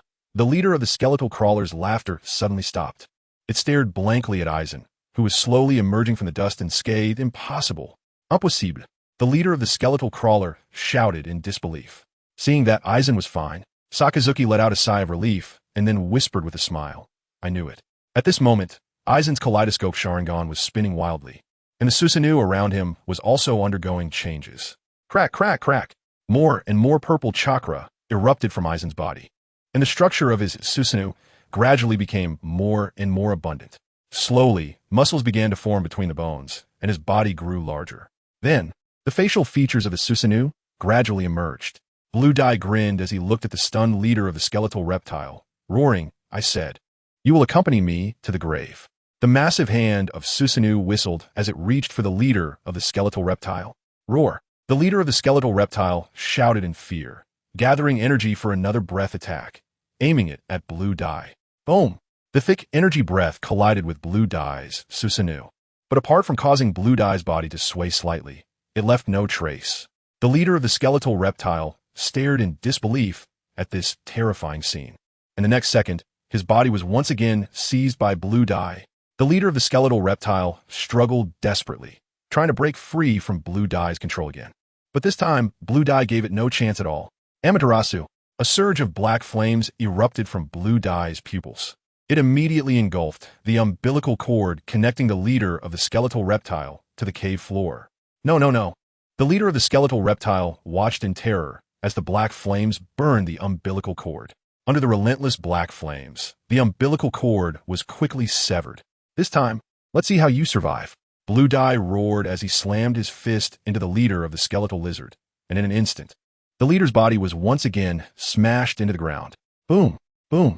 The Blue Dye continuously swung the giant fist of Susa, not giving the leader of the skeleton reptiles a moment to catch his breath. Ah! Aizen was frantically venting the regret and pain in his heart. Gradually, the body of the leader, the skeletal crawler, turned into a pile of flesh and mud. Seeing that the leader, the skeletal crawler, was completely dead and had no possibility of resurrection, Aizen finally began to slow down. Aizen's dye faded away, and Susanoo fell to the ground with a thud, tears streaming down his face. He's dead. Finally dead. I asked for everything, brothers and sisters, for good reviews, for updates. By the way, let me spoil a bit again. Don't think the plot of Skull Island is ending here. Lastly, join the group, brothers. There's still too few people in the group. Tears kept flowing down, and at the moment Aizen knelt on the ground, it felt as if all the strength in his body had been drained away. Blue Dye struggled to climb to the edge of the pit, trembling hands reaching for the yellow cloth. The moment he touched the fabric, tears streamed down his face. Monkey, how could you die? How could this happen? Blue Dye murmured unconsciously. At that moment, memories flooded back. The snoring at night, the playful bickering during training, the daily insults and banter, and the steaming meals on the table after returning from training. Aizen trembled as he held the piece of torn cloth against his forehead, curling up into a ball and crying out loud. Sigh. Sakazuki let out a deep sigh. He really didn't expect that the first comrade he would lose would be Borsalino. It all happened too suddenly. Sakazuki clenched his fists tightly, and his eyes unconsciously filled with tears. Slowly, tears flowed from the corners of his eyes. Sakazuki looked at the deep pit with a complex expression, recalling all the discontent, jealousy, and disdain he had felt towards Borsalino in the past.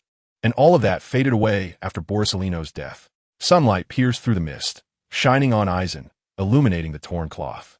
The golden sunlight shone on the golden cloth, and the reflected light instantly dazzled Aizen's eyes.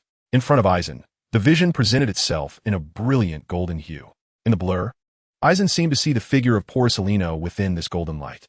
Monkey, he whispered softly, gazing at the indistinct silhouette in the radiance, fearing that a louder voice would shatter this illusion. The hazy light began to grow clearer. Aizen-san, in the indigo dye, I vaguely seemed to hear the voice of Borsalino. Monkey. Aizen could no longer hold himself together, stumbling towards the light and shadows. Aizen-san, hearing the familiar voice in his ears, Aizen's heart trembled, and his steps quickened. The figure of Borsalino became clearer in his sight, and Aizen seemed to feel his body warmth. Just as Aizen was about to touch him, Borsalino's image transformed into countless golden particles, dispersing. Aizen stared blankly at the sky, full of golden particles, instinctively wanting to grab them with his hands, only to find that they could not be held onto at all. Monkey, the tears had long since dried up. Aizen trembled as he gazed at the sky, full of golden particles. Aizen knelt weakly on the ground, burying his head deeply in his arms, tightly clutching a piece of torn cloth in his hands. Overwhelmed with grief, Aizen didn't notice that large clusters of golden particles were gathering behind him, gradually forming a human shape. Seeing this scene, Sakazuki's eyes widened in shock, and in an instant, blood surged up his throat, blocking his airway. Cough, cough, Sakazuki kept coughing, pointing frantically at the golden figure with his finger, but eventually, he couldn't catch his breath and fainted.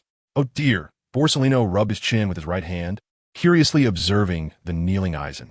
Aizen-san, Borsalino tentatively called out. However, Aizen, lost in his sorrow, seemed to have lost his hearing. Aizen-san, Borsalino called out again. But Aizen still did not hear him. Borsalino scratched his head in frustration, then gently walked over. When he reached Aizen's side, Aizen still didn't notice. Borsalino slowly crouched down and poked Aizen's arm with his finger. Aizen-san. At that moment, Aizen finally looked up in confusion and amidst the golden light. He saw Borsalino's figure once again. Seeing that Aizen finally acknowledged him, Borsalino broke into a grin. Monkey! Lan Ran trembled and shouted. The image of Borsalino in front of him was so clear, as if it were real. Aizen completely broke down and, without thinking much, directly pounced on Borsalino. Monkey! Aizen tightly embraced Borsalino and cried out in pain.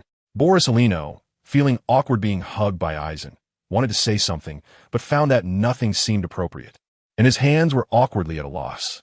After thinking for a long time, Borsalino ultimately decided to remain silent, and his hands quietly rested on Aizen's back, embracing him. Aizen cried and sobbed. After a full 5 minutes, Aizen suddenly raised his head.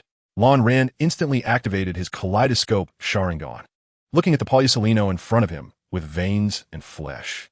Blue Dye suddenly looked down at the back of Borsalino. There is a shadow. Crack, crack. Aizen raised his head abruptly, staring intently into Borsalino's eyes. You didn't die? Aizen growled in a low voice. Borsalino looked awkward. Shouldn't I be dead then? Blue Dye continued to stare intently into his eyes, clenching his fists tightly. So where did you go? Polysolino scratched his head innocently. I was knocked away. Flew quite a distance. Look, I just ran back.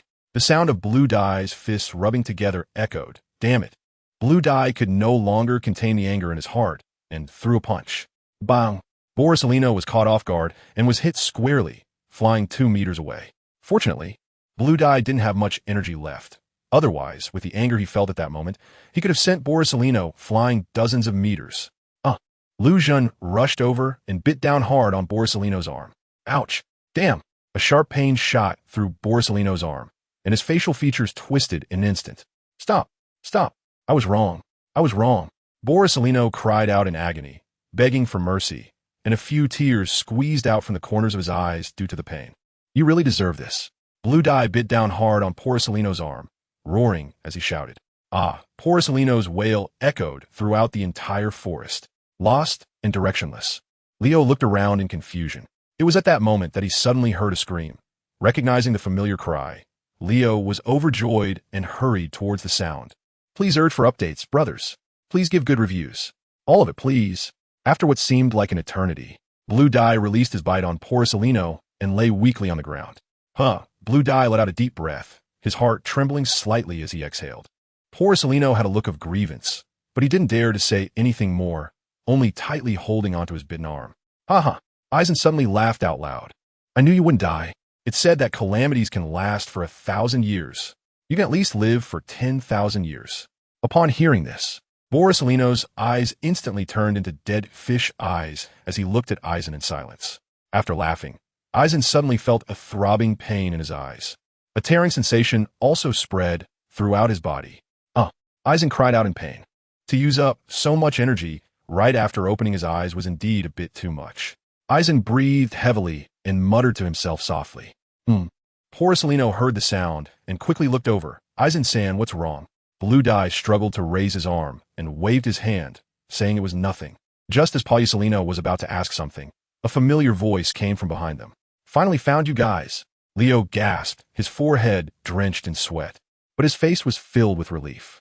The moment he saw the two lying on the ground, he secretly breathed a sigh of relief. Hearing Leo's voice, Blue Dye hurriedly looked up. Upon seeing Leo's figure, Blue Dye finally let out a long breath, and all his muscles relaxed. Brother Leo, slap. Leo smacked Blue Dye on the head. You little brats really don't let me rest easy. After being suddenly slapped, Blue Dye felt no anger, just an embarrassed grin. We didn't expect it either. Besides, you didn't tell us you were following us. Slap. Do you dare say you little brats didn't notice us? Leo exclaimed, his eyes wide open and shouting. Blue Dye lowered his head, feeling shy. Just this once. Don't let it happen again. Leo mumbled, his eyes constantly assessing Blue Dye's body. Are you seriously injured? Aizen activated his kaleidoscope Sharingan, felt the remaining ocular power, and examined his body before saying, It's fine. It's not a big deal. I can recover in a day. However, after Aizen finished speaking, he still did not receive a response from Leo. Aizen strangely raised his head and looked at Leo. Leo was staring at his own eyes in shock, his face full of complexity. Eyes in your eyes? Leo asked cautiously. Oh, you mean them. Aizen finally realized that Leo had noticed the change in his eyes. It's probably evolved. Don't worry, it's benign. It only brings me benefits, no drawbacks. Aizen patted his chest and said with great assurance. Hearing Aizen's guarantee, Leo finally breathed a sigh of relief. However, when he looked into Aizen's eyes again, his heart couldn't help but shudder. The strange patterns in his pupils seemed to draw in one's soul. When Leo looked at them, he was unconsciously captivated, and a chill began to creep over him. Leo hurriedly averted his gaze, took a deep breath, and regained his composure. What about those two? Upon hearing this, Aizen looked around and quickly found Sakazuki and Dolag. Over there, following Aizen's, Leo saw Sakazuki and Dolag lying unconscious on the ground. Seeing that all four of them were fine, Leo finally let out a relieved breath. Let's go. I'll carry you, and you guide me. As Leo spoke, he lifted Aizen onto his back. Polyasilino, you carry Dolag. Arriving next to the two, Leo picked up Sakazuki, while Polyasilino lifted the unconscious Dolag. Let's go. The four of them headed toward the fog. Meanwhile, in a place where no one was paying attention, the broken umbilical cord at the cave entrance was undergoing unknown changes, gradually losing water, drying up, and turning to ash. All of this happened within a matter of seconds. At that moment, deep within the cave, the previously calm bottom began to tremble. If Aizen were here, he would be shocked to see a massive beast, far larger than a skeletal reptile, sleeping here. And now, the beast's chest was beginning to show slight rises and falls. At this time, some ferocious beasts in the outside world seemed to sense a special call. The colors in the pupils of numerous ferocious beasts instantly vanished. Then, they stopped all activity, standing dazed in place, before suddenly charging crazily towards the cave entrance like zombies. All these ferocious beasts shared a common trait. They all had faint blue patterns on their bodies. Suddenly, a sense of panic surged in Aizen's heart as he was on Leo's back. His sixth sense told him that something bad was about to happen. Aizen hurriedly used his kaleidoscope Sharingan to look around. After evolution, the kaleidoscope Sharingan's insight has greatly enhanced. Aizen can now clearly see the flow and changes of energy in the mist, and his vision range has increased to 20 kilometers. On a microscopic level, he can also see substances at the molecular size. Aizen was frantically using his kaleidoscope Sharingan, looking around, when suddenly he saw a black line appear on the horizon in the distance. Stop! Aizen quickly spoke up. Leo and Polyasilino, hearing his voice, halted in their tracks.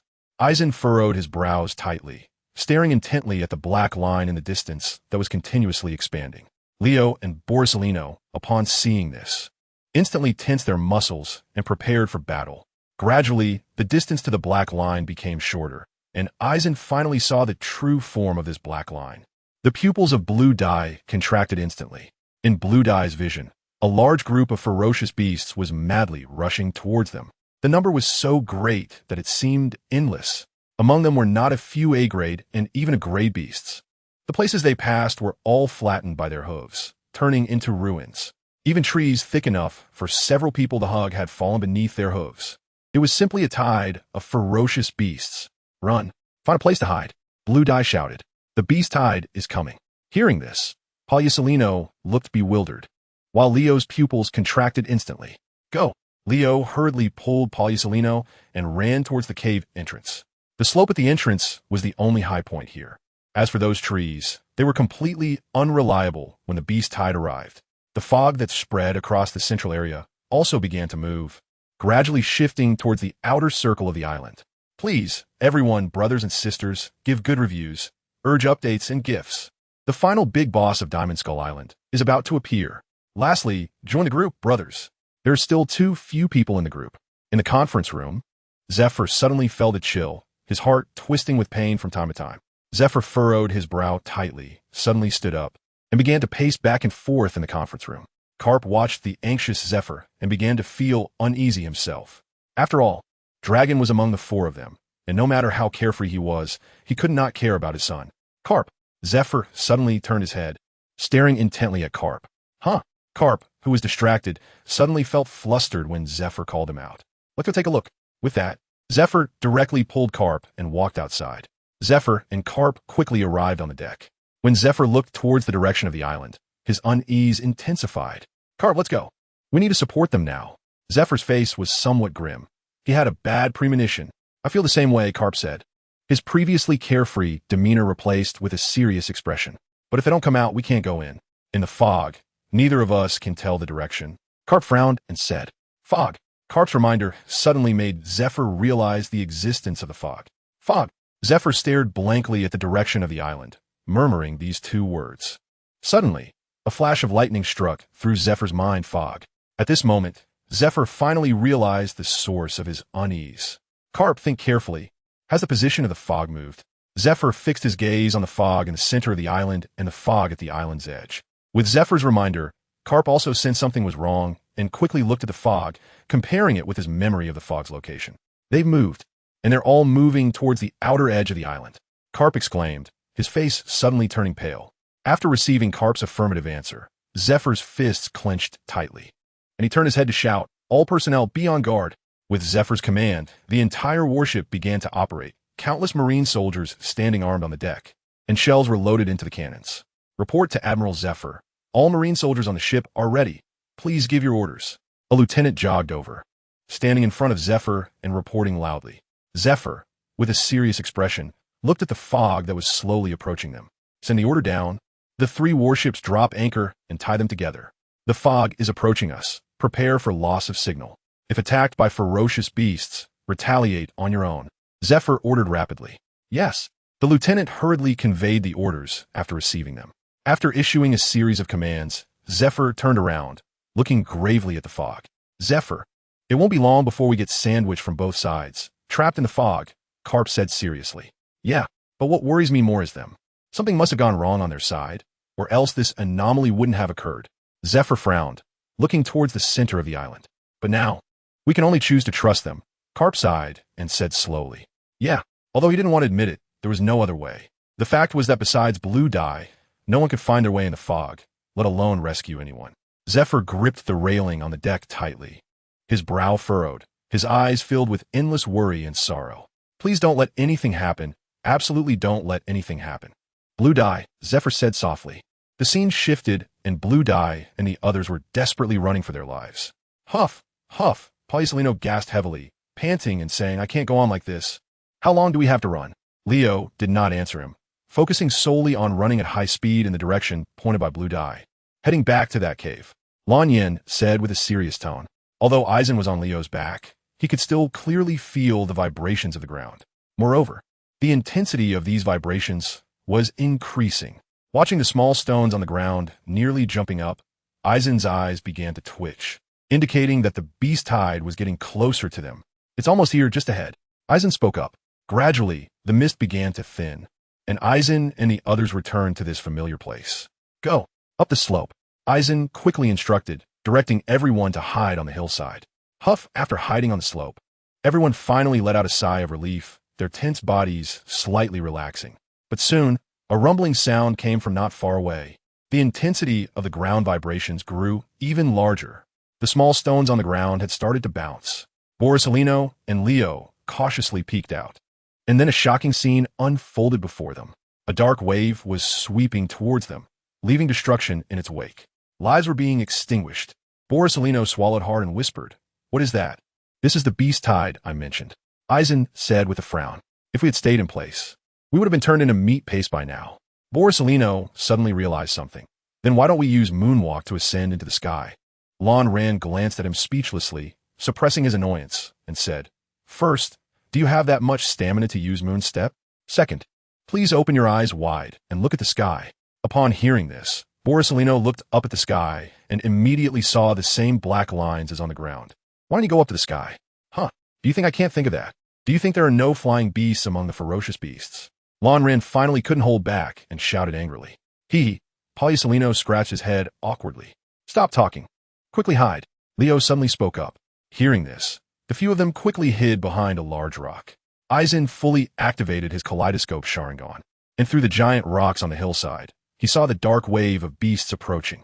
As the beast tide drew closer, the nerves of the few people became increasingly tense. By the time the beast tide reached the base of the hillside, the expressions of the 3 had turned grim, and the muscles of Polyasolino and Leo were completely tensed, ready to charge through the beast tide at any moment. If the beast tide continued to flatten the hillside, the 4 had no choice but to force their way out. Just as the 2 were about to take action, a sudden rumble came from below. "Stop!" Eisen hurriedly shouted. "Don't act yet." Eisen stared intently at the beast tide below, his brow furrowing. "What's wrong, Eisen?" Leo asked. Eisen stared intently at the beast tide below and slowly said, "They all rushed into that cave." Phew! Upon hearing this, Borsalino and Leo both breathed a sigh of relief. Only Eisen remained with a serious expression, wondering what exactly was down there. Eisen looked solemnly at the fierce beasts jumping one after another into the hole. Under the twisted insight of his kaleidoscope Sharingan, Eisen was astonished to discover that there was no color left in the eyes of these beasts. They all had faint blue patterns on their bodies, which were glowing. They're all being controlled by that energy forced to jump into that hole. Eisen was shocked in his heart. "Eisen, what are you thinking?" Polyasolino curiously asked as he noticed Eisen staring blankly at the beast tied below. What do you think they're doing? Eisen's gaze remained fixed on the ferocious beasts as he slowly spoke. Oh, you mean that? What can they do? They're just a bunch of livestock, rushing to be reincarnated. Polyasolino replied irritably, filled with resentment towards them after being chased all the way. Rushing to be reincarnated? Although they're livestock, their intelligence is not low. Why are they thinking this way? Eisen murmured with vacant eyes. It's all forced. They all seem like sacrifices that can be discarded at any moment. Eisen seemed to suddenly realize something. Sacrifice. They are sacrificing. Eisen stated firmly. Sacrifice? Polyasolino and Leo looked confused. It was the first time they had heard this term. Yes, it's a sacrifice. They're using their lives, or rather that mysterious energy within them, to awaken something, or in other words, to recharge that thing. Eisen became more and more determined in his thoughts. So what exactly is it? Eisen furrowed his brows tightly, his eyes fixed on the ground. After that group of ferocious beasts surged down, his vision was completely disrupted by their unique energy. The more he thought about it, the more uneasy Eisen felt. No, we must leave this place. Eisen suddenly spoke up. Once they all go in, we will leave. Eisen looked seriously into the eyes of Borsalino and Leo, and said solemnly, All right. Leo nodded. Borsalino didn't say anything either. In fact, the unease in his heart had begun to surface since just now. Even if Eisen didn't mention it, he would have proposed this idea. At the bottom of the cave, where Eisen and the others couldn't see, ferocious beasts carrying special energy crashed into a huge blue crystal one after another. The dark blue crystalline structure was about the size of a large truck, and its surface was marked by a withered tubular object. One by one, the ferocious beasts collided with it, and then streams of blue energy flowed out from their bodies, merging into the crystal, while their corpses visibly turned into white bones. After absorbing a large amount of blue energy, the crystal emitted an increasingly bright dark blue glow, and the breathing frequency of the giant beast that followed it quickened. Gradually, faint blue patterns appeared on its body. Under the intensifying blue glow, the form of the giant beast finally emerged. This giant beast resembled an enlarged silverback gorilla. However, its body was covered with mysterious blue patterns, all converging at a single point on its chest, which was the blue crystal. Meanwhile, the scale of the beast tied outside was diminishing, gradually leaving only a few dozen ferocious beasts. Seeing this, Eisen anxiously stood up and turned to Leo and Borsalino, saying, Let's go, or it will be too late. Go, Leo said in a deep voice. After that, Eisen and the three of them carried Dragon and Sakazuki, using Moonwalk to soar over the group of ferocious beasts from the sky. Even though Eisen judged that the group of ferocious beasts had lost their consciousness, he did not dare to walk past them openly. If there was even a slight accident that caused them to regain consciousness, it would be disastrous. Even Leo could not handle so many ferocious beasts at once. Just as Eisen and the others were stepping on Moonwalk in the sky, crossing over the group of ferocious beasts, at the bottom of the cave, the giant beast's eyelids slowly lifted, revealing a huge golden pupil.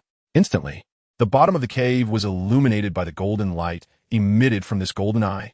The sound of heavy breathing echoed in the cave, as if a large fan was placed at the bottom. After the giant beast opened its golden pupil, it looked around in confusion at everything at the bottom of the cave. As it continued to look, suddenly, it became agitated. Roar! A tremendous roar erupted from its mouth. It struggled to rise, and as its body moved, the cave began to collapse. Boom! Boom! The sound of massive collisions rang out. The mountain began to crumble. At that moment, outside, in the sky, Eisen heard a warning sound in his ears the instant the giant beast opened its eyes. Every hair on his body stood on end. His heart suddenly twisted in pain. Eisen covered his heart with one hand and lost his balance, falling from the sky. Leo hurriedly used his moon step to move over and caught Eisen before he hit the ground. What's wrong? Leo looked at Eisen anxiously. Run! Eisen shouted, clutching his heart. As soon as he finished speaking, before Leo could ask anything else, a tremendous roar suddenly erupted from underground. Hearing this enormous roar, cold sweat instantly broke out on Leo's forehead. Bang! In the next moment, a massive hand smashed through the ground and emerged from below. The moment Blue Dye saw the palm, its pupils instantly constricted. It's a match. It is the object of their sacrifice. Lon Rand shouted in panic. He couldn't imagine how powerful and terrifying the creature that required so many strong and fierce beasts for sacrifice would be. Before Lan Ran could think any further, the ground beneath his feet began to crack. "Run!" Leo shouted, grabbing Lan Ran and leaping into the air with a single step. In the next moment, the spot where they had just been standing completely collapsed. Once in the air, Lan Ran gained a bird's-eye view and could finally see the true changes happening on the ground. As the giant beast rose, the ground within a radius of 500 meters around the cave began to shatter. Gradually, seawater began to seep out from the cracks. Lan Ran looked at the giant beast crawling out of the ground with a face full of fear. Leo also appeared solemn, while Porcelino had long been gaping in shock, unable to utter a word. Slowly, the giant beast emerged from the depths. It stood on its hind legs on the shattered ground, immense pressure compressing the rubble together, blocking part of the cracks and reducing the infiltration of seawater. A massive blue crystal grew on its chest, fused with its flesh and blood, while its back was covered in tough black fur. Its arms were covered in hardened bony spikes, and some blue crystals grew from its shoulders, extending from the shoulders to the top of its head. Roar! The giant beast, back on the ground, saw the sun and let out a roar that resonated throughout the world.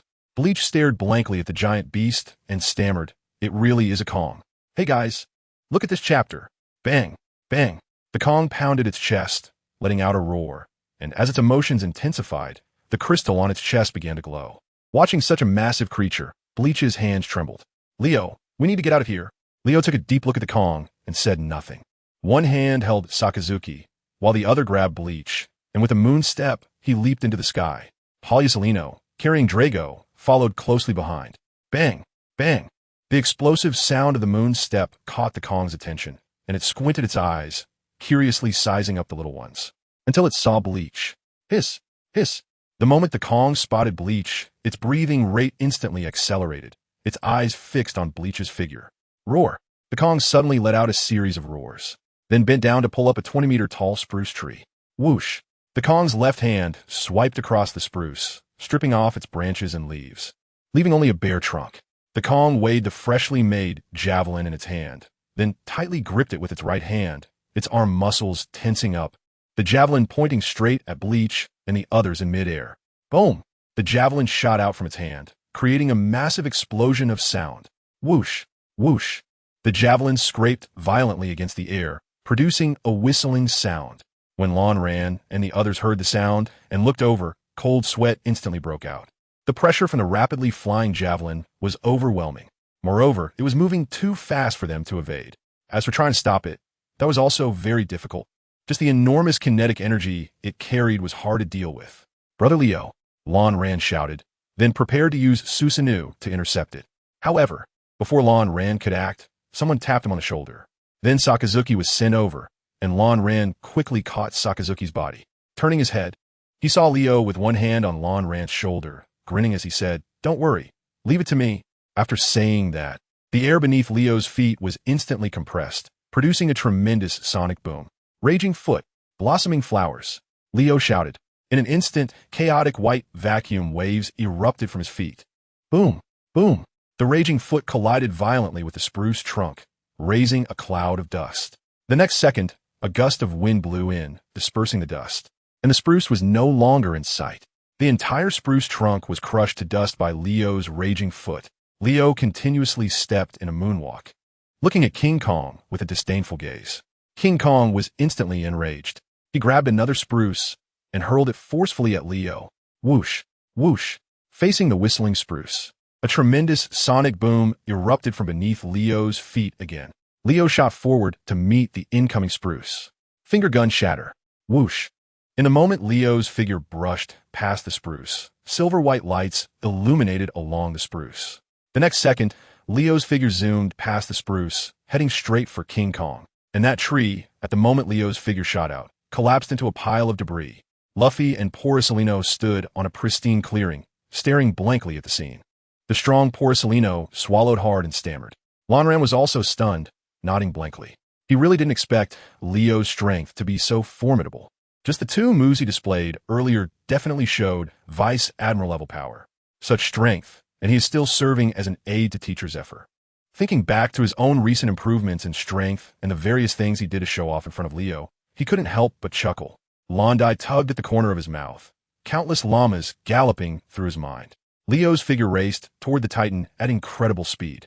Just as he was about to reach the Titan, all the muscles in Leo's body were instantly activated, and the moment the muscles in his arms bulged, they burst through his clothes.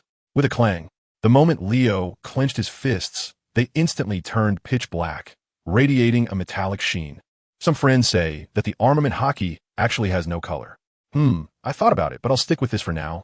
It feels like it has a greater visual impact. Leo pulled his fists back to his waist, charging his power, his eyes fixed tightly on the Titan's figure, and roared.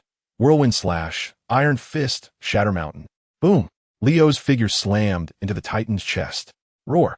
A sharp pain surged through the Titan's chest, causing him to lean back in agony and fall to the ground. Bang! The Titan's body crashed heavily onto the ground. Roar! A mouthful of blood gushed from the Titan's mouth, and the world before him instantly turned colorful. After landing a hit, Leo perched on a tall tree, quietly watching the Titan collapse on the ground. Legs! Leo spat at the Titan, disdainfully saying, "Good-looking but useless." After saying that, Leo jumped down from the tree and turned away without looking back, heading toward Londi and the others. Just then, a rumble sounded behind Leo. Ran shouted anxiously, "Be careful! Behind you!" Huh? Leo frowned and turned around. He saw a gigantic fist roaring towards him. Boom! The massive punch struck down, and the ground where Leo stood instantly shattered in a spiderweb pattern. A cloud of dust flew up, and Leo's figure disappeared from sight. "Brother Leo!" Ran cried out in anguish. However, the next second, Leo's voice came from the dust. "I'm fine," little Lon ran. As the dust settled, Leo was seen in a standoff with the giant's fist. The giant was panting heavily, angrily pressing down towards Leo, wanting to crush this little intruder. Yet, no matter how hard it pushed, Leo's body remained unmoved. Leo grinned at the giant, veins bulging at his temples. "Oh, big guy. I underestimated you earlier. This power is quite impressive." The next moment, Leo took a deep breath and fiercely struck out with his left fist. Boom! At the instant Leo's left fist made contact with the giant's fist, a circular white shockwave erupted from Leo's left fist. Arg! The giant retracted its right fist in pain, revealing a huge bloody hole on its fist, blood gushing out. Leo looked at the giant, who was jumping around in pain with disdain, preparing to deliver another blow to end its life. However, the next second, a horrifying scene unfolded. Leo's smile froze. A ghostly blue light emanated from the crystal in the giant's chest, gradually spreading along the mysterious patterns on its body. Soon after, the bloody hole on the giant's fist began to change. The blood flow decreased, and the flesh started to writhe. In just 1 minute, the wound on its hand had completely healed, if it weren't for the blood puddle on the ground, proving that a fierce battle had just taken place. Who would believe that it had sustained such heavy injuries moments ago? Seeing this, Leo furrowed his brows, and his expression turned grim. This regeneration ability is even more terrifying than that skeleton crawler's. Ran said, with a very ugly expression. Leo suddenly laughed, "So that's why I got back up?" Huh? Saying that, Leo lowered his head and began to tear apart his own shirt piece by piece. "It seems I have to get serious now." As the torn cloth fluttered down to the ground, the moment the last piece landed, Leo's figure suddenly vanished from sight. The giant looked around in confusion, searching for Leo's figure. The next second, Leo quietly appeared at the back of the giant's head. Boom! Leo delivered a whip kick to the giant's head. Ugh! The giant's eyes instantly bloodshot, its mind going blank, staggering as it instinctively tried to stabilize itself. Bang! Leo's figure reappeared in front of the giant, fists clenched, drawing back at his waist, and shouted, "Ultimate Six Kings Spear!" Boom! Boom! 2 massive vacuum waves instantly erupted, charging straight towards the giant's eyes. Swish! A large amount of blood sprayed from its eyes, splattering into the air. Arg! Roar! The giant howled in agony, its hands tightly covering its face, its body curling up, all the patterns on its body glowing. Leo's body gently landed on the ground. After glancing at the wailing giant, Leo closed his eyes. At this moment, all the cells in his body suddenly became active. All his power was mobilized. Leo slowly extended his hands, striking a peculiar pose. Huh! Leo took a deep breath, and with his exhalation, the air around him suddenly became turbulent. Cyclone/Iron Fist. Break the sea. A roar erupted from Leo's mouth. Then, a whirlwind gathered around him. Boom! Leo's figure, accompanied by the whirlwind, surged forward, directly slamming into the giant's face. Roar. This was the giant's painful roar. Boom. This was the sound of Leo's body passing through the giant's right cheek, hitting the ground with unrelenting force. Leo was covered in bright red blood, droplets trickling down from the hem of his clothing. Meanwhile, the giant was left mouth agape, eyes vacant, motionless on the ground. Leo spat out a mouthful of blood foam, gasping heavily. After waiting for about a minute, seeing that the giant still showed no signs of movement, Leo gave it a deep look, snorted coldly, and walked away. As Leo left the spot, the giant's body slowly crashed to the ground. Leo approached Lanran and Polyasilino, picked up Sakazuki, and said, "Let's go, I've crushed its head. It can't possibly survive." Polyasilino and Lanran immediately nodded vigorously, obediently following behind Leo. Just as everyone was leaving, the giant's body began to undergo a transformation. The originally ghostly blue patterns gradually turned blood red, and the temperature around its body started to rise. Sensing the anomaly through spiritual perception, Lanran curiously looked back. He saw the giant, now entirely crimson, slowly raising its head, its two blood-red eyes fixed intently on Lanran and the others. The crystal extending from its shoulder to the top of its head emitted a blood-red glow, and its mouth slightly opened, gathering a mass of crimson energy within. Upon seeing this, Aizen's eyes widened in rage. "Susanoo!" Aizen shouted. The next second, purple chakra erupted from Aizen's body, instantly forming a giant humanoid figure that enveloped everyone. Immediately after, a thick crimson ion beam burst forth from its mouth. Boom! Aizen Susanoo was blasted hundreds of meters away. Cough! Cough! Aizen spat out mouthfuls of fresh blood, struggling to support himself on his knee. Fortunately, he managed to defend himself.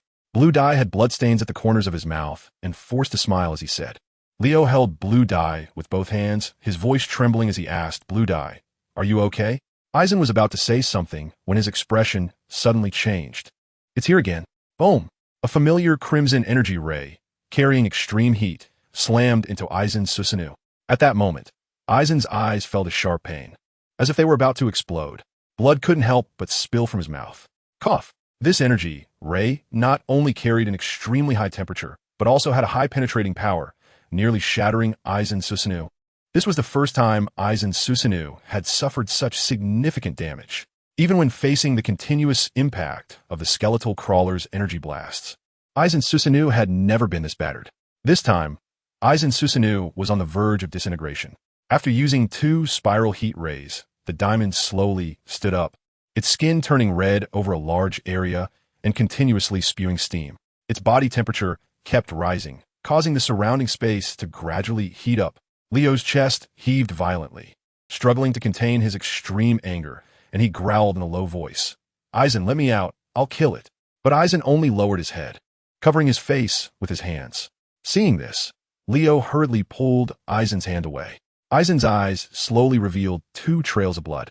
Leo trembled as he whispered, "Aizen, what happened to your eyes?" A faint smile appeared on Aizen's face as he struggled to say, "It's okay. Give me a little time, and I can recover." Suddenly, in the distance, the Scarlet Lotus Vajra erupted again with a thick spiral energy beam from its mouth. Boom! This time, Aizen Susanoo was directly shattered. Puff! This time, all 3 of them spat out blood. The immense impact caused significant damage to their internal organs. As for Akainu and Dragon, they suffered the least damage because Aizen had specially wrapped them in his last Susanoo. Ugh! Aizen's vision had completely turned a blood-red color, and his internal organs had also received considerable shock. Now, with every breath, Aizen felt a stabbing pain in his lungs. Lanran struggled to get up, but was pressed down by a hand. "Borsellino, take care of Lanran." Leo left this message and stepped forward towards the Crimson Vajra. "Beast, you are dead." Leo's pace quickened, and finally, he roared and charged forward. Boom! Boom! A series of huge collision sounds erupted as Leo engaged in hand-to-hand combat with the Crimson Vajra. The crimson form of the Vajra not only increased the power of its spiral rays, but also significantly enhanced its reaction speed and physical strength. The Vajra was now fully capable of keeping up with Leo's speed. Boom! Boom! The massive collision sounds reached Lanran's ears, and he knew that Leo had already begun fighting the Vajra. Aizen struggled to sit up and quickly mobilized the Yang chakra within him to start healing his injuries. Just as Aizen was hastily trying to heal himself, a loud explosion suddenly erupted beside him. A shadow crashed heavily next to Aizen, directly shattering the ground and creating a massive, deep pit. Lan Ran fixed his gaze, and, in an instant, his eyes widened in anger. He crawled over using both hands and feet. Brother Leo, he pleaded for everything, asking his brothers and sisters for good reviews, for updates, and for gifts. In the end, he urged his brothers to join the group. Lan Ran stumbled over, but before he could reach the bottom of the pit, a bloody hand reached out, and Leo, covered in dirt and grime, crawled out from the pit. His clothes were already tattered, and his arms were swollen and oozing dark red blood. Leo stared with bloodshot eyes at the distant crimson lotus Vajra, panting heavily, and said with great difficulty, "I'll hold it off for a while. You take the three of them and run." Seeing Leo's miserable state, Ranjaku couldn't hold back her tears and cried out, "Brother Leo, let's go together." Leo slapped her down to the ground and shouted angrily, "You run when I tell you to run. Why are there so many unnecessary words? If you leave, I can finally let go and fight. Staying here only leads to death." Upon hearing this, Ranjika sobbed and tightly clung to Leo's arm. Leo tried to shake her off with all his strength, but found it impossible. Ranjaku was holding on too tightly. Seeing this, Leo's harsh tone gradually softened. "Ranjaku, listen to me. Dolag and Sakazuki are in bad condition and need immediate treatment." With that, Leo suddenly smiled bitterly. "You see, I'm no match for it either." He opened his hands, revealing rough palms now covered in scars and burned blisters. "Ranjaku, listen to me. If you want to help me, quickly take them and run outside. Only Admiral Zifa can kill it. I need you to bring Admiral Zifa here. Can you do that?" Leo looked intently into Ranjika's eyes. After staring at each other for a while, Aizen suppressed the urge to sob and nodded heavily. "Okay." Leo smiled, patting Aizen on the back with a big hand, laughing and saying, "Good kid. Go ahead." Lanshan picked up Sakaski and pulled Polysolino towards the mist. Leo stood quietly in place, slightly out of breath, watching Lanshan's frantic figure with a sense of relief. "Little Lanshan, I'm counting on you. Big brother really doesn't tell you when he'd stay here. You're still young." As he spoke, crystal-clear tears slowly flowed down the tear grooves on Leo's face. He wiped his tears with the back of his hand and turned to face the glaring Red Lotus King Kong, a sinister smile appearing on his face as he laughed maniacally and shouted, "Come on, beast. Only one of us can leave here alive. Life returns." Whirlwind/Iron Fist cracks the sky. Boom, boom. A huge collision sound came from behind. Aizen ran wildly while crying, not daring to look back. He couldn't imagine how Leo managed to hold on in that state until Aizen brought Zephyr over. "Brother Leo, you have to hang in there. I'm about to bring teacher Zephyr over. Hold on." Aizen was shouting crazily in his heart. Slowly, as Aizen ran at full speed, the density of the mist was decreasing. He could see that he was almost there. Aizen excitedly looked at the distant warship, but at that moment, a sound far greater than before caused the smile on his face to freeze completely. Aizen looked back with difficulty, his kaleidoscopic Sharingan possessing ultra-long distance vision.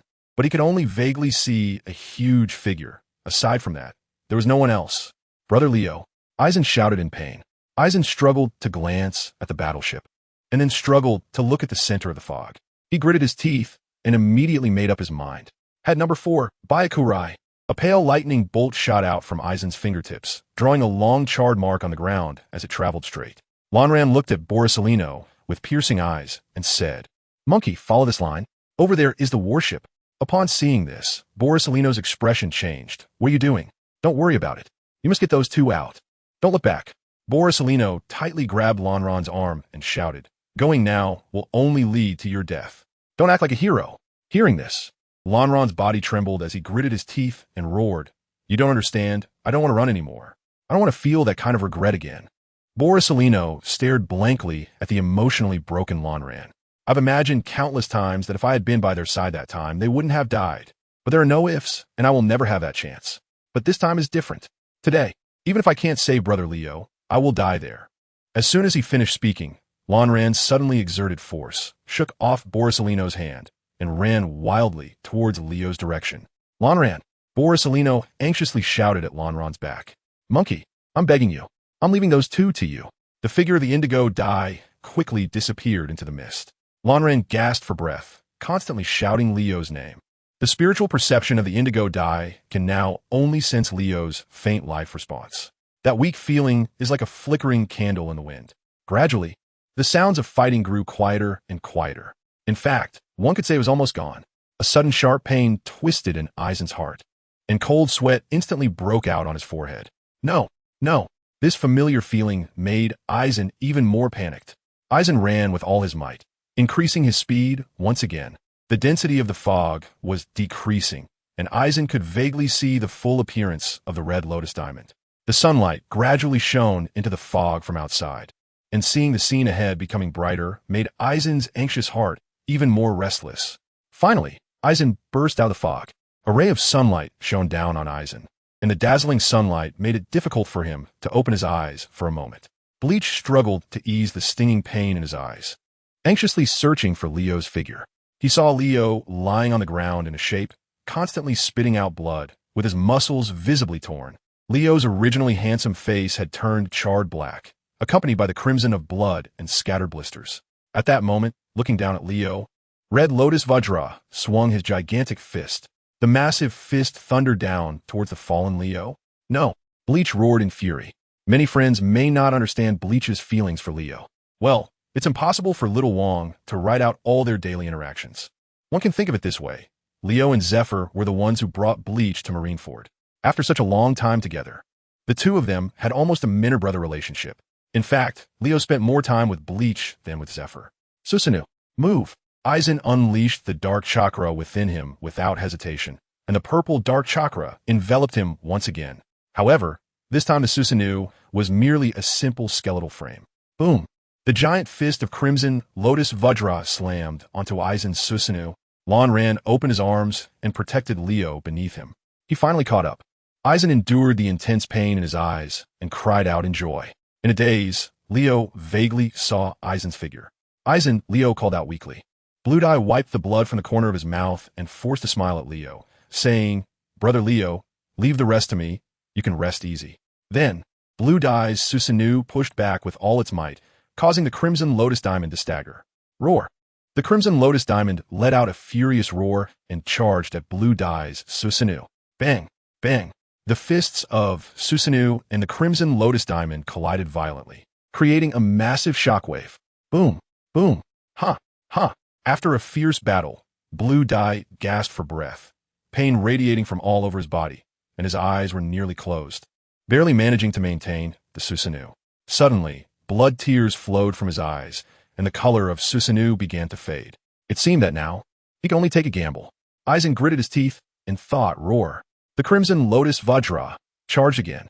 Ah! Eisen roared and charged forward. Bang! The Susanoo of the Blue Dye tightly gripped the two hands of the Crimson Lotus Diamond. The strange patterns in Eisen's blue pupils suddenly began to spin wildly. Eisen fixed his gaze on the massive head of Red Lotus Vajra and roared with a twisted expression, Shinra. Boom! The sound of a massive spatial vortex erupted. A considerable whirlpool appeared next to the head of Red Lotus Vajra. Gradually, the whirlpool grew larger and was about to swallow the head of Red Lotus Vajra. Roar! Awoo! Red Lotus Vajra sensed the danger to its life and struggled crazily, twisting its body. Ah! Eisen screamed in rage, gripping Red Lotus Vajra's hands tightly. Boom!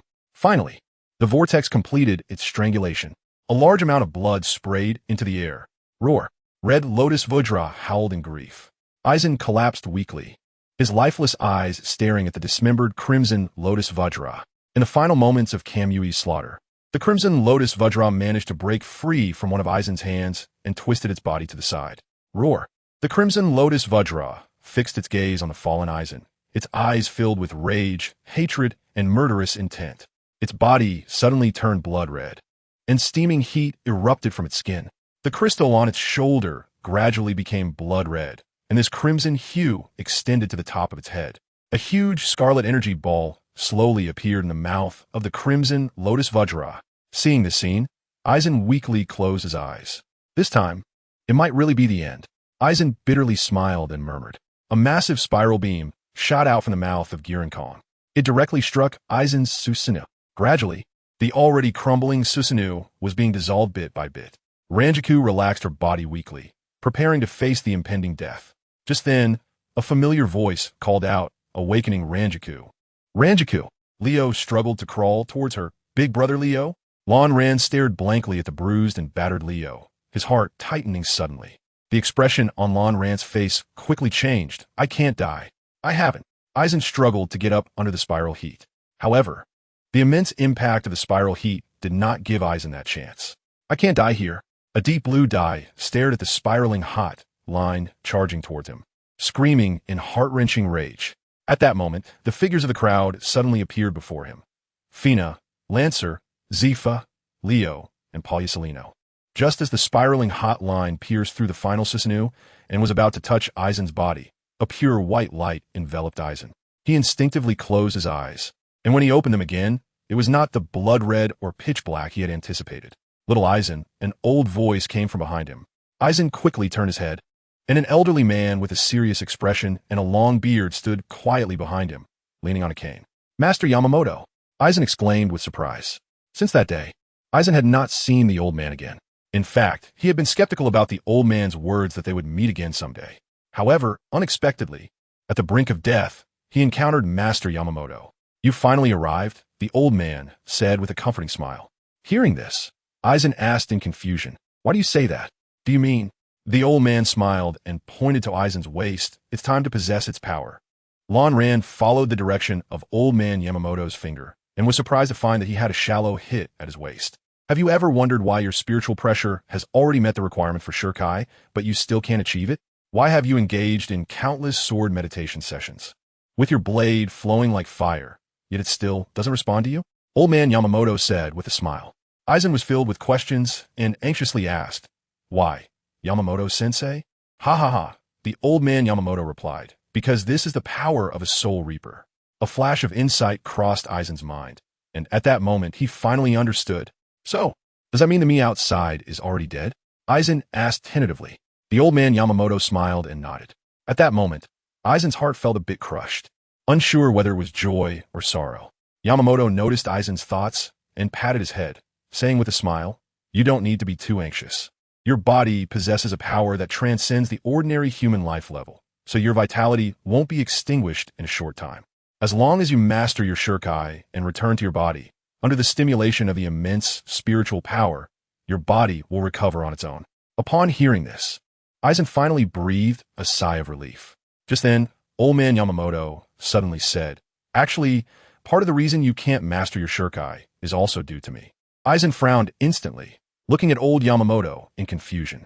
Before this, all I could see in your eyes was a thirst for power, the fury of revenge, and immense ambition.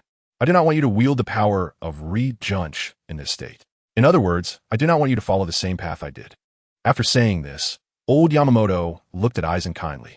Eisen smiled wryly and scratched his head. You are right. Ha ha ha. After receiving Eisen's affirmative reply, Yamamoto laughed heartily. It's great to face one's own heart. I believe you understand the purpose of power now, right? Eisen nodded heavily, and the students understood.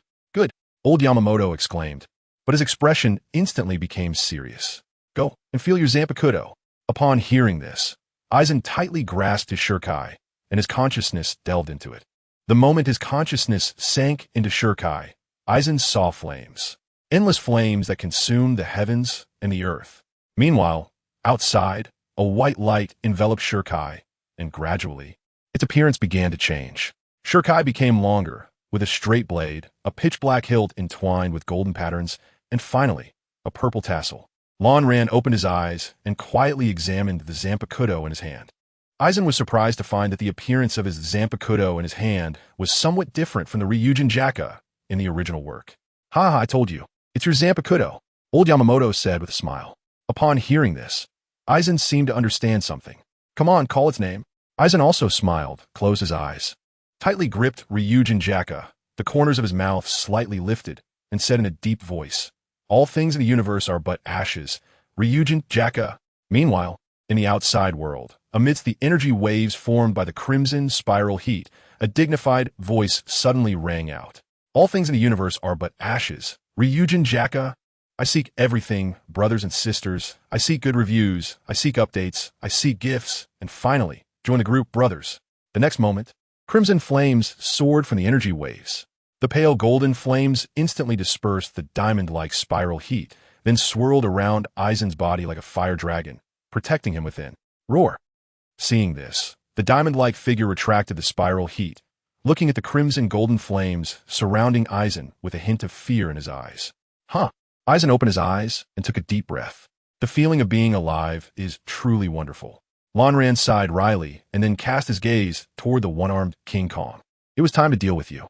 Upon hearing this, King Kong instinctively took a few steps back. The crimson golden flames surrounding Eisen posed a threat far greater than that of Leo, who had just risked his life against it. Roar! The beast roared at Eisen as if to bolster its courage, but slightly trembling legs revealed its true emotional state at that moment. Just a mere beast. Lonran smiled and softly scolded. Londai raised the flowing blade of fire, pointing the tip at the trembling Vajra, and softly said, "Fire burns the city." The flowing blade of fire slashed through the air towards the trembling Vajra. In the next second, a massive amount of crimson gold flames erupted from the blade. The endless crimson gold flames transformed into a gigantic firebird, flapping its wings and letting out a sharp cry as it lunged towards the Vajra. Roar! The Vajra hurriedly raised its arms to protect its face. However, just as the crimson gold giant bird was about to reach the Vajra, it suddenly split into two waves of heat, encircling the Vajra in a hugging motion. Roar! Faced with the crimson gold heat waves that surrounded it, the Vajra instantly panicked and was somewhat at a loss. Eisen still smiled as he watched everything unfold, and only when the flames completely surrounded him did he stroll over. Approaching the heat wave, a humanoid opening formed within it, and Eisen casually walked inside. Flame burning the city is not a direct attack skill, but rather a control-type skill. Its main effect is to restrict the enemy's movements and activity space. The reason Eisen did not directly deal with the diamond, but instead chose to burn the city, has two aspects.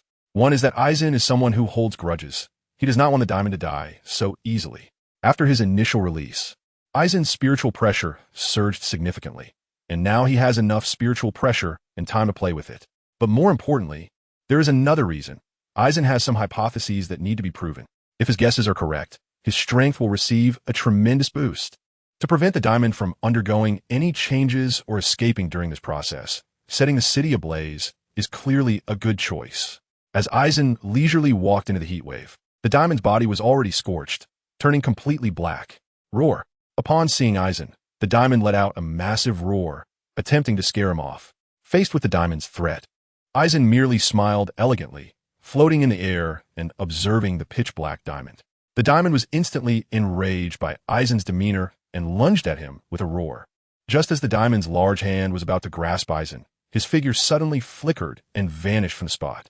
Due to the immense inertia, the diamond could not retract its arm in time, and it plunged directly into the blazing golden flames. The scorching golden fire instantly devoured the remaining part of the diamond's arm. By the time it retracted its arm, the part consumed by the flames had completely turned into a charred substance. Howl! The diamond cried out in pain, its wails echoing throughout the entire island. Even Zephyr and Carp on the shore heard it clearly. Overestimating oneself, Eisen appeared again in front of the king, his face cold. This time, the king paid no attention to Eisen floating in the air, continuously trying to mobilize the energy within to heal his injured arms. However, no matter how hard he tried, the arm consumed by the flames showed no signs of healing.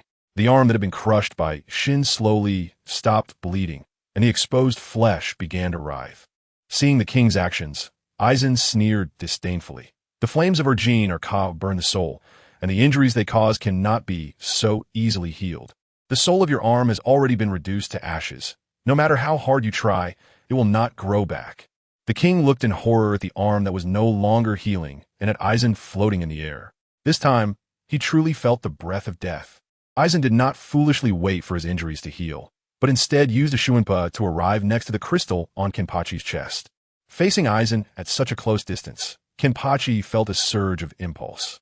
However, recalling Eisen's earlier speed and that terrifying flame, Kenpachi managed to suppress his rising killing intent. Eisen activated his kaleidoscope Sharingan, observing the massive crystal up close. He gently stroked its surface with his hand, letting his spiritual energy seep inside to feel the structure of the crystal. Under the observation of the kaleidoscope Sharingan, Eisen could barely see that the crystal was filled with energy, but the exact amount was completely unclear. This energy, the moment his spiritual energy penetrated, Eisen instantly felt a tidal wave of energy akin to an ocean. No wonder it could heal wounds so quickly. No wonder the power of the spiral hotline was so terrifying. What a frightening amount of energy. Eisen couldn't help but exclaim in admiration. Such immense energy. Has it absorbed all the energy of this island? Thinking of this, Eisen suddenly laughed, saving me the trouble of searching everywhere. Now it's all mine. Eisen did not consult Kenpachi and directly announced the ownership of the crystal. The next moment, Eisen formed his hand into a blade and plunged it straight into the crystal. The originally incredibly hard crystal showed no signs of cracking even against Leo's full force punch. Yet now, faced with Eisen's hand, it was like a hot knife through butter. Eisen's hand encountered no resistance at all and smoothly inserted itself. Roar! The moment Eisen's hand went in, Kenpachi's heart twisted in pain, and he felt a wave of panic.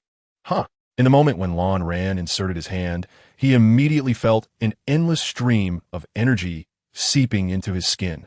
After being absorbed by his body, part of this energy improved his physical condition, part was absorbed by the kaleidoscope Sharingan, and the last part flowed into his Dantian.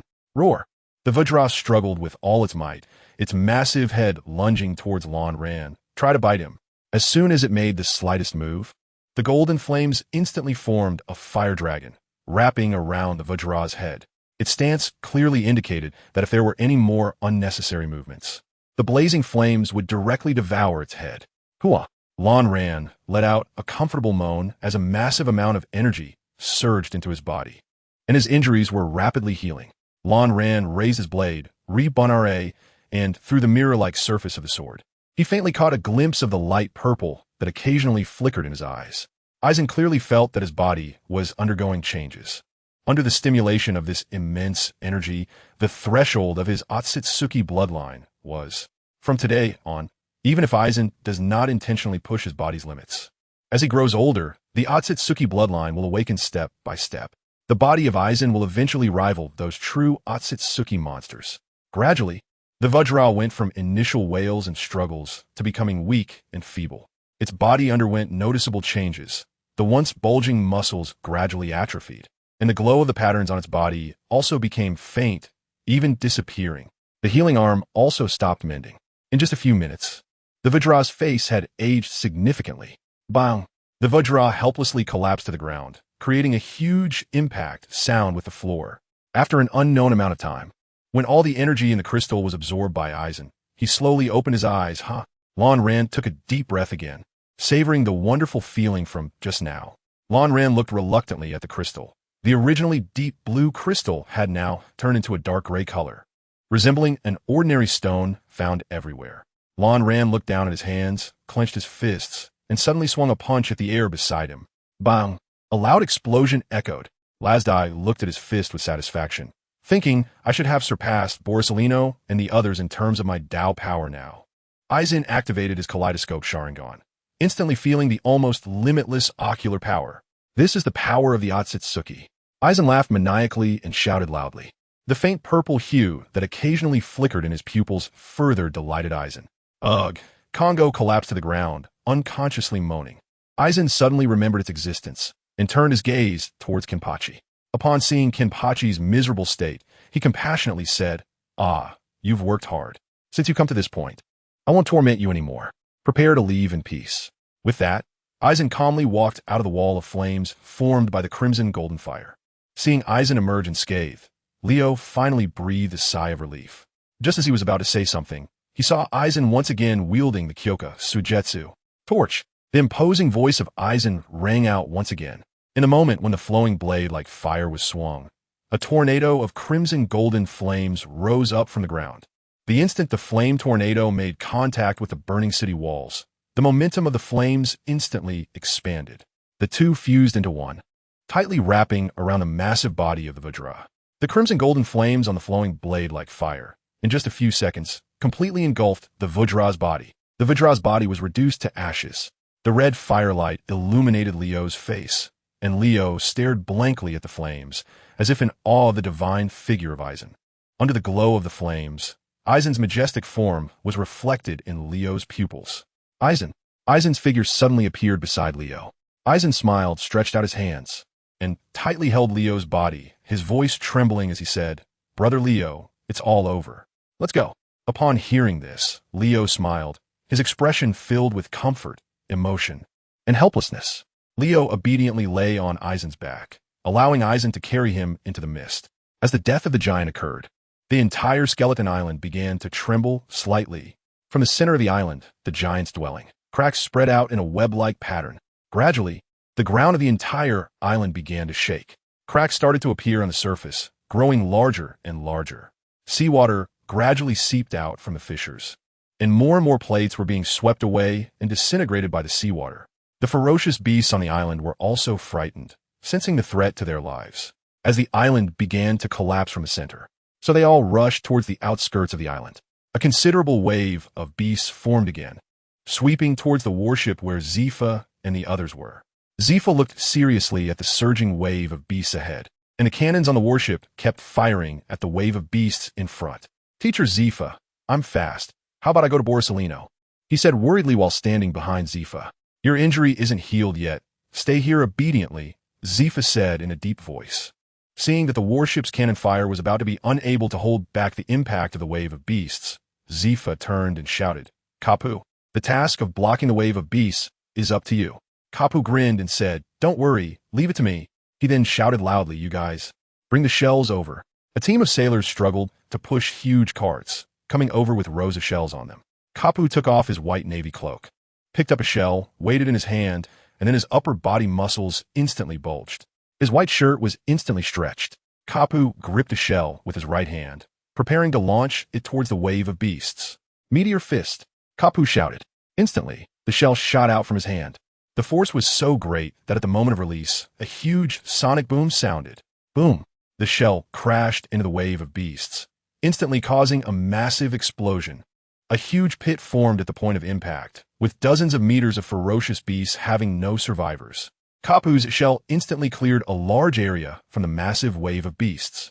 Just as Kapu was clearing the surging wave of beasts, the ground suddenly shook with a tremendous vibration. Hearing the noise, Kapu looked over and saw a gigantic figure emerging from the mist, rushing towards the warship. Here comes a big guy. Kapu excitedly looked at the giant figure, rubbed his hands, and picked up another shell. Zifa also frowned, looking at the giant figure, feeling that something was off. Fistbone, Kapu was ready to strike. Just then, a giant, entirely purple, burst out of the mist, with a small black dot in its head. Zifa focused his gaze, his pupils instantly contracted, and his fists unconsciously clenched blue. At that moment, Kapu was ready to strike. Meteor. Bang! A huge collision sound erupted, but the one making the noise was Kapu. Just as Kapu was about to strike, he was suddenly punched away by Zifa from behind. Kapu, stoltit. Please, I beg for everything, brothers and sisters, I ask for good reviews, for updates, for gifts. Lastly, join the group, brothers. With a creak, Eisen gently pushed open the door to the hospital room and quietly walked in. The room was very clean and simply decorated. What caught Eisen's attention the most was that on each bedside table, there was a bouquet of fresh flowers. When Dragon heard the sound of the door, he looked over and saw Eisen holding a basket of fruit, and he smiled bitterly, saying, I'm almost becoming a monkey. The fruit I've eaten these days is enough to last me a year. Eisen smiled and said, It's no big deal, just eat more fruit, it's good for your health. As he spoke, Eisen looked around. Where's Sakazuki? Didn't the front desk say you two were in the same hospital room? Dorag pulled aside the curtain next to him, revealing an empty hospital bed. He helplessly rubbed his forehead. He couldn't stay here for long. He taught me to talk like a monkey. Ha ha ha. Upon hearing this, Eisen couldn't help but laugh loudly while patting the bed. At that moment, a stern female voice suddenly came from outside the door. Visiting relatives, please be quiet. Blue Dye immediately closed his mouth. Seeing Blue Dye like this, Dorag covered his mouth, his shoulders trembling, forcing himself not to laugh out loud. It's no wonder people talk like this. You're the 15th one to cause a scene these days. Anyone would be in a bad mood. Dorag suppressed his laughter and comforted Blue Dye. By the way, why did you only come to see us today? Dorag pouted. We've been talking about you for several days. Well, Blue Dye smiled helplessly. Teacher Zephyr was worried about my health and insisted that I stay in the hospital for a day. After a comprehensive checkup, he finally let me go. As he spoke, Blue Dye inadvertently pressed his lips together, and there's also a little matter that needs to be dealt with. Seeing Blue Dye like this, Dorag knew he didn't want to bring it up, so he stopped asking further. That day, what exactly happened? Dorag asked with a serious expression. because only Leo and Blue Dye knew the entire process of what happened that day, while Borisolino only knew part of it. But after these three returned, they all seemed to have evaporated into thin air. Eisen was the first person Dolag encountered among the three. Eisen pondered, and this indicated that he had encountered a significant crisis. Fortunately, Instructor Leo was there, and thanks to his efforts, the crisis was finally resolved. Upon hearing this, Dolag frowned and looked towards the door. Faint light streamed in from outside, piercing through the curtains and vaguely revealing a dark silhouette. Dolag squinted at the shadow and then pointed towards the door. Eisen nodded slightly, and after receiving Eisen's response, Dolag forced a smile and said, "Instructor Leo is really strong. Thankfully we have him, otherwise the situation could have been serious." Hearing Dolag's words, Eisen gave a thumbs up in admiration. Yes. It was only this time that I realized Instructor Leo's strength. It's truly terrifying. As they spoke, the door was suddenly pushed open from the outside, and a stranger in a pristine white uniform walked in. With a stern expression, he said, "Student Eisen, your activity time is up. It's time to return and cooperate with our work." The moment Dolag saw this person, Eisen's expression instantly darkened, and Dolag's face also turned sour. However, Eisen managed to respond, "Okay, I'll chat with my comrades for a bit longer, and I'll go back by myself later." Upon hearing this, the stranger fell silent and merely stood quietly against the wall. Under his influence, Eisen and Dolag exchanged a few casual words before ceasing their conversation. Eisen awkwardly said, "Dolag, I have something to attend to. I'll be leaving now. You take care of your recovery here, and when you both are discharged, I'll treat you to a big meal." Dolag also forced a smile and nodded. After that, Eisen left the ward, with the man closely following behind him. Once Eisen and the man exited the ward, Dolag's expression instantly turned cold. The aura emanating from this man made Dolag very uncomfortable, and this unpleasant feeling reminded him of a very unfavorable organization, CP.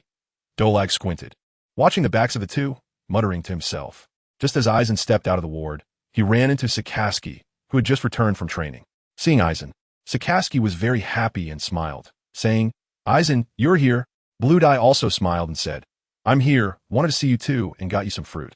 You should head back quickly, otherwise Dorag will eat it all." Upon hearing this, Sakazuki's smile instantly froze. After spending such a long time together, he was already very familiar with Blue Dye's personality and way of speaking. Blue Dye wouldn't be trying to rush him away in this situation. Shifting his gaze, Sakazuki noticed the person closely following Blue Dye. Seeing Sakazuki look at that person, Blue Dye hurriedly signaled Sakazuki with his eyes to stay calm and not act impulsively.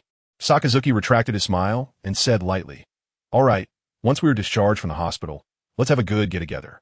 Bleach nodded helplessly, his face full of apologies towards Sakazuki. "Shall I leave first?" Bleach said awkwardly. Sakazuki nodded and brushed past Bleach. As Sakazuki walked by that person, his piercing gaze fixed on his face, revealing an unfriendly aura. The CP organization member, facing Sakazuki's stare, felt a bit intimidated but still turned his head defiantly, sneering, and followed behind Bleach. After walking a few steps, Sakazuki turned around and deeply glanced at Bleach and that person. No one knew what he was thinking at that moment. As soon as Sakazuki entered the ward, what met his eyes was Dorag's cold face. "Did you meet?" Dorag said. Sakazuki nodded with a bad expression. "Who is he?" Dorag rubbed his temples and said in a deep voice, "If I guess correctly, he should belong to the CP organization under the world government, officially known as Cypherpol, a secret spy agency under the jurisdiction of Judicial Island." Sakazuki's expression instantly became complicated. "World government? What do they want?" Dorag narrowed his eyes, looking at the ceiling, and said in a deep voice, "They likely need something from Bleach. It could be a certain item or some intelligence." Sakazuki's face darkened again. What would happen if Bleach didn't cooperate with them? What would happen? For an ordinary person, the outcome wouldn't be too good, but as for Bleach... Saying this, Dorag picked up an apple and bit into it, juice spraying out instantly. There shouldn't be too many problems. After all, we have teacher Zifa here, so there's no need to worry. Bleach will at most be placed under house arrest for a few days and ask some questions. If they can't get anything out of him, then it will depend on the confrontation between the world government and the headquarters. Today has been a long day, so don't say my writing is short and weak. Boo-hoo, I haven't even had a chance to sleep. I'm so pitiful. Please urge me to update, give me good reviews. And gifts my family. Lanzai was brought to a small room again, which was very simple. Although there were no entertainment facilities, there were many books. Eisen sat down on the bed like it was home, then quietly stared into space, waiting for the daily routine of inquiries. Since returning from Skull Island, Eisen had been here the whole time. He still remembered that from the moment he boarded the warship, Zifa had been constantly advising him, Leo, and Borisolino about everything that happened on the island, including what to do in case of any incidents, who would resolve them, and what they gained from the trip. In short, Zifa credited the success against the giant to Leo. As for the blue crystals on the giant, Zifa instructed Eisen and the others not to mention them at all, only saying that after the giant died, its body just collapsed and turned into ashes. At first, Eisen didn't understand the purpose of Zephyr's actions. It wasn't until the moment the warship returned to the headquarters that Eisen stood on the deck and saw the CP members in pure white uniforms densely packed on the dock.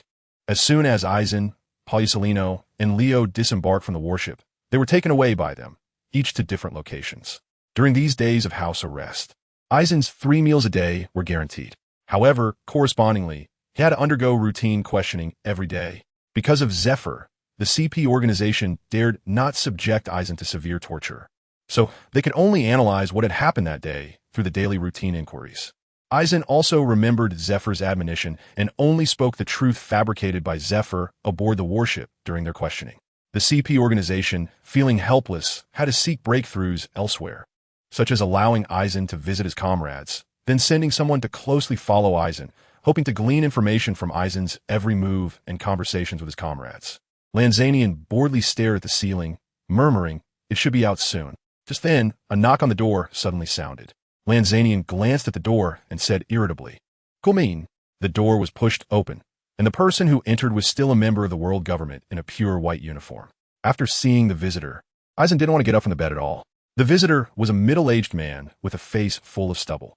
When he saw Eisen still lying in bed, showing no signs of getting up, his expression instantly became very unpleasant. He clenched his fists tightly, and the muscles on his face twitched noticeably, but when he thought of Eisen's background, he held back. "Oomph." With a cold snort, the middle-aged man sat down in the chair in the middle of the room. Just as he was about to speak, he was interrupted by Eisen. "Don't waste your breath. I've said everything that needs to be said. Believe it or not, it's up to you. You come here every day, and if you're not annoyed, I certainly am." Upon hearing this, the middle-aged man's anger could no longer be contained, and he slammed his hand on the table. "Eisen, young people shouldn't be so hot-headed. As a Navy officer, you should cooperate with the work of our world government personnel." A sudden loud bang startled Eisen, who sat up with an unhappy expression and exclaimed, "Are you crazy? Slamming the table. Do you know how scary that is?" With that, Eisen stepped closer to the middle-aged man, who instinctively leaned back against the chair as Eisen approached. "Don't be too hot-headed. Isn't being hot-headed what it means to be young?" At this point, Eisen suddenly smiled, leaning his face closer to the middle-aged man's, and softly said, "Not happy? If you're not happy, go ahead and hit me. Oh wait, your fighting ability is garbage." "No, not even garbage." Hearing Eisen's words, the middle-aged man's face turned red with anger, his chest heaving as he gasped for breath. Seeing him like this, Eisen was even happier, saying, "Don't say I didn't cooperate with your work. Just staying here honestly is already enough cooperation for you. Also, if you're really not happy, you can choose to torture me, but of course, I would choose to defend myself." With that, Eisen lay back down on the bed. As soon as Eisen left the table, the middle-aged man stood up, ready to explode in anger. But suddenly remembering what Eisen had just said, the threatening words that were on the tip of his tongue were swallowed back down. "Oomph." The middle-aged man transformed 1,000 words into a cold snort. Suddenly, Eisen spoke up. "Remember to close the door when you leave." This time, the middle-aged man did not get angry again. He just took a deep look at Eisen's back before turning to leave the room. Bang! The door was slammed shut. "Take your time. No need to see me off," Eisen cheerfully shouted. After the middle-aged man left the room, he turned left and right in the hallway and arrived at a small dark room. The middle-aged man nervously stood at the door, then carefully adjusted his appearance before cautiously walking inside. The room had a huge screen divided into several small sections, monitoring Eisen and others' daily lives from all angles. "How is it?" A young man sat on a long bench in the center of the room, speaking lightly. Facing the young man, the middle-aged man looked nervous and cautiously replied, "It's still the same." He says nothing. Upon hearing this, the young man extinguished his cigarette with his bare hands and turned around. "You know, we don't have much time left. The Navy headquarters has been putting pressure on us." The young man stared intensely into the middle-aged man's eyes, speaking harshly. "I understand, but he really won't budge," the middle-aged man stammered, his legs trembling. "Won't budge? The young man squinted, reigniting another cigarette. It's indeed difficult, but what does that have to do with me? Do you remember you were brought here as an intelligence expert to guide the work? If we end up with nothing, then? The young man leaned closer to the middle-aged man, whispering, you will have lost your value. To avoid being punished by those lords, I will have to push all the blame onto you. What will happen to you as the scapegoat? The middle-aged man's body trembled violently, and he said helplessly, I understand. I will do my utmost effort. The young man suddenly interrupted him. Not just effort. It must be done. You have no way out. Get out. After receiving the young man's permission, the middle-aged man hurriedly rolled out of the room. Once the middle-aged man left, the phone bug in the room started ringing. Hearing the ringtone, the young man quickly rubbed his face a few times and swiftly answered the phone bug. Spandane, how is the situation? An aged voice came from the phone bug. The young man, Spandane, quickly flattered, My lord, the situation has been a bit complicated, but I believe under the expert's guidance, I can surely complete the task. Complicated? Oomph. The old man on the other end of the phone seemed to have noticed Spandane's little thoughts and sneered. Don't let me down, Spandane. Upon hearing this, cold sweat instantly broke out on Spandane's forehead, and he hurriedly replied, Yes, yes, I will not disappoint. Before Spandane could finish, the phone bug was hung up from the other side. After the phone bug hung up, Spandane slumped weakly onto the bench. The cigarette between his fingers had burned down to the end. The burning tip was scorching his flesh, but he seemed completely unaware. In the marshal's office, bang. Zephyr slammed the table angrily, shouting, What do they want? It's been 5 days. How long do we have to cooperate with them? Steelbone Kong frowned and said in a deep voice, I have been communicating with them, and I believe there will be results soon. Zephyr slammed the table again, leaning over it, and yelled at Steelbone Kong, That's my son. Of course you aren't anxious. Steelbone Kong was instantly enraged, leaning in close. Not anxious. I'm more anxious than you. What do you think you're doing? Planning a rebellion? Zephyr fearlessly shot back. So what if I am? You bastard. I'm the marshal. The two men had their heads pressed tightly together, neither yielding. Carp, seeing this, laughed heartily, uncontrollably slapping the table. Sengoku and Tsuru, witnessing this situation, felt a headache coming on and helplessly walked over to forcibly separate the two. Calm down, Zephyr. Old Man Kong is already doing his best to apply pressure on that side. He has his own difficulties. Sengoku insisted, firmly holding Zephyr's shoulders and advising him kindly. Old man, don't be anxious with Zephyr either. He is just worried about his son. Anyone in this situation would be anxious. Besides, the world government has indeed gone a bit too far. Tsuru also advised Steelbone Kong seriously. Steelbone Kong, with a darkened expression, sat back down, remaining silent for quite a while before speaking a low voice. I understand, but now it's not just about Aizen and those kids anymore. Upon hearing this, the expressions of everyone present changed, except for Carp. Sengoku asked seriously, Old Man Kong, what do you mean? Steelbone Kong rubbed his nose bridge with his fingers, speaking gravely, due to the huge consequences caused by this incident and the serious injuries suffered by the trainees. The world government has determined that the training camp does not have the ability to protect the trainees, and the growth of the trainees has also been restricted by the training camp. In short, the training camp has lost its significance, and the world government has decided to stop funding and supporting the training camp. Upon hearing this, Zephyr immediately stood up, shouting angrily, What do they mean? Isn't this just a baseless accusation? Calm down, Zephyr. Sengoku pressed Zephyr back down again. Compared to the furious Zephyr, Sengoku sensed a different atmosphere from this matter. Are they trying to shift our focus? Sengoku pondered. Steelbone Kong remained silent, seemingly agreeing with Sengoku's conjecture. Tsuru's expression also turned serious, shifting the point of contention, changing the direction we are fighting for. Why do they go to such lengths? What do they want from that island? Zephyr also realized his irrationality, restraining his inner anxiety and anger, and spoke in a deep voice, This is simply slander. How can this matter be related to the training camp? Sengoku helplessly pressed his temples, saying, Yes, it's slander. Anyone with eyes can see that. But what can you do about it? They are the ones with the money. They are the investors of the training camp. Without the fund from the world government, your training camp cannot operate. Hearing this, Zephyr lowered his head in indignation. So what do we do? Sengoku began to think, and Tsuru also appeared deep in thought. Only Carp was still munching away, tossing Sunbae into his mouth. Suddenly, the foreheads of Zephyr and Steelbone Kong exploded with characters, but the two men, fearing to interrupt Sengoku and Tsuru's thoughts, quietly walked behind Carp. Zephyr directly covered Carp's mouth, while Steelbone Kong picked up Carp's body. In this way, the two silently escorted Carp out of the office. Bang, bang. Soon, a sound of physical collision came from outside the office. About 5 minutes later, the creaking office door was pushed open from the outside, and Zephyr and Sora walked in with refreshed expressions, while Carp, who followed them, had a face swollen like a pig's head. What happened? Sengoku? Sora asked tentatively. Sengoku and Crane exchanged glances and both started to laugh. We have a solution. Zephyr immediately asked anxiously what solution. How we solve it? Sengoku smiled and said, Crane, you explain. All right. Crane nodded. Actually, we should thank the world government for giving us such a mess. Upon hearing this, Zephyr and Sora frowned. What do you mean? Crane smiled. Isn't it just a matter of changing the concept? Why can't we do that? From the moment they brought this up, the issue we faced was reduced to just one: how to prove the significance and function of the training camp. As for Aizen and the others, once we prove this successfully, they will naturally have to come back to complete the training tasks of the camp. The world government can no longer detain them without reason. The establishment of the training camp was a result of discussions between the world government and the Navy. At this point, the tightly furrowed brows of Zephyr and Sora gradually relaxed. So how do we prove it? Zephyr asked. Upon hearing this, Sengoku burst into laughter. Zephyr, are you out of your mind? How to prove it? As a teacher, you don't know how to prove your teaching effectiveness? In an instant, Zephyr was enlightened, slapping his forehead in regret. I understand now. Crane also had a smile on his face, but for this matter, we need a few people. Knock, knock, knock. Before Crane could finish, he was interrupted by a sudden knock on the door. Report. Hearing this, Crane's smile widened. It seems our savior has arrived. Sora also smiled and said, Come in. The door was pushed open from the outside, and Akainu and Dragon walked in with serious expressions. Bang!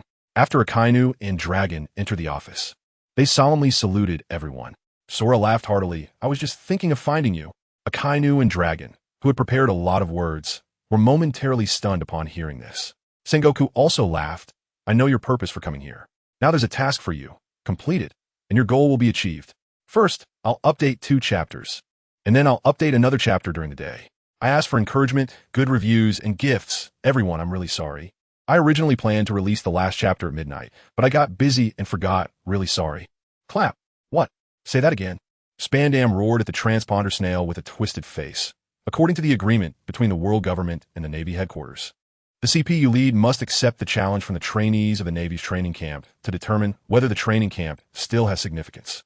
The transponder snail replied, You want my useless subordinates to fight against those monsters? Spandam shouted without regard for his image, spitting everywhere. Calm down, Spandam. Suddenly, an old voice came from the receiver. Upon hearing this, Spandam's expression instantly changed 180 degrees. Hi, my lord, you say. I know the abilities of the people under you right now. So this task is given to you, not to make things difficult for you. Upon hearing this, Spandam frowned. What do you mean? CP9 has already set off and will arrive at your location soon, replacing your useless subordinates to face the Navy's training camp. Upon hearing this, Spandam's expression shifted from gloom to a bright smile. Understood, my lord. I will definitely get this done for you. Spandam bent at the waist, holding the transponder snail with both hands, flattering. The transponder snail hung up. After gently placing the receiver down, Spandam grinned sinisterly, his smile filled with bloodthirst. The training camp, no matter how powerful, is just a bunch of kids. CP9, that's the real monsters. Dragon walked alongside Akainu with a smile, followed by Justin Bieber and Kandar Yelki. Compared to Dragon and Akainu's confidence, Justin Bieber looked somewhat worried. Kandar Yelki, being his longtime partner, immediately noticed his unease and said casually, Old Jia, what are you thinking? Justin Bieber replied with a worried expression, according to what the marshal and the others said. I thought about it. No matter what, we can't escape their tricks. Even if we perform excellently, they will still make a fuss later, saying we're unqualified. What will we do then? Upon hearing this, Kandar Yelki's smile froze. Since he heard the marshal's proposal, his excitement hadn't stopped. So he hadn't deeply considered this issue. So our qualifications are still determined by them. Kandar Yelki said with a frown. Then what can we do to make it so they have nothing to say? Upon hearing this, Dragon and Akainu stopped in their tracks. Dragon slowly turned around and said calmly, Then we must produce results that can crush all schemes and public opinion. So they have nothing to say.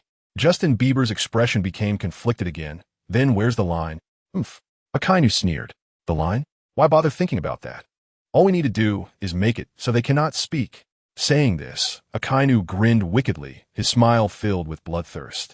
Upon hearing this, Justin Bieber and Kandar Yelke instantly understood what he meant. Can we really do this? Justin Bieber stammered. He wasn't afraid of failing, just worried about casualties causing the Navy to openly offend the world government, leading to blame from the world government. Humph, detaining our instructors and comrades for no reason. Akainu sneered. Do they really think the Navy is easy to bully? Dragon said calmly, this is their own doing. Even if they have to bite the bullet, they must swallow it back. Upon hearing this, Justin Bieber and Kandar Yelke instantly understood, their faces once again beaming with smiles. But don't celebrate too early, Dragon spoke again, his expression very serious. Seeing Dragon's demeanor, Justin Bieber and Kandar Yelke immediately stopped smiling and listened earnestly. According to the intel from Admiral Sengoku, the world government has specifically sent several strong individuals to confront our challenge. Although this is somewhat shameless, they have always been like this. These individual strength will definitely not be too weak, but they also won't be too strong. The strength of a general and a lieutenant general is simply impossible. Otherwise, these people wouldn't even be able to step on a Marineford. There is even a high chance that while at sea, they could be taken out directly by the furious Zifa and his crew. Speaking of this, it seems that Drago suddenly thought of something and burst out laughing. In short, don't be too careless. In these 2 days, you must solidify and train your strength well. Make sure not to drop the ball when the time comes. Drago reminded them with a serious expression. Justin Bieber and Kandar Yelke nodded quietly, their fists unconsciously tightening. Don't worry, we definitely won't drop the ball. Drago looked at the two with appreciation, said a few more words, then hummed a song as he left with Sakazuki, their shoulders touching. Justin Bieber and Kandar Yelke, with heavy hearts, looked at the backs of the two, their spirits ignited with endless fighting spirit. Suddenly, Justin Bieber seemed to realize something. Weren't they heading in the wrong direction? Hearing this, Kandar Yelke also frowned, incredulously saying, Hiss, this direction seems to be the shopping street. Kandar Yelke shouted towards Sakazuki and Drago. Hey, you two are going the wrong way.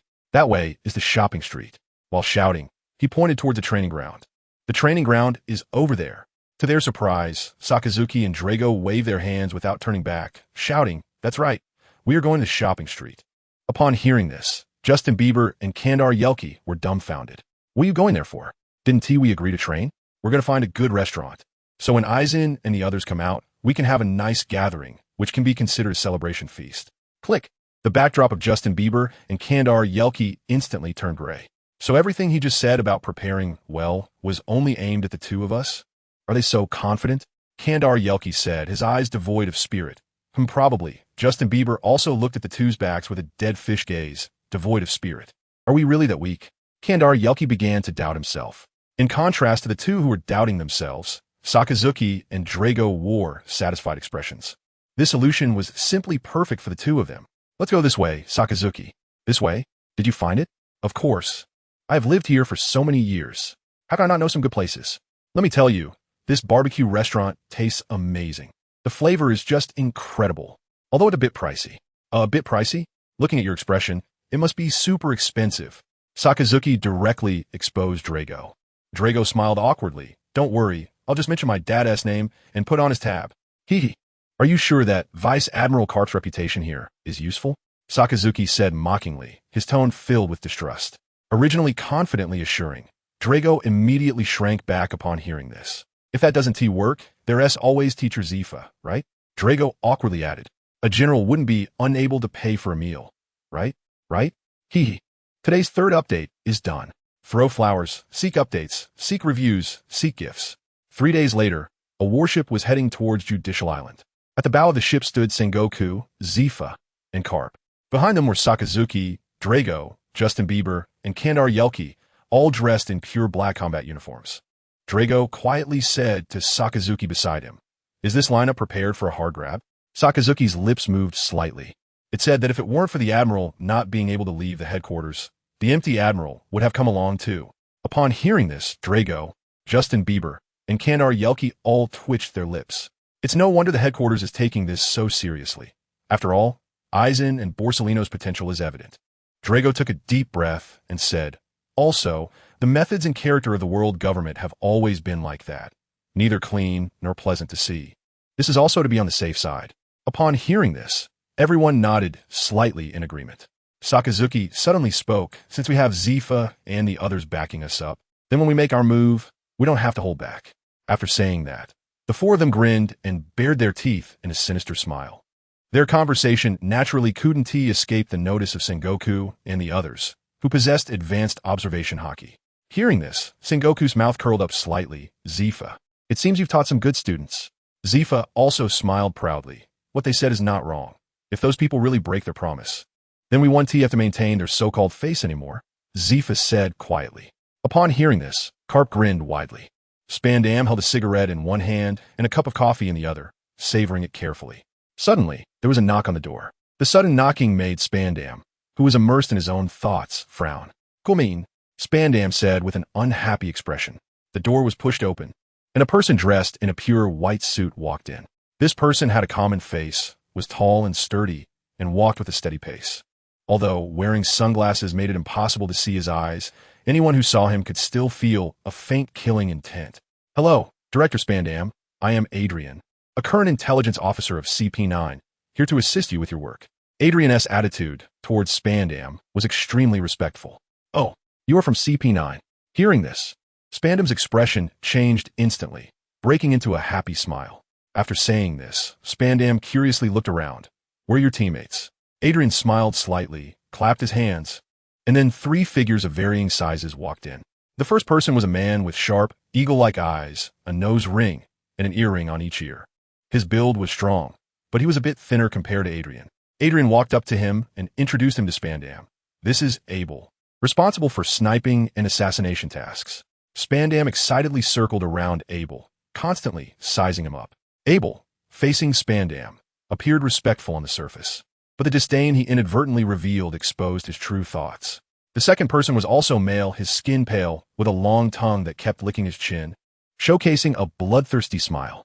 Before Adrian could start introducing him, he spoke first. "Hello, Director Spandam. I am Abel, Abel's brother. I hope to be in your care from now on." As he spoke, he extended his right hand. Although Spandam looked reluctant, he still reached out his hand. But before he could shake it, Adrian slapped Abel's hand down. "Don't mess around." Adrian warned Abel with a stern look. Seeing Adrian was serious, Abel reluctantly withdrew his hand. Spandam looked confused, and before he could ask, Adrian began to introduce again, saying, "This is Lana." He directed Spandam's gaze to the last person. "His role is the main attacker." Spandam was immediately intrigued by the title of the main attacker, quickly forgetting what had just happened. "Main attacker? Does your intelligence organization still need a main attacker?" Adrian smiled slightly. "You know the nature of our usual tasks. Sometimes, when we encounter uncooperative ones, we can only choose to launch a strong attack." Spandam nodded in confusion, secretly sizing up the person. Lana was a huge man, 3 meters tall and 1.5 meters wide, standing there like a wall. As Spandam observed, he secretly marveled. "Well, you understand the purpose of your visit, right?" Spandam withdrew his nonchalant expression, sat back down, and said in a deep voice, "Understood. We will definitely make them return in defeat." Adrian said confidently, "No, no, no." Spandam shook his head. "What I want is not just a defeat. If possible, it would be best to cripple these few people. If that is not possible, then kill them," Spandam said with a sinister smile. Adrian looked troubled. The higher-ups did not instruct that. "Now your commander is me," Spandam said sternly. "The success or failure of your mission depends entirely on my mood. Do you understand?" Spandam's words carried a hint of threat. Upon hearing this, Lana's fists suddenly clenched. Adrian quickly warned him with a glance and said respectfully, "Understood. We understand." "Haha, very good. Very good. As long as you understand." Spandam looked at Adrian with appreciation.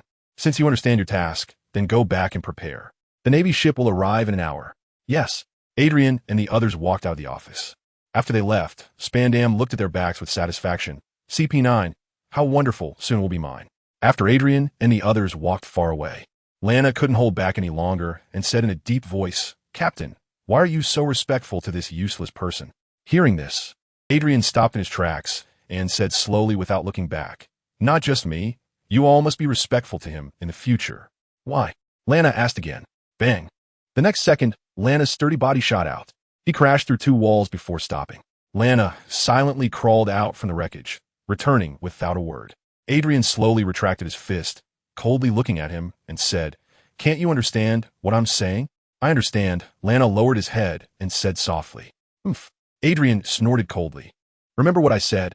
It won't do you any harm.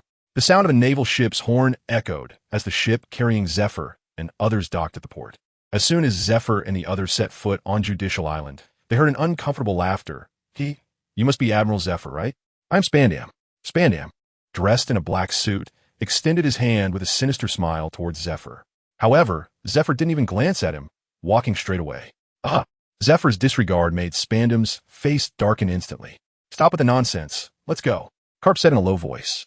After saying this, Carp also walked away directly. Sengoku lingered at the back, taking a deep look at Spandam before quickly leaving.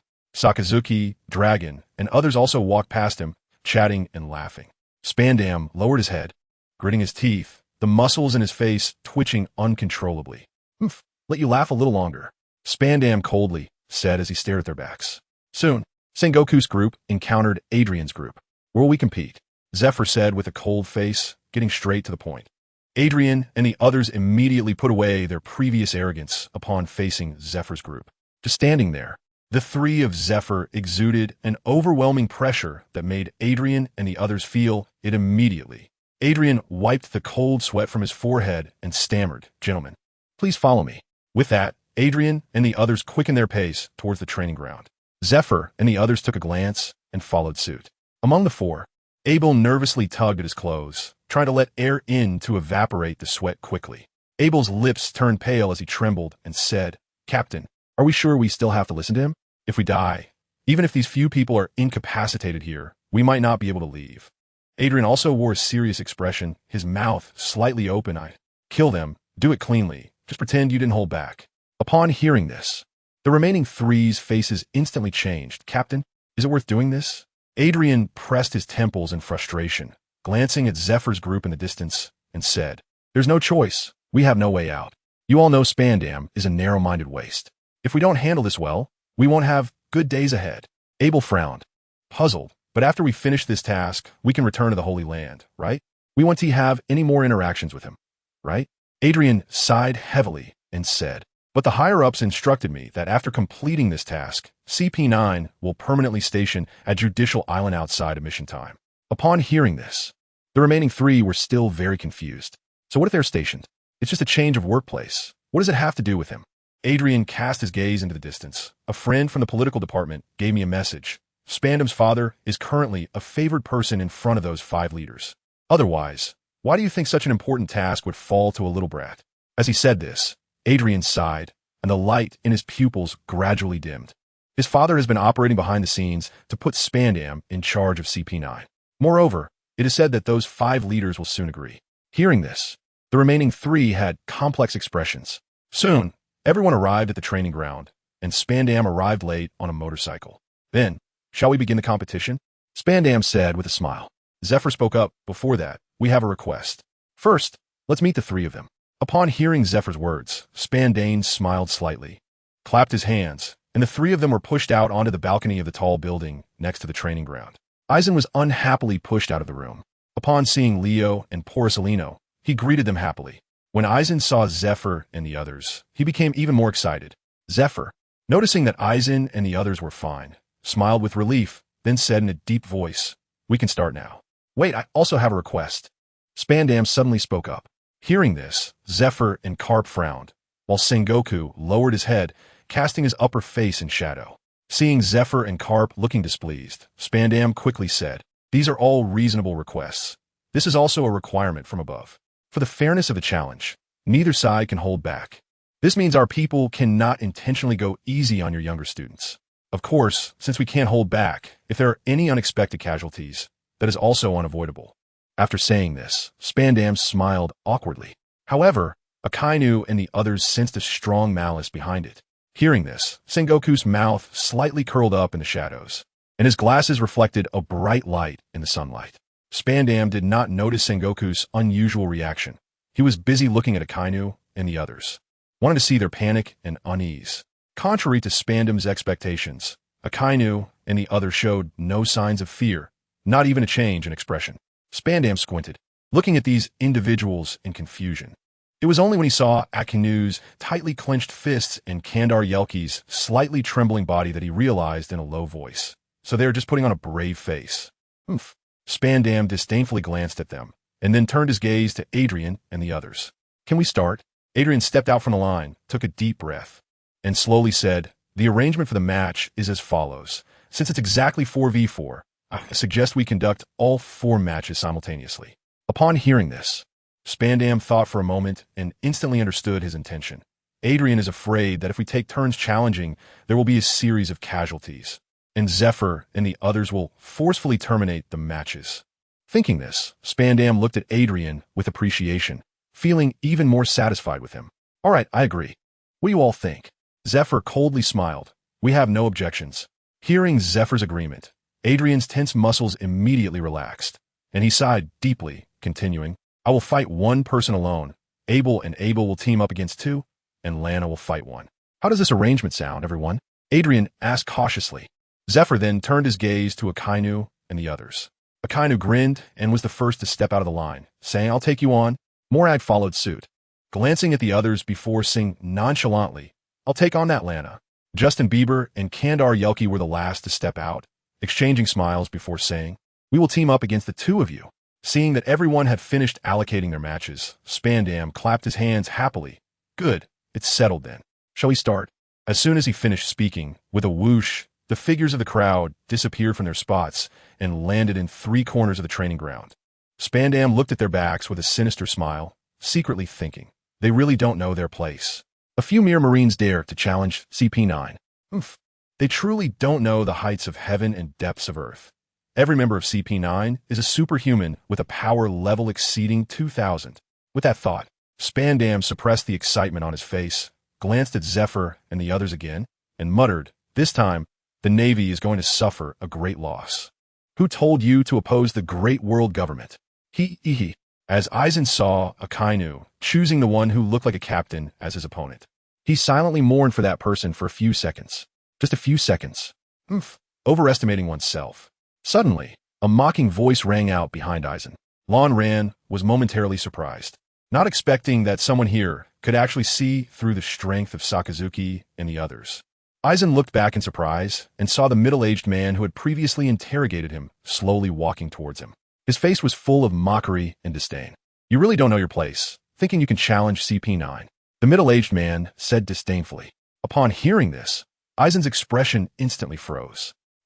Seeing Aizen's expression stiffen, the man thought Aizen was intimidated by the name CP9, and his expression became even more contemptuous. CP9 is the most elite intelligence and assassination organization of our world government. Each one of them has the power to destroy a nation. The man said proudly, his tone filled with arrogance. Destroy a nation? Aizen's expression instantly twisted. Are you out of your mind? There should be a limit to boasting, you know? Aizen was completely speechless. A frog at the bottom of a well. Hearing Aizen's words, the man's eyes filled with disdain, and he looked down on Aizen even more. I admit you have some strength at a young age, but coming from such a barren place as the 4 Seas, your perspective is ultimately narrow. As the man spoke, his tone gradually became more agitated. Each of them had been chosen from millions. Each person's combat power was no less than 2,000. Do you know what a combat power of 2,000 means? That's true superhuman strength. It's the power that only a Navy admiral can possess. Listening to this fool's remarks, Aizen speechlessly covered his ears. Damn it. The world government is really good at brainwashing. An admiral? What level are you at to even associate with an admiral? 2,000 combat power. I don't even need Zephyr-sensei. I could knock his shit out with 1 punch. Thinking of this, Aizen suddenly remembered that he hadn't checked his personal panel in a long time. System. Display. Personal panel. Aizen called out in his mind. Ding. The information for the current host is as follows. Name, Aizen Bloodline, Otsutsuki Combat Power, 6500 Ordinary Navy, 10 Weapon, Zanpakuto Re-Gene Jacka Skills, Kaleidoscope Sharingan, Kimui, Amaterasu. Navy 6 Styles, Illusion Technique, Illusion Nirvana Technique, Water Release, Water Dragon Bullet Technique, Shuanpa, Keto, number 180, Binding, number 180. 6500 Combat Power. When Aizen saw his combat power value, he finally had a rough understanding of his strength. In terms of single-round physical skills, I should now be able to wrestle with some ordinary vice admirals, although I can't match their hockey. Aizen murmured, but if I use all my means, even against an admiral, I might still have the strength to fight. Aizen thought confidently. After all, the bug-like nature of Kimui and Amaterasu is there. Even for an admiral-level character, if they let their guard down during a battle, it would be easy for them to die at Aizen's hands. TSK, TSK. I should have already surpassed Akainu and the others by now. As Ranjaku happily mumbled to herself, she shifted her gaze back to the training ground. Suddenly, a gust of wind swept through the previously calm training area. A gentle breeze brushed past Sakazuki and Adrian, causing their clothes and hair to flutter. Bang! Suddenly, a sound of an explosive burst erupted from beneath their feet. Boom! The two fists collided heavily with each other. A massive wave of energy radiated from the point of their impact. What was shocking was that amidst their clash of powers, Adrian showed signs of being suppressed. Adrian stared in horror at Sakazuki, while Sakazuki grinned menacingly, his eyes fixed directly on Adrian's. How is this possible? Adrian shouted in disbelief. Sakazuki's terrifying power completely overturned his understanding. You're just an ordinary trainee. How can you have such strength? Adrian clenched his teeth tightly, forcing the words out through gritted teeth. In response to his question, Sakazuki chose not to answer. Instead, he spoke to himself. I've been looking forward to this day for a long time. Whether it's against Ranjaku or Dorag, I need to exert my full strength during the match. But this time, I can finally go all out. Sakazuki laughed maniacally. Adrian's face turned pale as the immense pressure on his arms constantly reminded him that he was no match for Sakazuki in terms of power. For someone like Adrian, who was usually proud and considered himself one of the top powers on the sea, this was akin to having his dignity rubbed into the dirt. Adrian suddenly unleashed a burst of strength, pushing Sakazuki back. Huff, huff, Adrian gasped slightly. It wasn't that he had expended much stamina earlier, but rather that the pressure Sakazuki put on him was so great that he had to breathe heavily to relieve his tension. I admit your power is great, but... As he spoke, Adrian slowly assumed a peculiar stance. Fighting isn't just about who has greater strength. Your age determines your lack of mastery over the 6 styles. Let me show you what true 6 styles are. Adrian roared. Bang! In the next moment, Adrian's figure appeared in the sky. Moonwalk, Gale Foot, Chaotic Lotus. Adrian, suspended in the air, moved his feet, releasing dozens of white vacuum waves that shot down like blooming petals towards Sakazuki below, instantly enveloping him. Boom! In an instant, dust flew up, creating a cloud of debris. Instead of waiting for the smoke to clear, Adrian tensed his arm muscles, extended his index fingers, and struck fiercely. Flying finger gun, sudden rain. With a loud shout from Adrian, his 2 fingers rapidly jabbed in the air. Dense air bullets shot towards Sakazuki in the dust like a torrential rain, the terrifying, penetrating power of the flying finger gun instantly turning the flat ground into a sieve. After executing this technique, Adrian's feet exploded with sound, propelling him directly into the dust. As he approached the cloud, Adrian's muscles bulged, channeling all his power into his arms. Witness the true power of the 6 styles. Ultimate Siege Cannon. Adrian roared with a fierce expression, striking out with both arms, instantly creating a massive shockwave between his hands that erupted violently. Boom! A tremendous collision sound rang out. A wave of energy, like ripples, spread out from where the two stood. At the same time, the dust that obscured everyone's view was blown away by the wave. As the dust cleared, everyone gasped in shock, their eyes wide open at the scene before them. Adrian's fists were tightly pressed against Sakazuki's abdomen, while Sakazuki grinned wickedly at Adrian. Iron block. In that moment, Adrian felt as if he were dreaming, staring blankly at his own fists, unable to believe what was happening. Good move. But compared to Ranjaku's 6 Kings gun, it's significantly weaker, Sakazuki remarked with a smile. Your move is more like a weakened version of Ranjaku's. Sakazuki's words pierced Adrian's heart like a knife. It's impossible. It's impossible. Adrian shouted furiously, his eyes bloodshot. No one knows the 6 styles better than I do. Sakazuki's words made him feel that all his years of training had been meaningless. Do as you wish, Sakazuki said, not wanting to pay any more attention to Adrian's frenzied expression. Seeing him like this, Aizen helplessly pressed his fingers against his temples and whispered, Actually, you are already very outstanding. You have developed the 6 styles to this extent, and your understanding of the 6 styles is almost catching up to Rob Lucci. Indeed, Adrian has already surpassed most people in this aspect of the 6 styles training. Saying he is about to catch up to Lucci is indeed a compliment. Who is Rob Lucci? He is hailed by the world government as the strongest genius of CP9 in 800 years. His mastery of the six styles is at its peak. Not only was he powerful in the early stages, but he remained active into the later stages and was promoted to CP0, although he was defeated by Luffy. But what can you do? The protagonist is the protagonist. Adrian's eyes were bloodshot as he stared fiercely at Sakazuki. Under Adrian's intense gaze, Sakazuki's mood instantly soured. Adrian, panting heavily, slowly said, "I originally didn't plan to use this move, but now it seems I have no choice. Your talent is too terrifying. The Navy cannot have another carp." Upon hearing this, Sakazuki frowned.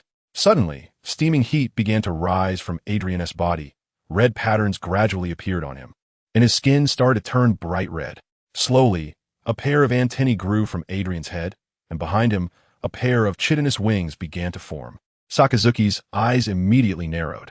The Zoan-type bug fruit, mythical type, exploding bug, this is the power I risked half my life to obtain.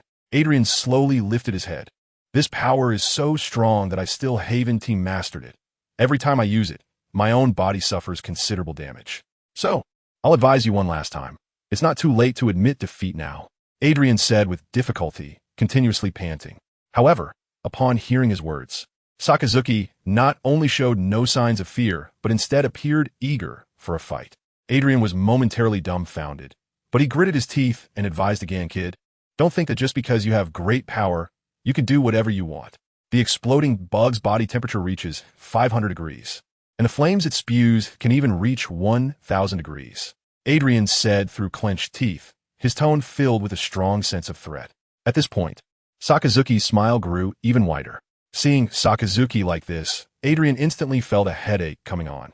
Due to the special nature of his fruit's ability, Adrian really didn't want to use it unless absolutely necessary. "Then die, you reckless kid," Adrian roared. With that, Adrian's legs suddenly pushed against the ground, bending like springs. In the next moment, Adrian's figure shot explosively towards Sakazuki. Flame explosion. Adrian shouted, his entire body glowing with patterns, and in an instant, a ball of flame gathered in his mouth, which he fiercely spat out towards Sakazuki. Facing the oncoming flames, Sakazuki smirked. A bubbling sound of liquid could be heard as steaming heat and sulfur began to rise from Sakazuki's body. Meanwhile, the form of Sakazuki's right arm gradually changed. Sakazuki grinned and shouted, "Come on, great fire." Boom!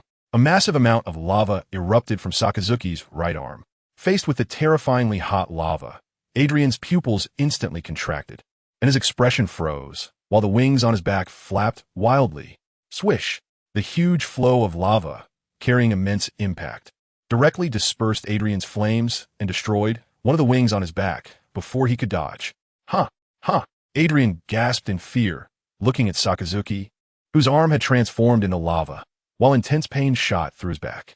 "You're actually a Logia-type devil fruit user," Adrian exclaimed in shock and anger, feelings of intense jealousy rising within him. Sakazuki said nothing, only watching him silently. Adrian stared at Sakazuki with blood-red eyes, constantly roaring. "Why have I risked my life for the world government for decades, serving those nobles like a dog, just to barely obtain information on a devil fruit?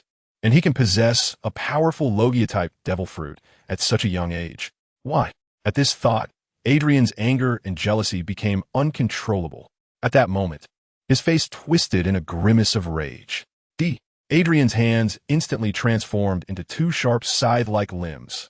Flames erupted from his back, propelling his body at high speed toward Sakazuki. Faced with the furious Adrian, Sakazuki's expression turned cold. "It's time to end this." As soon as he finished speaking, an even more terrifying heat erupted from Sakazuki. "Come on, Navy brat." At this moment, Adrian had completely lost his reason, just roaring as he lunged at Sakazuki. Sakazuki's gaze sharpened, and his right arm began to boil again. Just as the two sharp, scythe-like limbs were half a meter away from touching Sakazuki's body, Sakazuki made his move. Hellhound! Sakazuki's right arm completely transformed into magma, radiating terrifying heat waves that warped the surrounding air. This time it wasn't spewing lava. Sakazuki suddenly hurled his right fist forward, a magma fist carrying immense kinetic energy and penetration power, directly shattering Adrian's side limbs and crashing into his chest. Puff! Hot blood sprayed from Adrian's mouth. Adrian's eyes widened in disbelief as he looked at the magma fist that had pierced through his chest. Sakazuki slowly retracted his fist, casting a cold glance at the slowly collapsing Adrian before turning to walk away. Just as Sakazuki turned, a hand grabbed his ankle. Adrian, spitting blood, weakly clutched Sakazuki's ankle, struggling to speak, his face full of pleading.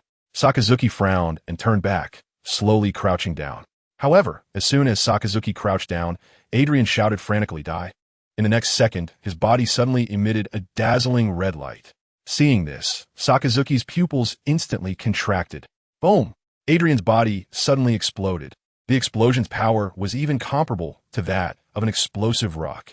The massive explosion, carrying terrifying high temperatures, directly melted the ground beneath both of them.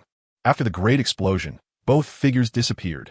On the ground, there was only a charred insect corpse and a large pool of magma left. Seeing the scene, Spandam stared in shock, murmuring, "My CP9. However, Sengoku and Zephyr's expressions showed no change. They simply coldly observed the situation. Suddenly, the charred corpse cracked open, and a person with fair skin and no clothes crawled out from inside. Everyone immediately focused their gaze and found that this person was Adrian. Spandam's mouth immediately broke into a grin as he laughed maniacally. Ha ha ha ha. Adrian was panting heavily, looking at the destruction around him with a wry smile. Indeed, he didn't want to use this move, which would hurt the enemy 1,000 while injuring himself 800. If it weren't for his wings being destroyed by Sakazuki, which caused him to lose his pulling ability and high mobility, Adrian would not have resorted to such a desperate measure. But this move was indeed powerful. The high temperature it emitted was enough to melt steel. No one could survive under such conditions. However, the price paid was also enormous. After using this move, his body would enter an unprecedented state of weakness. In this state, he might not even be able to handle an ordinary person. "Haha, it's finally over," Adrian said, trembling as he walked towards the edge of the arena. Just then, the magma on the ground behind him began to boil. Hearing this sound, Adrian's pupils instantly contracted, and his expression froze. In a panic, Adrian frantically moved his legs to escape, but it was already too late. The next sound completely dragged him into hell. Dog bite Red Lotus. With Sakazuki's roar, the magma surged violently from the ground, forming a giant dog that pounced towards Adrian, its massive mouth wide open, ready to take a bite. Boom! The blood-red magma instantly engulfed Adrian's figure.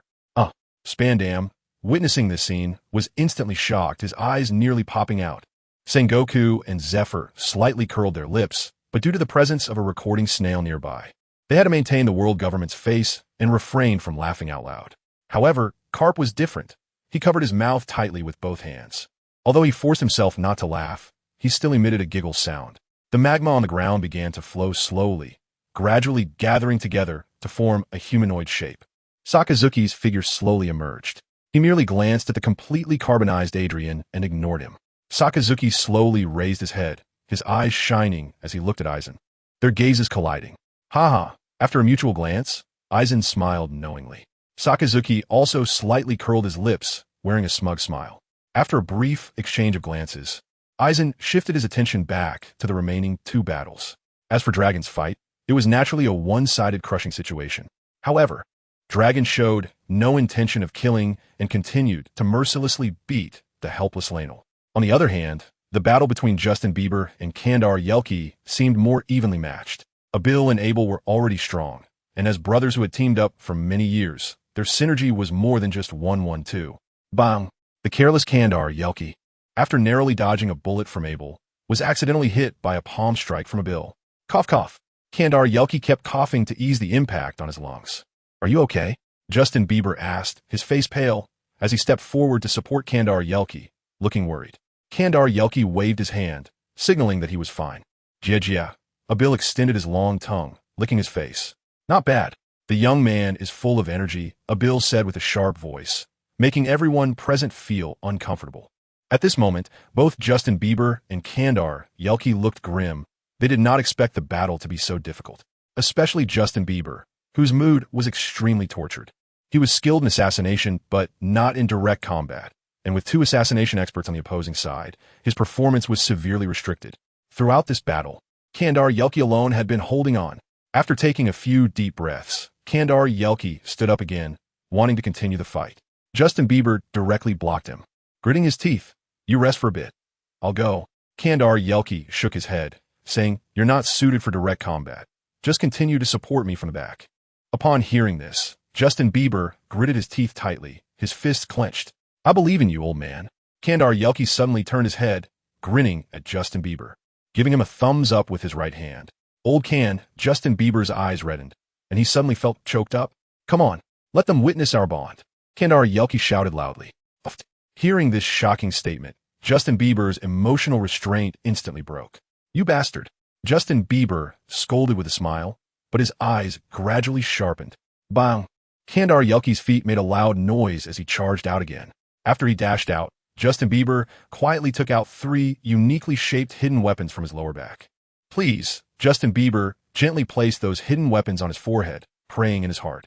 These 3 hidden weapons were Justin Bieber's last and most powerful trump cards.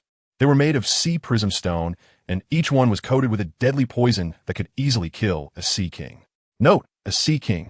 At the same time, they were also the last relic left to him by his master. Justin Bieber's master came from a noble family in Wayno country, a family that specialized in assassination. Later, as Wayno's culture changed and began to value the samurai way, this family became disgraceful to everyone. Eventually, the patriarch of this family decided to move the entire family away from Wayno country. After enduring countless hardships and sacrifices, losing 2/3 of his kin, this family finally settled on a small island in the New World. Justin Bieber was an abandoned child taken in by his master. From a young age, Justin Bieber was very understanding, working tirelessly to train in assassination techniques and the use of hidden weapons, all to please his master. His master was not a heartless person. Having raised Justin Bieber, he had long come to see him as an inseparable part of his family. His master remained unmarried and had no direct relatives, having sacrificed them. And perhaps it was only that elusive family bond that kept him tied to the island. However, with Justin Bieber's arrival, this situation changed, and he regained a true family, with young Justin Bieber becoming the link to the island. It could be said that his master poured all his love into Justin Bieber. His master not only bore the pressure of the family, but also, despite everyone's opposition, taught the core assassination techniques to his adopted son, Justin Bieber. He even secretly gave Justin Bieber several precious sea tower stones, hidden from the family. With the favoritism of his master, the strongest fighter in the family, Justin Bieber's childhood was naturally happy. But all this goodness came to an end on his 16th birthday. That day marked Justin Bieber's first solo mission. After enduring great hardships and lying in ambush under an eave for 3 full days, he successfully assassinated his target. When Justin Bieber happily returned to the island carrying the target's head, what greeted him was a vast sea of flames. Stunned by the sight, Justin Bieber ran around the island, crying and calling out, until he finally found his master. However, by this time, his master was already a corpse.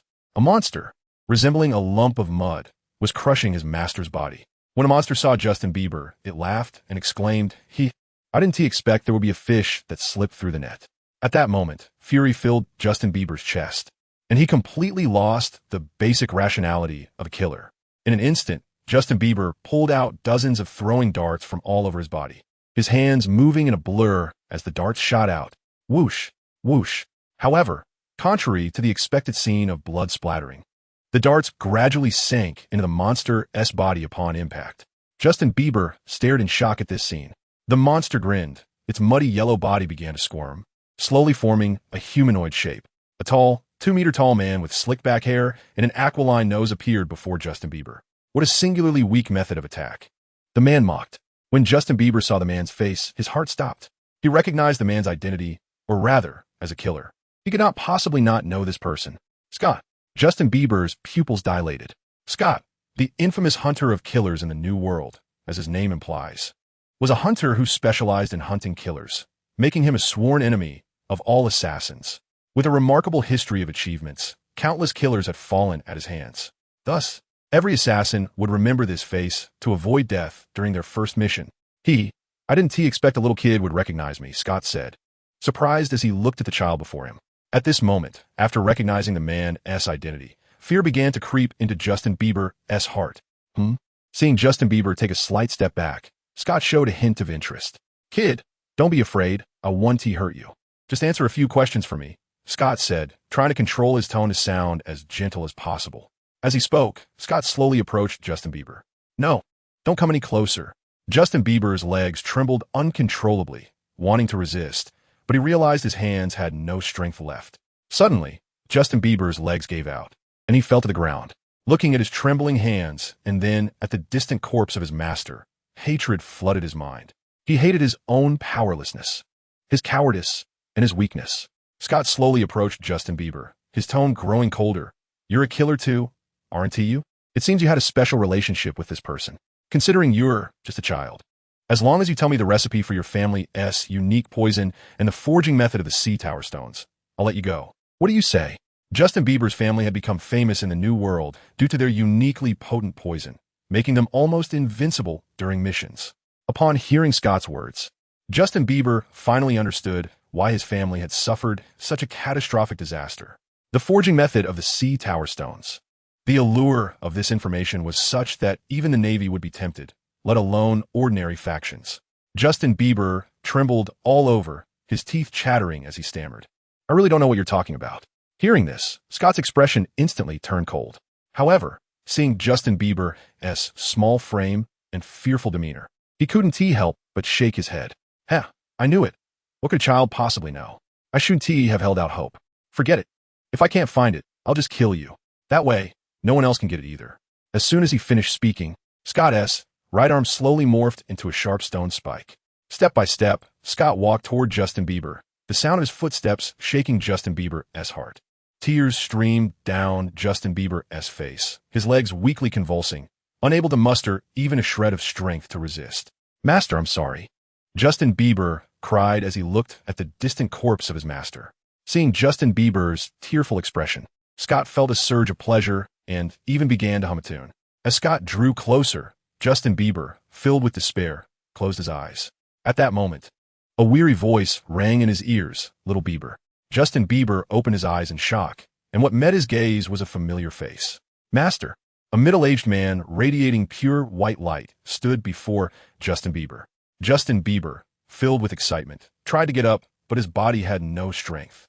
Master, I've embarrassed you. I'm so sorry, Justin Bieber said, looking at his powerless hands, tears of regret streaming down his face. No, this isn't your fault. The middle-aged man smiled and nodded. The gap in strength between you two is like a chasm. This is just a normal reaction. The middle-aged man smiled and gently patted Justin Bieber on the head. Justin Bieber choked on his words. Little Bieber, do you remember your first time practicing with a dagger? The middle-aged man asked softly. Justin Bieber wiped his tears and nodded vigorously. I remember. The middle-aged man smiled and said, let's do it again. Just treat me as your enemy. Justin Bieber looked at his master in surprise. Take up your weapon. This time, the middle-aged man's tone was a bit stricter. Upon hearing this, Justin Bieber immediately reflexively took out a hidden weapon from his waist. Cool me. Attack me. The middle-aged man said seriously. At that moment, Justin Bieber's expression changed instantly, and his panic feelings gradually calmed down as he tightly gripped the hidden weapon in his right hand. He stared intently at his master's movements, looking for flaws. Meanwhile, outside, Scott looked at the child, who was alternately talking to himself and crying, with surprise, not knowing how to proceed. Suddenly, Justin Bieber's gaze became sharp, and his previously weak body stood up. Scott watched the scene with great interest, wanting to see how this seemingly defenseless child would resist him. Justin Bieber fixed his gaze on his master, and suddenly, the person in front of him revealed a flaw. Whoosh! Justin Bieber decisively made his move. The hidden weapon in his hand shot out in an instant, unlike before when his master caught the hidden weapon barehanded. This time it pierced straight into the chest of the person in front of him. Master! Justin Bieber shouted with a heart-wrenching cry, but the person in front seemed unaffected, slowly walking towards him and embracing him. Little Bieber, from now on, you must walk your own path. Master, I don't want you to go.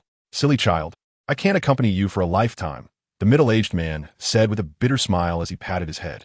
Child, remember, you are my most outstanding disciple. You are also my most beloved son. As soon as he finished speaking, the middle-aged man in front of him completely disintegrated into countless light spots. Master! Justin Bieber frantically tried to grab the dissipating light spots, only to find it was all in vain. After the light spots vanished, Scott's figure appeared. Scott stared blankly at the hidden weapon that was lodged in his chest, wanting to pull it out, but realizing he had no strength left in his body.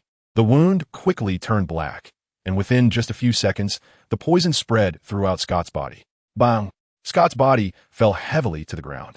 Justin Bieber was also shocked by the scene in front of him, seeing a light blue, oddly shaped hidden weapon sticking out of Scott's chest.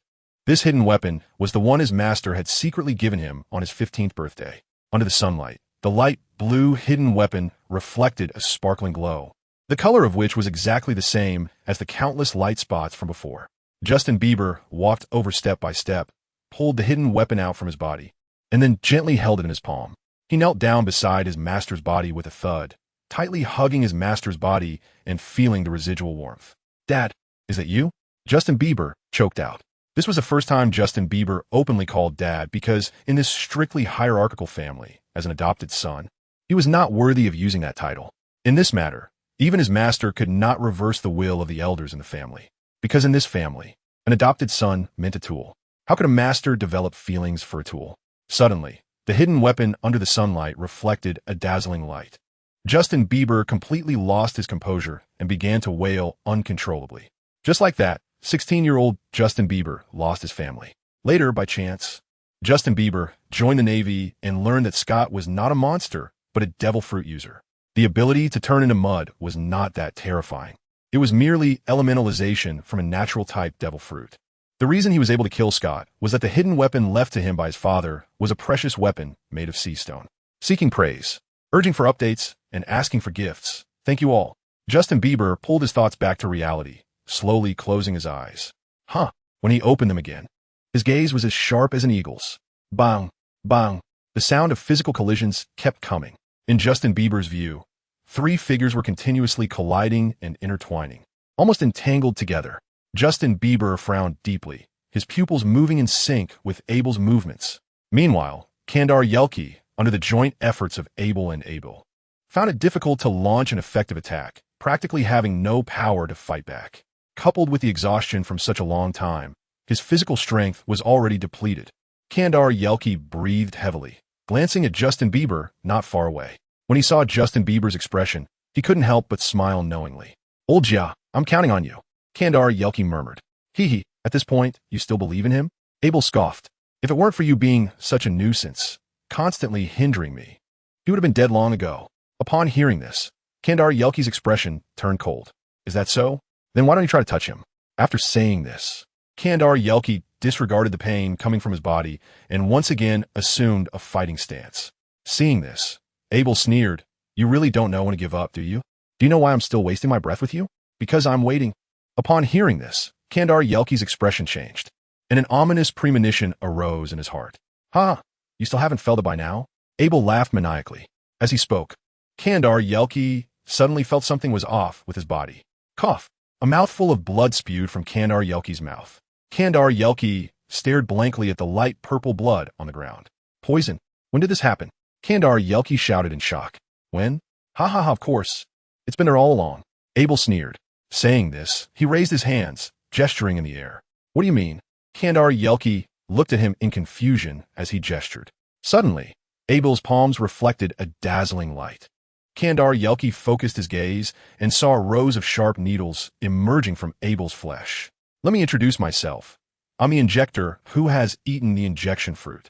My whole body can turn into the needles of a syringe, injecting whatever I want into others' bodies without them realizing it." As he spoke, Abel pulled out an empty reagent bottle from his lower back. "Just like earlier, while I was fighting you, I unknowingly injected you with this sea snake venom. Its effect is quite simple. It kills the red blood cells in your body, causing you to suffocate to death in the end." Abir laughed maniacally. Upon hearing this, Kandar Yelke finally noticed his abnormal breathing rate.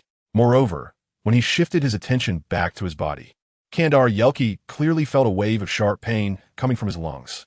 This intense pain felt as if a multitude of needles were stabbing into his lungs with every breath he took. "Old Kandar." Justin Bieber naturally noticed everything happening here and shouted anxiously. Hearing the voice, Kandar Yelke did not turn back, only gritting his teeth and shouting, "Don't worry about me." "Damn it, soulless." Justin Bieber cursed in regret. "Calm down." Noticing that Justin Bieber's mindset was already abnormal, Kandar Yelke shouted sternly, "Old Jay, calm down. Getting angry won't help at all. it will only affect your judgment and performance. Just like I said earlier, I have always believed in you. This time is no different. I can hold on for a while longer, and I will create a chance for you to deliver a killing blow. This time, it really relies on you. Old Jay, Kandar Yelki roared. I understand. Justin Bieber gritted his teeth, constantly suppressing the anxiety and unease in his heart, forcing himself to calm down. Create an opportunity for him. He still needed to seize it. Ha! Abir laughed mockingly. My partner is not someone you can judge, you bastard. Kandar Yelki roared angrily. Boom! The next second, Kandar Yelki's figure charged out again, facing the mindless charge of Kandar Yelki towards their side. Abu and Abir exchanged glances and smiled contemptuously. Beastman form. As soon as the words fell, Kandar Yelki's body underwent a significant transformation. A pair of ears sprouted. A mass of fur burst out from his skin, terrifying muscles bulged instantly, and sharp nails grew on his fingers. What? Abir and Abu's pupils instantly constricted. They hurriedly raised their arms to defend. Leopard fist roaring thunder. Crackle, crackle. Dense currents of electricity surged from Kandar Yelki's body, and gradually, his figure disappeared into a field of pale lightning. This large mass of pale lightning, carrying immense kinetic energy, collided violently with Abu and Abir's bodies. Boom! Abir and Abu's bodies flew out like kites with broken strings, tracing an arc. Kandar Yelki struggled to stand on the ground, the lightning dancing around him gradually weakening. Cough, cough. Abir and Abu spat out a mouthful of fresh blood. I didn't expect you to be a zone-type devil fruit user. I really underestimated you. Abir said with an ugly expression. But in your current state, how long can you hold out? Puffed.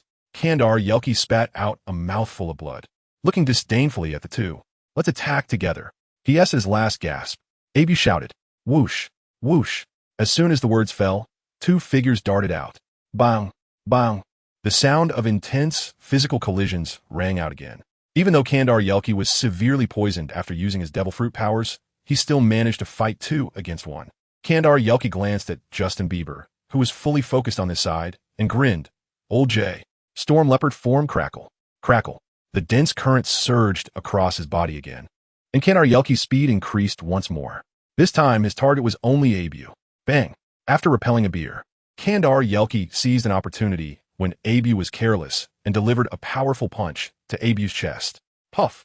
A mouthful of fresh blood spurted from Abu's mouth. Abu's body flew out. At this moment, Justin Bieber, who was highly focused and under immense pressure, found the world before him starting to blur. I can definitely do it. I can definitely do it. Gastin Buber murmured softly. At this moment, the world before him suddenly became clear and then blurry again. A massive amount of fragmented memories surged into Justin's mind. Suddenly, a familiar voice rang in his ears. Son, you can do it. You are the best. At that moment, the world before Justin Bieber suddenly became extremely clear. Even the pores on the skins of the three could be seen clearly. Dad, Justin Bieber smiled and murmured. Another voice sounded, Old Jay, I believe in you. You can definitely do it. Old Kandar, I can definitely do it. Justin Bieber's eyes became determined. Suddenly, arcs appeared in his vision, and Justin Bieber was amazed to find that these arcs connected the hands and feet of each person. In the next second, the movements of the people in his sight seemed to be planned out, with every part moving along the arcs. Now is the time. In Justin Bieber's view, after receiving a heavy blow, Abu finally exposed a flaw. Whoosh, whoosh. 2 light blue hidden weapons, carrying immense kinetic energy, shot out. Hearing the sound of the wind, Abu scoffed and skillfully dodged to the side. You actually consider me a target. You really underestimate me. Abu said disdainfully, but suddenly, the sharp pain in his chest rendered him speechless. Ugh. Abu stared blankly at the light blue dart embedded in his chest. I clearly. Before he could finish his words, Abu's body fell helplessly. Bang! Abu. Seeing this scene, Abir shouted heart-wrenchingly, then recklessly rushed towards the fallen Abu. Oh, it worked. Ha ha ha. Seeing Abu fall, Justin Bieber finally breathed a sigh of relief, laughing as if a weight had been lifted off his shoulders. You. Abir suddenly raised his head, looking fiercely at the two. Bang! Abir's body shot out. This time, a dense array of fine needles protruded from his hands. Under the sunlight, the numerous fine needles emitted a ghostly purple light. Not good. Justin Bieber's pupil shrank, because he knew that Kandar Yelki was truly at his last gasp now and might not be able to withstand Abir's attack. Bang! With a loud bang under Justin Bieber's feet, He shot towards Kandar Yelki. A beer glared fiercely at the drooping Kandar Yelki. His palm, glowing with ghostly light, struck down heavily towards Kandar Yelki. Just as the palm was about to touch his body, Kandar Yelki suddenly twisted his body, dodging the blow. Then his left hand shot out and grabbed a beer by the collar, slamming him heavily to the ground. Bang! The flat ground was smashed into a spiderweb of cracks. Immediately after, Kandar Yelki's right fist tightened and charged with power, smashing heavily into a beer's chest. Puff! A mouthful of fresh blood spewed from a beer's mouth. Abel looked at Kandar in disbelief, shouting in panic, "How is this possible? After such a long time, how could you still have strength?" Kandar was panting heavily, grinning as he replied, "Because I'm a leopard. It's just snake venom." At that moment, Justin Bieber also arrived, coldly looking at Abel without waiting for him to say another word, and waved his right hand. Whoosh! The last light blue dart was deeply embedded in Abel's chest. Ugh! Abel stared blankly at the dart lodged in his chest, the wound visibly changing color as the toxin rapidly spread throughout his body. Abel suddenly burst into laughter. "I didn't expect," Abel whispered softly, tears streaming down his face. Abel looked affectionately at the body of Eber in the distance. "Brother is coming to accompany you now. Before that, let me take revenge for you." Abel suddenly turned to glare at Justin Bieber, shouting furiously, "Ultimate sea urchin form." Kandar ears suddenly rang with alarms, and the hairs on his body stood on end. He was very familiar with this feeling, as it always happened when he was in danger. "Run!" Kandar shouted at Justin Bieber. Justin Bieber was momentarily taken aback. The next second, a tremendous force pushed his body away. Justin Bieber stared in confusion as Kandar pushed him aside, unable to understand his actions. In the next moment, countless sharp needles reflecting cold light shot out from all over Abel's body. Naturally, Kandar, who was facing Abel, bore the brunt of this terrifying attack. Numerous glowing needles deeply pierced into Kandalyurki's body, each carrying different colored liquids inside. A tremendous pain surged from all parts of his body, and Kandalyurki screamed in agony. "Olkan!" Justin Bieber yelled furiously, his eyes nearly popping out. The next second, Kandalyurki's body crashed heavily to the ground. After using this move, Abel also completely lost his breath, collapsing weakly to the ground. Justin Bieber crawled toward Kandalyurki using both hands and feet. Seeing this scene, Zephyr and Sengoku's faces darkened. Zephyr coldly said, "It's time to announce the results." Spandane looked unwillingly at the completely fallen Abel and Eber, gritting his teeth and saying, "The Navy training camp wins." As soon as he finished speaking, Zephyr shouted, "Come on, medical team, hurry and save them." With Zephyr's loud shout, teams of doctors streamed in from outside the training ground. After a brief examination of the three fallen individuals, they only carried Kandalyurki away on a stretcher. Justin Bieber shook off the medical personnel, trying to help him, and staggered toward Kandalyurki. "Justin Bieber, accept treatment. Follow orders," Zephyr scolded sternly. Justin Bieber looked at Zephyr with reluctance, but when he saw Zephyr's stern face and heard his unquestionable tone, he had no choice but to lie down on the stretcher, his eyes still fixed on Kandalyurki in the distance. At this point, only Dorag's battle was still ongoing. Everyone's attention was focused on Dorag. By this time, Zephyr and Sengoku weren't too worried about Dorag, as his battle had been a complete domination from the start. Dorag coldly looked at the unstable Renaer and said lightly, "Give up, you have no chance of winning." Hearing this, Renaer's chest heaved violently as he roared, "I don't need pity from a little brat." Dorag wasn't angry. He merely said indifferently, "It's strange, I can't see any killing intent in your eyes. If I'm not mistaken, your superior must have ordered you to kill me. So why didn't you want to kill me?" Upon hearing this, Renaer's expression instantly stiffened, unable to utter a word. "If I told you I have never killed anyone in my life, would you believe me?" Renaer lowered his head, his voice hoarse. Dorag frowned, looking puzzled at Renaer, whose emotions had suddenly dipped. Renaer chuckled softly with his head down. "What do you mean?" Dorag asked, frowning. "Nothing, let's continue our battle." Renaer slowly lifted his head, looking desperately at Dorag's face. Dorag was about to say something when he was interrupted by Renaer's attack. Renaer's massive body suddenly charged in front of Dorag, his right fist smashing toward Dorag. Bang! Dorag's figure was violently knocked back. Renaer's giant fist grazed the edge of Dorag's clothing, crashing into the ground and creating a deep pit. Dorag looked at Renaer in confusion. He didn't understand why. Even now, Renaer knew that with his speed, he couldn't even reach the edge of his clothing, yet he remained so stubborn. Ah! Renaer roared with a twisted face, frantically lunging at Dorag, swinging his fists wildly. Faced with such a dense barrage of attacks, Dorag squinted his eyes, his figure suddenly flickering, dodging attack after attack. Huh! Huh! Renaer gasped for breath, looking at Dorag with a complex expression. Seeing this, Dorag said lightly, "It seems you won't say anything today. Then I won't say much either. I'll ask you one last time. Do you admit defeat?" Renaer gritted his teeth, turning to glance at Spandane in the distance, just in time to meet Spandane's threatening gaze. Tears streamed down Renaer's face, his facial muscles twitching as he gritted his teeth and shouted, "I won't admit defeat." "Good," Dorag said indifferently. The next second, Dorag's figure suddenly vanished from the spot. Bang! Renaer's body was violently struck, instantly flying backward. A mouthful of blood sprayed from Renaer's mouth. However, it wasn't over yet. Dorag's figure reappeared behind Renaer, shouting, "Fist of the Just." With a loud shout, Dorag's right arm charged, and his fist heavily slammed into Renaer's back. Cough! A tremendous impact and pain hit, and Renaer spat out another mouthful of blood, his eyes nearly bulging out. As Renaer flew backward in the air, Dorag's figure unexpectedly appeared in midair. Dorag closed his eyes, his right hand forming a claw shape, and a powerful aura radiated from his body in waves. In an instant, the previously calm weather turned turbulent. The wind rose violently. Dark clouds gathered in the sky, blocking out the sun. The training ground was instantly shrouded in darkness. "Dragon's Claw!" Dorag bellowed. Whoosh! Dorag's figure instantly appeared above Renaer, his right claw crashing down toward Renaer's head. The howling wind of the palm blew towards Lana. Lana struggled to raise his arm to protect his head. Boom! Dorag's right claw gripped Lana's large head and slammed it hard into the ground.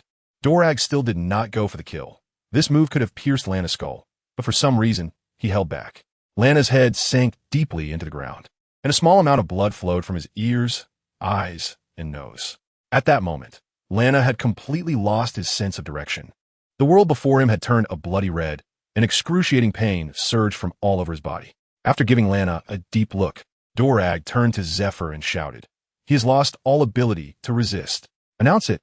Seeing this, Zephyr glanced at the gritting teeth of Spandane and shouted loudly, "Dorag wins." Woohoo! Aizen shouted happily. Hearing Aizen's cheers, Dorag also revealed a happy smile. Zephyr and Sengoku showed faint smiles, while Carp burst out laughing. Carp kept patting Dorag's back, with a sound of bang, echoing continuously. Dorag looked at the jubilant Carp with wanted to say something but dared not speak, swallowing it back down. Sengoku's mouth curled up as he said to Spandane indifferently, "We can take the person away now, right?" Spandane looked gloomily at Sengoku and Zephyr, anger building up in his chest with nowhere to vent. Of course, he didn't dare to vent it now. Spandane managed to squeeze out a sentence through clenched teeth. "Humph." Carp, seeing this, cast a disdainful glance at Spandane. After so many days, Zephyr finally showed a genuine smile. "Aizen, Lao, Polysolino, come on, come on." Lanyan shouted while directly jumping down from upstairs without using the stairs. Bang! Aizen rushed over, heavily embracing Zephyr. Zephyr smiled kindly, tightly holding Aizen's body, his right hand constantly stroking Aizen's head. Borsalino and Dorag quickly followed, arriving by everyone's side. At that moment, among all the people present, everyone was happy except for Spandam. Spandam, with a gloomy expression, walked over to Renal's side and whispered something into his ear. As words spilled from Spandam's mouth, Renal's body visibly trembled. Finally, Spandam grinned sinisterly, pulling a red capsule from his pocket and directly stuffing it into Renal's mouth without asking for his consent. After the capsule was ingested, Renal's body shook even more violently. His skin visibly turned blood red.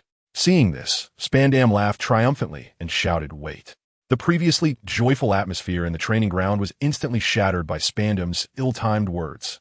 The faces of everyone turned unfriendly. Sengoku frowned and said solemnly, "What do you mean? What are you trying to do?" Spandam awkwardly laughed, "My lord, please calm down. I just think the battle isn't over yet.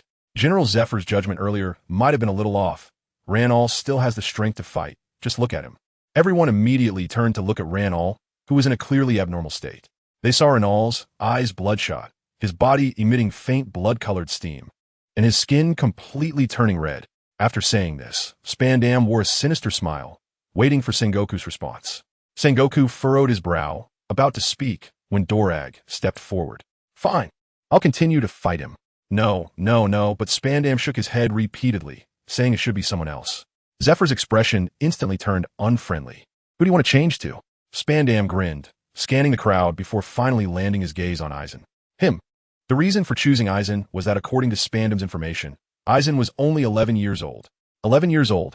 How strong could he be? If this matter were to end hastily today, Spandam could guarantee that he wouldn't have a good time with those 5 lords.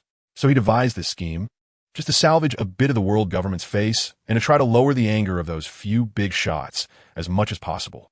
Me? Eisen incredulously pointed at himself. Yes, Spandam replied confidently.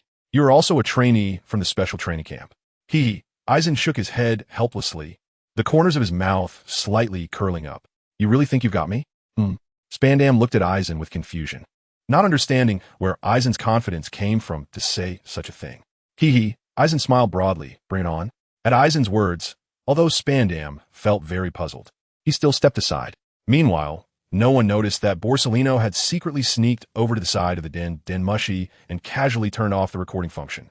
Just as Spandam stepped aside, Ranal charged forward like a madman. Faced with the crazed Ranal rushing towards him, Eisen didn't move an inch, only calmly watching Ranal with his eyes. Seeing this, Akainu and Dorag's muscles began to tense up. It wasn't that they didn't believe in Eisen's strength. They just thought Eisen was being a bit too arrogant. Suddenly, the two noticed something unusual about several people present, especially Zephyr. They saw Zephyr smiling at Eisen's back, showing no signs of worry at all. Just as Ranal was only 10 meters away from Eisen, Eisen finally made a move, raising his right hand and gently pinching his nose. 10 meters, with Ranal's speed at that moment. He would reach Eisen in less than a second. Sigh. Eisen let out a breath. Then his tightly closed eyes suddenly opened, revealing crimson pupils with eerie patterns that immediately manifested. Boom! The body of Eisen burst forth with an immense aura. A tremendous sense of pressure emanated from Eisen's body. This aura even made Akainu feel a sense of shock deep down. Boom! A massive amount of purple shadow-type chakra surged out from Eisen's body. Bang! Ranal's body slammed heavily just 1 centimeter in front of Eisen, and he kept swinging his fists. However, no matter how hard Ranal tried, he couldn't break through this purple energy wall to touch Eisen. Huh! Eisen shouted loudly. The purple shadow-type chakra instantly surged, flipping Ranal's body over. Bang! Ranal's body crashed heavily to the ground. Gasping for breath, Ranal struggled to get up, wanting to launch another attack. However, when he lifted his head, a terrifying scene appeared.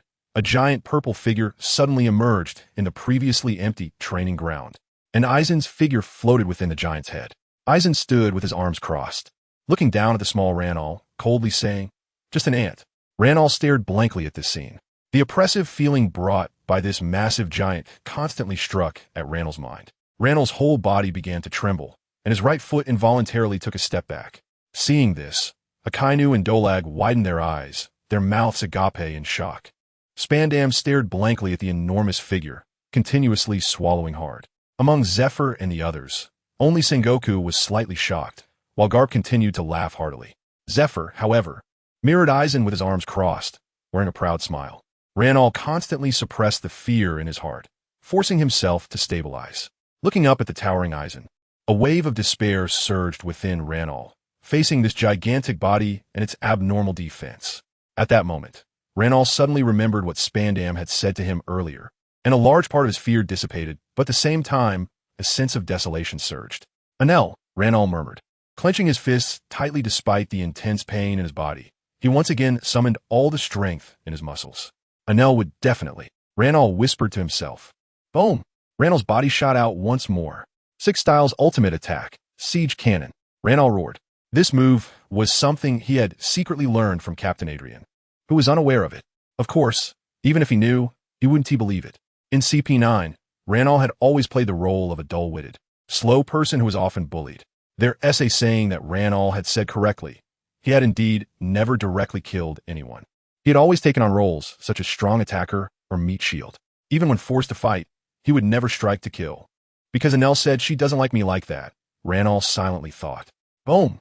A massive white shockwave hit Eisen's Susanoo, kicking up a cloud of dust. As the dust settled, there wasn't a single crack on the Susanoo. Not even a trace was left. At that moment, Ranal was completely filled with despair, because this was already his strongest move. Aya! Ranal knelt on the ground, crying out in pain. Seeing this, Eisen did not take action, just looked at him quietly. After 5 minutes, Ranal finally stopped. The tears had dried up, and Ranal stared wide-eyed, murmuring, "Anel, it's brother's fault for being useless." Suddenly, Ranal lifted his head, his eyes filled with bloodshot veins, glaring at Eisen, and shouted, "Come on, kill me. Go ahead." Ranal's voice was loud and powerful, but Eisen could hear a hint of desolation, a deep sense of helplessness, and a faint plea within it. Lanin closed his eyes, and his right hand slightly raised, causing the massive arm of Susanoo to rise as well. Whoosh! The arm of Susanoo howled as it reached for Lana, the rushing wind scattering Lana's hair. However, Lana opened his arms, waiting calmly for his own death. Bang! The enormous arm of Susanoo grabbed Lana's body. Blue Dye still had his eyes tightly closed. After taking a few deep breaths, his right hand, with its palm open, suddenly closed. A large amount of blood sprayed out from the palm of Susanoo. The sky was even stained red with the blood mist. At the moment this scene occurred, most people present closed their eyes. At this moment, Dracul's mood was particularly heavy. He had understood from the beginning that Ranaroo was forced to fight for the world government, and he believed what Ranaroo said about never having killed anyone. But it was precisely such a person who ended up in such a fate. Dracul sighed deeply. Eisen released Susanoo and walked calmly to Zephyr's side. Zephyr glanced at the dazed Spandam and said, "Let's go." After that, the Navy personnel, disregarding the mess around them, left the training ground in a grand manner. Days later, Eisen boarded the Navy's warship once again. Eisen stood at the bow of the ship, tightly gripping the railing, his gaze solemnly fixed on the high-flying flag of the world government on Judicial Island. Dorag and Sakaski had also arrived at the bow, silently standing behind Eisen, quietly observing this magnificent island that symbolized the authority of the world government. A ray of dawn shot from the horizon, illuminating the group and instantly bathing them in dazzling gold. The warship, filled with people, was cutting through the waves of the sea. In the blink of an eye, a week had passed. Lon Rand slowly walked out of the ward, taking a deep glance at Candelieliki lying on the hospital bed. Fortunately, due to the powerful physique and strong self-healing ability of the Zoan-type Devil Fruit user, Candelieliki was not in life-threatening danger. However, the types and amounts of toxins were too complex to clean up quickly. Therefore, Candelieliki would need to stay in the hospital for at least a month, until the toxins were completely dealt with, before being discharged to continue training. As for Leo and Poliucelino, Poliucelino had no issues and was still lively. Moreover, because of this fierce battle, he had developed a deeper understanding of his devil fruit abilities. Leo's situation, however, was not good. He suffered from burns all over his body. But fortunately, the doctors on Judicial Island were quite skilled, and his condition did not worsen. Due to the overload from the battle, Leo had muscle strains of varying degrees throughout his body, and his arm bones and ribs had different degrees of fractures. In short, the doctors finally provided this diagnosis, Mr. Leo's bodily injuries were severe, and recovery would take at least a month. Even after recovery, he would have significant internal injuries and would be unable to engage in high-intensity training or combat again. In Lon Rant's expectations, this result was like a bolt from the blue for Leo.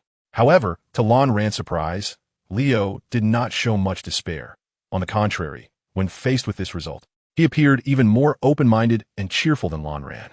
In Leo's words, "I will max out at Rear Admiral in my lifetime. Using my fighting power to exchange for the future fighting power of at least an admiral is a huge profit for both the Navy and me." Moreover, when he mentioned this, Leo smiled awkwardly. "My sister-in-law has long wanted me to step back from the front lines.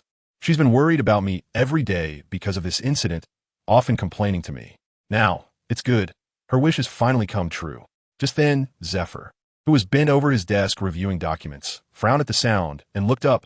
"Come in." The door was pushed open, and Lon Rand walked in with an awkward smile. Seeing the expression on Lon Rand's face, Zephyr sighed irritably. "What's wrong?" After chuckling a few times, Lon Rand shyly opened his mouth and said, "There is something I would like to apply for." Upon hearing this, Zephyr put down the pen in his hand, sat up straight, and said solemnly, "What is it?" "Let me be clear. Anything that violates discipline is not acceptable." Eisen put away his smiling expression, looked seriously into Zephyr's eyes, and slowly said, "I would like to apply for early graduation." After saying this, Eisen's heart was filled with anxiety, because from the very beginning of the training camp's establishment, it was stipulated that there would be a graduation every 3 years, and now that he was proposing early graduation, it would undoubtedly put Zephyr in a difficult position. However, unexpectedly, Zephyr only paused slightly and then lowered his head in contemplation, asking, "What is your reason?" Lan Ran said seriously, "I feel that with my current strength, I am already capable enough to venture out into the sea. Moreover, the training in the special training camp no longer holds much significance for me. What I need more is real combat and the tempering of life and death." Zephyr sighed deeply. "I anticipated that someone would apply for graduation early. However, I really didn't expect it to be you." With a wry smile, Zephyr continued, "Well, given your current strength, even if I wanted to take you down, it would still take me some time. You little brat, growing up so fast." Zephyr laughed and scolded a few times. Hirako, feeling a bit embarrassed, scratched his head and said, "It's thanks to your teaching." "Nonsense." Zephyr swatted Hirako's head with his hand. "All right, I'm not a rigid person. After all, the responsibility for this matter lies with me." Zephyr pressed his temples with his fingers. "This is the first special training camp, and whether it's the training regulations, the training period, or the expected graduation time, everything is a prediction that ultimately requires gradual exploration." Sigh. Zephyr sighed helplessly as he spoke. After the sigh, Zephyr took out 2 pieces of paper from a drawer, one detailing the plan for further improvement in case of exceptional student performance, and the other outlining the pirate hunting plan. Sengoku anticipated that some might propose early graduation, so he devised these 2 plans. At this point, Zephyr suddenly chuckled, but he never expected that the first person to apply would be you. "Ha!" Zephyr laughed heartily, his laughter filled with pride. "All right, go call Polysolino, Drago, and Sakazuki over." Hirako was delighted to hear this. Zifa's words meant he agreed. "Wait a moment, you should sit here for a while. I'll have someone call them." Suddenly, Zifa thought of something and said, "These few have also not trained like you these days. They've all gone off to some corner to practice. So you want to find them right away." Just as Zifa was about to call a phone bug to send someone to find the 3 of them, his hand was stopped by Hirako. He confidently patted his chest and said, "Leave it to me. I have a way." Hirako squatted down, gathering spiritual pressure in his right hand, drawing on the floor while softly chanting, "Heart of the South, eye of the North, tip of the West, heel of the East, gathering with the wind, dispersing the rain, binding path number 58, finger flick to chase the sparrow." As soon as he finished speaking, 3 threads of spiritual energy shot out. In Hirako's perception of spiritual pressure, 3 bright points instantly appeared. The corners of Lan Rant's mouth curved slightly, and a blob of black liquid appeared in his hand. He dipped his fingers into the black liquid and began to draw on his arm, chanting as he painted, "The net of black and white, 22 bridges, 66 crowns, footprints. Distant thunder, return to the earth, night lurking, sea of clouds, azure sequence. Filled with the great circle, heading straight for the sky." A massive spiritual pressure from Aizen instantly transformed into a large net, spreading out and covering everything. Under the coverage of the spiritual pressure network, everyone in the headquarters felt a slight sense of unease or a momentary daze. Even Zephyr could not avoid a brief discomfort. Zephyr looked at the spell-casting Aizen with curiosity, surprised and intrigued by Aizen's endless array of methods over the years, and even feeling a trace of envy. Lan Ran brought his palms together and suddenly clapped them in the air, causing a sky-blue square to appear in the air, binding the way of the 77th day. The Void Luo. Lan Ran closed his eyes and said solemnly, "Borsalino, Drago, Sakazuki, come to Teacher Zephyr's office quickly. There is an important matter to discuss." After repeating 3 times, Aizen opened his eyes and casually retracted the Tenikura. Facing Zifa's puzzled gaze, Aizen confidently said, "They will come on their own soon." Suddenly, the voice of Aizen echoed in the ears of Sakazuki, Dracule, and Borsalino, who were in training, causing the hairs on their bodies to stand on end. At that moment, the 3 of them moved in surprising unison. They hurriedly turned their heads, searching for Aizen's figure. However, no matter how they searched or sensed, they couldn't find a trace of Aizen. "What is this?" Sakazuki, who was by the sea, furrowed his brow and, after pondering for a moment, ran towards the office building. Dracule glanced thoughtfully at the direction of the office building and also started running. Borsalino rubbed his chin with his right hand and exclaimed, "Wow, it's really amazing, Aizen-san."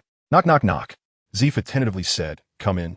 Borsalino pushed the door open, entered, and respectfully saluted Zifa, saying, "Report, Borsalino is here to report." Zifa looked at Borsalino in surprise, then at Aizen, and said, "Have a seat." As soon as Zifa finished speaking, there was another knock on the door. "Knock, knock, knock." "Come in." This time Zifa spoke very calmly. Sakazuki and Dracule entered the room, and when the 2 saw Borsalino and Aizen in the office, they were extremely shocked. Before they could figure out what was going on, Zifa directly got to the point and asked, "Do you guys have any plans to graduate early?" Upon hearing this, Sakazuki and Dracula were stunned for a moment. Then their faces filled with wild joy. "You allow us to graduate early?" Seeing their expressions, Zifa laughed and scolded. "What a bunch of brats. If I hadn't mentioned it, you wouldn't have said anything, right? Just to save face for me?" Hearing this, Sakazuki and Dracula lowered their heads in embarrassment. Zifa then looked at Borisolino. "What about you?" Borisolino, while trimming his nails, nonchalantly said, "I'm following Aizen-san." Aizen looked at him speechlessly and said, "Hey monkey, I like women." Upon hearing this, Borisolino gave him a strange look and replied, "Don't think too much, Aizen-san. I just feel that your decision must be reliable." "Don't mess with me," Aizen said, staring at Borisolino with dead fish eyes. All right. Zephyr spoke up. "Since you have all decided to graduate early, I won't stop you." Hearing this, the three of them were delighted, while Borisolino still looked indifferent. Seeing the smiles on their faces, Zephyr revealed a slightly malicious smile. He had originally planned for you all to go out to sea as your graduation task, since you are all so strong and determined. Then, as he said this, Zephyr deliberately elongated his tone, and the three of them were full of anticipation. "You can go to Carp." Zephyr waved his hand and said, This time, all four of them were surprised. Aizen asked in confusion, "What does this have to do with Vice Admiral Carp?" Zephyr smiled faintly. "Since you disdain my training camp, I'll find you a teacher of a higher level." "What do you mean by that?" Sakazuki asked in confusion. Zephyr slowly took out a cigar from his pocket. When he tried to light the cigar, he searched his pockets but couldn't find a lighter. At that moment, Sakazuki, with great insight, handed him one. Sakazuki's fingers quickly turned red, and the tip of the cigar was soon lit, emitting wisps of white smoke. Zephyr gave Sakazuki an appreciative glance, coughed lightly, and said, "You are indeed very strong now, but if you want to venture out on the sea, there is a skill you must master." Hearing this, Sakazuki and the others fell into deep thought. Aizen suddenly thought of something and tentatively spoke up. "Hockey?" Zephyr looked at Aizen in surprise. "Not bad, kid, you guessed it right." Lon Ran scratched his head awkwardly and saw Leo brother using it. Upon hearing the words hockey, the remaining three, including Dorag, looked curious. "Are you implying that my old man is skilled in this hockey?" Zifa laughed, although he didn't want to admit it. But Carp might be one of the people with the deepest understanding of hockey in these waters. At this moment, Lon Ran seemed to remember something. "Teacher Zifa, isn't your title Black Arm?" Upon hearing this, Zifa's face inevitably turned red. "You little brat, don't ask so many questions. Just do what I tell you. I won't harm you." Blue Dye closed his mouth in grievance. "Impossible. He would use hockey. How could I not know?" Dorag shouted in disbelief. Bang! At that moment, the office door was suddenly kicked open. "Do you need me to use hockey to beat you up, you little brat? Who do you look down on?" A bold voice came from behind everyone. Hearing this, Dorag's body stiffened a bit, and his head slowly turned. "Old man, you're here?" Bang! Carp punched Dorag on the head and said irritably, "If I don't come, would I know you're slandering your father behind my back?" A bump instantly appeared on Dorag's head, but he still stubbornly said, "You waited for me for 2 years. I'll hang you up." Before Dorag could finish his sentence, his head was suddenly buried in the floor. Carp blew on his smoking fist and angrily scolded, "You little brat. How dare you talk to your father like that? I think you're the brat." Zephyr gritted his teeth and managed to squeeze out these words. "The repair costs will be deducted from your salary." Upon hearing this, Carp awkwardly scratched his head, wanted to argue for himself, but not knowing how to start. In the end, Carp could only kick the Dorag stuck in the floor and said irritably, "It's all your fault, you little brat." Zephyr ignored the shameless Carp and said solemnly, "You will undergo at least a month of hockey training with Carp until you learn and master the basic armament hockey and observation hockey. Don't underestimate this skill. In the dangerous seas of the New World, this skill is the foundation of your survival. It is also essential for a true strong person. After you learn it, come to me, and I will give you your final graduation task." Upon hearing this, Sakazuki and Blue Dye nodded, indicating they understood. Only Poliusolino still had that indifferent look on his face. At this moment, a shadow suddenly appeared behind Poliusolino and said gloomily, "What's wrong? Do you have a problem with me?" Poliusolino glanced at Carp behind him and casually replied, "Not at all, not at all." Carp sneered upon hearing this. "Looks like you also need a beating." Seeing this scene, Sakazuki and Blue Dye quickly hid far away, fearing they would get splattered with blood. Zephyr, on the other hand, looked like he was watching a good show. As for Poliusolino, he still ignored Carp's threatening words. The next second, bang, Poliusolino's body suddenly flew out, Bang! Poliucelino's head directly crashed through the office wall, and the staff next door looked at Poliucelino coming through the wall in surprise. Zephyr laughed heartily and said, "This is the effect of armament hockey. If you want to deal with you natural-type devil fruit users in this sea, aside from sea prism stone, it's hockey. So don't think just because you can elementalize, you're invincible. This is the lesson," Zephyr said with a cold smile. Poliucelino slowly got up from the rubble, looking at Carp with a not-so-good expression. Suddenly, his body scattered into countless photons. Seeing this, Carp grinned and said, "Watch closely." The next second, Carp's fist suddenly roared backward. Bang! Poliucelino's body flew out again.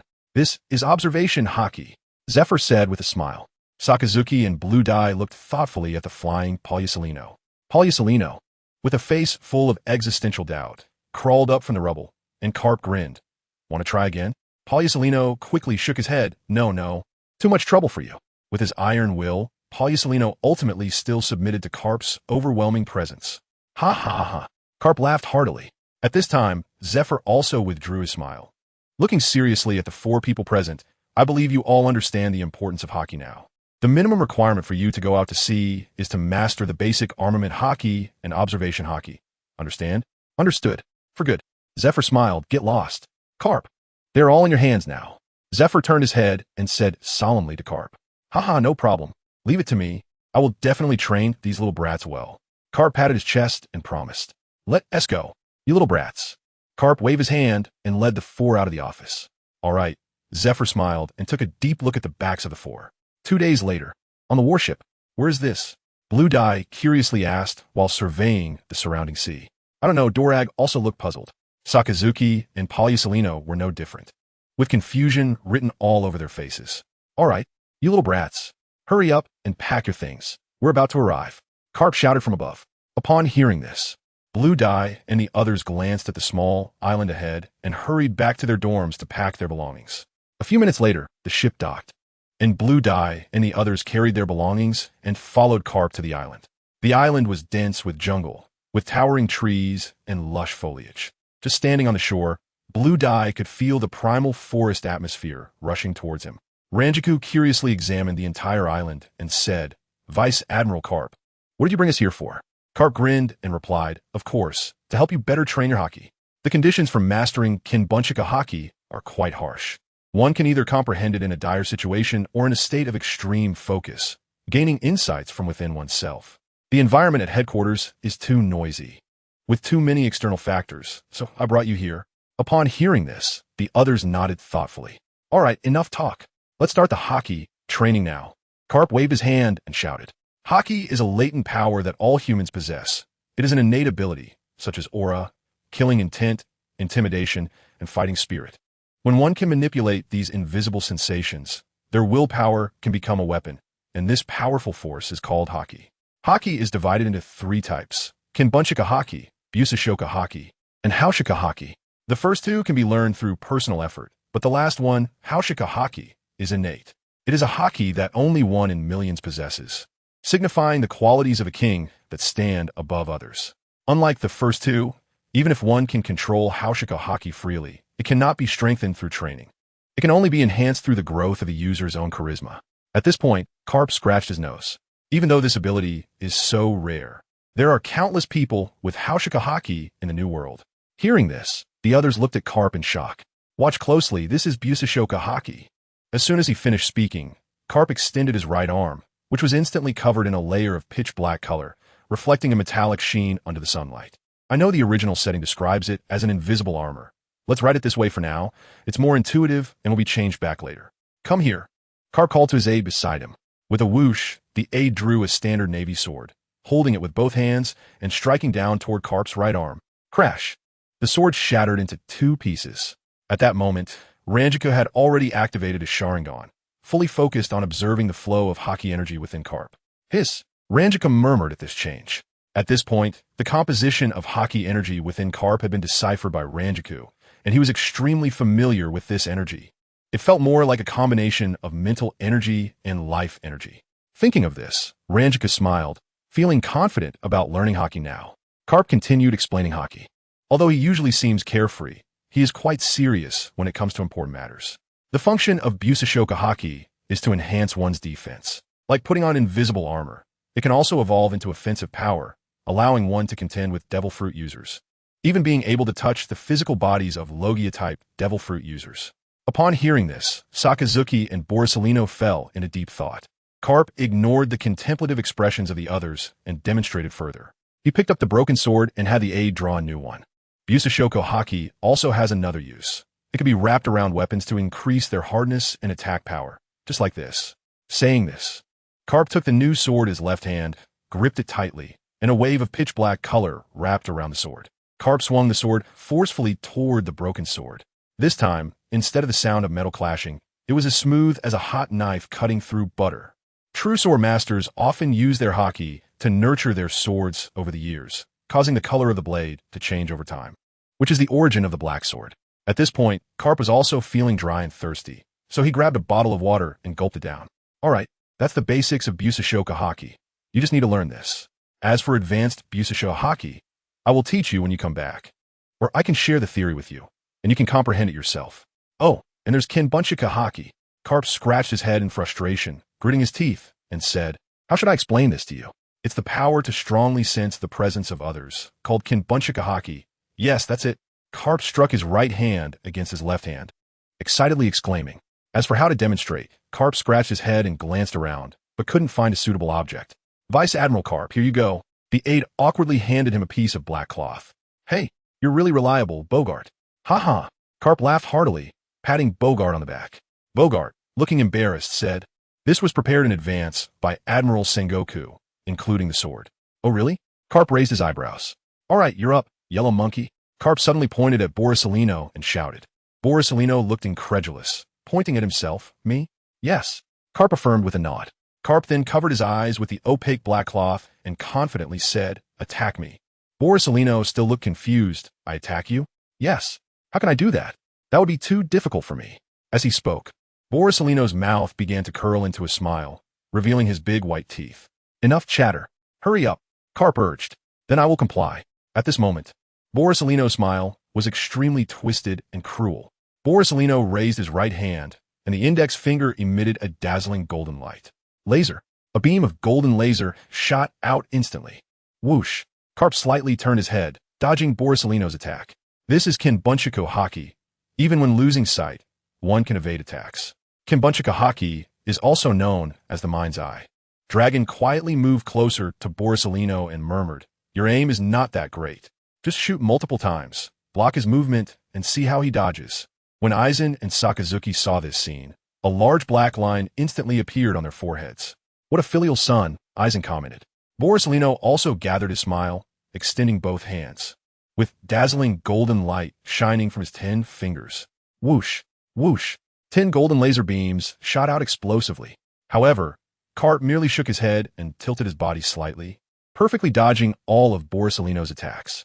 TSK, Dragon muttered dissatisfiedly, retreating back to Sakazuki's side. At this moment, Carp removed the black cloth and looked at the four, while Borsalino, who was ready to attack again, hurriedly paused the laser beam, firing, and silently withdrew his hands. Carp, with a serious expression, said, once you master observation haki, you can read the position, number, and even predict the next action of enemies outside your line of sight. But observation haki is greatly related to the mind.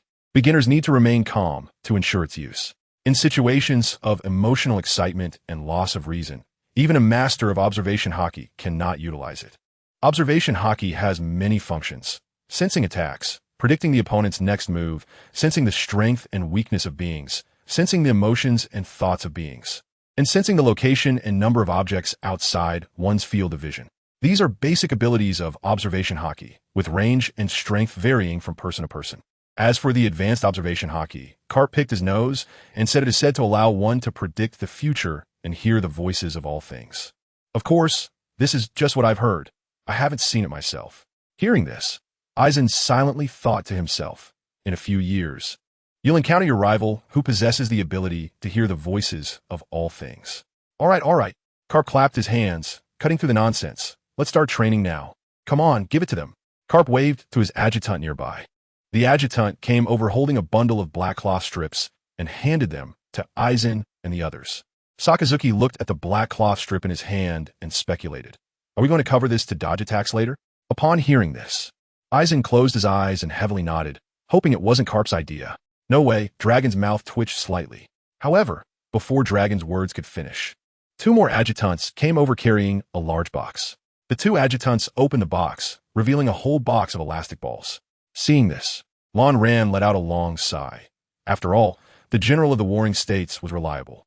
However, Carp grabbed a rubber ball, squeezed it hard, and then casually threw it out. Boom! The rubber ball slammed into a large tree, and the 1-meter-thick tree was instantly broken in half. Gulp! Seeing this scene, the four of them were momentarily stunned, swallowing their saliva. Carp grinned, "Come on, boys. Make sure to dodge with all your might, or else it could be deadly. Absolutely deadly." Dragon trembled as he spoke. "It's starting," Carp shouted excitedly. Then whoosh, whoosh, boom. Ouch, that hurts so much. How am I supposed to dodge this thing? I can't even dodge without closing my eyes. Look at me, iron block. Ouch, that really hurts. Help! In an instant, cries of despair filled the air, and painful screams echoed across the small island. The harsh and prolonged wails driving the birds in the jungle into a state of disbelief, causing them to take flight. A week later, whoosh, whoosh. Aizen closed his eyes tightly, his expression calm as he slightly turned his head, successfully dodging several attacks from Carp. Seeing this, Carp's mouth curled up slightly, not expecting that the first to comprehend it would actually be you, kid. Upon hearing this, Aizen's lips also curled up, conceding, "Thank you, Vice Admiral Carp." After a week of exploration, Aizen had conducted an in-depth analysis of spiritual energy perception and mental energy, performing countless combination experiments, and finally successfully comprehended the observation haki. In fact, Aizen's initial ability to perceive spiritual energy was already equivalent to a weakened version of observation haki, just without the growth potential of the full haki. Moreover, the Yin attribute chakra inherently represents the manifestation of mental energy. Therefore, for Aizen, who was already very familiar with both, it was natural for him to quickly master observation haki. Meanwhile, the others beside Sakazuki clearly were not as carefree as Aizen. The three of them had bruised faces, tattered clothing, and their exposed skin was mottled with blue and purple marks. Blue Dye spoke again. "Vice Admiral Carp, please take another look." Hearing this, Carp looked at Blue Dye with confusion. He saw Blue Dye's right fist tightly clenched, and in an instant, a layer of pitch-black color covered his fist and forearm. Bang! Blue Dye's right fist slammed down hard onto the ground, instantly creating a deep pit. Seeing this scene, Carp's pupils instantly constricted. You. At this moment, Carp could no longer maintain his composure. "You mastered it?" "Armament haki?" Carp said, his mouth agape. In a daze, Lan Ran smiled and said, "Well, compared to observation haki, it's a bit simpler." Crack! Upon hearing this, Carp's background instantly darkened, and then collapsed with a loud bang. Hee. At that moment, Carp felt his worldview completely shatter. He had spent a whole month just to learn armament haki and observation haki. Carp was shouting wildly in his heart. Carp really smiled bitterly. "You are truly a genius." Hearing this, Lan Ran shyly scratched his head. "It's not that exaggerated, really." Carp waved his hand and said seriously, "I'm not exaggerating. You are the strongest genius I have ever seen. No, a being like you should be called a monster. Your talent has far surpassed me, Sengoku, and Zephyr. TSK. I really don't know how far a monster like you will go in the future." Saying this, Carp shook his head with emotion. "So, do you want to continue learning? Or do you want to?" Carp glanced at Akainu and the others who were training in the distance and asked seriously. Blue Dye also put away his smile and said seriously, "I would like to ask you about the theory of advanced armament haki, and then I would like to apply to set sail." Upon hearing this, Carp laughed. "Good. Advanced armament haki is no longer focused on increasing hardness. It pays more attention to the internal destruction of objects. I can't explain it in too much detail, as this is something you have to comprehend on your own. But you can develop your training direction towards how to infiltrate your haki into the opponent's body. Remember, it's about the destruction of the enemy's internal body," Carp said with a serious expression. Hearing this, Blue Dye lowered his head and thoughtfully looked at his hands. "I understand. Thank you, Vice Admiral Carp." Aizen bowed deeply to Carp. Carp laughed heartily, his big hand patting Aizen's back. "So what is it going to be? Are you planning to sneak away now, or say goodbye to them?" As he spoke, Carp gestured toward Akainu and the others. Aizen looked at Sakazuki and the others, a hint of reluctance appearing on his face. "It's better to leave quietly. I'm still not good at handling farewells." Aizen deeply glanced at Sakazuki and the others, smiling bitterly as he spoke. All right. Karp also smiled, watching the figures of the others training. After reluctantly glancing at a few people, Eisen turned around and left, forcing himself to appear calm. Go. Your future is destined not to be under someone else's wings. Karp said softly, watching Eisen's back. Bang, bang, bang. Zephyr raised his head and said, come in. The door was pushed open, and Eisen walked in with steady steps. Upon seeing Eisen, Zephyr's face showed immense surprise and shock. Did you complete it? Zephyr asked tentatively. Eisen nodded with a smile. At this moment, Zephyr's feelings were indescribably complex. He felt both proud of Eisen's excellence and shocked by Eisen's monstrous abilities, along with a hint of confusion about the future. Zephyr took a deep breath, forcing himself to calm down. Sigh. Zephyr slowly opened the drawer and took out a document. It was the second document that remained from that day, clearly marked with the 6 big words, Pirate Hunting Plan. However, this document seemed to consist of more than one page, evidently more specific and detailed than the previous one. It was jointly formulated by Admiral Steelbone Kong, Admiral Sengoku, myself, Vice Admiral Garp, and Advisor Crane for this graduation assessment. Zephyr's expression became serious as he spoke slowly and clearly. Unlike the normal graduating students, this document and plan were specifically for those who graduated early. Students applying for early graduation could only undertake this final task after mastering the 2-color hockey. With that, Zephyr pushed the document in front of Eisen. Lanyan solemnly picked up the document and began to flip through it page by page. My task is to. Eisen squinted his eyes and murmured, within a year's time, I will hunt pirates alone, with no restrictions on the area or method. The final graduation score will be determined by the total bounty of the pirates I hunt. Reading this, a smile spread across Eisen's face. It was simply too in line with my wishes. Zephyr said in a deep voice, don't get too happy too early. During this year, you will have no assistance of any kind, relying entirely on yourself. Moreover, if you cause too much trouble and provoke a collective attack from the pirates, the Navy will not intervene. So, I'll ask you one last time. Do you accept this mission? Eisen spoke without hesitation. I agree. However, before Eisen could finish, Zephyr interrupted him. Calm down and think carefully, Zephyr said seriously, his tone carrying a hint of tremor. Seeing this, Eisen's excited mood gradually settled down. Uncle Zephyr, I know you were worried about me, Eisen said with a bitter smile. After several months, Eisen once again used this title. The moment he heard Eisen call him that, Zephyr's heart trembled. But I can't live under your protection forever. I have to grow. As he spoke, Eisen slowly sat down, lowering his head. After saying this, both Eisen and Zephyr fell silent.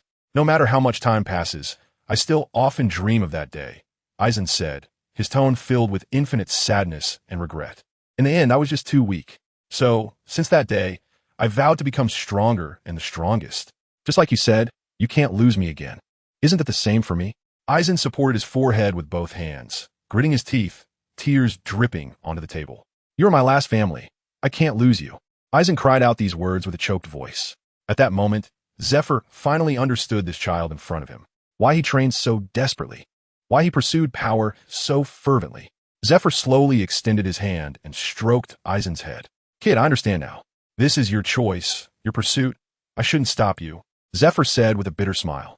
You're right. There will come a day when I grow old, and I can't protect you forever. At this moment, Zephyr also finally recognized reality, or rather, finally dared to face this reality. After a moment of silence between the two, Zephyr suddenly laughed and scolded. Stinky kid, what are you crying for? It's not like it's a life and death separation.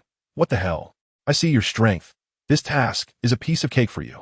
At worst, we just admit defeat, come back and stay by my side, slowly build your experience. What's the big deal about being a little slow? Upon hearing this, Eisen slowly raised his head, quietly looking at Zephyr's face. Blue Dye also laughed. Ha! Zephyr laughed heartily, rubbing Blue Dye's head vigorously. Let's go. Zephyr stood up and walked out from behind the desk. Eisen looked at Zephyr with confusion. Where to? Zephyr pushed open the door and said without looking back. To the training ground. I'm going to personally test your strength today. The originally noisy training ground was now silent. It wasn't that the soldiers' training had stopped talking. Rather, the entire large training ground had been cleared out by Zephyr. After all, Eisen was about to set sail, and Zephyr didn't want Eisen's methods and fighting style to leak out too early. Zephyr took off his suit, revealing his muscular upper body. Kid, come on. Let's have a good practice today. Upon hearing this, Eisen grinned and said, I think it's better to hold back a bit. What if you lose? That would be quite embarrassing. Hearing this, Zephyr's mouth curled up. Hee hee, Kid, I see that your strength hasn't increased much in this short time, but your attitude has certainly grown. Don't let Borisolino lead you astray. Eisen flexed his wrists and body confidently, saying, there's nothing I can do. My strength is no longer what it used to be. Bang! Zephyr's figure suddenly shot out, instantly appearing in front of Eisen. You brat, be careful.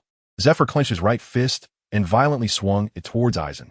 The kaleidoscope Sharingan activated in an instant, and Eisen smirked, no chivalry, old man. Whoosh! Eisen's figure retreated sharply, dodging Zephyr's strike, and a strong wind from the punch blew Eisen's bangs up. Bang! Bang! Every punch thrown by Zephyr was perfectly caught by Eisen. Feeling the force transmitted through the punches, Zephyr's smile widened even more. All right, kid, you've got some strength. Eisen's smile became even more radiant, which naturally couldn't be compared to yours. Bang! Bang! After a series of probing, both Eisen and Zifa suddenly increased their speed in combat. If there were bystanders, they might only see two constantly intertwining phantoms. Not far away, on a tall building, Sengoku held a cup of tea, silently observing the battle here. Hey Sengoku, how's the battle going? Steel Bone Kong leaned over his desk, struggling with various documents, and his slightly anxious voice came from the pile of papers. Sengoku enjoyed blowing on the steaming tea. Taking small sips, they just started fighting. Upon hearing this, Steel Bone Kong couldn't contain himself any longer. Come over and help me handle this. I'll watch for a bit. Sengoku glanced at the towering pile of documents, and, with a helpless expression, regretfully said, Sorry, old man. That's not within my duties. Haha, who told you to be the commander? The door creaked open, and Crane walked in with a little girl. The little girl had long hair, a round little face, and a pair of sparkling big eyes, like two shiny black grapes, with smooth and delicate white skin. Although she was still young, it was clear she was a beauty in the making. Hey Crane, you're here. Come here, there's a good show to watch. Sengoku hurriedly called out to Crane. I came for this. Your view here is the best, Crane said with a smile. Crane gently patted the little girl's head. Call him Uncle. The little girl, with an innocent expression, sweetly called out Uncle. As soon as the sound came out, Sengoku felt his heart melt. Bending down to pick up the little girl, You must be little Juin, I've heard Crane praise you, and you really are beautiful. Hearing Sengoku's compliment, Juin's little face instantly turned bright red. No need to call me uncle. Just call me brother, Sengoku shamelessly said. Upon hearing this, Steel Bone Kong, buried in the pile of documents, curled his lips, tch. After hearing Steel Bone Kong's taunt, Sengoku covered Juin's ears and shouted, Go handle your documents. Seeing this scene, Crane couldn't help but laugh. How's it going? The battle? Crane looked out at the training ground and asked. There hasn't been any obvious suppression yet. That old man Zifa is still holding back, Sengoku replied while teasing Juin. I don't think so, Crane said leisurely. Little Eisen's close combat ability is already on par with Zifa's. Maybe Zifa doesn't know what to do now, haha. The scene shifted to Zifa, who was slightly out of breath, his smile even broader. All right, kid, you haven't let me take advantage at all.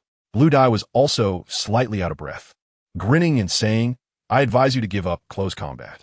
When it comes to fighting skills, I believe no one is stronger than me. What a big mouth. Zephyr laughed and scolded. Hey, you should really get serious. If this goes on, we won't get any results after a whole day, Blue Dye said slowly. Seeing this, Zephyr also put away his smile and began to loosen his joints with a series of cracking sounds. A tremendous aura rose from Zephyr's body, and an immense sense of pressure rushed toward Blue Dye. Noticing this, Blue Dye's muscles began to tense up, his fists clenched, and his eyes fixed intently on Zephyr's figure. Nearby, Sengoku, as if sensing something, suddenly looked toward the training ground. TSK, Zephyr is about to get serious. Zephyr's lowered head suddenly lifted, revealing a cruel smile. Little Blue Dye, today I'll teach you what it means to have someone beyond the person in a sky beyond the sky. Bang! As soon as he finished speaking, Zephyr's figure instantly vanished from Blue Dye's sight. What the? Blue Dye hurriedly raised his arms to block his chest. Bang! Eisen's body suddenly flew backward like a kite with a broken string. Cough, cough. This immense impact felt to Eisen as if he had been struck by a large truck. Eisen touched his chest, gasping for breath, and said with lingering fear, Fortunately, my ribs aren't broken. Is this speed a joke? Eisen looked in shock at Zephyr, who was walking towards him step by step. In that brief moment, the speed Zephyr had displayed was something even Eisen, with his Sharingan activated, could not fully comprehend. Is this the level of a general? Eisen gasped as he watched Zephyr's approaching figure, feeling a bit flustered. Since that's the case, don't blame me. Eisen gritted his teeth and shouted this out. Oh, are you going to use that? Zephyr's lips curled up at the words. Huh. Susanoo. Boom. A massive amount of in-release chakra erupted instantly. A gigantic purple skeletal frame rose from the ground, appearing in Zephyr's line of sight. Gradually, the chakra coalesced into solid muscle tissue, filling it in, and the giant's facial features began to take shape. Finally, a majestic purple armored giant stood imposingly on the training ground. The Susanoo of Aizen is a towering 200 meters high. In an instant, the entire Marine headquarters saw this giant. The Marines who were training immediately fell into a panic. What is that? A giant? Where did the giant come from? Hurry and report. Go. Don't go there. That's the direction of the training ground. And Admiral Zephyr is there. This massive body, even with simple movements, could cause tremendous destruction. The overwhelming pressure it brought could even be felt by Sengoku, who was far away in the office building. Little Shiwan also leaned against the window. And when she saw this terrifying giant, she instinctively felt her heart race, her little hands subconsciously gripping Crane's clothes tightly. Crane patted her head and comforted her for a moment before turning her gaze back to the training ground. How much of Zephyr's strength do you think little Aizen can force out? Crane said slowly. After seeing the complete Susanoo, Sengoku's expression also became serious. It's hard to say. No one knows exactly what little Aizen's ability is like. If it's just for show, that's one thing. But if it's something similar to my ability, Zephyr might have a hard time handling it without using at least 80 of his strength. Ha ha ha, Zephyr laughed wildly, looking up at Aizen standing in the sky. Good kid. This is how it should be. Now it's interesting. Zephyr shouted excitedly. At this moment, Aizen's face was unusually grim. He originally thought that after activating the complete body Susanoo, he would feel somewhat reassured, but unexpectedly, even with the complete body Susanoo activated, that sense of impending crisis still hadn't vanished. Old man, be careful, Aizen called out with a serious expression. In the next second, the enormous fist of Susanoo suddenly struck out. Boom! The fist of Susanoo violently collided with Zephyr's fist, creating a massive shockwave. Hiss! Aizen gasped in disbelief. No matter how hard he tried, he couldn't shake Zephyr. Ha ha! That's the spirit. Zephyr's lips curled into a sinister grin, and soon after, a layer of pitch-black color began to cover his fists. Seeing this, Aizen's pupils constricted rapidly. Not good. Black arm explosive impact. Zephyr suddenly shouted. Boom! Zephyr's fist quickly retracted and then exploded outward again, instantly unleashing a massive white shockwave. Crack! Under Aizen's incredulous gaze, the hard arms of Susanoo actually developed cracks. Zephyr shouted again, delivering another punch. The punch created such wind that it directly toppled Aizen's Susanoo. Boom! With a fierce punch, wind passed. Buildings were shattered. Bricks were sent flying from the ground, and the entire training ground was left without a single intact patch of ground. At this moment, in the office building, Sengoku had long forgotten about his tea, his eyes fixed on the battle below. This is so exciting. A father-son battle. Hurry, Kaku, did you bring the sunbae? Give me some, Sengoku shouted excitedly. At this time, Sengoku's demeanor was quite lively, almost like a different person from his portrayal in the original work. Kaku also looked at the scene with shining eyes, a hint of reproach in his tone. Zephyr is really getting serious. He doesn't even care about hurting little Aizen. Hurt? That's nothing. If he loses to an 11-year-old kid, that would be a huge embarrassment, Sengoku said gleefully. The young Guion stared blankly at the formidable Zephyr, thinking how strong this uncle is. Behind the three of them, a shadow quietly approached. Sengoku glanced back and saw Steelbone Kong holding a large bag of sunbae, tossing them into his mouth while his eyes sparkled as he gazed at the training ground.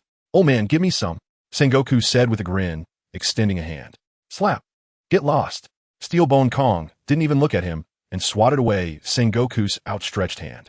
Sengoku awkwardly withdrew his hand and pleaded with a flattering tone, Don't do that. Old man, this scene is soulless without sunbae. Steelbone Kong glanced at him and said, You handle the remaining documents, and I'll give you some. No way, that's extortion. Sengoku cried out in despair. If you can't do it, then get lost. Steelbone Kong said calmly. 14. Too little, 34. You just 12. In the end, Sengoku still yielded. Steelbone Kong handed over a large bag of sunbae, and soon, the two began munching away. Thud, thud. The blue-dyed Susanoo quickly pushed off the ground with its legs, hastily adjusting its posture. Lonran looked at Zephyr, who was still energetic after unleashing those two terrifying attacks. With a pale face, Zephyr moved his arms a bit and grinned, saying, Kid, how about it? Are you still underestimating me? Eisen didn't speak, as all his attention was focused on observing Zephyr's weaknesses. At this moment, Eisen no longer dared to be careless. The Susanoo, which he had originally viewed as his trump card or greatest assurance, now seemed inadequate against Zephyr. This absolute defense was a bit lacking. Eisen thought to himself with a bitter smile, mocking the setting of the Hokage. This kind of thing still depends on the person. I need to come up with a plan. A prolonged battle is impossible. At the level of a general, fighting a similarly matched opponent for 3 days and nights is common, let alone being bullied. I must use a surprise move. Eisen murmured. The Kyoka Suigetsu can't be used. I haven't fully mastered it yet. If I accidentally hurt the old man, it wouldn't be a joke. Amaterasu can't be used either. Damn. It seems I have to replicate a classic move. Thinking of this, Eisen smiled with excitement. Haven't you figured it out yet? You brat. If it's just like this, I can't trust you to go out to sea. Zephyr shouted. Sigh. Eisen sighed helplessly, thinking that before that, he should wear out the old man's stamina. Eisen's eyes widened in anger once again, and the massive body of Susanoo instantly moved.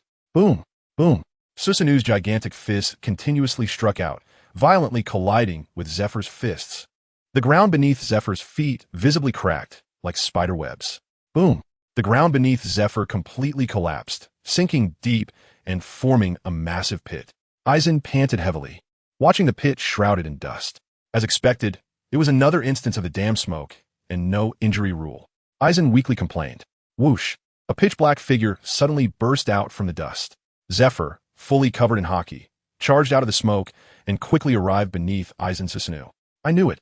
Eisen wailed, hurriedly raising his large hand to swat at Zephyr. Haki impact explode. Zephyr's furious voice came from below. Eisen instinctively raised his arms to protect his body. And in the next moment, boom, a massive black shockwave shot into the sky, directly penetrating Eisen's enormous Susanoo. Cough. Eisen painfully covered his eyes, and in an instant, the purple Susanoo collapsed violently. Thud, thud. Heavy footsteps slowly approached as the dust settled, and Zephyr walked towards Eisen step by step. Kid, now you know that there's always someone stronger and that there are heavens beyond heavens, Zephyr said in a deep voice. Eisen gently rubbed his eyes and said with a bitter smile, I just want to know how much of your strength you used. Zephyr laughed, 70%. Also to defeat you quickly. You should be proud enough, kid. Eisen lowered his head and chuckled, hee hee, 70%. Then next, you'll have to use 80%. As soon as he finished speaking, Eisen suddenly raised his head, his eyes fixed tightly on Zephyr's eyes, which were only 5 steps away. When Zephyr saw the strange pattern in Eisen's eyes, a peculiar energy instantly surged into his mind, causing him to momentarily freeze. The Six King Spear. Eisen mobilized all of his spiritual power, striking out with both fists. A massive, white shockwave instantly engulfed Zephyr's figure. At this moment in the office building, good, well done. Sengoku clapped his hands excitedly. Haha, you really are something, kid. Stil bon kong luk tartidi. Sigh. Crane looked helplessly at the two who were gloating. Meanwhile, little Shiki watched Zephyr with a worried expression, her small hand tightly clutching Crane's clothing. After using the Six King Spear, Eisen still didn't dare to relax. He waved his right hand, reaching into the air, and boom.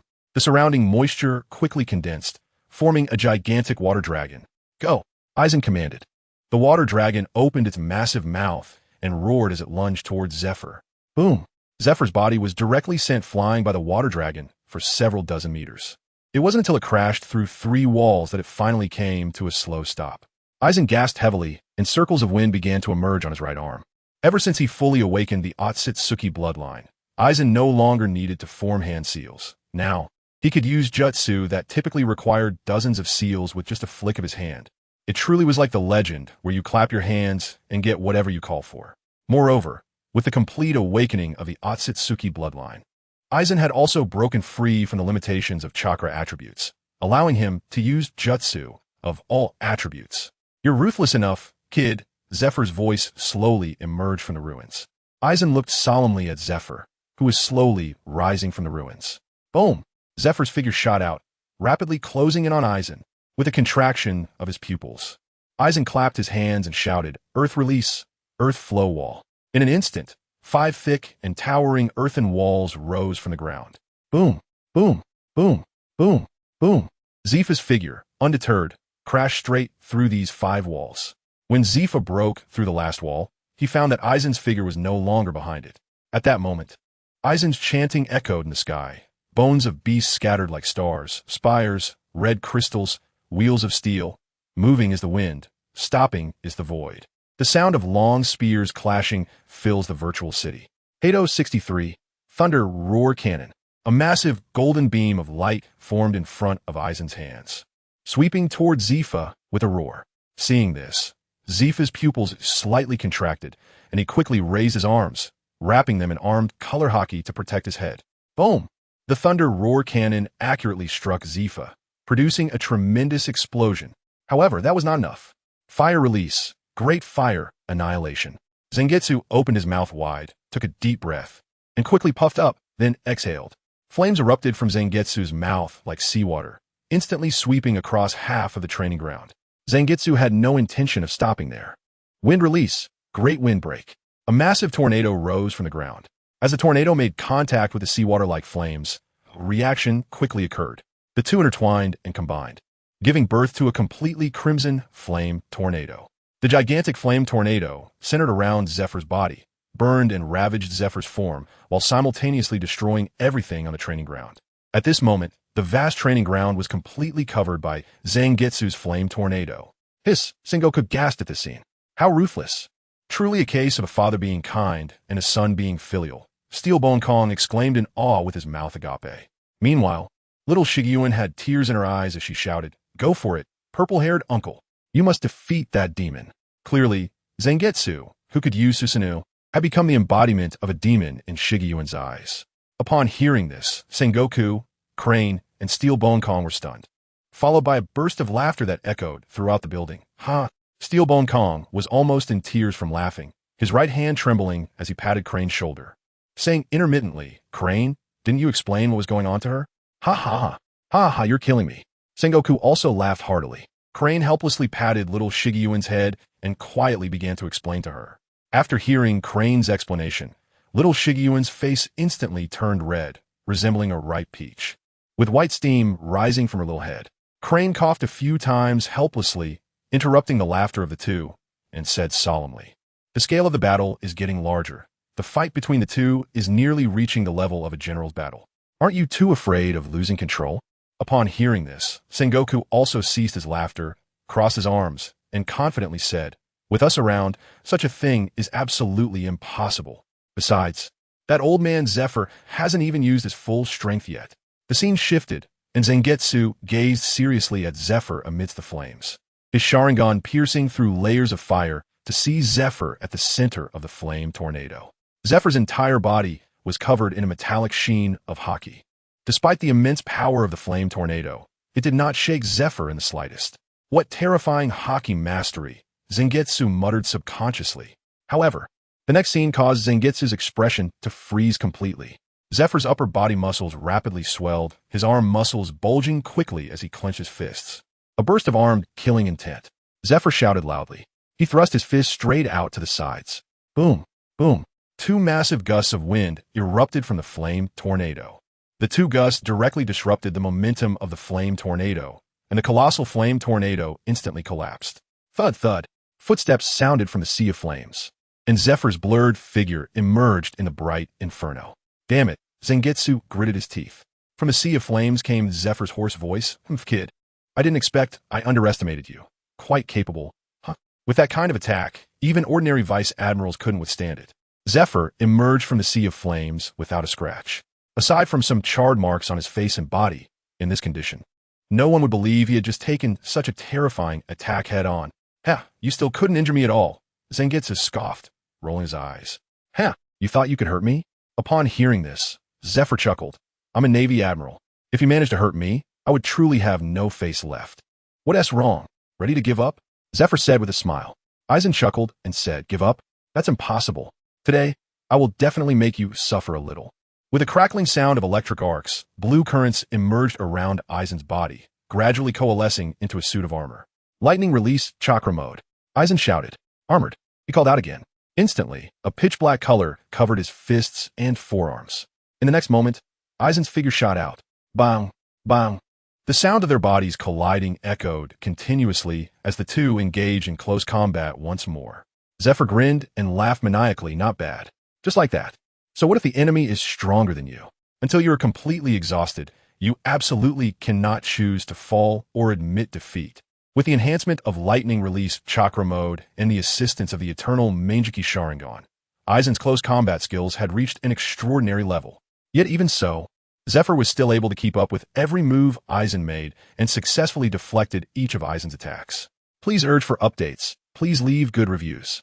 Come on, my friends, click this poop yellow button. Only if you click it can I know how many people are reading. The data was becoming increasingly dismal day by day, and Xiao Wang was really trying hard to persist. Aizen gasped for breath. This was the first time he had exhausted himself to such an extent since fully awakening the Tsutsuki bloodline. He had thought that with the abnormal dynamic vision from the eternal Mangeki Sharingan, combined with his own extraordinary physical capabilities, even if he couldn't defeat Zephyr, he wouldn't be too embarrassed. Little did he know, Zephyr was even more monstrous than he had imagined. Sure enough, he is a martial arts powerhouse at the general level. I was too naive. Aizen, breathing heavily with a grim expression, looked solemnly at the still, energetic Zephyr. But this was thrilling. Aizen suddenly grinned. Zephyr was astonished to see Aizen smile. He originally thought this battle would dampen Aizen's spirit and strike at his pride. He had even prepared comforting words. But who would have thought Aizen would not play by the rules and was still able to smile? Such pride wouldn't do. This would lead to a big loss at sea. Sigh, it seems I was too lenient. Zephyr's facial muscles twitched slightly as he murmured softly. Ran gently rubbed his sore arms and said softly, "Old man, you need to be careful in the upcoming battle. I'm going to get serious now. Bring it on, kid. You won't be able to hurt me." Zephyr laughed arrogantly. Ran chuckled softly. "System, are you there?" Ran called out in his mind. "Yes, host. Help me out. Play a BGM for me." "Bing. Which BGM would you like to play, host?" "Which one?" TSK. For the upcoming battle, it has to be something fitting," Ran grinned. "Spin and burst. That's the one." "Okay, please wait a moment." Ran took a deep breath, and the muscles in his legs tightened again. At that moment, the music began to play, thud thud thud boom. The figure of Aizen rushed out again. Zephyr looked at Aizen with some confusion, not understanding why Aizen chose to engage in close combat. However, facing the aggressive Aizen, Zephyr still chose to respond seriously. Crackle, crackle.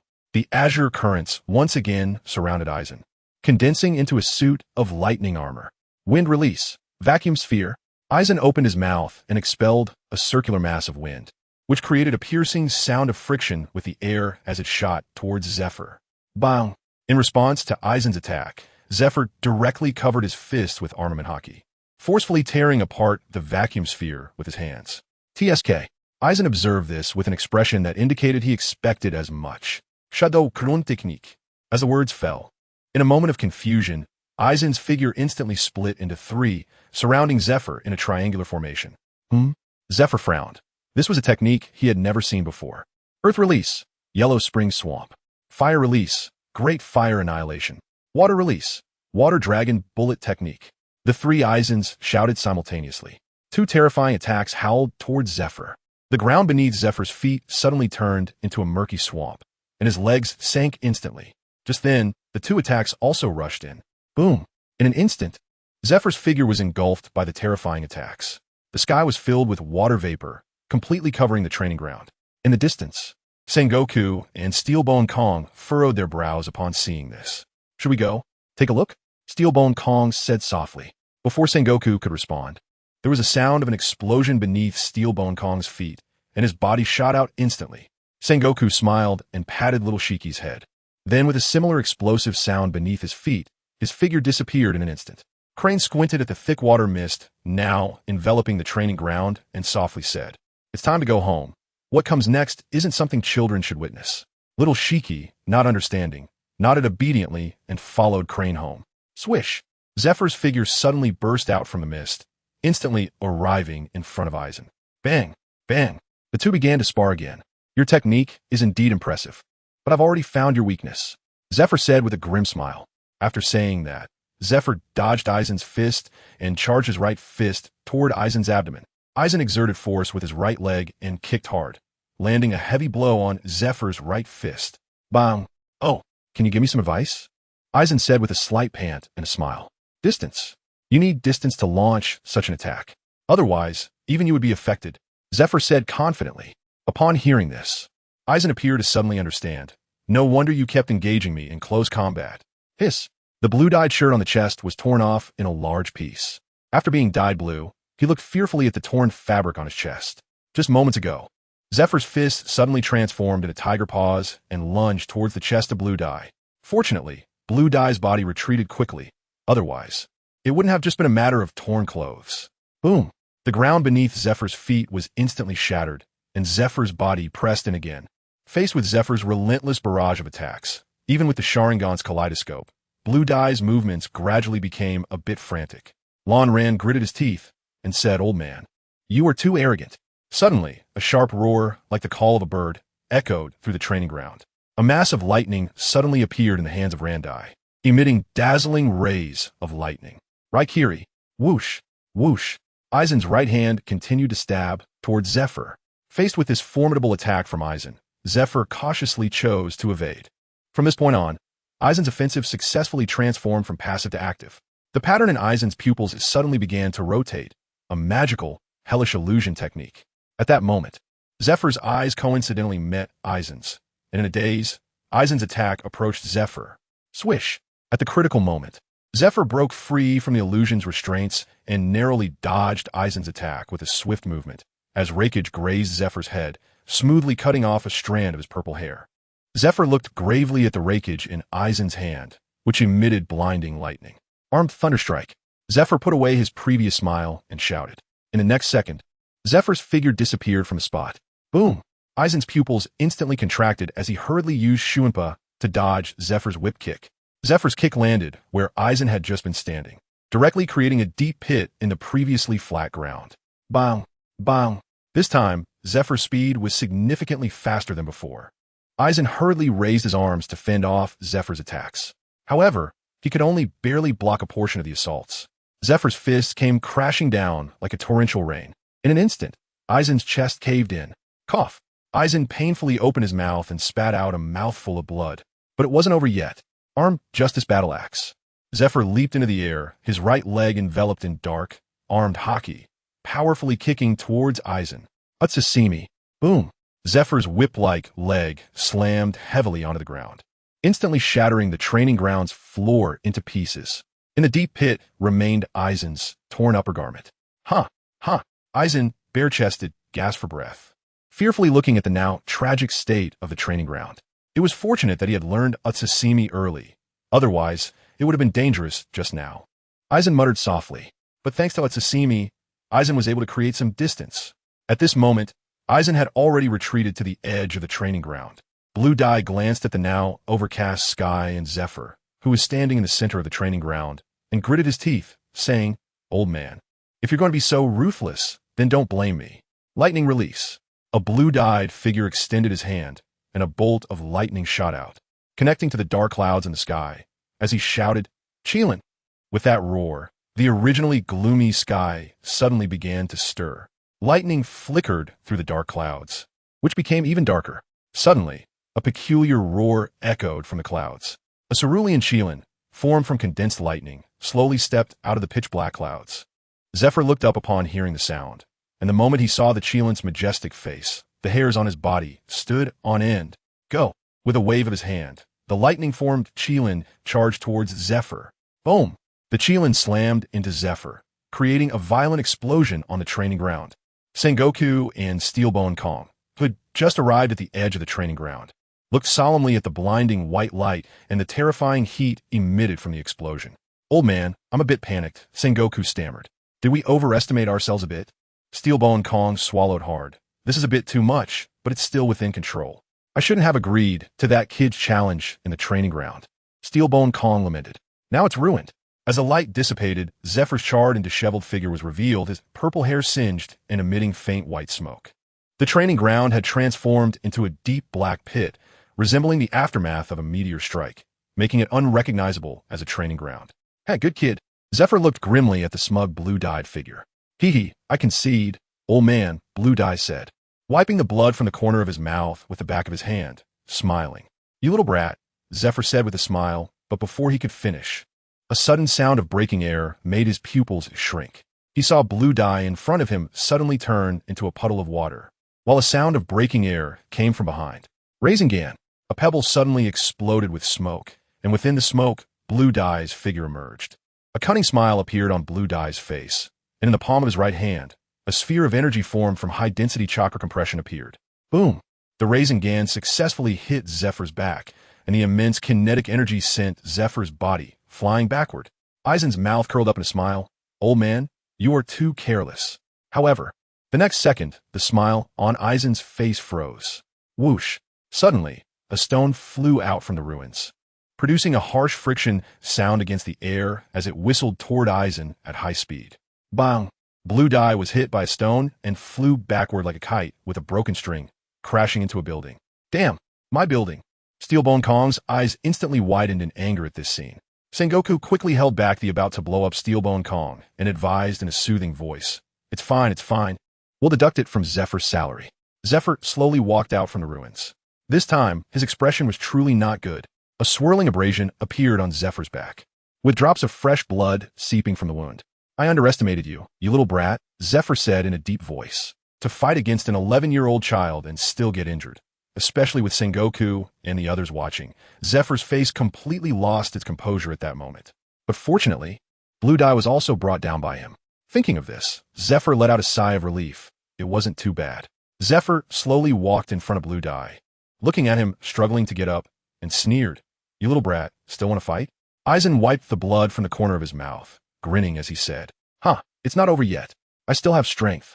As he spoke, Eisen once again condensed a high-density chakra energy ball in his hand, and it was even larger than before. Rasengan, Eisen shouted through clenched teeth. Looking at the energy ball in Eisen's hand, even Zephyr felt a faint sense of crisis. However, seeing Eisen's current state, Zephyr shook his head helplessly and reached out towards Eisen. At that moment, the Rasengan in Eisen's right hand also approached Zephyr's body. Just as Zephyr's hand was about to touch Eisen, Eisen's mouth suddenly curled into a slight arc. Seeing this scene, Zephyr's heart suddenly panicked, and his hand hurriedly reached for Eisen. However, what happened next made Zephyr's pupils constrict sharply. Zephyr's hand passed through Eisen's body without any obstruction, while Eisen's face was filled with a triumphant smile. Just as Zephyr's hand passed through Eisen's body and left it, Eisen's Rasengan struck with force. Boom! Zephyr's body spun and flew backward, crashing through 2 buildings before finally coming to a stop. Cough! Cough! This blow dealt a tremendous impact to Zephyr's chest. If it weren't for the protection of his armament hockey, at least 2 ribs would have been broken. Suddenly, Zephyr felt a slight itch at the corner of his mouth. He wiped it with the back of his hand and looked down to see bright red blood dripping from it. Zephyr stared blankly at the blood on the back of his hand, feeling an overwhelming complexity in his heart, uncertain whether to feel joy or sorrow. Beside the training ground, Sengoku and Steelbone Kong also stared blankly at this scene, unable to believe that Eisen could really achieve this. Eisen staggered to his feet, grinning as he walked step by step to Zephyr's side, saying with a smile, Old man, you were careless again. You tripped over the same stone twice. Zephyr lowered his head and said in a hoarse voice, Kid, you've passed. At that moment, Zephyr suddenly felt out of touch with the times. You've really grown up, kid, he said with a bitter smile. To be honest, at that moment, Zephyr didn't know what to say. He could only helplessly marvel at Eisen's rapid growth. Eisen also noticed the oddity in Zephyr, but he said nothing more, only embracing Zephyr tightly. In the early morning at the port of Marineford, Eisen stood by the shore. Gazing at the sea, he saw the boundless blue ocean with silver waves rolling. One by one, warships sailed from Marineford to unknown distant places. Right in front of Eisen, there was a majestic Vice Admiral-level warship that had been dispatched specifically to send Eisen off. Lon ran his thought about driving a ship and truly sailing alone. However, the problem is that he knows nothing about navigation. He remembers when he first arrived, he could easily get lost in a small jungle. Randai helplessly supported his forehead. Randai students, may I ask if it is possible to board the ship now? A strangely looking Vice Admiral asked cautiously from the side. Randai finally came to his senses, turned back to take a deep look, and softly said, Let's go, Admiral Carlo. Zephyr ultimately did not come to see off Randai. After hearing Randai's response, Carlo let out a sigh of relief and hurriedly instructed the soldiers to prepare for departure. The reason for this attitude is that Carlo had initially worked under Zephyr, essentially being both Zephyr's student and subordinate. As a vice admiral in the department, Carlo must be aware of their relationship. Moreover, there was really no other way. It couldn't be careless. As the 5th person who witnessed the battle between Zephyr and Randai, Carlo felt immense pressure Who is protecting whom in this situation? Carlo's eyelids twitched as he looked at Randai's slender figure. What a monster! At this moment, Randai was unaware of the myriad thoughts in Carlo's mind. Randai's feelings were exceptionally complex. This was his first time traveling alone, whether in his past life or this life. He felt both anticipation for the unknown and longing for family and friends.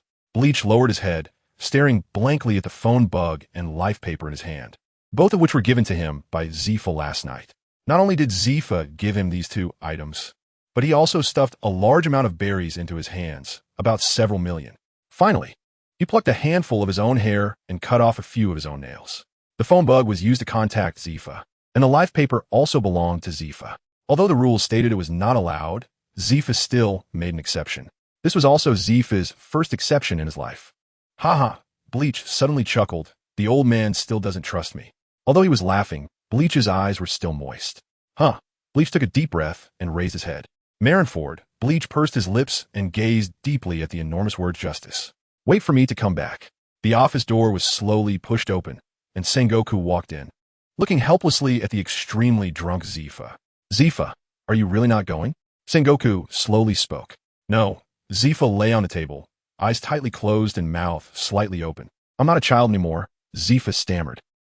11 years old is not a child. Sengoku's mouth twitched slightly. I really don't understand you two. One after another. Sengoku sighed in frustration and sat down in a chair. After that, the two fell silent, and the office fell completely quiet. Suddenly, Sengoku spoke. Little Bleach stood at the port for a full hour just to wait for you. Zifa still remained silent. Your son is going to sea. Are you sure you're not going? Zifa's fingers twitched slightly. Fine, it's your family matter. I can't meddle. I really don't know what you're thinking. After saying this, Sengoku forced himself to suppress the rising corners of his mouth and pushed open the office door to leave. As soon as Sengoku walked out of the office, Zifa opened his eyes. Zifa lay on the table, quietly looking at a photo on the desk, which was a picture of him and Bleach taken on the day Bleach arrived. Zifa rubbed his nose and reached for the wine bottle. Bang! Slide! The wine bottle slipped off the desk, crashing to the floor with a crisp sound of shattering glass. Zifa suddenly froze, remaining in a daze for quite some time. Bang! Suddenly, Zifa rushed to the window, opened the office window, and jumped down from the building. Hee. Hearing the sound from the office, Sengoku, leaning against the door, revealed a triumphant smile. Stubborn. Zifa was continuously using moonwalk in the air, racing towards the port at full speed. When Zifa arrived, the port was already empty. Bang! Zifa sat down on the ground, looking complexly at a warship on the horizon. You little brat, take care. A hoarse voice escaped Zifa's lips. Several days later, the warship docked at the shore of an island. Bleach, according to your request, we have brought you to the New World. This is theWilderness Island. Your assessment will begin the moment you disembark. Are you ready? Carlo asked Bleach one last time according to the procedure. I'm ready, Bleach nodded. Seeing this, Carlo took a stack of documents from the officer and handed them to Bleach. This is what Admiral Sengoku asked me to give you. Most of it is about pirates who have made a name for themselves in the New World, and some are wanted criminals such as human traffickers. Carlo said. After saying this, Carlo quietly asked, Do you really not need any help? Aizen slightly shook his head, said goodbye to Carol, and directly jumped off the battleship. Seeing Aizen's determination, Carol didn't say anything more and turned to order the soldiers to begin the return journey. As soon as Lon Rand stepped onto the island, he caught a faint whiff of cooking smoke. Aizen curiously examined the island. He had some knowledge about this island. theWilderness Island, in the original work, was governed by one of the 4 emperors, Edward Whitebeard Newgate. After the Marineford War, it was first invaded by the pirate Tashigi, then driven away by the magician Hawkins, and finally occupied by the pirate Blackbeard. At this point in time, although Whitebeard existed and had already made a name for himself, his current strength was not enough to protect a sea area. Therefore, theWilderness Island should be unprotected at this time, a simple and unpretentious little island. Of course, it is also possible that it is being sheltered by another powerful pirate. Aizen followed a winding path and soon arrived at an enemy village. Looking at the smoke rising from every household, Aizen revealed a strange smile. I hope it's different from what I imagined. Tick-tock, tick-tock. The blade of the flowing blade lay flat on the counter, the tip sliding down continuously, dripping fresh blood onto the floor. Lonine sat at the counter, playfully handling a goblet with great interest, while a trembling bartender crouched inside the counter. Aizen said softly, So, I didn't kill anyone wrong, right? Yes, you're right. They all deserved it. The bartender stammered. Sigh, Eisen sighed. Why do you have to do this? Can't you do something else?